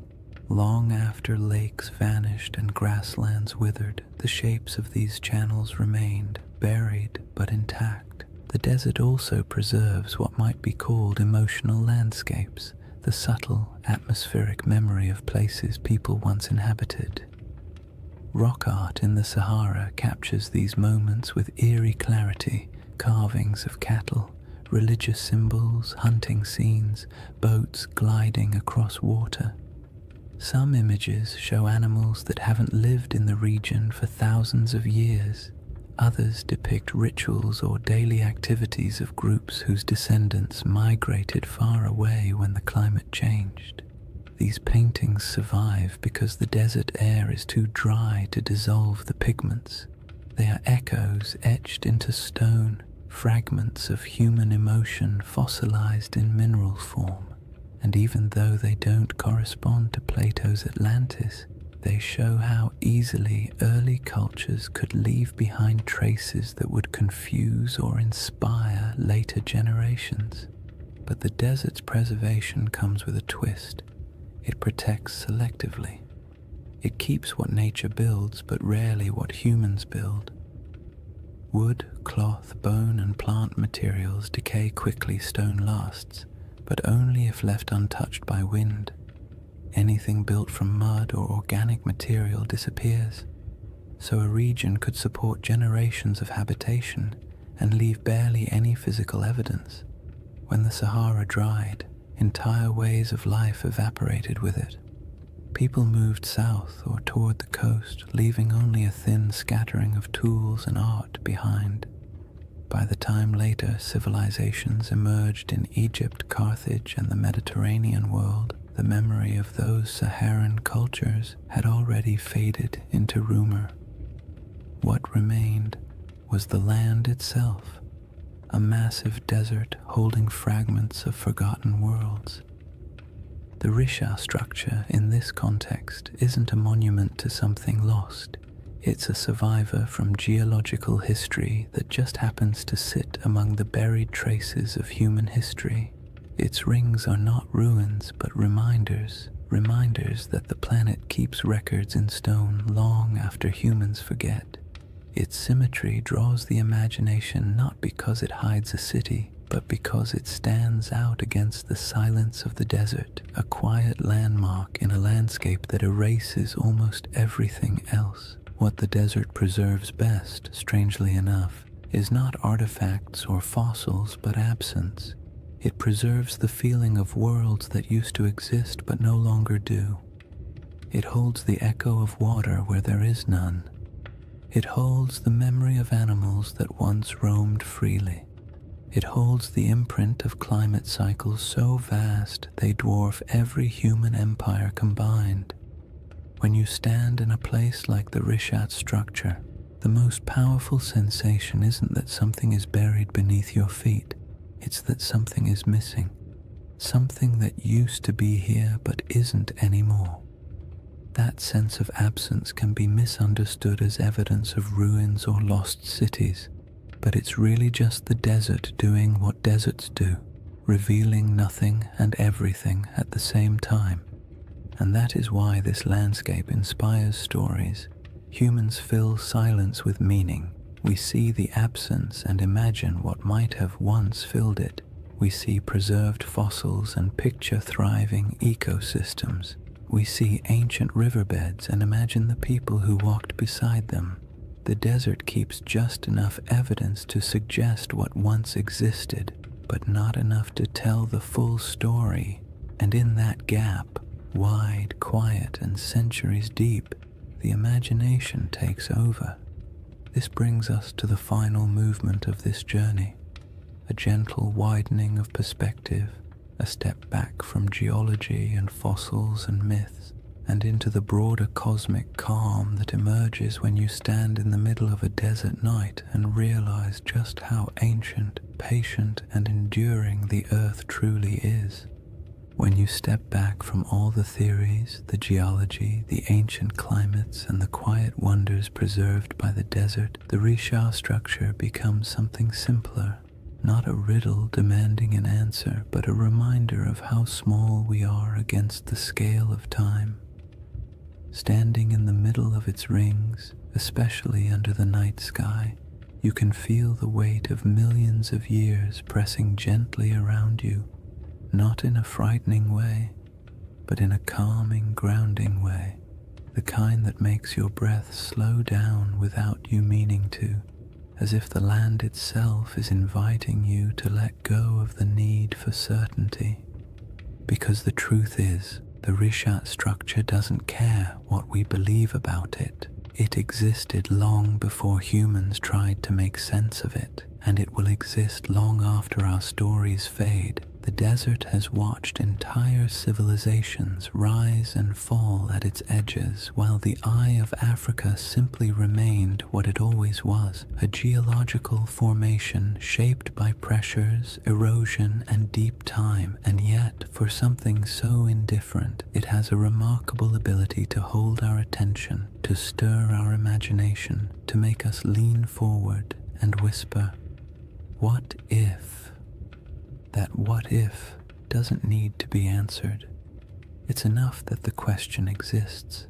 It's enough that something in a quiet corner of the Sahara can evoke wonder in people who will never stand beside it. We don't need Atlantis for the Risha to matter. We don't need a lost empire or buried ruins. The formation is compelling precisely because it sits on the edge of the known and the unknown, part science, part mystery, part myth, part memory. It invites you to be curious without demanding conclusions, and that is its most soothing quality. If you imagine the Risha at its quietest moment, perhaps just before dawn, when the stars begin to fade but the sun hasn't yet lifted over the dunes, the entire landscape feels suspended. The air is cool, still carrying the desert's nighttime clarity. The sky brightens slowly, revealing the faint outlines of the rings around you. The first light washes over the ridges, turning the stone soft shades of blue and gold. In this moment, it feels as though the structure is waking up, though of course it never sleeps. It simply cycles through light and darkness, warmth and cold, day after day, century after century, long after humanity stopped paying attention, and that quiet persistence is part of its allure. The Rishat structure doesn't ask for interpretation because it doesn't need us. It exists comfortably beyond our stories. We are the ones who project meaning onto it, who draw parallels, who search for patterns, and there's nothing wrong with that. Humans make meaning because it helps us navigate a world that rarely explains itself. But when you're standing in front of something so ancient, so vast, and so unaffected by our questions, the impulse to interpret eventually softens. You start to accept the landscape the way you accept the night sky, beautiful, mysterious, complete without needing answers. This is why the final feeling the Risha structure gives isn't excitement or fear or even curiosity. It's perspective. The kind of perspective that makes you realize how temporary human history is compared to geological time. Civilizations rise, cities flourish, myths form, and then everything fades. But the land remains. The Sahara has been green, then brown, then green again, then sand, then grass, then dunes. The world shifts constantly, but overspans so long that it's easy to forget. Human history is only a blink in the Earth's memory. When you imagine the Eye of Africa remembering, it's not literal, of course. Rock doesn't hold memories the way we do, but landscapes preserve patterns, scars, layers, and echoes of what came before. The Risha structure remembers not through intention, but through endurance, through the way its rings hold the imprint of ancient forces, through the way it witnessed the Sahara's transformation without changing its own essential shape, through the way it stands in the middle of emptiness, still holding the quiet dignity of something older than our oldest stories. And as you let that perspective sink in, the idea of Atlantis becomes less about a place and more about a feeling that somewhere, sometime, a world existed that is now gone, a feeling that memory outlasts evidence, a feeling that not everything that disappears is lost forever. Some things simply fade into new forms, new landscapes, new interpretations. The Risha structure doesn't solve the Atlantis mystery, but it offers a gentle space where that mystery can rest, unpressured and unbothered. In the end, the most peaceful thought of all is this: maybe Atlantis was real, maybe it wasn't. Maybe it was a memory of a greener Sahara. Maybe it was an echo of rivers and lakes that vanished before history began. Or maybe it was just a story, a beautifully structured story passed down through generations. But somewhere out there in the quiet heart of the desert, the Eye of Africa is still watching. Not searching, not revealing, just watching. Watching the night sky turn. Watching the dunes shift. Watching time pass with the patience only the earth itself can hold. And there is something profoundly comforting about that. To know that long after questions fade and theories shift and stories evolve, the land remains silent, enduring, timeless. A slow, cosmic heartbeat in the middle of the Sahara, inviting you to breathe a little slower, to let your thoughts drift, and to fall gently into rest. If you've made it this far, awake, half asleep, or somewhere in that gentle in-between space where thoughts drift like sand across a desert floor, then you've journeyed through one of Earth's quietest mysteries. And maybe that's the real beauty of the Risha structure. Not that it holds answers, but that it encourages the kind of patient wondering that modern life rarely gives us time for. In a world full of noise, urgency, and constant stimulation, the Eye of Africa offers the opposite: silence, space, perspective, a slow reminder that the planet moves at a pace far older and far calmer than anything we build on its surface. When you think back to what we've explored, the green Sahara that once flourished with lakes and herds, the ancient river systems buried beneath dunes, the rock art carved by hands that lived in a world we can barely imagine, the geological forces that sculpted the Risha's rings millions of years before humans ever walked near them, it becomes clear that the story of this place isn't about a lost civilization. It's about a lost landscape, a world that once existed, quietly thrived, and then vanished not because of catastrophe, but because Earth itself shifted into a new rhythm.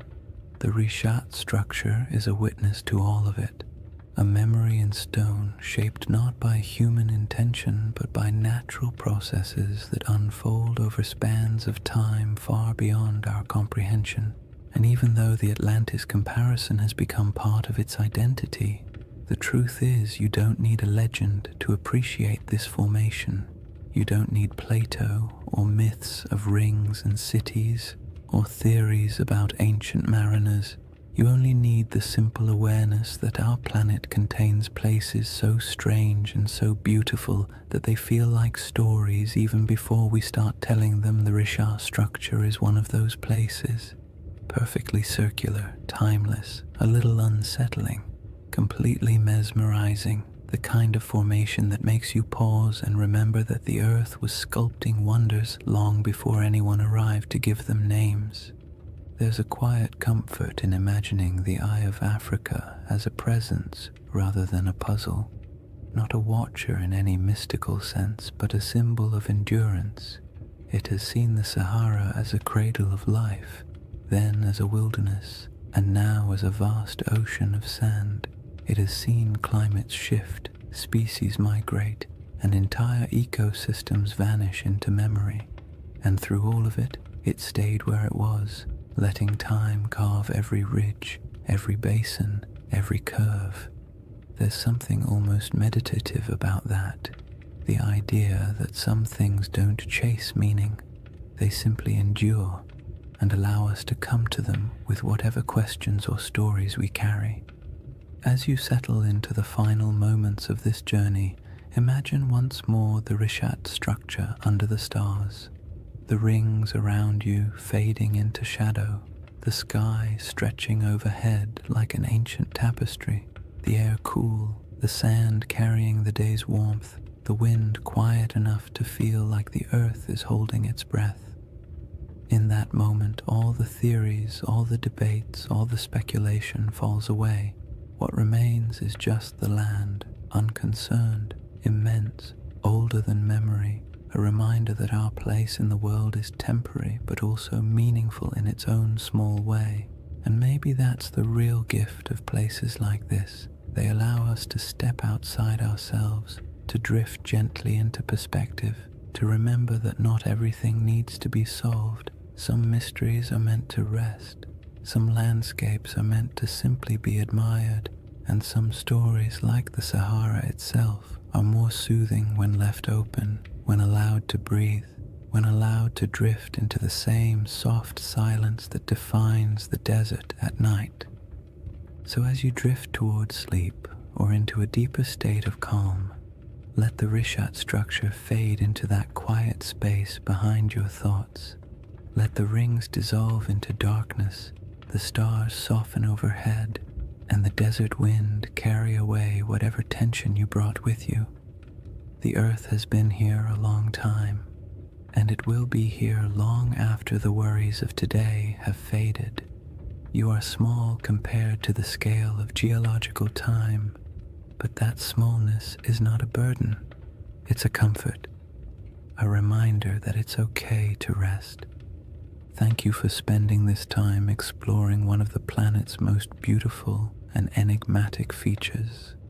If you enjoyed this journey, and you'd like to drift through more forgotten landscapes and ancient mysteries crafted to help you unwind, consider liking the video and subscribing to the channel. It truly helps, and it means a lot. And before you fall asleep fully, let me know in the comments where you're watching from and what time it is for you. I love seeing the entire world gathered in one quiet, shared moment.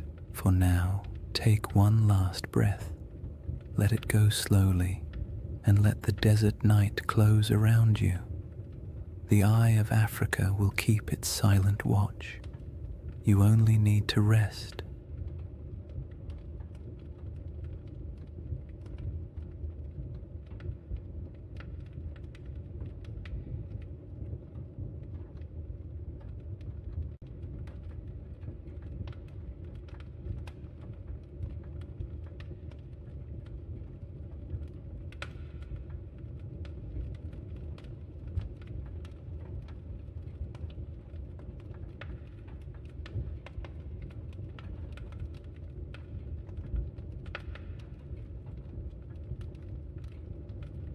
Hey guys, welcome back to the Sleep Atlas. Tonight, we're traveling back to one of history's strangest paradoxes, an army of monks, men who swore vows of poverty, chastity, and obedience, then marched into battle with swords gleaming in the sunlight and banners blazing red crosses against white, the Knights Templar.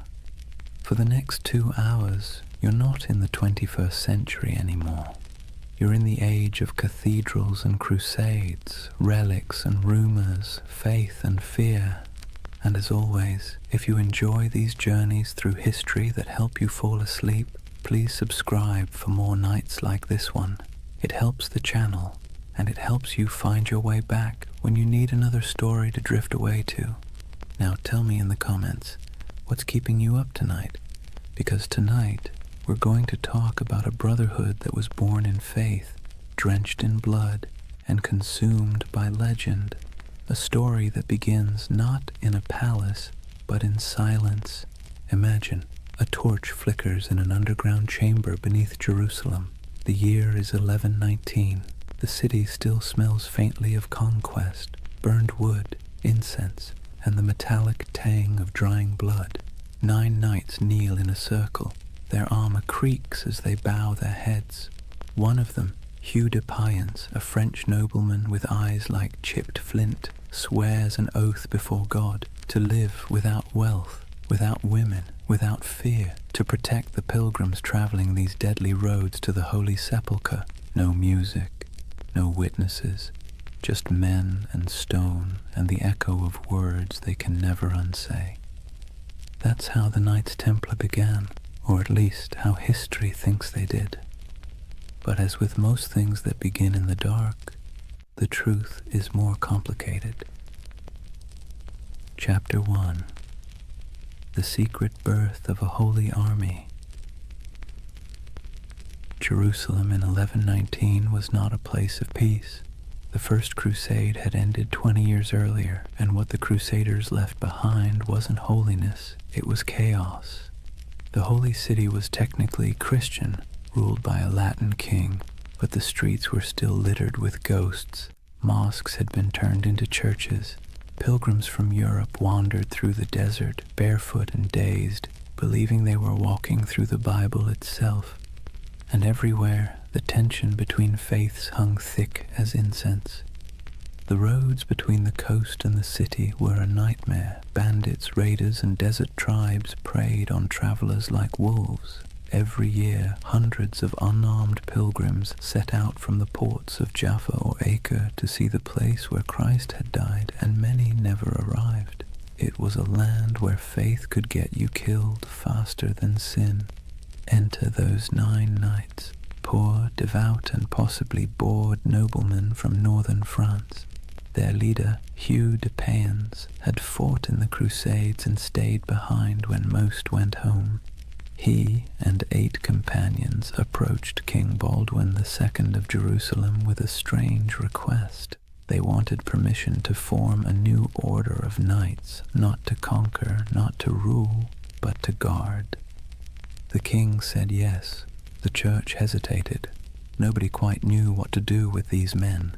They were knights, yes, but they claimed to be monks too. The idea didn't fit into any box the medieval world understood. A soldier was supposed to fight, a monk was supposed to pray, and these men wanted to do both. Baldwin gave them quarters in a building that stood on the ruins of the Temple of Solomon, the most sacred and controversial ground in the world. And that's where their name came from. The poor fellow soldiers of Christ and of the Temple of Solomon, or more simply, the Knights Templar. Now here's where things start to shimmer with myth, because for nearly a decade, nobody heard much from them. No glorious battles, no public presence, just 9 knights living quietly in a half-ruined temple, claiming to protect pilgrims. And that's when the whispers began. What were they doing under the temple? Some said they were excavating. Others said they were searching for something buried deep beneath the stones, relics perhaps, or knowledge long hidden since the days of Solomon himself. Modern archaeologists will tell you this is nonsense, of course, but even they admit the Templars had access to the Temple Mount, a privilege almost no one else in Christendom enjoyed, and for years they dug there with the Church's blessing. When they finally emerged into public life, they were different, organized, wealthy, confident, almost as if they'd found something that changed everything. But let's step back for a moment. The early 11th century was an age of improvisation. The Crusader states were young, messy, and barely hanging on. Every kingdom was a patchwork of loyalties, half knights, half pilgrims, and a lot of wishful thinking. The Church was desperate for order, and the Templars offered exactly that, a blend of zeal and discipline that looked like divine intervention in armor. It was a brilliant pitch, and they sold it well. When Hugh de Payens travelled back to Europe in 1127 to seek official recognition, he met with kings, nobles, and eventually the Pope himself. The Church loved them, a holy army that required no payment, asked for no land, and swore absolute loyalty to God. It was a bureaucrat's dream. Pope Honorius II granted them official status, and a few years later, in 1139, another pope, Innocent II, took it even further. He declared that the Templars answered to no king, no bishop, and no law except the popes. They were untouchable, exempt from taxes, allowed to cross borders freely, and permitted to collect donations directly from the faithful. In other words, the Knights Templar became a multinational corporation, centuries before such a thing should have existed. And that's where their story stops being quaint and starts getting strange. Because remember, these were men who began with nothing. Their symbol was two knights riding a single horse, a visual metaphor for poverty. Within a generation, that same order owned castles, fleets, and entire banking networks. They were the world's first financial institution that operated across borders. But we're getting ahead of ourselves. Right now, there's still just 9 men under the ruins of Solomon's temple, holding candles against the dark. Picture it. The smell of wax and oil smoke, the faint hum of wind through broken columns, the distant cries of muezzins echoing from the city below. The world is shifting. Faith, power, greed, all swirling together into something entirely new. Somewhere between prayer and politics, the Templars had found a formula that worked. A soldier's discipline, a monk's devotion, and a businessman's pragmatism, all wrapped in one dazzling symbol, a red cross on white. And as their power grew, so did the myth. People whispered that the knights never truly slept, that their prayers could call down miracles, that their swords glowed in battle like divine fire. In an age starved for heroes, the Templars became living icons. And for the Church, they were proof that holiness could conquer the world, or at least fund its expansion. Still, even in these early days, the seeds of their downfall were already being planted, because whenever power hides behind purity, suspicion follows. For now, though the world was enchanted by them, Europe sent them gold, recruits, and blessings. The Templars began to build fortresses across the Holy Land, stark geometric structures designed not for beauty but for survival. The first of these rose near Gaza, its walls thick and severe as if carved from a single thought, hold. And hold they did. Against heat, disease, and endless waves of enemies, the Templars endured. They were a strange hybrid, too pious for ordinary knights, too violent for ordinary monks, but somehow they worked. The desert turned them into something sharper, harder, less human, and the world rewarded them for it. By the end of the 12th century, the Templars were no longer a curiosity. They were a force of nature. Their red cross fluttered on every major battlefield from Antioch to Acre. Pilgrims prayed to them as if they were saints. Kings borrowed money from them as if they were banks, and behind their stoic silence they smiled, because they knew the holiest men in Christendom were also its most indispensable. The Holy Land. It sounds peaceful, doesn't it? Golden deserts, olive groves, sun-bleached ruins, the kind of place you might imagine angels hovering over in serene silence. But in the early 12th century, it was anything but serene. Jerusalem had been liberated by Christian crusaders only a few decades earlier, and let's be clear, liberation in medieval terms usually meant blood up to the ankles. The First Crusade had ended with the massacre of nearly every inhabitant of the city, Muslim, Jew, and even some Christians unlucky enough to be standing in the wrong doorway. The survivors who staggered out of those gates left behind a city that was holy, yes, but also haunted. Now, imagine you're one of the pilgrims arriving from Europe after that carnage. You've sold your land, kissed your family goodbye, and endured months on a leaky ship that smelled of salt, vomit, and desperation.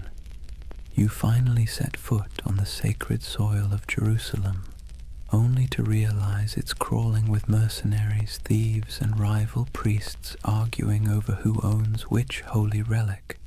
There were monks selling pieces of the true cross for pocket change, relic peddlers waving around bones that supposedly belonged to every apostle, and beggars who could quote scripture better than bishops. It was chaotic, commercial, and weirdly alive. The Holy Land was supposed to be a place of purity, but it was also a marketplace of faith, and this was the world the Templars were born into. To protect pilgrims, they needed roads. To patrol the roads, they needed horses. To feed the horses, they needed money. And to get money, they needed support from Europe, which meant they needed branding. And few groups in history have ever branded themselves better. The Knights of the Temple. It sounded like a riddle. A name that whispered of prophecy, secrecy, destiny. In an age addicted to relics and miracles, the idea of an army living on sacred ground was irresistible. Still, their mission was grimly practical. The routes from the ports to Jerusalem, Jaffa, Acre, Tyre, were treacherous. Travelers were robbed, murdered, or sold into slavery. The Templars became the bodyguards of faith itself, escorting caravans of believers through the desert, fighting off raiders who saw pilgrims as walking coin purses. Picture it, a long line of weary travelers trudging beneath a white-hot sun, sandals kicking up dust, and ahead of them a small band of armored men on horseback, faces hidden behind helms, silent except for the creak of leather and the dull thud of hooves. To see that Red Cross approaching must have felt like salvation made visible. But Jerusalem wasn't the only concern. Beyond the city walls, the Crusader states were fracturing. Christian lords squabbled like children over territory they barely controlled. The Kingdom of Jerusalem, the County of Tripoli, the Principality of Antioch, all were fragile, stitched together by ambition and distrust. The Muslim world, meanwhile, was far from united but infinitely more patient. Leaders like Zengi, Nur ad-Din, and later Saladin understood that the Crusaders were temporary. Empires built on zeal tend to burn bright and burn out. The Templars didn't know it yet, but they were living on borrowed time. For now, though, their world was still expanding. They built their first fortresses across the Holy Land, massive, angular structures that looked more like stone mathematics than architecture. No decoration, no vanity, just geometry and faith. These weren't castles meant to impress. They were meant to survive. Thick walls, narrow gates, cisterns for water, hidden staircases for escape. If you were a Templar stationed in one, your days were predictable. Prayer, patrol, repair, repeat. The heat was relentless. Armor became ovens. Horses collapsed from thirst. And yet, they endured.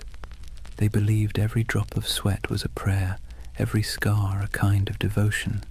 The Templar life was monastic but also militarized. They rose before dawn, prayed, trained, rode, and ate simple meals in silence. Even at the table they sat in pairs, sharing food from a single bowl, just as they once shared horses when they were poor. That duality, poverty and power, humility and dominance, defined them. To outsiders it made the Templars look almost supernatural. They were disciplined in a world that thrived on chaos. They didn't drink, gamble, or chase women. They didn't hoard gold for themselves, but for the order. Compared to the average crusader knight, who often behaved like a drunk tourist with a sword, the Templars seemed godlike. But discipline has its price. Their strictness made them feared, but it also made them cold. And in a land that worshipped stories, coldness was suspicious. Rumors spread that they worshipped strange idols, that their prayers were not quite Christian, that beneath their white mantles they bore symbols not approved by Rome. None of it was true, yet, but you can see why people started to talk. The Templars were always apart. They answered to no king, no priest, and no local authority. They were an army within an army, a church within the church. And whenever men form a power that stands outside all others, paranoia soon follows. Still, in the 1130s and 1140s, those fears were whispers drowned out by praise. Pilgrims wrote home about the silent, white-cloaked knights who saved them from bandits. Kings sent donations, nobles offered land. The Templar name spread across Europe like wildfire. Soon new recruits poured in, sons of minor lords, second brothers with no inheritance, men too proud to farm and too poor to rule. To join the Templars was to gain purpose, rank, and immortality of a kind.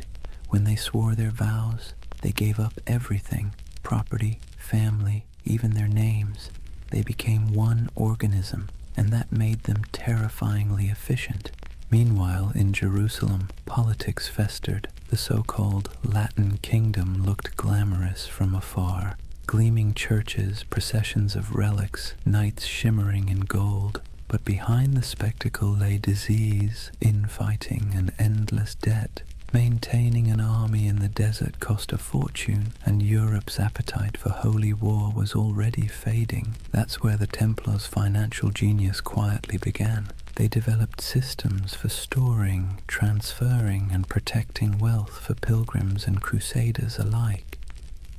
A traveler could deposit money at a Templar preceptory in London, receive a coded letter, and withdraw the funds safely in Jerusalem.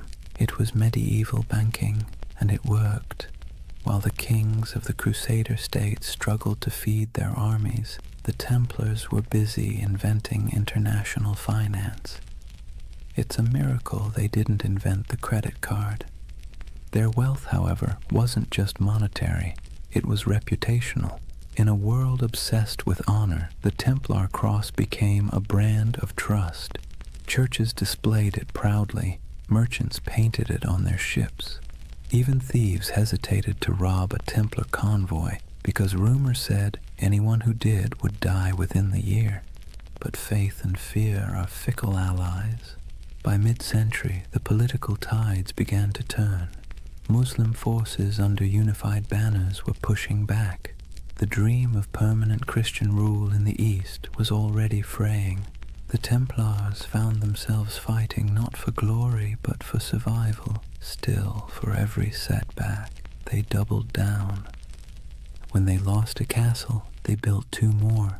When armies fell, they recruited faster. When allies faltered, they became their own nation of stone and secrecy. You can almost admire the sheer stubbornness of it. The idea that faith could replace geography, that brotherhood could outlast empire.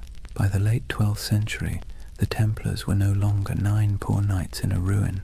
They were the backbone of Christendom's military and financial power. Their headquarters in Jerusalem gleamed with marble. Their fortresses dotted the coasts of Syria and Palestine. Their banner, a red cross on white, was feared from Cairo to Constantinople, and yet the cracks were already showing. The Holy Land had always been an illusion of permanence. Empires rose there only to crumble beneath the same sun. The Templars, for all their discipline, could not change geography. They were foreigners defending a dream, and dreams, like empires, are fragile things.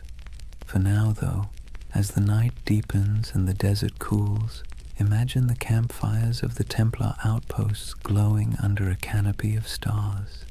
The wind sighs across the sand. The horses snort softly in their sleep. A monk knight kneels beside a stone wall, whispering a prayer in Latin that drifts into the dark like smoke. Somewhere far to the west, Europe sleeps, safe, wealthy, and unaware that its most sacred soldiers are already walking the thin edge between salvation and damnation. Imagine the year is 1120. The air in Jerusalem still hums with dust and incense, the streets winding like veins between crumbling walls and half-rebuilt churches. The Crusaders hold the city now, but barely. Pilgrims shuffle past soldiers, merchants haggle beside priests. Somewhere, a choir is singing in Latin while a camel coughs nearby. It's the kind of world where the sacred and the absurd coexist perfectly comfortably, and beneath all that noise something else is stirring.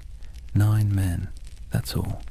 9 poor French knights, led by a man named Hugues de Payan. They arrive in Jerusalem without fanfare. No army, no banner, no gold. They make a simple request to King Baldwin II, the use of a few rooms on the Temple Mount. The king agrees, perhaps amused by their humility. He gives them quarters in the old Al-Aqsa Mosque, which the Crusaders believed sat atop the ruins of Solomon's Temple. That's where the story becomes hazy. Officially, these knights called themselves the poor fellow soldiers of Christ and of the Temple of Solomon. Their stated mission: to protect pilgrims traveling to and from the Holy Land. A noble enough cause and one desperately needed. But here's the question. Historians still whisper over their coffee. If their job was guarding roads, why did they spend the next 9 years living almost entirely underground? According to later accounts, the Templars rarely left the Temple Mount during that first decade. They dug tunnels, moved stones, and kept their activities secret. When questioned, they gave vague answers about renovations and holy works, which, let's be honest, is exactly what you say when you don't want people to ask more questions. So what were they doing? The truth is, no one knows for certain. But speculation has filled that silence for centuries. Some believe they were excavating ancient ruins, searching for relics buried since the days of Solomon. Others suggest they were hunting for texts, scrolls containing forgotten wisdom, early Gnostic writings, alchemical treatises, even architectural blueprints said to hold divine secrets. And then, of course, there's the most enduring rumor of all, the Holy Grail. It's easy to roll your eyes now, but picture it from their perspective. You're in the 12th century, sleeping on the ruins of the most mythic temple in history. You're a warrior who believes God speaks through symbols, and beneath your feet are thousands of years of rubble, Babylonian, Persian, Roman, Byzantine. If faith ever had a basement full of mysteries, this was it. The Templars' time under the Temple Mount became the seed of every legend that followed. Later chroniclers claimed they discovered something extraordinary, but were maddeningly vague about what that was. Some said they found the Ark of the Covenant, Others insisted they unearthed gold from Solomon's treasury. More imaginative souls suggested they uncovered proof of bloodlines, records linking Christ's family to European royalty. And then, of course, there were the occult theorists who decided the knights had learned sacred geometry, secret knowledge about the structure of the universe itself.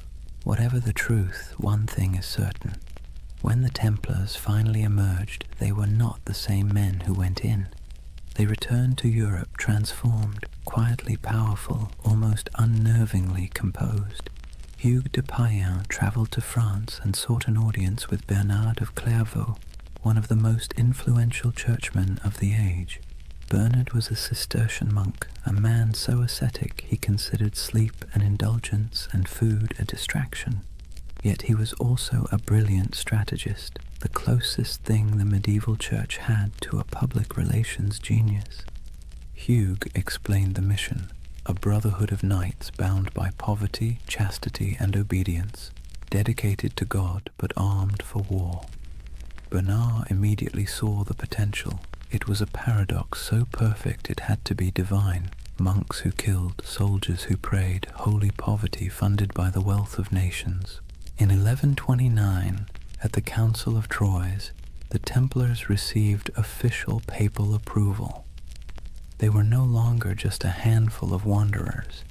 They were an order of the Church.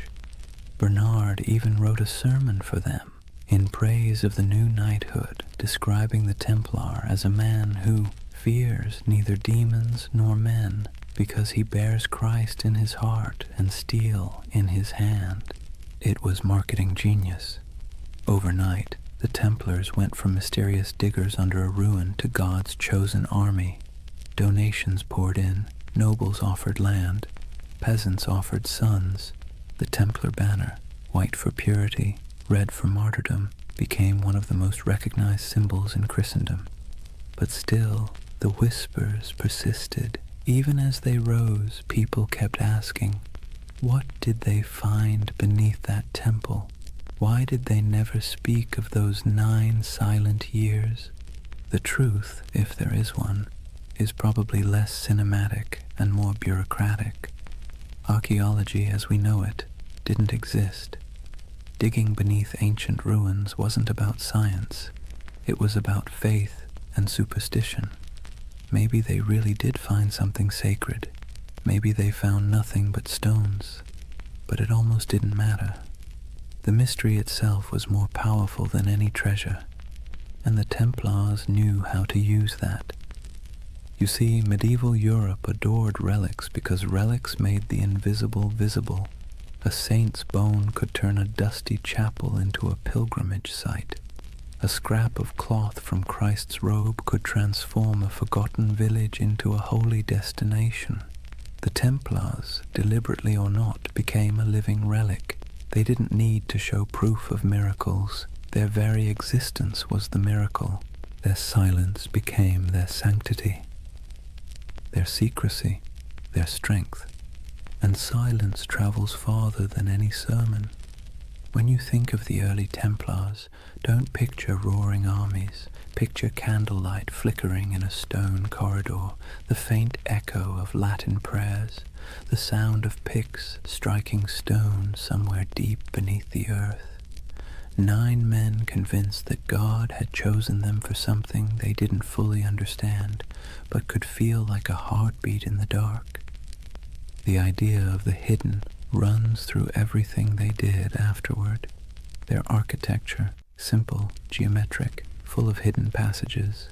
Their symbols, crosses, circles, dual riders on one horse.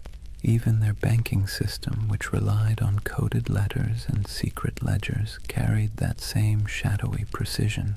It's as if the memory of that underground decade never left them. They had been under the world, and when they emerged, they brought a little of the underworld with them. By the time they were formally recognized, the order already had chapters spreading across Europe. Preceptories in Paris, London, and Aragon became both fortresses and treasuries. Templar seals began to appear on documents everywhere. a sign that whatever business was being done, it was trustworthy, incorruptible, and conveniently untouchable by taxes. They were monks, they were soldiers, they were accountants, and they were untouchable. If it sounds like a setup for disaster, that's because it was. But for now, their ascent felt unstoppable.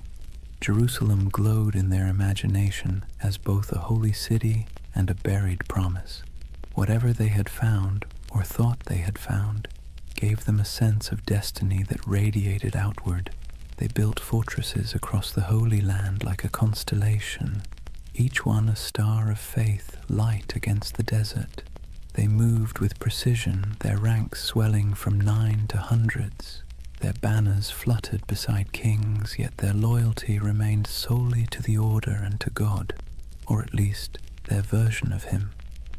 And through it all, that mystery under the temple lingered, quiet and magnetic.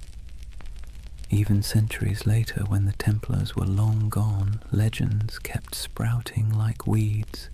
Freemasons claimed descent from their architects. Alchemists said their secrets survived in hidden manuscripts. Occultists saw them as guardians of forbidden wisdom.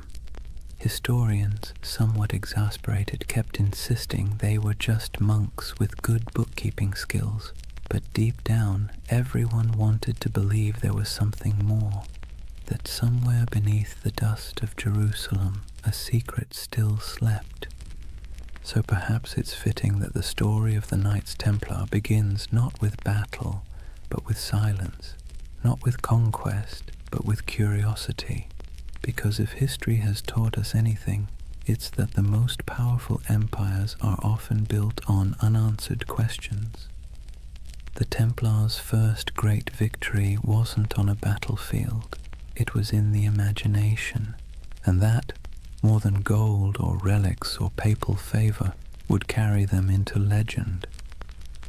Picture Rome in the early 12th century, a city that smells of candle wax and incense, but also of politics. Papal banners hang limp in the sun. Monks shuffle through marble corridors whispering in Latin, and outside the streets reek of tanneries and ambition. The church by now was more than a faith. It was the nervous system of Europe, pulsing through every kingdom, dictating who ruled, who knelt, and who burned. Kings were crowned by its hands, empires justified by its blessings.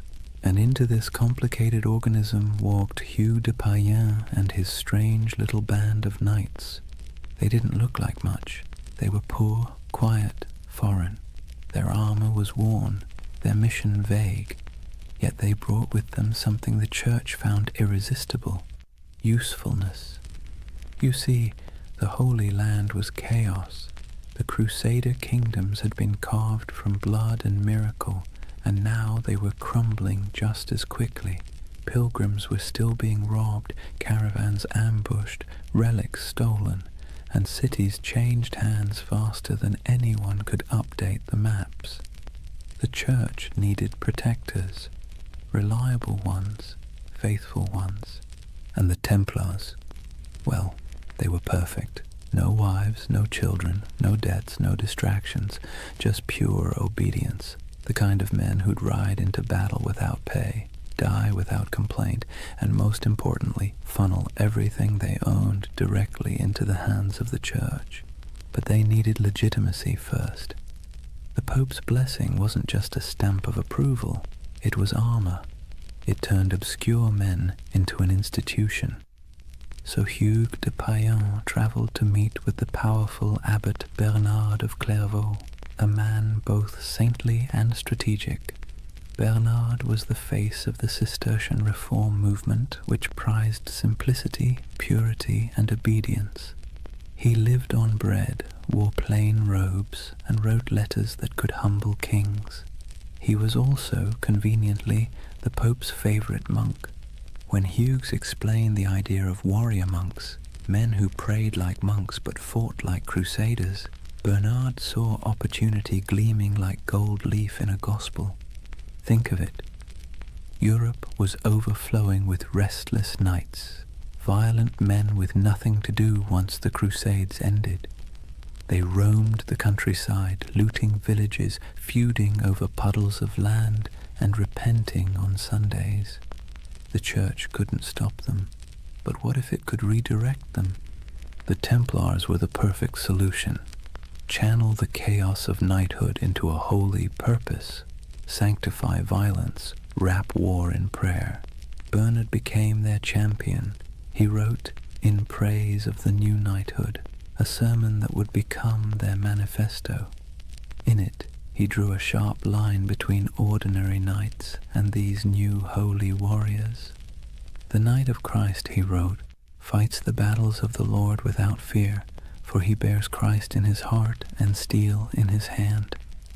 It was genius, simple, poetic, dangerous. With those words, the Templars became the Church's favorite paradox. Men who could kill for peace, who could die for salvation, who could hold a sword and a rosary in the same hand and never feel the contradiction. At the Council of Troyes in 1129, the Templars were officially recognized as a religious order. Pope Honorius II approved their rule, a strict code of conduct modeled after monastic life but adapted for war. They took vows of poverty, chastity, and obedience. They ate in silence. They wore plain white mantles to symbolize purity, later marked by a red cross, the color of martyrdom. They slept in communal dormitories, their armor near at hand. They prayed 8 times a day. And yet they were also soldiers, men who trained for battle, guarded caravans, and fought with terrifying precision. It was an impossible combination, but that was the point.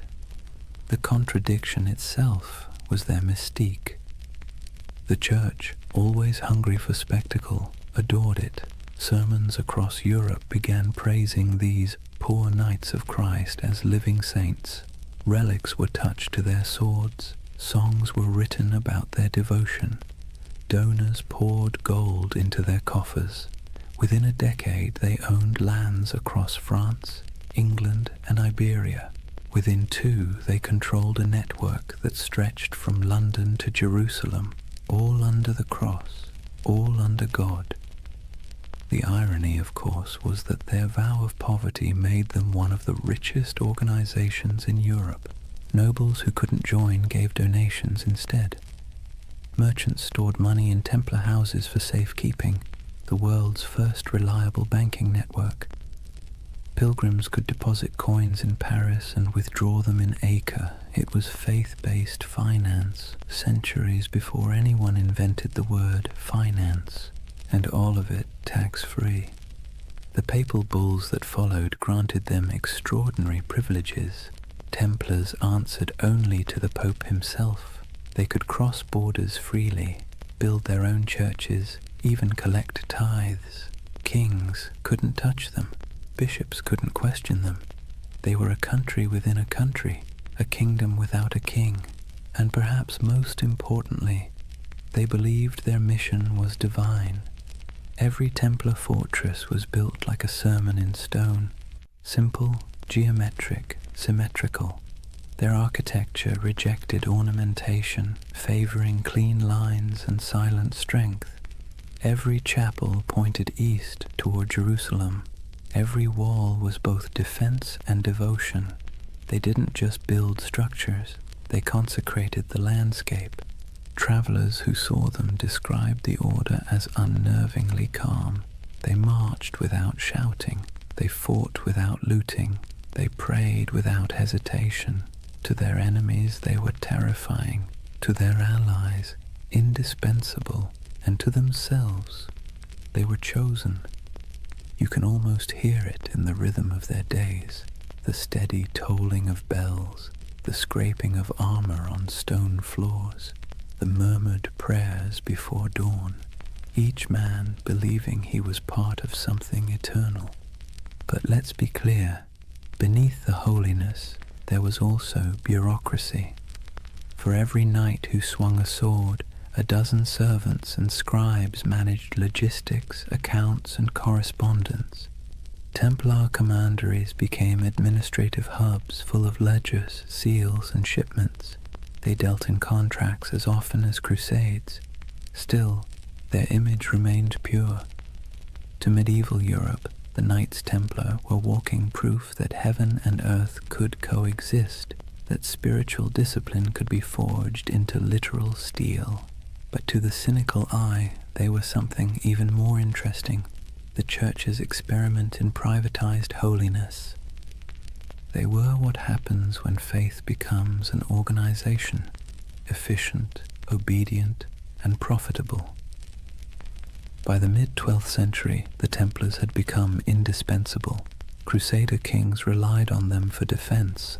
Merchants trusted them with their fortunes. Popes used them as envoys and bankers. If you wanted something done quickly, quietly, and absolutely, you called the Templars. But with power came something more dangerous than sin, perception. People began to notice that the order's members rarely answered questions. They had their own language, their own symbols, their own rites. Their headquarters, a vast round church in London modelled after the Holy Sepulchre in Jerusalem, seemed deliberately mysterious. And then there were the rumours, always the rumours. Some said they still possessed what they found under Solomon's temple. Others claimed they performed secret ceremonies, that they whispered oaths in the dark, that they had seen things no mortal should. And yet, the Church did not question them, not yet.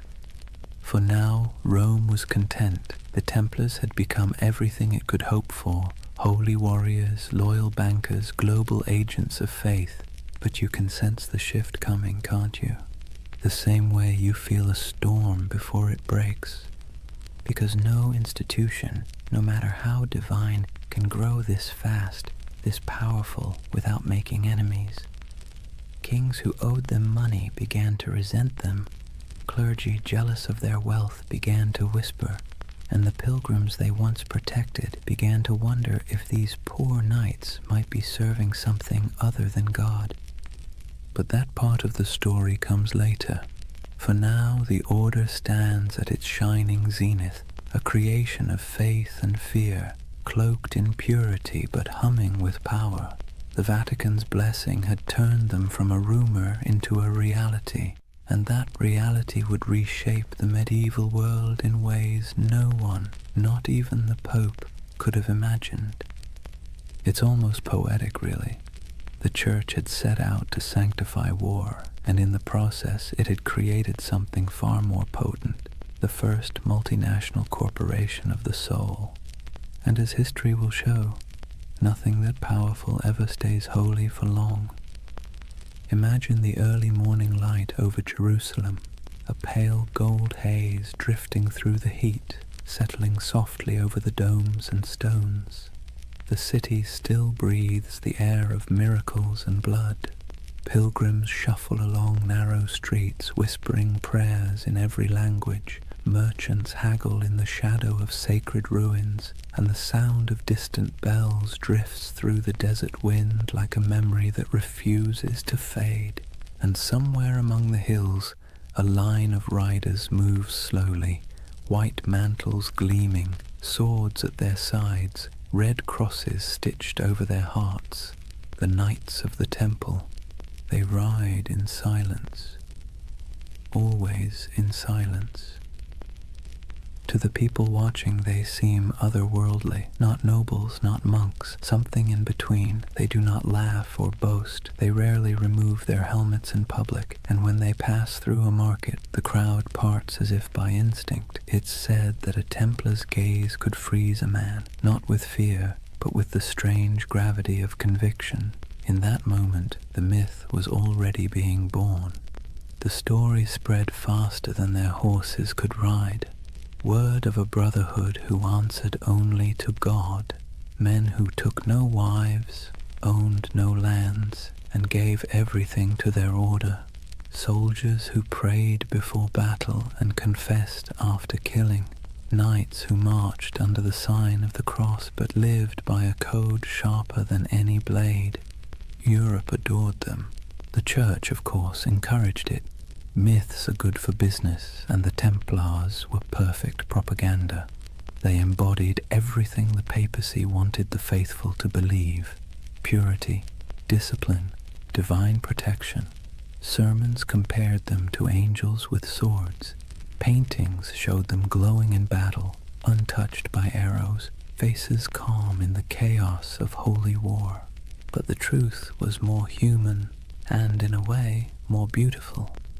Most Templars were ordinary men drawn from a world that offered few choices, younger sons of minor nobles who'd inherited nothing, restless adventurers, repentant sinners, and zealots in search of purpose. They joined not because they were fearless, but because the world outside offered even less certainty.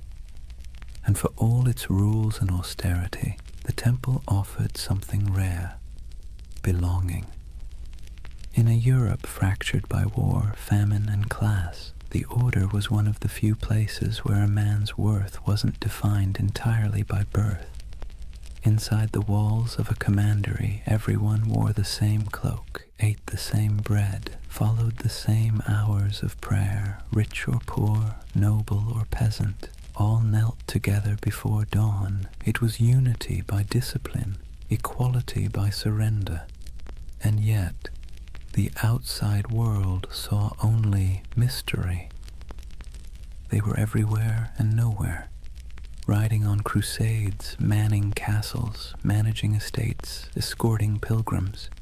A traveler might encounter a Templar outpost in the forests of Burgundy, another in the sands of Antioch, another on a cold island in the North Sea, and each one would look exactly the same: white walls, red crosses, silence. They had become an idea that transcended geography. When they rode into battle, their presence was like a symbol made flesh. Chroniclers described them as unbreakable formations of white and red, banners flapping, hooves thundering, lances angled in perfect symmetry. They rode in pairs, one knight, one sergeant, their discipline tighter than any army before them, and they didn't retreat, ever. There's a story, probably exaggerated but worth repeating, that at the Battle of Montgisard in 1177, fewer than 100 Templars helped turn the tide against Saladin's massive army. Outnumbered 20 to 1, they charged headlong into the desert heat, cutting through enemy lines in a frenzy of faith and exhaustion.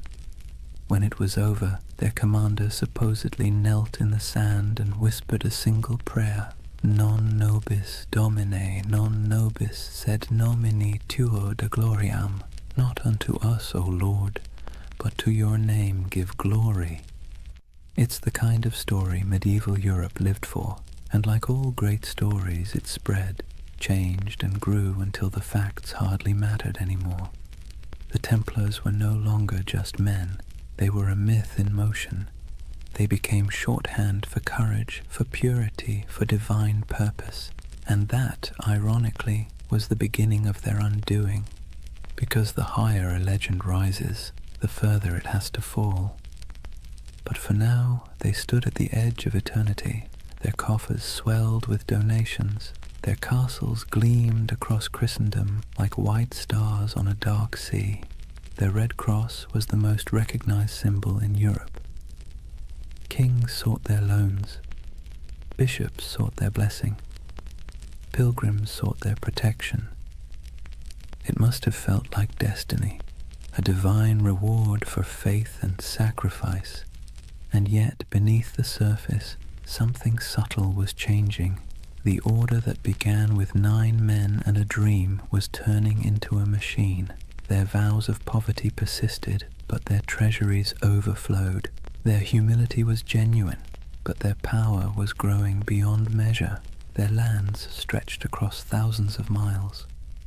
Their archives held contracts and secrets that kings would have killed to read.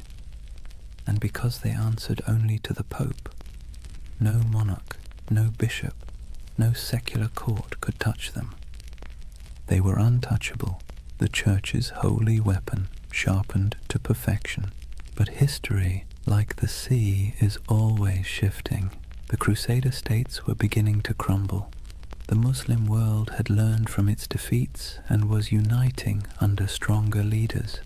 Supply lines were long, morale was short, and faith, that delicate fuel, was flickering. The dream of permanent Christian dominion in the East was dying, and the Templars, who had built their identity on that dream, suddenly found themselves defending something that no longer existed. It's easy, centuries later, to imagine them as fanatics or villains, but maybe they were just men trapped in momentum, unable to stop the wheel they had helped set in motion. By the time their banners fluttered over the last surviving Crusader fortresses, their legend had already outgrown them.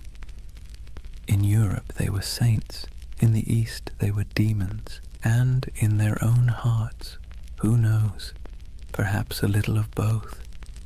The ordinary knights must have felt it, the slow decay beneath the glory, the endless wars that achieved nothing, the heat, the sand, the weight of armor, the prayers whispered into silence, the feeling of being instruments of something divine, and yet increasingly something political. But legends don't need clarity, they need symbols, and the Templars had become the most powerful symbol in the medieval world, the perfect fusion of faith and violence.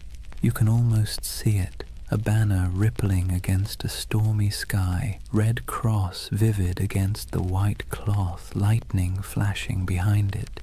To a peasant in a church pew or a monk in a distant cloister, that image meant safety, devotion, and divine justice. To a king in debt, it meant something else entirely. The story of the Templars was no longer being written by saints or chroniclers. It was being rewritten by envy, fear, and ambition. But for now, the curtain hasn't fallen, the candles still burn, the chants still echo in stone halls. The world hasn't yet turned against them. The 9 knights who once huddled beneath the Temple Mount have become an army, a network, a myth. Their legacy has taken on a life of its own, glowing, untouchable, and slightly unreal. And like all myths, it has begun to blur the line between truth and dream.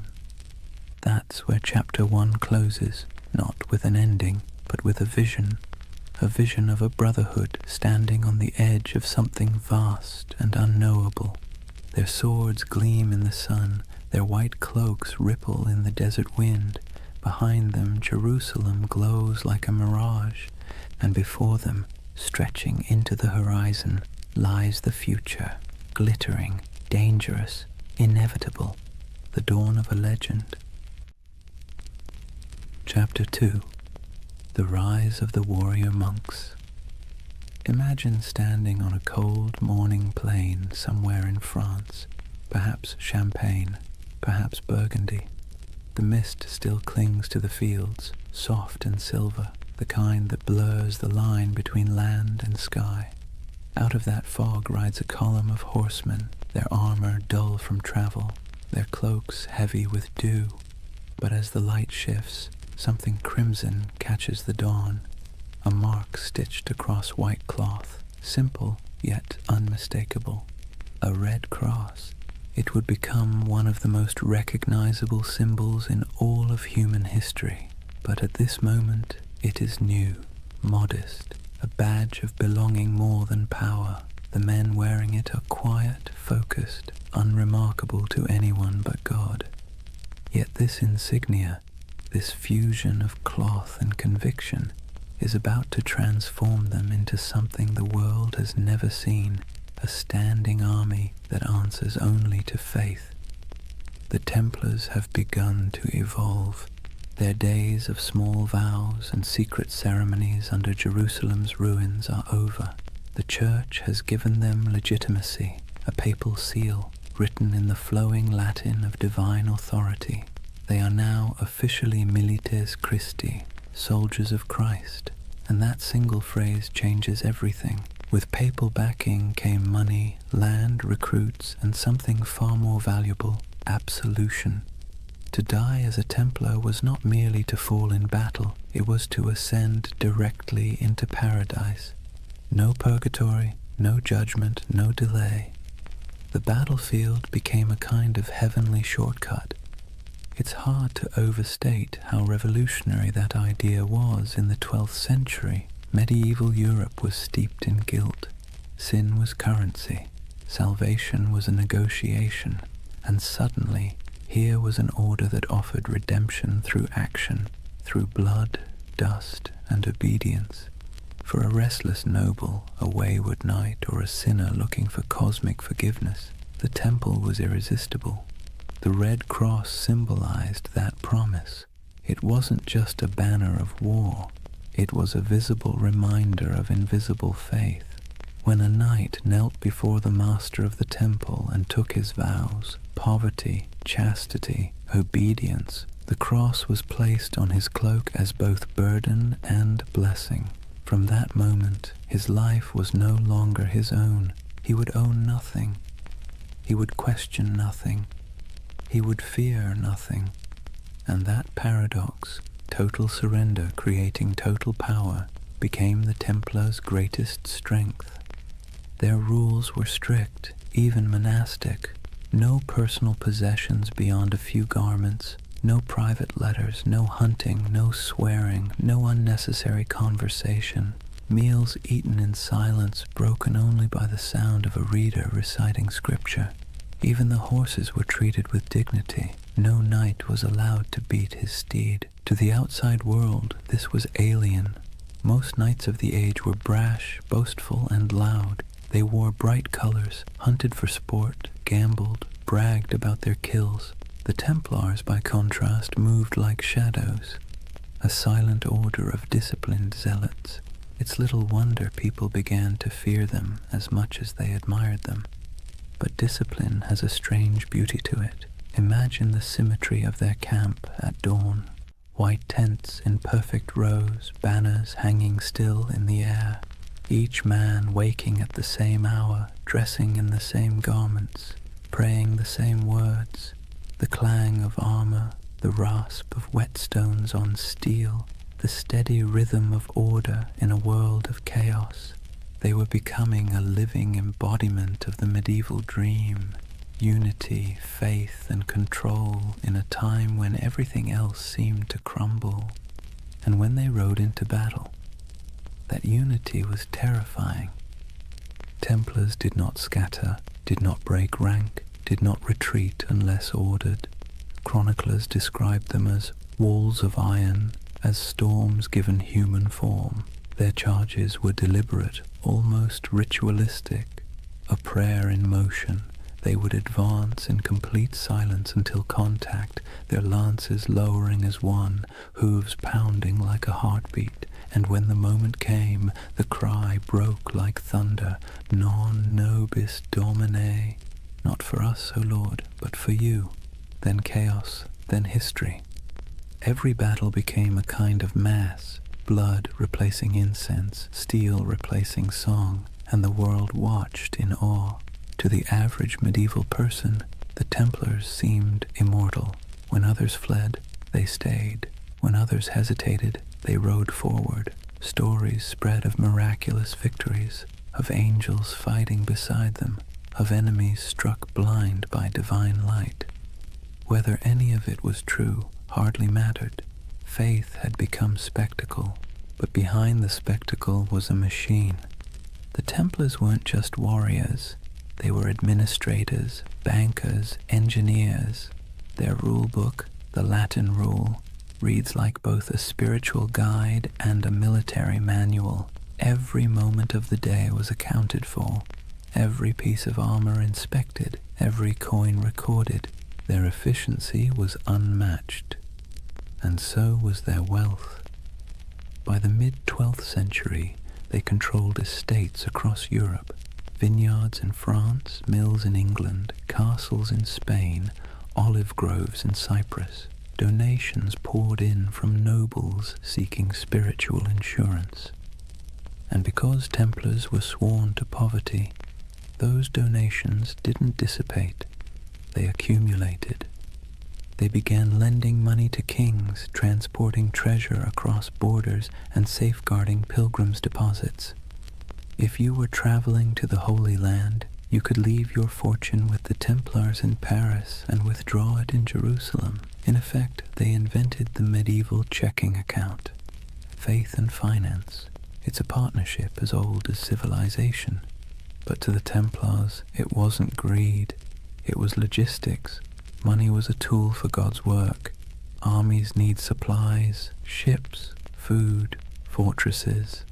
And if the order had to run the most efficient financial network in Christendom to maintain that mission, so be it. They became, paradoxically, both the humblest and richest men in Europe. Their castles were built like sermons, austere, geometric, designed for endurance, not comfort. No stained glass, no gold leaf, just stone, purpose, and symmetry. Inside, their halls echoed with the quiet rhythm of devotion, the scrape of boots, the murmur of prayers, the metallic whisper of chainmail. To walk into a Templar commandery was to step into another world, a world where faith was function and order was sacred. And yet, for all their restraint, there was grandeur in their simplicity. Their red cross became more than fabric. It became an idea. When people saw it, they saw authority, salvation, and something close to fear. The same emblem that comforted pilgrims terrified heretics. It's strange how power works. The more humble they appeared, the more unstoppable they became. In a way, that red cross marked the beginning of a new era, not just for the Templars, but for the medieval imagination itself. It was the age of symbols, when meaning outweighed truth. A knight's banner could terrify more effectively than his sword. A relic could justify a war. A prayer could bend kings, and no symbol was stronger than that cross. Bold, clean, impossible to ignore. It was faith simplified into geometry. When the sun hit it, it glowed like blood. Some chroniclers wrote that it frightened the enemy before the fighting even began.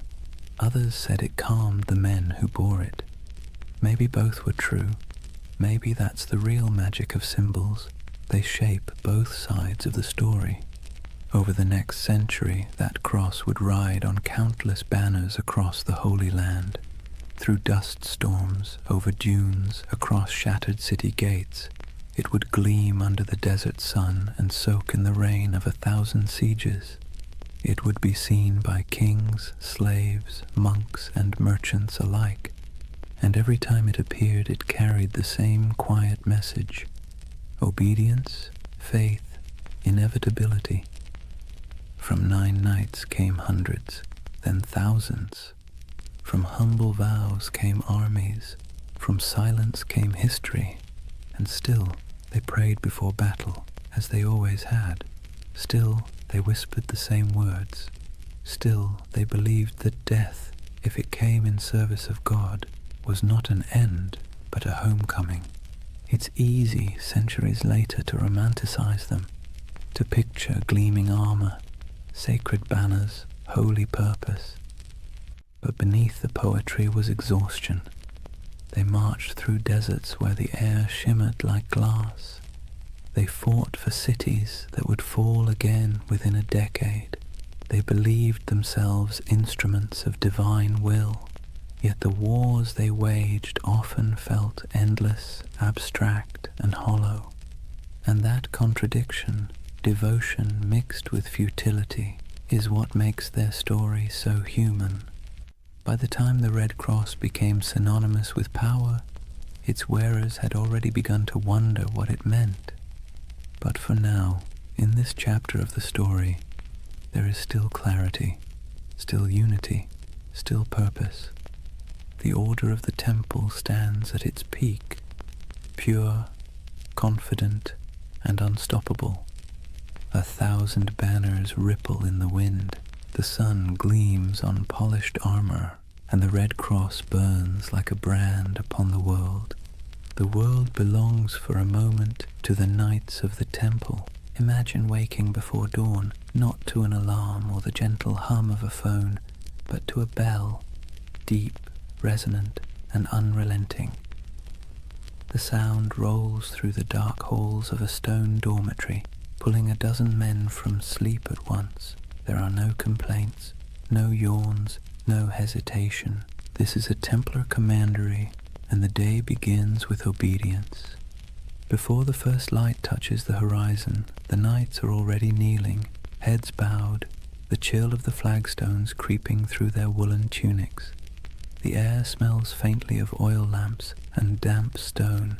Someone chants softly from a small book, Latin verses murmured and rhythmic, the sound of faith wrapped in discipline. The Templars did not live like ordinary knights. They lived by the rule of the temple, a sprawling manual written in the 12th century that governed everything from how they prayed to how they chewed. It wasn't just a list of rules, it was a blueprint for turning men into instruments of divine will. The rule began with a simple premise. A knight's soul is weak when his body is indulgent. Every comfort is a temptation, every freedom is a test. So, comfort was eliminated. Templars slept fully clothed, tunic, belt, even their boots close by, ready to ride at a moment's notice. They owned no personal possessions, not even a coin or a comb. Their cloaks and armor belonged to the order, and if something broke, it was repaired or replaced, never personalized. They were forbidden to hunt, to falcon, to gamble, to swear, forbidden from kissing women, even their own mothers or sisters, forbidden from eating meat more than 3 times a week, forbidden from laughter that wasn't humble or restrained. Templar joy was not the joy of feasting or music or wine. It was the quiet satisfaction of obedience, and obedience to them was the purest form of freedom. Every knight took a vow of poverty, chastity, and obedience, the holy trinity of control. But unlike monks who lived behind monastery walls, Templars carried their vows into the world. They were soldiers, but their battlefield was also their monastery. Every act, from sharpening a sword to cleaning a saddle, was a kind of prayer. At dawn, they gathered in the chapel. The service was brief. They were not contemplatives, but men of action. Each prayer was followed by ritual silence. They listened for commands, received their orders, and dispersed without argument. Theirs was a faith built on motion, not meditation. After prayers came breakfast, bread, sometimes cheese, and a cup of watered wine. Meals were eaten in near silence. As they ate, one brother stood at a lectern and read aloud from scripture or from the rule itself, reminding everyone that even the act of eating was a sacred task. The sound of chewing, the scrape of spoons, the droning Latin, it all blended into a rhythm of humility. When they weren't fighting, they worked. Some tended horses, rubbing down the flanks of massive destriers, checking hooves, repairing tack. Others mended chainmail, inspected swords, or organized provisions for long campaigns. A Templar's world was practical, full of physical labor, repetition, and readiness. And yet, beneath all this discipline, there was a strange comfort. The rule removed choice, and with it, uncertainty. A Templar didn't have to wonder what his purpose was. It was written in the rule, enforced by his brothers, and sanctified by God. Every decision had already been made for him. In a world where chaos was normal, where famine, war, and plague struck without warning, that kind of certainty was a luxury few could afford. But of course, it came at a cost. There were moments when the silence must have felt oppressive, when the sameness of days blurred together into a single endless prayer. Imagine years of this life, The same bread, the same rules, the same faces under the same white cloaks. No family, no possessions, no indulgence beyond the thin comfort of faith. And yet, the Templars endured it, perhaps because the alternative, a world without order, without divine meaning, felt far worse. There's something haunting about their discipline. It wasn't born from cruelty, but from conviction. They believed that to serve God they had to strip away everything that made them individual. Ego, desire, even identity itself, all burned away, leaving only function. They became pieces in a sacred machine, and when the machine moved, it moved with terrifying precision. Templars trained relentlessly. Their battle formations were geometric, mathematical, rows of cavalry timed to strike in perfect waves. Each knight knew his place. If one fell, the next filled the gap instantly. Their charges were coordinated like choreography, their retreats executed like clockwork. Their enemies called them demons in white. They didn't scream or taunt or show mercy. They advanced silently until the moment of impact, when they cried out only one phrase: Non nobis Domine, non nobis sed nomini tua de gloriam. Not to us, O Lord, but to your name be the glory. It was their mantra, their battle hymn, their surrender to something larger than themselves. And yet, despite all this spiritual rigor, the Templars weren't monks lost in abstraction. They were engineers, architects, accountants. They ran farms, managed estates, built fortresses, and oversaw trade routes. Their castles were marvels of design, squat, symmetrical, designed to deflect siege engines and channel attackers into kill zones. But even in architecture, their aesthetic was austere. No ornamentation, no murals, no stained glass, just stone, perfectly aligned, perfectly useful. Templar castles didn't preach beauty, they preached order. Their lives mirrored that architecture. Functional, fortified, minimal. To outsiders, it looked like joyless fanaticism. To the Templars, it was discipline incarnate. Every stone placed, every word spoken, every moment endured was an offering to God. And yet, as centuries passed, cracks began to form. Subtle at first, then spreading. Because discipline without question breeds power, and power, even sacred power, invites suspicion. The Templars' strict hierarchy made them efficient, but it also made them secretive. Their rituals were closed to outsiders. Their vows of silence protected not only their faith, but their operations. Kings and bishops began to whisper, what did these warrior monks do behind closed doors? Did their oaths hide something darker? The rule of the temple, written to sanctify obedience, began to look like a veil. And the more power the order gained, the more castles, the more treasure, the more influence, the more that veil began to draw attention. It's a pattern as old as history. Purity breeds envy, secrecy breeds rumor, and strength breeds fear, but that comes later. For now, imagine one of those long Templar days near its end, the sun dipping low behind battlements, armor hung to dry, the smell of horse sweat and oil in the air. The chapel bells toll again, soft and steady. The knights gather one final time, kneeling in rows, their white cloaks ghost-like in the flickering candlelight. They pray not for victory, not for wealth, not even for peace. They pray for endurance, for the strength to obey again tomorrow and the day after until the end of their lives. Outside, the wind carries the smell of dust and salt. Somewhere beyond the horizon, enemies are gathering, empires are shifting, and history is already writing its next betrayal. But inside the chapel there is only the rhythm of prayer, the faint creak of chainmail, the murmur of Latin words fading into the night.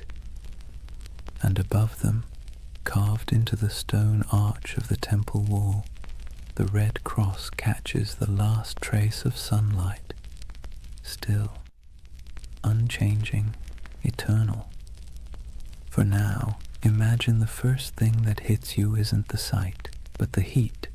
The air itself feels alive, sharp with salt from the sea, heavy with dust from the desert, and tinged with the scent of oil, incense, and sweat. You've just stepped into the Holy Land sometime around the year 1140, and you're walking through a world where heaven and earth have been fighting for custody of the same patch of ground for generations.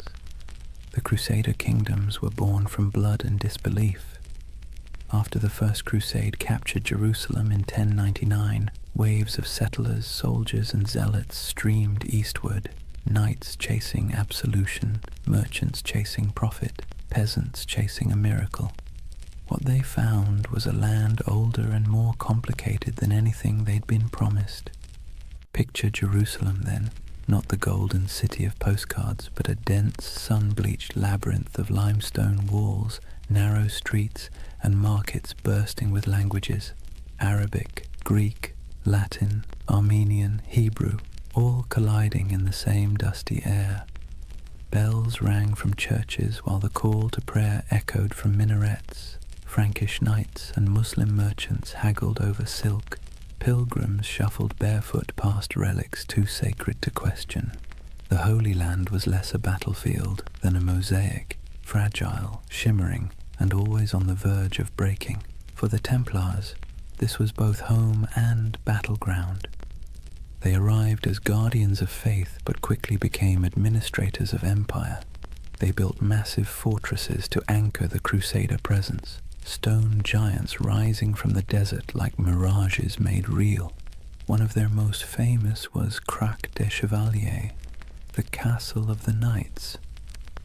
If you've ever stood on a cliff and felt the wind try to push you backward, you'll know the feeling of that place.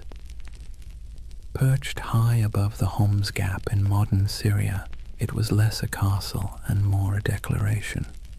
Double walls, circular towers, arrow slits that could whisper death at 100 yards.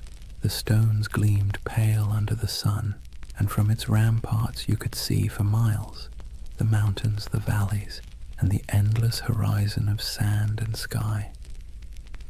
Inside, it was strangely orderly. Kitchens, chapels, barracks, even a bathhouse. You could live there for months without stepping outside, which was convenient, since stepping outside usually meant someone was trying to kill you. The Templars' castles weren't built to impress, they were built to endure. They were a theology of stone, faith expressed in geometry. The Crusader kingdoms themselves were strange hybrids, part European colony, part medieval experiment. French nobles ruled over Middle Eastern cities filled with Syrians, Greeks, and Jews. Mosques stood beside cathedrals. Crusader coins bore Latin inscriptions on one side and Arabic ones on the other. In some ways it worked. Trade flowed, cultures mixed, and for a brief shimmering moment East and West coexisted, not peacefully, but practically. Templars thrived in that liminal space. They spoke local languages, made deals with Muslim rulers, and hired Arab engineers to fortify their walls. Despite their reputation as fanatics, the Templars were pragmatists. They had to be. The Holy Land wasn't a sermon, it was survival. Still, survival came at a price. The heat wore on them, the endless patrols through sand and rock, the smell of blood baked into armor, the weight of divine expectation pressing down like the sun itself. Every campaign was a pilgrimage of exhaustion. Imagine a Templar caravan winding across the desert. Horses sweating beneath white banners marked with red crosses, sand grinding in every crevice of armor. They march in silence except for the creak of leather, the occasional clink of mail. Ahead lies an enemy they can't see, only the shimmer of heat on the horizon. By nightfall they camp beneath a vault of stars so clear it feels like a cathedral of light. Prayers are murmured, wounds are tended. The men sleep on bare ground, swords within reach, their faith both pillow and weapon. In this land even the air felt charged with contradiction, sacred and savage all at once, and nowhere was that clearer than in Jerusalem itself. For a brief century the city stood under Christian control, a jewel of Christendom wrapped in ancient dust. The Templars' headquarters was no ordinary building. It was the Al-Aqsa Mosque, believed at the time to stand on the ruins of Solomon's Temple. To the Muslim world it was one of Islam's holiest sites. To the Templars it was the very foundation of their identity, the Temple of Solomon, the birthplace of their name. They turned its halls into barracks, its courtyards into stables, its shadowed corners into places of prayer and secrecy. There, in the dim glow of oil lamps, the Templars trained, planned, and perhaps, as rumors later claimed, uncovered something ancient. Some said they found relics buried beneath the Temple Mount, the Ark of the Covenant, the Holy Grail, scrolls of forgotten wisdom. Others said they simply found nothing and invented mystery to fill the void. Whatever the truth, their presence in Jerusalem became mythic. The sight of their white mantles moving through the streets, calm, silent, immaculate, inspired awe and unease in equal measure. They were soldiers of God, but they moved like ghosts. Their faith was practical, but their reputation became supernatural. Pilgrims whispered that Templars could not be killed by ordinary men. Enemies swore they saw them fight after being struck down. And perhaps that was the point. In a land where death was daily and miracles were currency, a little fear was useful. Templar strategy was as psychological as it was martial. They fought not just with swords but with image, the cross on their chest, the silence in their ranks, the absolute certainty in their purpose. Their presence in battle could shift morale before a single blade was drawn. When the call to arms came, whether at Ascalon, Damascus, or Hattin, the Templars rode out not as individuals but as one unbroken will. Their discipline was terrifying. They charged in perfect formation, shields tight, lances lowered, red crosses blazing against white. They were often the first to enter and the last to retreat. In moments when other armies broke, the Templars held, and when they died where they stood. But for all their valor, their victories were temporary. The Crusader kingdoms were built on sand, politically, literally, and theologically. They could conquer cities, but they could never conquer geography. The further they stretched their lines, the thinner their strength became. And while Templars built walls of stone, their enemies built alliances. Muslim leaders like Zengi, Nur ad-Din, and eventually the great Saladin began to unify what had once been divided. The dream of Christian dominion over the East began to falter as reality, relentless and strategic, pressed back. Still, for nearly 2 centuries, the Templars endured. They were the spine of the Crusader world, a constant presence, whether guarding pilgrims on dusty roads, escorting kings, or defending castles that seemed impossible to hold. And through it all they believed, or at least tried to, that their struggle was holy, that every drop of sweat, every wound, every brother lost was part of a cosmic design. But in quieter moments, as the wars dragged on and the Holy Land slipped further from their grasp, doubt must have crept in. What happens when a holy mission stops feeling holy? When obedience begins to feel like futility? When you've spent your life serving God with sword and blood, and still the world refuses to be saved? History doesn't record their private thoughts, but you can imagine the silence inside those massive stone fortresses, the kind of silence that comes after years of praying into a void. The Templars' castles still stand in ruins across the Middle East, in Syria, in Israel, in Turkey, their stones sun-bleached, their halls open to the wind. Stand in one, and you can almost hear the echoes, hooves on cobblestone, the whisper of chainmail, the low murmur of prayer. Those walls remember. They remember a time when faith and empire shared the same heartbeat, when men rode into battle convinced they were defending heaven itself. And maybe, in their own way, they were. Because for all its contradictions, the Crusader dream wasn't just about conquest, it was about belief, belief so strong it reshaped landscapes, rewrote maps, and built fortresses that still defy time. The Templars were both its architects and its prisoners, bound by duty, by faith, by the unbearable beauty of purpose. And even as the Crusader kingdoms began to crumble, they didn't loosen their grip, they just prayed harder, fought longer, and built higher, until the day came when the walls themselves began to crack. But that's a story for the next night.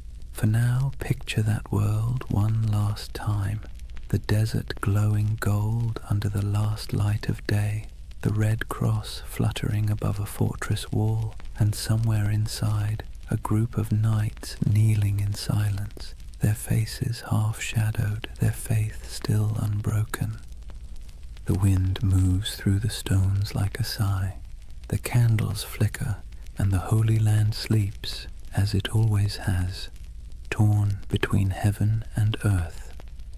Imagine standing in a candle-lit chamber somewhere in Paris in the early 1200s. The air smells of beeswax and damp stone. At a table sits a man in white robes marked with a red cross, quill poised above parchment. Before him, a merchant lays down a pouch heavy with coins, silver deniers, gold florins, copper dirhams from faraway ports. The knight nods, seals the parchment with wax, and hands the merchant a folded document stamped with the sigil of the temple. "Show this in Jerusalem," he says, "and you'll receive the same sum." The merchant bows, the pouch stays, the man leaves. And just like that, without a single coin crossing a sea, the Knights Templar have just performed one of the earliest forms of international banking. You see, the Templars weren't just warriors, they were administrators, financiers and logisticians of staggering sophistication. While kings still measured their treasuries in piles of glittering metal, the Templars had already learned that information, records, signatures, trust was worth more than gold. Their network stretched from the windswept shores of England to the sun-scorched walls of Jerusalem, a chain of commanderies that functioned as safe houses, training centers, warehouses, and financial hubs all at once.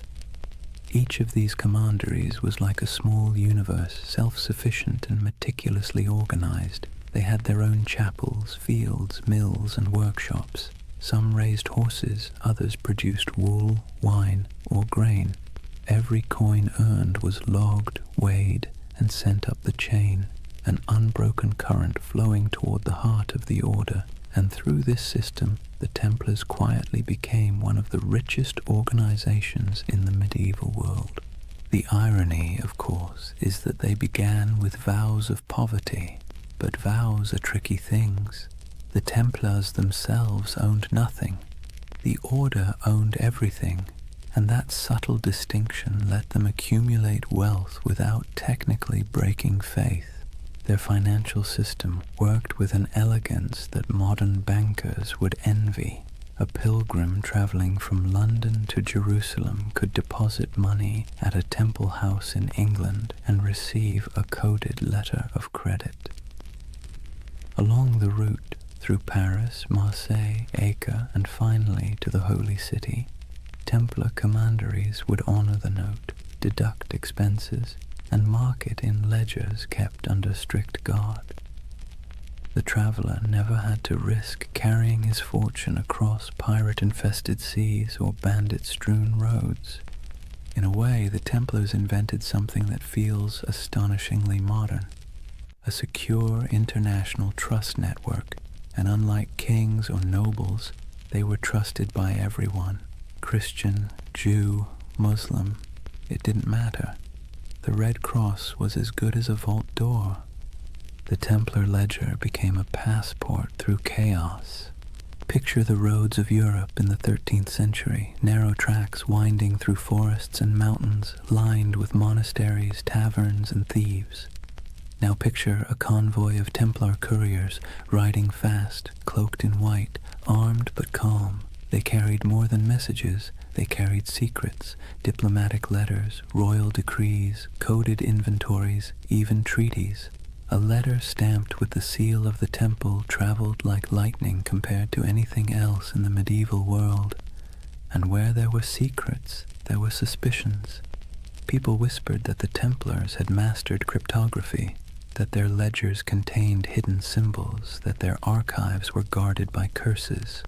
In truth, it was discipline, not magic, that kept their system running, but to the medieval mind, efficiency itself felt supernatural. Each regional commandery reported to a central master, who in turn answered to the Grand Master in Jerusalem and later Paris. The chain of communication was ironclad, the discipline absolute. Orders passed down with the precision of a monastic liturgy. Every brother knew his rank, his duty, and the exact limits of his authority. Templar correspondence reveals a world that hummed like a machine. Cargoes of wheat, shipments of crossbow bolts, barrels of wine, all recorded, all accounted for. Even the smallest commandery in rural France or Scotland was part of a vast, synchronized network, a medieval multinational that existed centuries before the word corporation would be invented. And yet, for all this order, there was mystery. The Templar headquarters in Paris, known simply as La Maison du Temple, was a fortress of stone walls and tall towers surrounded by gardens and workshops. Inside lay one of the greatest treasuries in Europe, a glittering hoard of gold, silver, jewels, and documents so valuable that kings themselves stored their wealth there. King Louis VII did. So did Henry III of England. Even the Pope trusted the Templars to manage funds for crusades. When monarchs needed loans, it was often the temple that provided them. When nobles needed to transfer land, the temple served as intermediary. They were accountants of God, and for a time it seemed even heaven owed them interest. But power has a way of creating shadows. As their influence spread, so did envy. Clergy whispered that the Templars had grown too rich, too independent. Kings resented being indebted to monks with swords. Rumors began to drift through Europe like incense, that the Templars worshipped idols, that their rituals were secret and profane, that the cross they bore was not a sign of purity, but of blasphemy. Still, in their heyday, those whispers were little more than background noise. Outwardly, the Templars thrived. Their fortresses dotted Europe and the Levant, solid, silent, identical in style, as if each had been built from the same blueprint. Stone geometry repeating across continents. They didn't just build castles, they built infrastructure, bridges, ports, farms. They managed trade routes that linked the Mediterranean to northern Europe. They established supply lines for crusading armies that stretched across thousands of miles. Without them, the very logistics of holy war might have collapsed. It's easy to forget that behind every knight charging into battle was a chain of bakers, blacksmiths, and scribes keeping the machine running. The Order's power didn't come from miracles. It came from ledgers, but not all their wealth was material. the Templars also held something far more dangerous: information. Through their far-flung network, they gathered intelligence about politics, trade, and warfare from every corner of Christendom. They knew which kings were broke, which roads were unsafe, which alliances were shifting. In an age before newspapers, that knowledge was gold. Their reach was so vast that you could travel from Scotland to Syria and never truly leave their shadow. Every few days' journey, you'd find another Templar house, white walls, red cross, the same rhythm of prayer and order. Their presence was both reassuring and unnerving, like a vast skeleton under the skin of medieval Europe. To ordinary people, they must have seemed immortal. Their discipline never wavered, their symbols never changed. Generations rose and fell, and still the Templars endured, unmoved, unstoppable. Even their dress added to the myth. While nobles flaunted velvet and jewels, Templars wore plain wool, dyed white for purity. Their only ornament was the red cross, a reminder of both sacrifice and authority. When they moved through a town, heads bowed, they looked less like men than like an idea, one that walked and breathed and collected rent. And it wasn't only men. Though the order itself was male, its network included women, nuns, widows, and lay sisters who worked in the commanderies, managing estates, caring for pilgrims, brewing ale, and keeping the wheels turning. History rarely mentions them, but without them, the Temple's empire of faith would have faltered. By the mid-13th century, the Templars had reached their zenith. Their ships carried goods across the Mediterranean. Their estates covered vast tracts of Europe. Their influence seeped into every court, every treasury, every crusade, and yet, like all empires, they had already sown the seeds of their own decline. The Holy Land, their reason for existing, was slipping away. Muslim forces were reclaiming city after city. The Crusader states were shrinking, and with them the spiritual justification for the Temple's existence. But the Templars adapted. They shifted their focus westward, becoming less of a crusading order and more of a financial and political one. Their castles became banks, their swords gathered dust, their prayers became ledgers, and with each ledger their power grew. But so did resentment. Imagine being a king and realizing that the most efficient, trustworthy, and wealthy organization in your realm doesn't answer to you. It answers to no one but God, and maybe the Pope.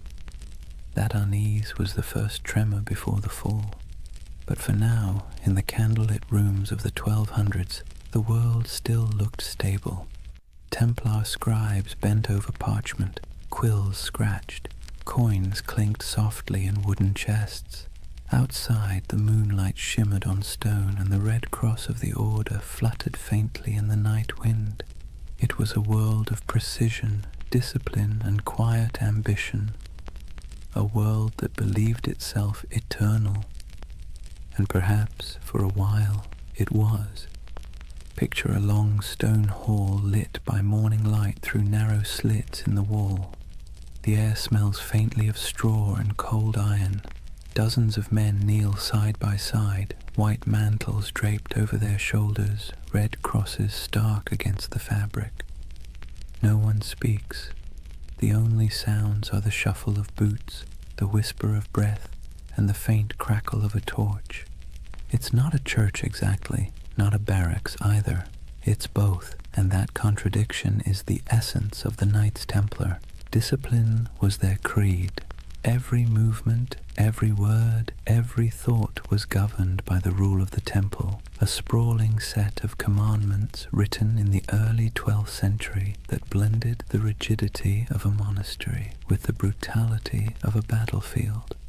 And yet, for all its severity, there was beauty in that order, a rhythm that shaped their days like the tolling of distant bells. They rose before dawn to pray, their voices echoing in unison. Then came the chores, feeding horses, sharpening weapons, tending armor, mending cloaks, cleaning wounds. Breakfast was simple: bread, sometimes watered wine, rarely meat. Then training, endless training, sword drills in formation, mounted charges across dusty fields, bow practice until fingers blistered. To the outside world, they were holy warriors. To themselves, they were servants of God, of each other, and of discipline itself. Templars lived by vows of poverty, chastity, and obedience, but those words meant something very different in their world. Poverty meant no personal possessions, but the order itself owned vast estates. Chastity meant avoiding women entirely, even in conversation, an easier rule to write than to live by. And obedience meant complete submission to one's commander, even unto death. That last vow was the hardest, and the one that defined them. A Templar didn't fight for victory. He fought to obey. If ordered to hold a line, he held it. If ordered to die, he died. There was no hesitation, no bargaining, no emotion. In battle, this made them terrifying. Other soldiers might panic, flee, or waver. The Templars never broke formation. Even when surrounded, they fought in silence, red crosses vanishing one by one into the dust. It's tempting to romanticize that kind of devotion, but there was nothing romantic about it. It was hard, mechanical, and often lonely. Templars were forbidden to embrace their own brothers without permission, forbidden to joke or sing frivolously, forbidden to play games of chance. Even laughter was discouraged, except in moderation. Their armor, too, reflected that restraint, plain, functional, unadorned. No bright colors, no gilded crests, only the red cross sewn near the heart. It was said that when the Templars rode into battle, the sound of their charge was unlike anything else. Not the roar of chaos, but the low thunder of synchronized hooves, a kind of terrible harmony. They weren't the largest army in the Crusades, nor the most numerous, but they were the most feared, because the enemy knew they wouldn't stop. Every Templar learned to fight and die as part of something greater, and that mindset extended beyond the battlefield. Inside their commanderies, every task, no matter how small, was done with the same ritual precision. From the folding of cloaks to the cleaning of armor, everything had its method. The order saw chaos as the devil's playground, and order as divine. Imagine the life of a young recruit, a sergeant or a serving brother, joining the temple. He would begin as an associate, working the stables, tending the fields, carrying water. He'd sleep on straw, wake before dawn, pray, eat little, speak less. The nights might seem distant, stoic men of few words, but in truth everyone shared the same weight of silence. Templar silence wasn't emptiness, it was control. They believed words carried danger, pride, gossip, temptation. So they learned to communicate through gestures and glances, through efficiency rather than expression. Meals were eaten in near silence, a monk reading scripture aloud while others chewed. If you wanted salt, you didn't ask, you pointed. If you needed bread, you waited your turn. Over time, that silence became a kind of language, a pulse that connected them more deeply than speech ever could. And perhaps that's why their discipline bordered on the sacred. Their punishments were severe but predictable. A brother who broke his vows, who stole, lied, or behaved pridefully, might be stripped of his cloak, forced to eat on the floor, or made to lie face down during Mass while others stepped over him. For grave offenses, he could be expelled entirely, his red cross torn away like a soul in exile. But for most, it never came to that. The Templar mind was trained like a blade, sharp, steady, and resigned. Even their daily routines reinforced obedience. The day was divided by bells, prayer, labor, rest, each moment accounted for. They prayed before battle, after battle, before eating, before sleeping. Every act was sanctified, every breath a form of worship. And yet, for all their austerity, there was a quiet humanity beneath it. The rule allowed small comforts, wine on holy days, the company of brothers during feasts, laughter when earned. They kept dogs and falcons. They played music sometimes, though always solemnly. Their lives weren't joyless, just measured. To outsiders, that restraint looked inhuman. To insiders, it was peace. Because here's the thing, medieval life was unpredictable, dangerous, and filthy. Plague, famine, war, it was all chaos. The Templars built a life where everything made sense, a world of routine, duty, and clear purpose. That order was their sanctuary. And yet, there's a strange irony in that. For all their vows of humility, the Templars radiated pride. Not arrogance exactly, but a certainty that they were different, chosen. While other knights fought for lords, women, or glory, the Templars fought for eternity. Their enemy wasn't just flesh and blood, it was sin itself. That certainty gave them strength, but it also made them untouchable. When they marched through cities, people stepped aside. Their white mantles glowed in the sun. Children watched them pass in awe. Priests blessed them. Merchants envied them. Kings tolerated them. And slowly, without realizing it, they became what they were sworn to resist: powerful, privileged, and proud. Their discipline, once spiritual armor, became something colder, a mask. By the late 13th century, the Templar ideal had begun to crack. The Holy Land was lost, the Crusades had soured, and yet the Order still trained, still prayed, still obeyed, as if nothing had changed. It's almost haunting, that image. An army without a war, marching in perfect silence toward a future that no longer needed them. They kept their rituals alive even as their purpose faded. The morning prayers, the vows, the cold meals, the endless drills, like monks in armor performing the same liturgy long after the congregation had gone home.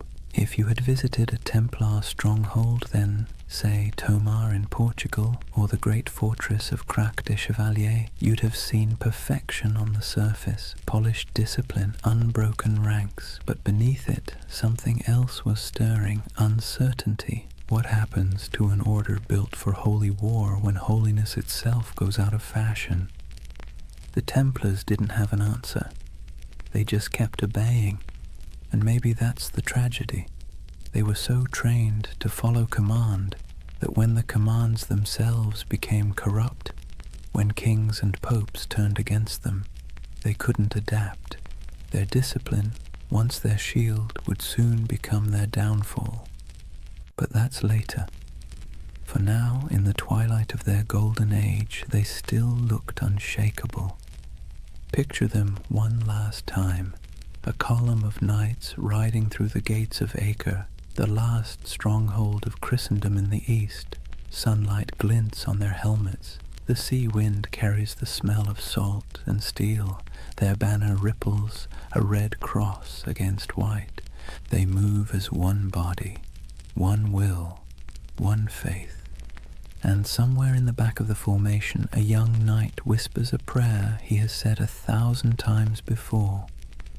He doesn't know that in a few short decades, his order will be ashes and rumor. But in this moment, he is calm, because obedience is peace. And for the Knights Templar, peace, however fleeting, was always worth dying for. Chapter 3: Secrets, Shadows, and Heresy. Imagine the stillness beneath Jerusalem. The air is cool, dry, and old, older than the Crusaders who came here with dreams of salvation and plunder. Torches flicker against ancient stone, illuminating tunnels carved centuries before the birth of Christ.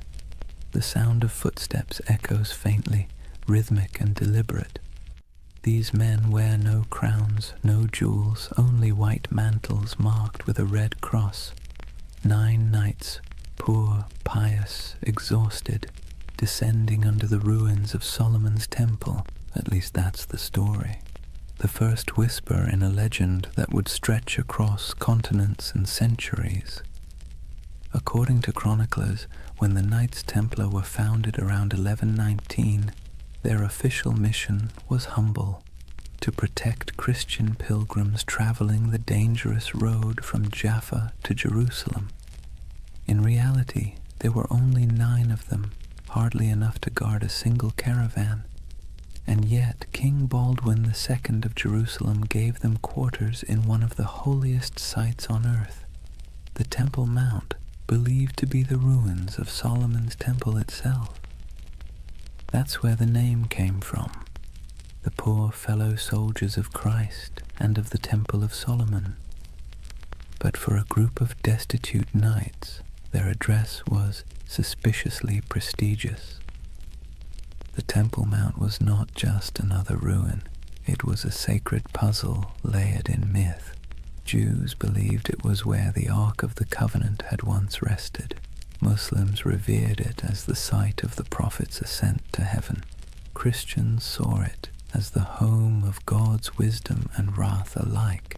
And somehow these 9 knights, without royal blood, without political clout, were allowed to live directly atop it. And for nearly 9 years, no one quite knew what they were doing down there. There are no surviving records, no letters, no official reports, just silence, the kind that history fills with imagination. And centuries later, that silence became the perfect soil for mystery. Some say the Templars were digging, not guarding, that they searched the ruins for hidden relics, ancient scrolls, or lost knowledge buried deep beneath Jerusalem. According to certain accounts, the knights conducted excavations under the temple itself, tunneling through ancient chambers that had lain untouched since biblical times. Archaeologists in the 19th century actually found evidence of Templar tunnels beneath the site, narrow shafts and corridors leading nowhere, carved by human hands during the Crusader period. That's when the myth took root, that the Templars had uncovered something extraordinary, something that transformed them from a handful of ragged knights into one of the most powerful organizations in the medieval world. What was it? The Ark of the Covenant? The Holy Grail? Secret knowledge from King Solomon himself? Or perhaps something less tangible? A myth so potent it didn't need to exist to be believed. It's easy to see why the story stuck. The Templars' rise defied logic. They appeared out of nowhere, impoverished, under-equipped and obscure. Then, almost overnight, they became legends. Their fame spread through Europe like wildfire. Popes blessed them. Kings donated land. The church gave them privileges no other order had ever held. They could collect tithes, build fortresses, even run their own banks. Within decades, they were richer and more influential than most monarchies. How does that happen unless you've found something powerful? Of course, the historian in us can explain it rationally. Europe was full of eager donors. The Crusades were romanticized as a holy cause. The Church wanted soldiers who could fight without being corrupted by greed, and the Templars fit that image perfectly. Their vows of poverty made them trustworthy. Their discipline made them effective. Their myth was self-reinforcing, but reason rarely wins the imagination. And so the legend persisted that beneath the stones of the Temple Mount, they discovered secrets the Church itself feared. Hidden teachings, forbidden wisdom, proof that faith was not as simple as it seemed. You can almost hear the whispers, a flicker of torchlight in the dark, the scrape of metal against stone, the muttered Latin of a prayer or a spell. It's nonsense, of course, probably, but beautiful nonsense. That's the curious power of the Templar myth. It lives in the gap between faith and doubt, between the seen and the unseen. Take the idea of the Grail, for instance. In medieval Europe, the word didn't mean a chalice at first. It meant a vessel of divine mystery, something that contained the essence of truth. The connection between the Templars and the Grail only appeared centuries later, in 12th and 13th century romances, when poets like Chrétien de Troyes began weaving stories of knights, purity, and hidden relics. Those tales weren't history. They were dreams, but dreams with staying power. To the medieval mind, it made perfect sense that the holiest warriors would be the keepers of the holiest object. And to the modern mind, still restless in the dark, it makes perfect sense that an empire's rise must hide a secret. Maybe that's why the Templars continue to haunt us, because we can't resist the idea that someone, somewhere, found the truth and kept it to themselves. But beneath the mystique, there's something more mundane and more fascinating. The real secret of the Templars wasn't gold or relics. It was organization. While other Crusader groups floundered in chaos, the Templars built a system.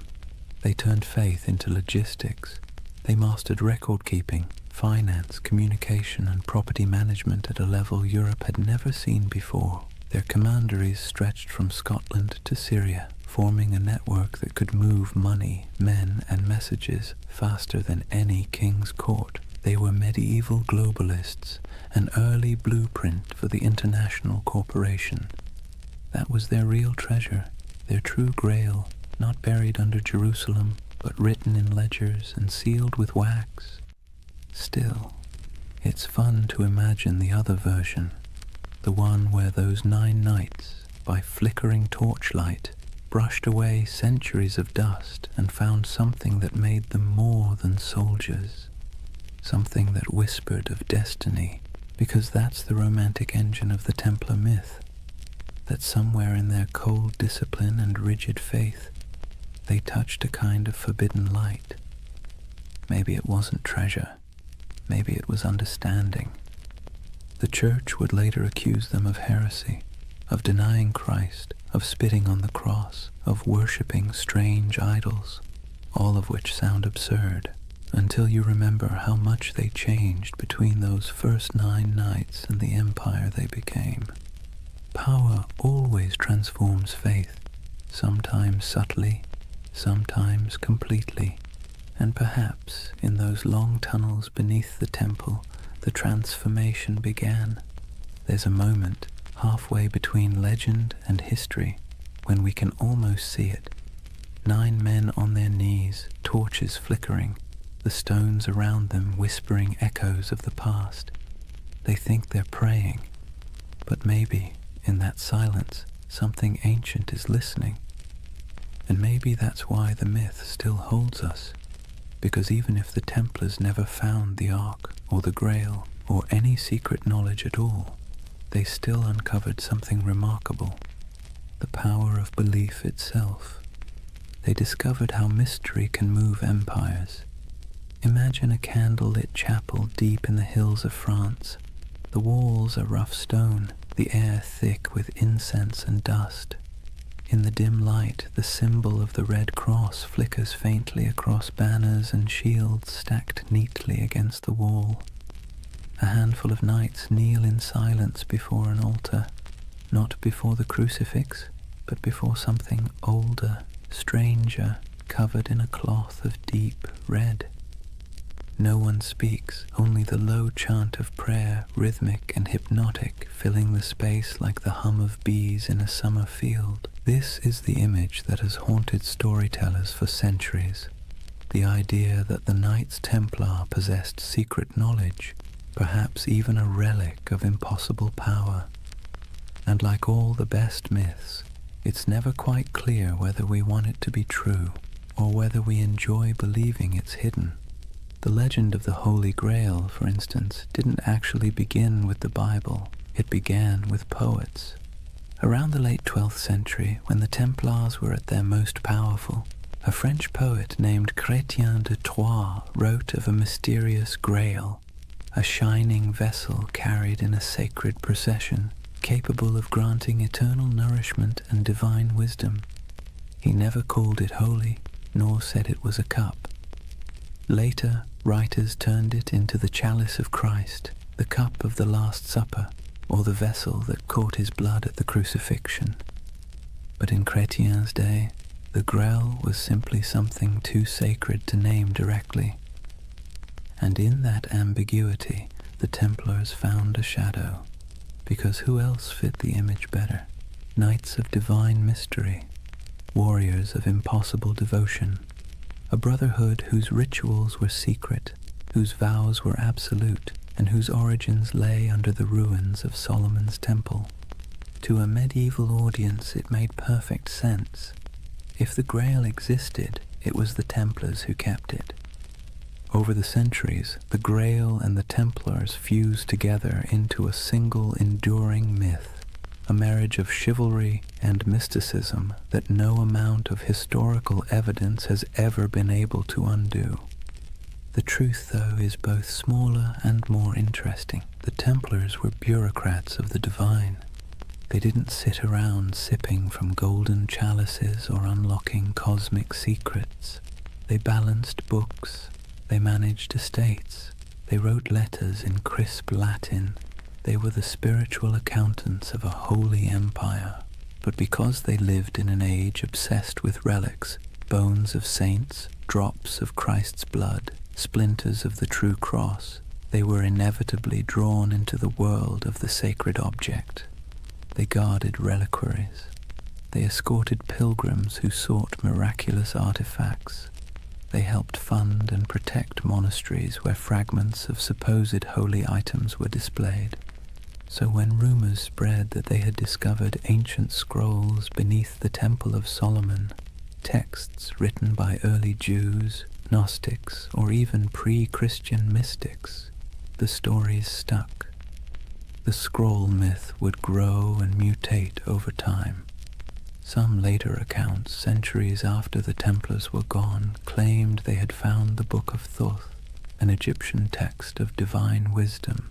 Others said they uncovered teachings from the lost tribes of Israel, and some whispered of alchemical diagrams, maps of the cosmos itself, hidden away from the church to protect humanity from knowledge it wasn't ready to bear. Of course, there's no evidence for any of this, but myths thrive where evidence fails, and perhaps that's what made the Templars so irresistible to later imaginations. They embodied that perfect combination of real power and secret silence. The Church itself fueled much of it, unintentionally, because the Templars, though loyal to Rome, answered to no king, no bishop, no worldly authority. They were free to move money, land, and information across borders. They could send coded letters that no one else could read. They had their own internal justice system, their own chapels, their own prayers. In other words, they looked a lot like the very thing the Church feared most, a second church. And that's when suspicion began to bloom. Whispers spread that the Templars practiced strange rituals, that their initiations involved renouncing Christ, spitting on the cross, or worshipping a mysterious head called Baphomet, that their power came not from God but from something older. Most historians agree that these accusations were lies, propaganda created to destroy them later. But it's worth noting why those lies were so effective. Because they sounded plausible. Because secrecy always invites projection. If you give people a locked door, they will imagine what's behind it. And for medieval Europe, already steeped in apocalyptic fear and superstition, the Templars became the perfect vessel for that imagination. Their very success became suspicious, their discipline unnatural, their wealth sinful, their silence heretical. And yet, maybe there was something beneath all the rumor. Not magic, not relics, but an attitude. See, the Templars didn't pray like other monks. Their spirituality wasn't cloistered, it was militant. Their daily life was about control, obedience, and the annihilation of the self. Every moment of pleasure, every trace of comfort was stripped away to make room for purpose. In a sense, that was a kind of secret knowledge, the knowledge that faith and suffering could be fused into a single weapon. And that's what made them so dangerous. Not to the Muslims they fought in the Holy Land, but to the church that eventually feared them, because the Templars didn't seem to need intermediaries. Their faith was too direct, too efficient, too pure. When you can talk to God through action, you make priests nervous. By the time the Crusader kingdoms began to crumble, the Templars' mystique had already surpassed their usefulness. Europe no longer needed warrior monks, it needed bankers, diplomats, and obedient clergy, and so the Templars' mysticism, once admired, became suspect. It's strange, isn't it, how quickly a symbol of holiness can become a symbol of heresy. One century they were Christ's chosen, the next they were whispered to be sorcerers. But perhaps that's the price of mystery. The more tightly you guard your secrets, the easier it is for others to fill them with darkness. And in the quiet moments when we think of the Templars by torchlight, kneeling before something hidden under silk, we feel that same tension, that blend of awe and suspicion, that uneasy beauty of something half-believed. Because part of us wants to believe. We crave hidden truths. We need our mysteries, especially the ones that refuse to resolve. And maybe that's why, centuries later, the Templar myth is still alive, in Dan Brown novels, in video games, in conspiracy theories whispered on YouTube at 3 a.m., because it scratches that ancient itch, that somewhere, someone knows something we don't. It's funny how little we've changed. The medieval mind looked at the stars and imagined divine design. We look at old ruins and imagine lost technology. Both are acts of yearning, proof that we are wired to believe that history hides something from us. And perhaps the Templars were the first to realize that the greatest power isn't in what you know, but in what others think you might know. Theirs was a religion of silence, and silence in any age is seductive. Imagine the city of Jerusalem in the morning light. The walls are pale gold, dust drifting through narrow streets where merchants lift their shutters and donkeys stamp impatiently in the shade. From the hills beyond, the desert glows like a sea of faded fire. Bells ring from the Church of the Holy Sepulchre, and somewhere a muezzin's call answers softly from across the valley. This was the city the Templars swore to defend, the heart of their purpose, the reason for their existence. But by the late 12th century, Jerusalem was no longer the eternal prize they once imagined. It had become a coin tossed endlessly between empires, each claiming divine right, none able to hold it for long. The cracks began, as they so often do, with pride. The Crusader kingdoms, those fragile Latin states carved out after the First Crusade, had grown decadent and divided. The descendants of knights who once marched barefoot to holy war now lived like minor kings, drinking imported wine, bickering over titles, and marrying into local dynasties to secure land and dowries. The Templars, meanwhile, had become something very different from their humble beginnings. They were no longer 9 men kneeling in the dust. They were a multinational corporation of the Middle Ages, thousands strong, with property stretching from Scotland to Syria. They operated fleets, fortresses, and treasuries. They could lend money to kings and fund crusades outright.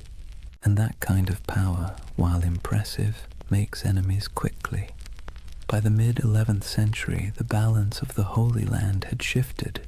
Muslim forces, long divided, were now uniting under a single banner, led by a man who seemed born for the role, Salah ad-Din Yusuf ibn Ayyub. known in the West as Saladin. If the Crusaders were a tangle of arrogance and infighting, Saladin was the opposite, disciplined, patient, and devout. His armies were not the wild hordes described in European rumor. They were organized, loyal, and most importantly, fighting for home. The Templars met them on countless fields, Hattin, Ascalon, Arsuf, and though they fought with ferocious resolve, they were outmatched by unity and strategy. The Battle of Hattin in 1187 was the breaking point. It began with a cruel trick of the sun. Saladin's army lured the Crusaders away from their water supplies, dragging them across the dry Galilean plains under a blazing July sky. By the time the Templars reached the horns of Hattin, they were half mad with thirst, their chainmail burning against their skin, their banners wilting in the heat. The Muslim forces surrounded them. Archers darkened the sky with arrows, smoke from burning grass choked the air, and when the fighting finally stopped, almost the entire Crusader army was dead or captured. The True Cross, a relic carried into battle like a talisman, was seized by Saladin's men. It was never seen again. The Templar Grand Master Gerard de Riedfort was taken alive. Saladin spared him, though many of his brothers were executed. He would live long enough to watch the walls of Jerusalem fall later that same year. When word reached Europe that the Holy City was gone, it was as if the world itself had cracked open. Sermons thundered across cathedrals, blaming sin, pride, and divine wrath. Monarchs trembled, pilgrims wept. The Pope called for another crusade, and through it all, the Templars stood in the ruins of their purpose. You can almost imagine the silence that followed. The once sacred city, its streets littered with the detritus of war, now echoed with the sounds of new rulers. The Templar headquarters on the Temple Mount was emptied, their altars dismantled, their treasures seized. What began as a holy mission now looked suspiciously like a failure of faith. For the first time, the Templars were without their holy ground, and without Jerusalem, they were forced to confront an uncomfortable truth. If the temple was gone, what exactly were they the knights of anymore? But endings have a way of becoming beginnings. Driven from the holy city, the Templars retreated to the coast, to Acre, Tyre, and Cyprus, where they rebuilt themselves as the guardians of ports and pilgrims rather than of the temple itself. Their castles became symbols of endurance. Crac des Chevaliers in Syria rose like a stone crown over the hills, its walls layered and massive, designed to resist even the most determined siege. Safed Tortosa, Athlit, each fortress a defiant miracle of engineering, built with geometry, patience, and faith in stone. In those high towers, the Templars kept the flame of their order alive. But it was different now. Less about holy destiny, more about survival. Their discipline hardened into something colder. Their prayers became shorter, their eyes sharper. They trained recruits not to imagine glory, but to endure isolation, hunger, and the dull ache of endless duty. And yet, despite all this loss, their legend somehow grew. Europe romanticized them even as the Holy Land slipped away. Chroniclers back home painted the Templars as holy martyrs, holding back the tide of heathens. Donations poured in. New recruits arrived from noble families eager for redemption. It's one of history's great ironies. The worse they failed in the East, the more powerful they became in the West. But under the surface, something had changed. Their order was no longer about the sacred geography of Jerusalem. It was about the machinery of power. And in that subtle shift from spiritual to financial, the seeds of their downfall were already being sown. When the Crusades began, the Templars fought for the soul of Christendom. By the 13th century, They were its bankers. They lent to kings and nobles, secured transport for crusading armies, and managed estates that rivaled monasteries in wealth. Their temples in Paris, London, and Aragon became repositories for gold and secrets. Some said their vaults held the lost relics of the East. Others whispered that beneath their churches, tunnels led to rooms where initiates swore oaths in candlelight, swearing not to crown or cross, but to something older. In truth, those basements probably held nothing more exotic than ledgers and coin chests, but perception, as always, was more dangerous than reality. To kings in debt, the Templars' wealth was an insult. To the Church, their independence was heresy. And so, while the Templars rebuilt their fortresses and continued their crusading vows, the world around them quietly changed. New powers rose, old faiths fractured. Europe began to turn inward, to trade, to politics, to profit. The dream of Jerusalem faded like smoke on the horizon. The Templars became relics themselves, living fossils of an age of faith that no longer fit the world they helped create. And perhaps that's the tragedy at the heart of their story. They were men who built a system so efficient, so disciplined, that it outlasted their original purpose. Their creed was supposed to die with Jerusalem, but it didn't. It calcified. It spread through Europe's veins into its banks, its armies, its bureaucracies. Even as they prayed for salvation, they were laying the groundwork for capitalism, for modern finance, for the idea that faith could be managed like currency. When you think about it, that might be their most heretical legacy of all. In the distance, though, back on those coastal walls, you can almost still hear the wind off the sea whistling through the battlements of Acre. The Templar banners still flutter there in imagination, crimson crosses fading against the salt air. They never stopped believing they could reclaim the Holy Land. They never stopped waiting for the day the horns would sound again. But faith, like empire, has tides, and the tide was already receding. Imagine standing on the ramparts of Acre at twilight. The sea stretches endlessly westward, glowing copper beneath the dying sun. Seagulls drift above the harbor where broken ships list in the water, their masts creaking softly. Behind you, the wind carries the scent of smoke and salt, and the low, steady hum of prayer from men who know the end is coming.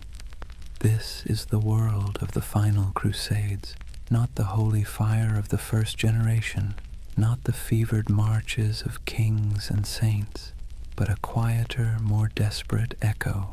The age of glory was over. What remained was a grim, bureaucratic persistence. Wars fought on borrowed faith, borrowed time, and borrowed money. By the late 13th century, the Kingdom of Jerusalem existed mostly on parchment and in memory. Its capital, if one could call it that, was Acre, a coastal city pressed between a restless sea and endless desert. It was crowded, rich, and tense, a city of pilgrims, traders, and soldiers living shoulder to shoulder in uneasy tolerance. Here the Knights Templar had built their final fortress, a marvel of engineering, all white stone and iron gates, its walls thicker than any catapult could breach. Within those walls, gold and relics were stored in vaults beneath torchlit halls. Above them, in chapels that echoed with Latin chants, the Templars still prayed for Jerusalem, though most knew they would never see it again. They had become the custodians of a dream already dying. The last crusades were not holy wars anymore. They were logistics operations, charters, supply lines, contracts. The romantic image of knights charging across the desert had long since been replaced by the grinding reality of politics. Kings back in Europe promised armies and delivered excuses. Popes issued bulls calling for redemption and sent none. The Templars and their rivals, the Knights Hospitaller, did what they could. They fortified the remaining coastal strongholds, trained recruits from France and England, and negotiated uneasy truces with Muslim rulers, who now viewed them less as enemies and more as relics of a fading age. For nearly a century, the Templars held their line. A few miles of coast, a handful of towers, and the weight of an entire lost empire on their shoulders. Then, in 1291, the inevitable came.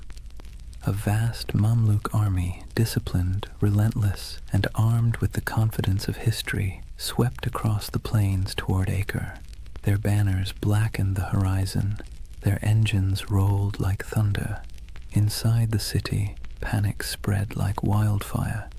Citizens fled to the harbor, merchants burned their ledgers, priests carried relics to the ships, whispering prayers that no one believed would work. The Templars, as always, took their positions. From the battlements, they could see the Mamluk campfires stretching endlessly into the desert night. The siege began with drums, then fire, then days of unbroken assault. It was not the glorious last stand of legend. It was chaos. Stones crashed into the towers, arrows rained like iron hail, walls cracked and bled dust. The Templars fought with methodical silence, their discipline unbroken even as everything around them burned. Eyewitnesses would later write that when the outer wall finally collapsed, the sound was like a mountain giving way. Within days, Acre was gone. The Templar fortress fell piece by piece, and those who survived fled to their ships, carrying little more than their order's banner and the bitter taste of failure. When the city burned behind them, so did the last true Crusader stronghold in the Holy Land. It was over. The Crusades had lasted nearly 2 centuries, and now, after all the pilgrimages, sieges, and sermons, the Holy Land was once again entirely in Muslim hands. For the Templars, the loss was more than strategic, it was existential. They returned to Europe as an army without a battlefield, an order without a purpose. Their castles in the east were gone, their mission obsolete, but they were still wealthy, still disciplined, and still bound by vows that made them useful or dangerous, depending on who was watching.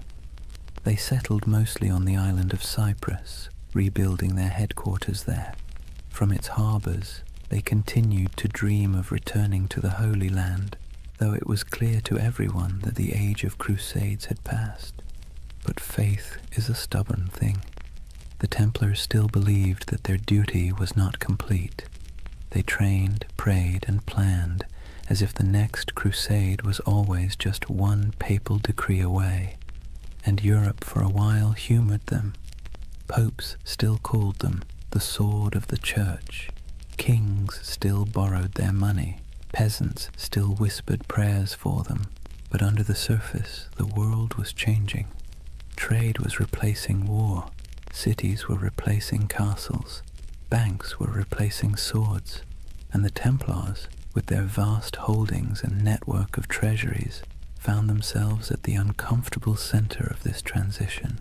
They had invented the closest thing to modern finance, a system where a pilgrim could deposit gold in Paris and withdraw it in Acre using coded letters of credit. It was genius, practical, and efficient, and in hindsight, catastrophic. Because when the wars ended and the debts came due, kings looked at the Templars' wealth and saw temptation, not salvation. Especially one king in particular, Philip IV of France. Philip was a man both pious and paranoid. He owed the Templars enormous sums of money, loans for his wars, his court, his vanity. But he also saw their independence as an affront. They answered not to him, but to the Pope. Their fortresses in France were like miniature states, their archives sealed and secret. and the more Philip learned about them, the more their silence unnerved him. Rumors spread of strange initiation rites, of heretical symbols, of men kissing the cross in reverse. Nonsense, most likely, but for a monarch looking to erase his debts and consolidate power, nonsense can be weaponized. In the years after Acre, Philip began to scheme. He courted the Pope, then bullied him. He planted spies among the Templars. He listened to gossip and invented the rest. The Templars, perhaps naively, continued to operate as they always had, holding mass, training knights, managing estates. They trusted in their reputation, in their service, in their holy mission. They never realized that while they were guarding against heathens abroad, the real danger had been quietly gathering at home. In the fall of 1307, France was restless. Taxes were high, the treasury was strained, and the king's legitimacy was fragile. Philip needed an enemy, and what better villain than a secretive, wealthy brotherhood whose glory had long since faded into rumor? The Templars were about to learn a lesson the Romans once taught long ago, that power without narrative is just a target. Their story had begun with oaths whispered beneath the Temple of Solomon. It was about to end in the flicker of torches and the hiss of sealed orders. History, like the sea, has its own rhythm, rising, falling, devouring. The Templars, once masters of both faith and war, had finally drifted too far from shore. Their banners would not fall on the battlefield, but in the courts of kings. Their last enemy would not wield a sword, but a quill. The Crusades had ended, but the Inquisition was just beginning. Imagine Paris in the early morning of October 13th, 1307. The air is cold, the mist heavy. Bells toll softly from the towers of Notre Dame, their echo rolling over the Seine. Most Parisians are still asleep, unaware that within the hour history itself is about to shift. Across the city, a quiet army stirs. Royal messengers slip through fog-damp alleys, carrying sealed orders bearing the king's personal wax seal. Soldiers, sworn to secrecy, assemble at street corners and bridges. They don't yet know who they're hunting, only that the order comes directly from Philip IV, and that disobedience would mean ruin. When the sun finally breaks the horizon, the trap is sprung. Every Templar house in France, every fortress, every commandery, every quiet estate hidden among vineyards and fields is surrounded. Gates splinter, iron boots echo down stone halls. The knights of the temple, warriors who once faced Saracen armies in the blazing deserts of Palestine, are dragged from their beds half-dressed, bewildered, accused of crimes so grotesque they can barely comprehend them. Blasphemy, idolatry, heresy. The list reads like something pulled from a fever dream, but this was no dream. It was politics, dressed in the robes of faith. Let's be clear, Philip IV was not a fool. He was something more dangerous, clever, desperate, and convinced of his divine right to do whatever was necessary to hold his kingdom together. He had bled France dry with wars against England, then with his campaigns to tax the clergy. When the church resisted, he struck back, exiling the Pope from Rome, installing his own candidate, and essentially turning the papacy into a branch office of the French crown. That pope was Clement V, a man whose spine was as soft as the velvet cushions he sat on. Officially, he ruled from Rome. In practice, he lived under the shadow of Philip's will, a papal puppet relocated to Avignon.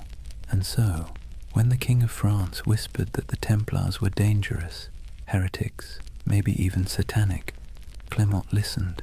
But the real accusation wasn't spiritual, it was financial. The Templars held vast wealth, not in piles of coins, but in something far more threatening: records, ledgers, IOUs. They were Europe's most sophisticated bankers, managing royal treasuries, facilitating trade, and holding deposits from nobles who trusted their vaults more than their own castles. That included Philip himself, who now owed them so much that, if they called in their debts, France might collapse. And so, with one order, Philip did what every indebted man has dreamed of doing since time began. He erased the balance sheet. The raids were coordinated with surgical precision. Templars across France were seized simultaneously, their archives confiscated, their leaders imprisoned. Jacques de Molay, the Grand Master, was arrested in Paris, along with his top commanders. He had been a guest of honor at the king's court just days before, attending the funeral of Philip's sister. Now his hospitality was rewarded with chains. The interrogations began almost immediately. The king's agents, men of ink and iron, demanded confessions to every sin imaginable. They accused the Templars of denying Christ, of spitting on the cross during initiation, of worshipping a mysterious idol called Baphomet. They spoke of obscene rituals, secret kisses, and dark oaths taken by candlelight. And under torture, men will say anything. By the week's end, confessions poured in, broken, contradictory, desperate. Some swore they had been tricked, others simply wept and signed whatever parchment was placed before them. The king had his proof. But outside the dungeons, the world was less convinced. The charges made no sense. The Templars were fanatically religious, sworn to poverty, chastity, and obedience.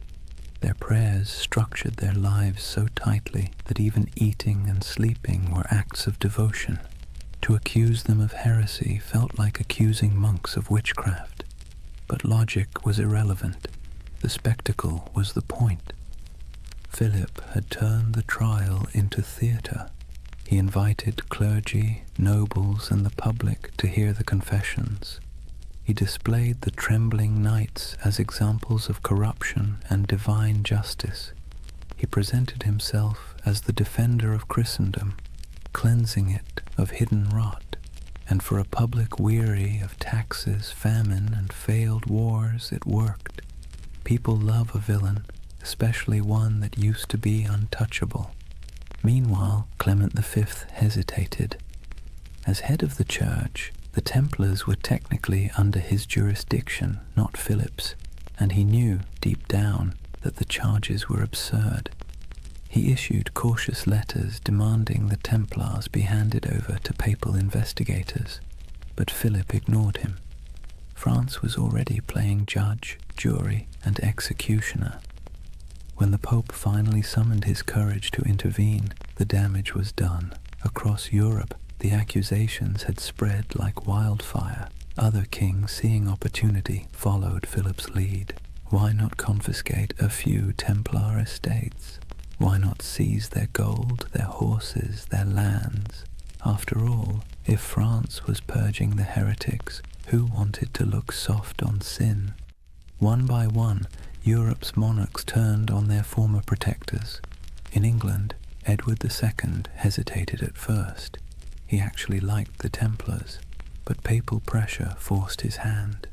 In Spain and Portugal, the order was dissolved and reborn under new names, with new insignia, to preserve their assets while appeasing the church. In Germany and Italy, their properties were quietly absorbed by the Hospitallers, rivals who had survived by being slightly less rich and slightly less suspicious. But in France, there was no mercy. The king's prisons overflowed with knights. Some recanted their forced confessions, and for that they were burned alive. Others were kept in darkness for years, their order formally disbanded by papal decree in 1312. As the walls closed in, Jacques de Molay remained calm. His life, by then, had been one long act of faith. He had fought in Outremer, negotiated with kings, and seen the fall of Acre. He knew what it was to lose everything. But this betrayal, this twisting of faith into a weapon, was something colder. He endured years of imprisonment, interrogation, and humiliation before being brought once more into public view. On March 18, 1314, the king staged one final spectacle. Molay and 3 senior Templars were led onto a platform erected on the Ile de la Cité, a small island in the Seine, directly across from the royal palace. The crowd gathered in silence, expecting confessions and repentance. But instead the old man, gaunt, weary, his hair turned white in prison, stood tall and spoke words that would echo for centuries. He retracted every confession, declared the order innocent, condemned the lies, the cruelty, the injustice. The crowd gasped. The executioners hesitated.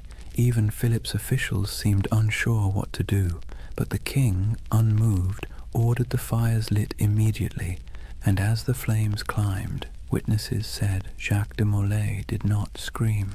He stood, unmoving, until the smoke swallowed him. According to legend, with his final breath, he called down a curse, summoning the Pope and the King to meet him before God within a year. It sounds like myth, but here's the strange part. Both men did die within 12 months. Philip collapsed suddenly during a hunting trip. Clement succumbed to illness not long after. Their bodies, it was said, refused to rest peacefully. One burned, one desecrated by lightning. History, for once, indulged in poetic justice, and so ended the Knights Templar, at least on paper. Their castles were seized, their treasure vanished, their order dissolved, but their legend, that refused to die. Whispers began immediately, of ships slipping away from La Rochelle under cover of night, carrying gold, relics, and sacred texts, of surviving knights who fled north to Scotland or vanished into the Alps, of secret brotherhoods, the Freemasons, the Rosicrucians, who claimed descent from the last guardians of the temple. It's hard to tell where history ends and myth begins. Maybe they're the same thing now, a story too powerful to stay buried. The fires of Paris went out, the ashes scattered. But in the imagination of every generation since, the Templars never stopped riding. Their red crosses still gleam faintly in the dark corners of our collective memory, where faith and conspiracy meet like two mirrors reflecting forever. Chapter 4. The Fall, the Curse, and the Immortal Legend. Take a deep breath and picture it again. Paris, 1314. The sun setting behind the grey spires, the river glinting like a blade, the crowd dispersing after the execution, their murmurs fading into the wind. For a moment, the city feels hollow. The flames have gone out, the smoke has thinned, and all that remains of the Knights Templar is the faint scent of burning oak and the whisper of rumour. It should have ended there, but history, like fire, has a way of smouldering long after the last spark dies. They say Jacques de Molay's final words were a curse. He called out from the pyre, summoning Pope Clement and King Philip to appear before the judgment of God within a year. The legend says his voice did not tremble. It carried through the crowd, past the walls of Paris, past the gilded windows of the royal palace, carried by the smoke as if heaven itself were listening. And then, as the flames consumed him, something strange happened. The air shifted. The crowd fell silent. Even the guards who had lit the pyre looked uneasy, like men who had just seen something they shouldn't have. You can almost hear the echo, soft, defiant, and final. Within 1 year you will answer before God. It's the kind of line that sounds too neat to be true. And yet, history, either by coincidence or poetic design, obliged. Within a month, the Pope fell ill. Clement V's body gave out after years of stress, guilt, and compromise, his corpse was placed in a monastery awaiting burial. But as if on cue, the monastery caught fire. The flames consumed the chamber, and the papal body, already lifeless, was said to have sat upright in the coffin, engulfed in flames, as though the curse had come to collect. Not long after, King Philip went hunting in the forest of Fontainebleau. A strong, healthy man, still in his 40s, he rode out in the crisp autumn air and never returned alive. Accounts differ. Some say he fell from his horse, struck his head, and lingered for days in agony. Others say he was seized by a sudden paralysis. Either way, the most powerful man in Europe died slowly, staring into nothing, as if haunted by something he couldn't see, and with their deaths, the curse of the Templars was born. It was a simple story. 2 men destroyed by the vengeance of a martyred knight, but it grew quickly. People whispered that France itself was doomed, that Philip's descendants, the Capetian line, would die out within generations, and, strangely enough, that too came true. Within less than 2 decades, all 3 of Philip's sons, each having worn the crown, were dead without heirs. The dynasty that had ruled France for centuries was snuffed out like a candle in a storm. The people of the time called it La Malédiction des Templiers, the Templar curse. To later generations, it became a parable, a warning about greed, corruption, and the strange persistence of divine justice. Of course, historians will tell you it was all coincidence, and maybe they're right. But that's the beautiful thing about history. It leaves just enough cracks for the imagination to pour through. When you close your eyes and think of those final days, it's not hard to believe that something larger was at work, a kind of cosmic balancing act, subtle and cruel. The Templars, who had built their order on discipline, loyalty, and faith, had been betrayed by those who claimed to uphold the same virtues. And perhaps, just perhaps, the universe took notice. Yet even as their bodies turned to ash, their legend began to breathe again. Within a generation, stories of the hidden treasure of the temple began to surface. Gold, relics, and ancient knowledge spirited away from France before the arrests. Ships loaded in secret at the port of La Rochelle, sailing west into the mist. Some claimed they vanished into Scotland, others into Portugal, and some said they crossed the ocean itself, centuries before Columbus, to lands unknown.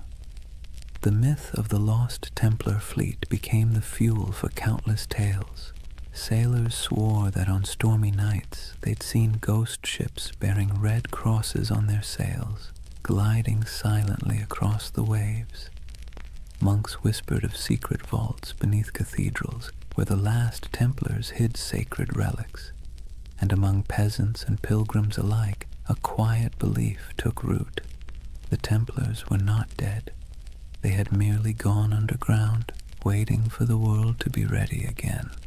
It was an idea too romantic, too mysterious to fade. The church had tried to erase the order's name, to burn their banners, melt their seals, and scrub their records. But the Templars had built something deeper than stone.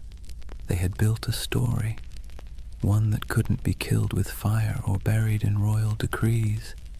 And the story began to change shape.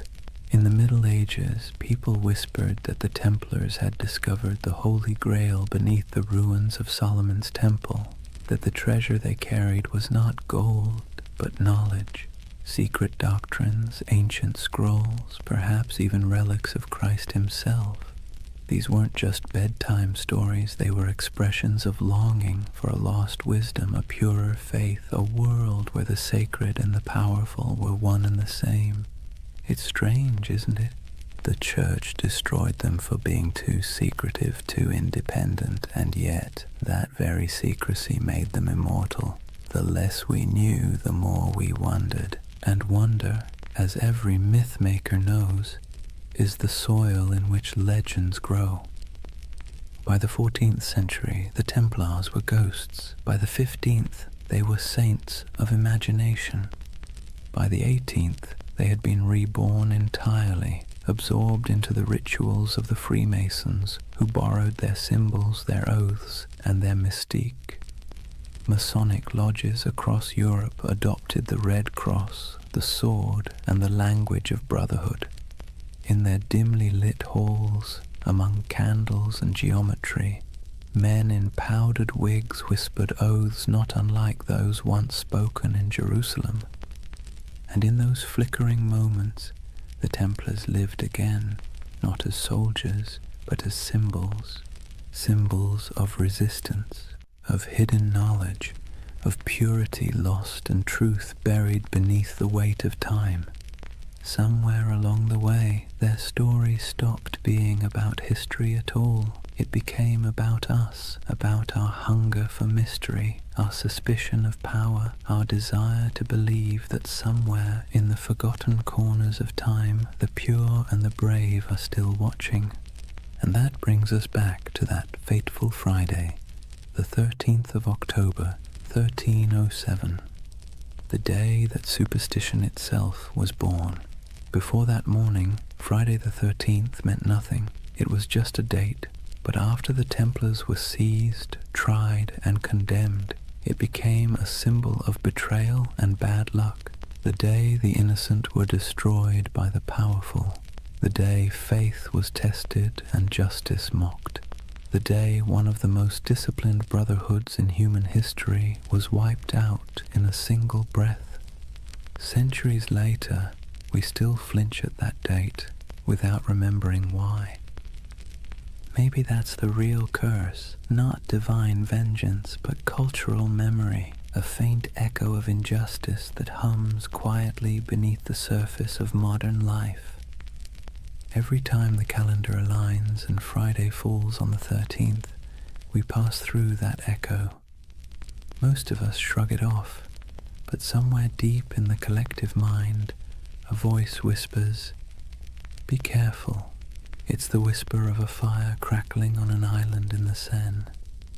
The whisper of 9 knights kneeling in the dark, taking oaths no one else would ever hear. History loves to bury its ghosts, but ghosts, if nothing else, are patient, and so the legend of the Templars endures, not as a warning, not as dogma, but as a lullaby for the restless, a story that reminds us that even in corruption, there can be faith. Even in endings, there can be echoes.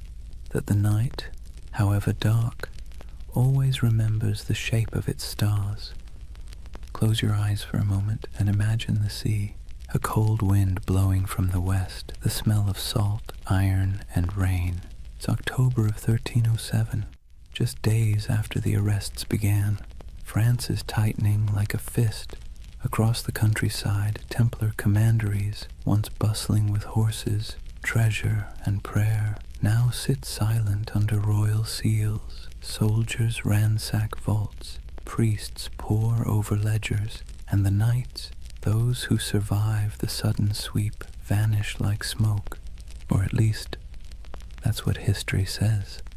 But if you listen carefully, beneath the crackle of parchment and the scratching of quills, you'll hear the ocean whispering another version. At the western edge of France, in the port of La Rochelle, witnesses claim they saw something strange. A convoy of ships flying the Red Cross of the Temple quietly slipped out to sea just before the arrests. The official records say nothing, but rumors say otherwise. Some say the ships were loaded with gold, silver, relics, and documents, everything the order held sacred. Others say they carried only men, brothers who refused to die in chains. Either way, when the king's men arrived to confiscate the Templar fleet, the docks were empty. Every ship was gone, vanished into the grey Atlantic mist. Where did they go? That question has haunted historians for centuries. Some claim they sailed north to Scotland, where King Robert the Bruce, excommunicated by the church, might have welcomed the outlawed knights. Scotland, after all, was in rebellion. Its land was cold, rugged, and far from papal reach. It's said that on the eve of Bannockburn in 1314, the same year Jacques de Molay was burned, a small band of armoured riders appeared on the battlefield, carrying the Red Cross. They turned the tide against the English, then disappeared as swiftly as they came. Is it true? Probably not, but as every good myth knows, plausibility is optional when the imagination takes hold. Others believe the Templars went west, farther than any Christian ship had gone, that they reached the shores of Portugal, and from there, the New World itself, centuries before Columbus. In Portugal, after all, the Templar legacy is easy to trace. King Denis, who admired the order's discipline and skill, quietly rebranded them as a new brotherhood, the Order of Christ. Same men, same property, same goals, different name. Under that new banner, they built fortresses, trained explorers, and financed voyages. Centuries later, one of their spiritual heirs, a man named Prince Henry the Navigator, would launch the Age of Exploration, and the Red Cross of the Templars would appear again, painted on the sails of caravels bound for Africa, India, and beyond. You've seen it before, even if you didn't notice it. The ships of Columbus, the sails of Vasco da Gama, the Red Cross fluttering against the wind. A silent inheritance, passed from the knights who once guarded pilgrims to the sailors who remapped the world. And so, some say, the Templars never truly vanished. They evolved. They traded swords for sextants and Jerusalem for the horizon. But there's another theory, quieter, stranger, almost tender in its melancholy, that many of the surviving Templars simply went home. Imagine them. Men in their 40s or 50s, scarred from years of crusade, watching everything they believed in collapse. Some fled across borders, shaving their beards, burning their mantles, blending back into ordinary life. A few became monks in other orders. A few became mercenaries fighting in wars for causes that meant less to them than the discipline itself. And some perhaps wandered until they disappeared entirely. It's easy to picture one, an old knight on a country road in Burgundy, walking beside a thin horse, whispering the prayers he'd once spoken in Latin under vaulted stone. The world had moved on, but his habits hadn't. He still woke before dawn. He still ate in silence. He still believed that somewhere, somehow, the temple would rise again. History doesn't record their names, but you can almost feel their absence, like a missing note in a song. Meanwhile, in the cities, the myth began to grow. People whispered that the knights had gone underground, forming secret brotherhoods that passed their wisdom down through generations. Some pointed to the Freemasons, whose ceremonies echoed Templar oaths of loyalty and secrecy. Others to the Rosicrucians, the mystics of the Renaissance who claimed to guard ancient knowledge.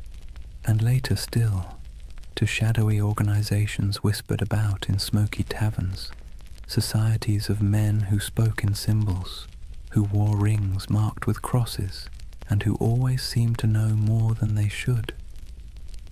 Whether any of it was true didn't matter. What mattered was that the idea felt true, because deep down, humanity hates endings. We don't like to believe that things simply stop, that great movements vanish overnight. We'd rather imagine that somewhere, beneath the surface, the story continues. And maybe it does. In Scotland, legends grew of hidden lodges beneath cathedrals, where descendants of the Templars met by candlelight. In Spain and Portugal, old families claimed to possess relics from the temple, swords, seals, and parchments that no historian could trace. and in France the ghost stories began. Peasants said that on stormy nights they saw riders in white cloaks galloping through the woods near old commanderies, their torches flickering like stars. No hoofbeats, no voices, just the wind, the rain, and the sound of metal brushing against metal. The church called it superstition, but the peasants knew better. They said it was the Templars, still keeping watch.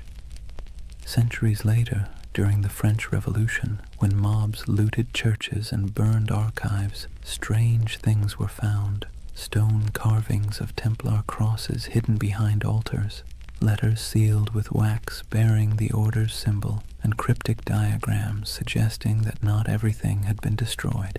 Even Napoleon, the great skeptic, was rumored to have been fascinated by them.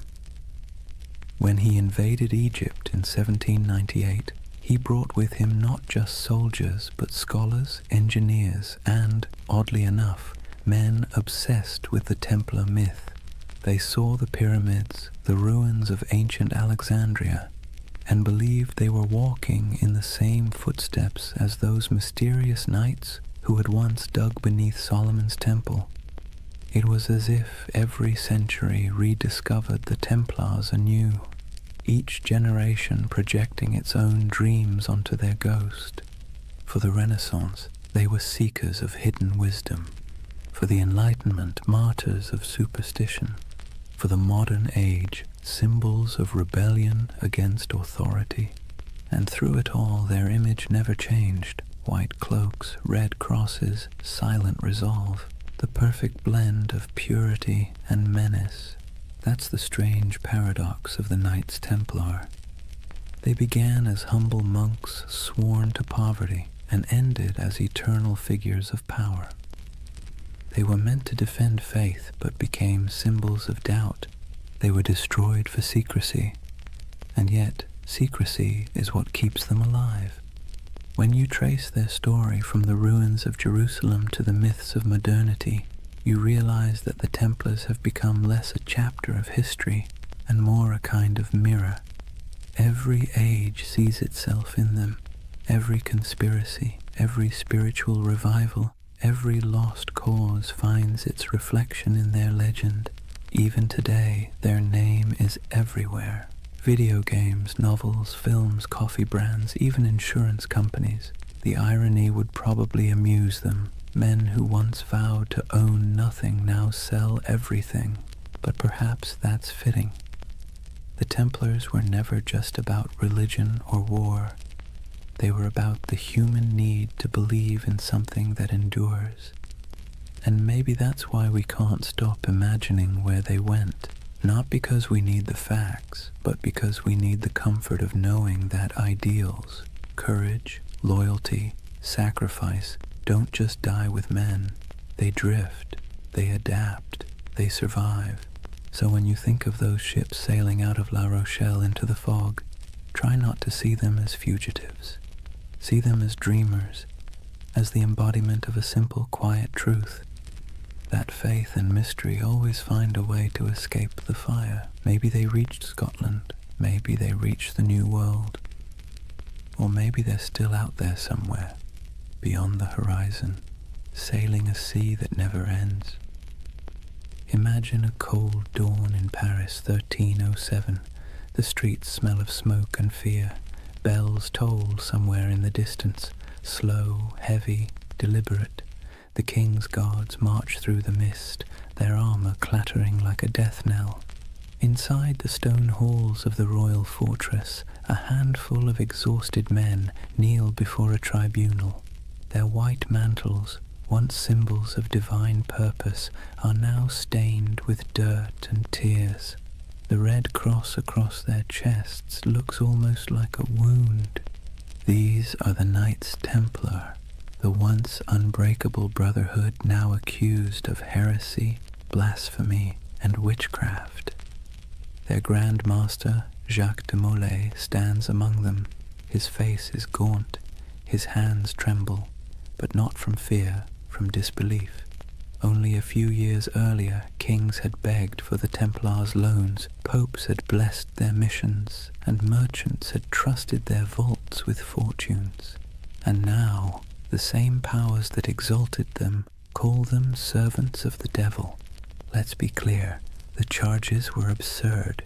The Templars were accused of spitting on the cross during secret initiations, of worshipping a mysterious idol named Baphomet, a bearded head that supposedly whispered prophecies, of kissing each other's backsides as oaths of loyalty.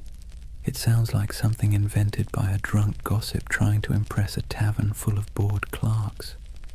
But in medieval Europe, rumor and heresy were as lethal as swords. Under torture, men confessed to anything. And King Philip IV of France, buried in debt to the Templars, knew that pain was cheaper than repayment. He wanted their treasure and their silence. So he ordered confession after confession until even the strongest broke. It's strange to imagine these were men trained to endure battle, to ride through sieges, to fight without sleep. And yet here they were, chained in dungeons, whispering prayers that turned into pleas. Some recanted immediately, others held firm until their bodies gave out. But through it all, one question pulsed beneath the surface like a heartbeat. Where is the treasure? Because according to legend, the Templars had amassed unimaginable wealth. Gold from Jerusalem, silver from Europe, relics from the Holy Land. They were bankers to kings, landlords to half of France, and custodians of secrets no one dared write down. When their order collapsed, that treasure simply disappeared. The official records show nothing. The king found empty vaults, the church seized estates, but no gold. And so the myth began. The missing Templar treasure has been called the most enduring unsolved mystery in medieval history. Over the centuries, it's been found 1,000 times, in hidden tunnels under Paris, buried beneath Rosslyn Chapel in Scotland, locked inside the catacombs of Malta, even frozen beneath Nova Scotia's Oak Island, where fortune hunters have been digging for 200 years and still haven't hit bottom. Each theory begins the same way, with the night of October 13th, 1307, when those ships at La Rochelle sailed off into the mist. And each theory ends the same way, with an empty map and more questions. But maybe the treasure wasn't gold at all. Maybe what they protected wasn't wealth, but knowledge. There's a quiet rumor, older than the Freemasons, older than most conspiracy theories, that the Templars discovered something beneath the ruins of Solomon's Temple during their early years in Jerusalem. What it was, no one agrees on. Some say it was the Holy Grail, not a cup, but a secret bloodline. Others claim it was the Ark of the Covenant, still humming with divine energy. And a few whisper that it was something far less biblical, ancient texts from before recorded history, knowledge so profound it could rewrite theology itself. Whatever it was, the rumor insists that the Templars hid it, not in one place, but in many. Fragments scattered like seeds across Europe, buried under chapels, sealed in crypts, or disguised as relics. You can almost imagine it. Stone corridors lit by flickering torches, brothers moving in silence, passing relics wrapped in linen. No words spoken, no records written, only vows that what was found in the Holy Land must never be lost again. It's beautiful, isn't it? The idea that knowledge can be smuggled through time, that truth, like treasure, can survive corruption, fire, and forgetfulness. But let's pause, because the historian's mind has a way of ruining poetry. The truth is, most of what the Templars had was painfully ordinary. Farms, mills, vineyards, warehouses. Their treasure was bookkeeping. Still, the legend persists, because it speaks to something deeper, a yearning for meaning behind mystery. We want to believe that somewhere beneath the dust, something sacred still waits to be uncovered, and maybe, in a way, it does. Because even stripped of myth, the story of the Templar trials is a perfect reflection of how power consumes its own creation. King Philip's campaign wasn't just about greed, it was about fear, the kind that festers when kings realize faith answers to no one. The Templars had grown too independent. Their wealth was international. Their loyalty was to God, not to any throne. They were an early version of globalization, efficient, disciplined, untaxed. They'd become everything monarchs hate, powerful, moral, and incorruptible. And so Philip did what tyrants always do when faced with something they can't control. He called it evil. By 1310, the trials had become theater. Dozens of knights were paraded through Paris to confess and repent before crowds. Some, desperate for mercy, repeated the false confessions they'd made under torture. Others refused, and for that they were burned. The flames were said to burn clean. No black smoke, only white. People whispered it was the Holy Spirit taking their souls. Others said it was the wind carrying away the last truth the church dared not hear. But one man's death would outlive them all, Jacques de Molay, the Grand Master. In 1314, after 7 years of imprisonment, he was led to a small island on the Seine. The executioner tied him to the stake as the king's men watched. When asked for a final confession, de Molay refused. He looked at the crowd and spoke instead to the heavens. He declared that both the king and the pope, Philip and Clement, would soon answer before God for what they had done. It was less a curse than a statement of cosmic bookkeeping, but it landed like a thunderclap. Within a year, both men were dead, and so legend turned to prophecy. The curse of Jacques de Molay was born. In taverns, people whispered that the Templars had struck back from beyond the grave, that the king's line was doomed, and when Philip's dynasty collapsed within a few generations, the myth grew stronger. History remembers it as coincidence, but myth doesn't care for coincidence. It prefers poetry, and in that poetry, the Templars became immortal. Their treasure, whatever it was, became eternal. Their curse became their revenge. You can see echoes of it everywhere, in novels about secret codes and grail quests, in stories of lost bloodlines and hidden orders, in the fascination that still surrounds their name. Because deep down, the story of the Templars isn't just about power or faith. It's about loss. The loss of certainty, of purity, of something once believed to be incorruptible. And perhaps that's why it still hums beneath our collective imagination, because when we stare into history long enough, we start to see ourselves. The way faith becomes ambition, ambition becomes greed, and greed becomes legend. So maybe the real Templar treasure isn't buried in stone or sealed in vaults. Maybe it's the myth itself, the part of human nature that refuses to stop believing, even when reason tells it to.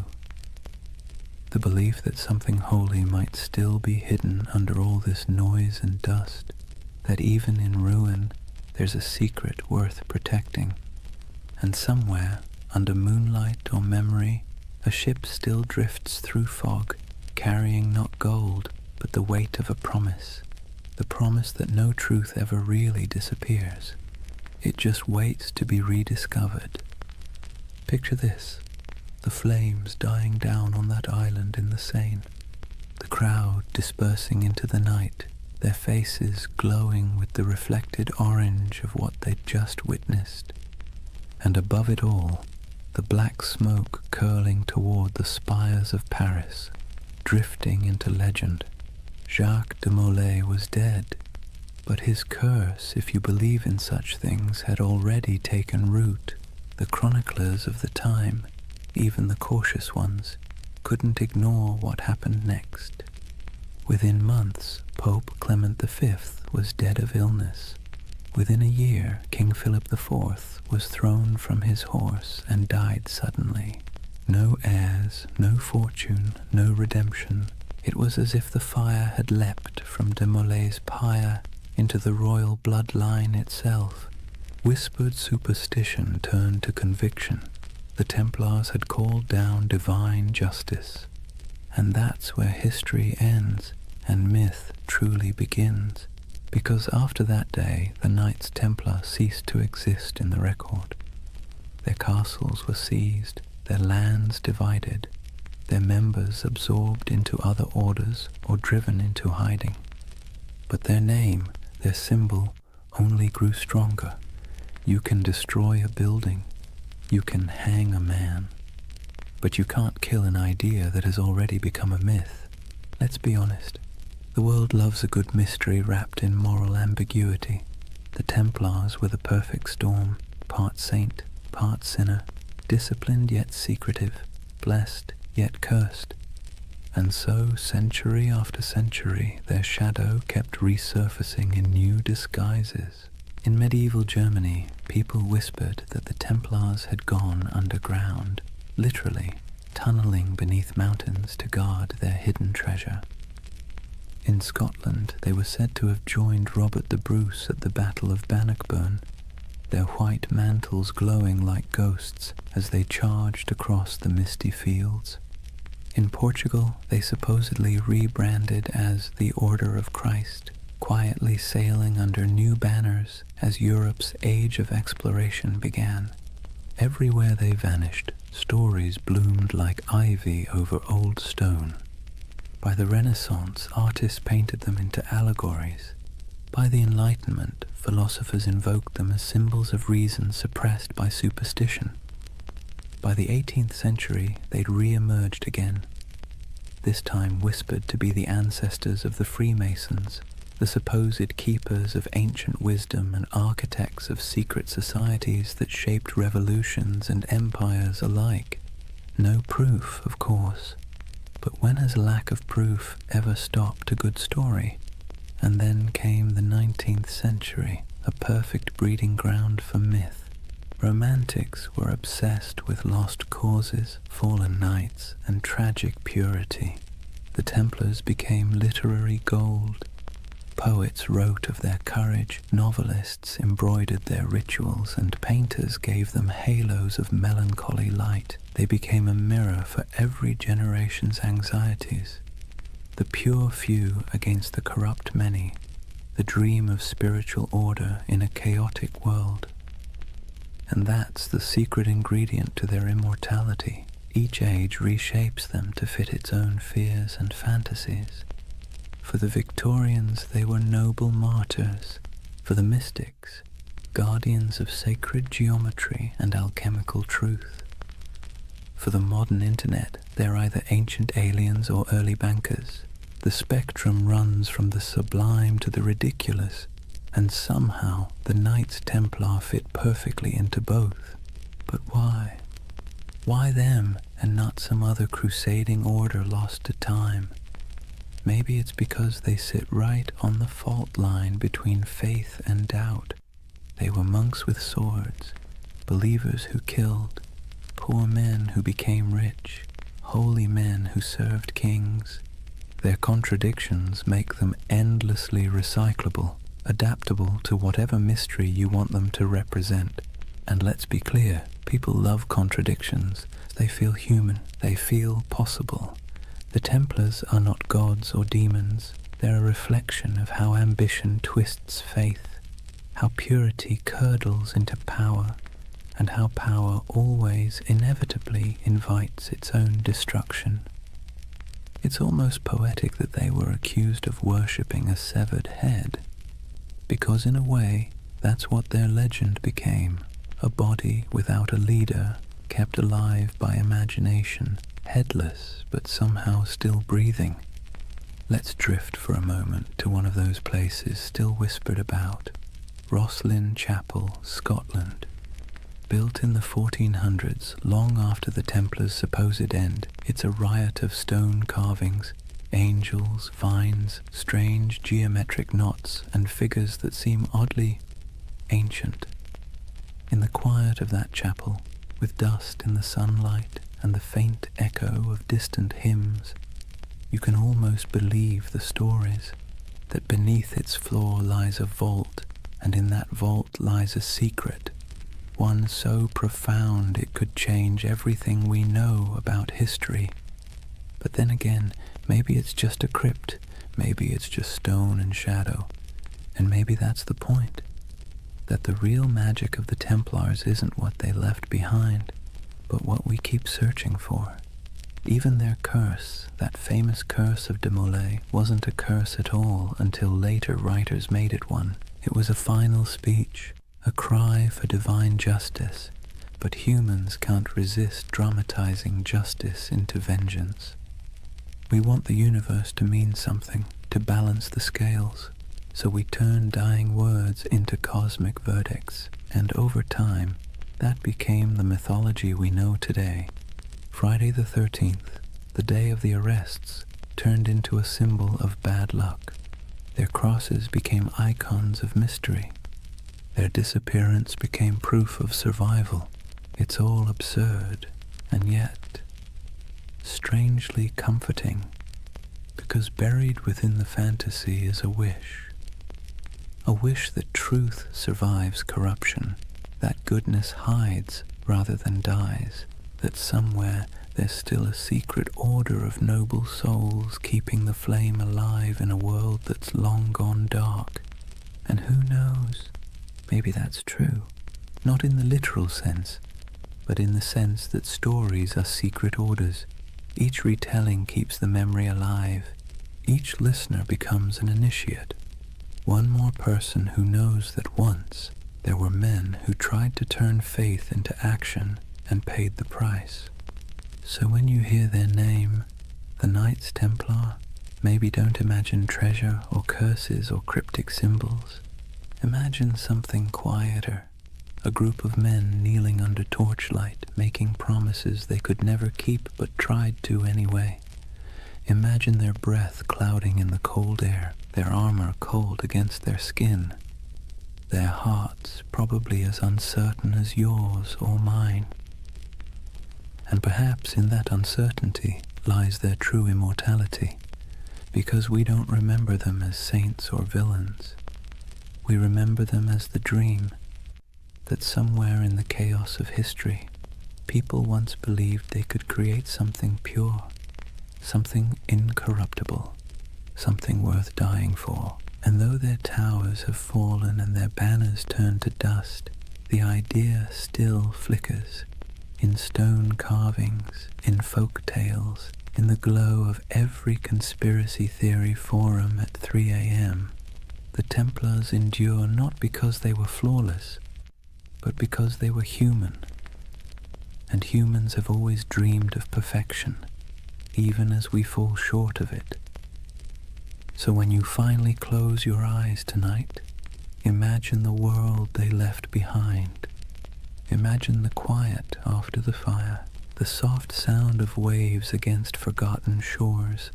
Somewhere a candle burns low, somewhere an oath is whispered again, and somewhere in the deep rhythm of history, the order still rides, not in armor, but in memory, because the truth is, nothing truly holy ever dies.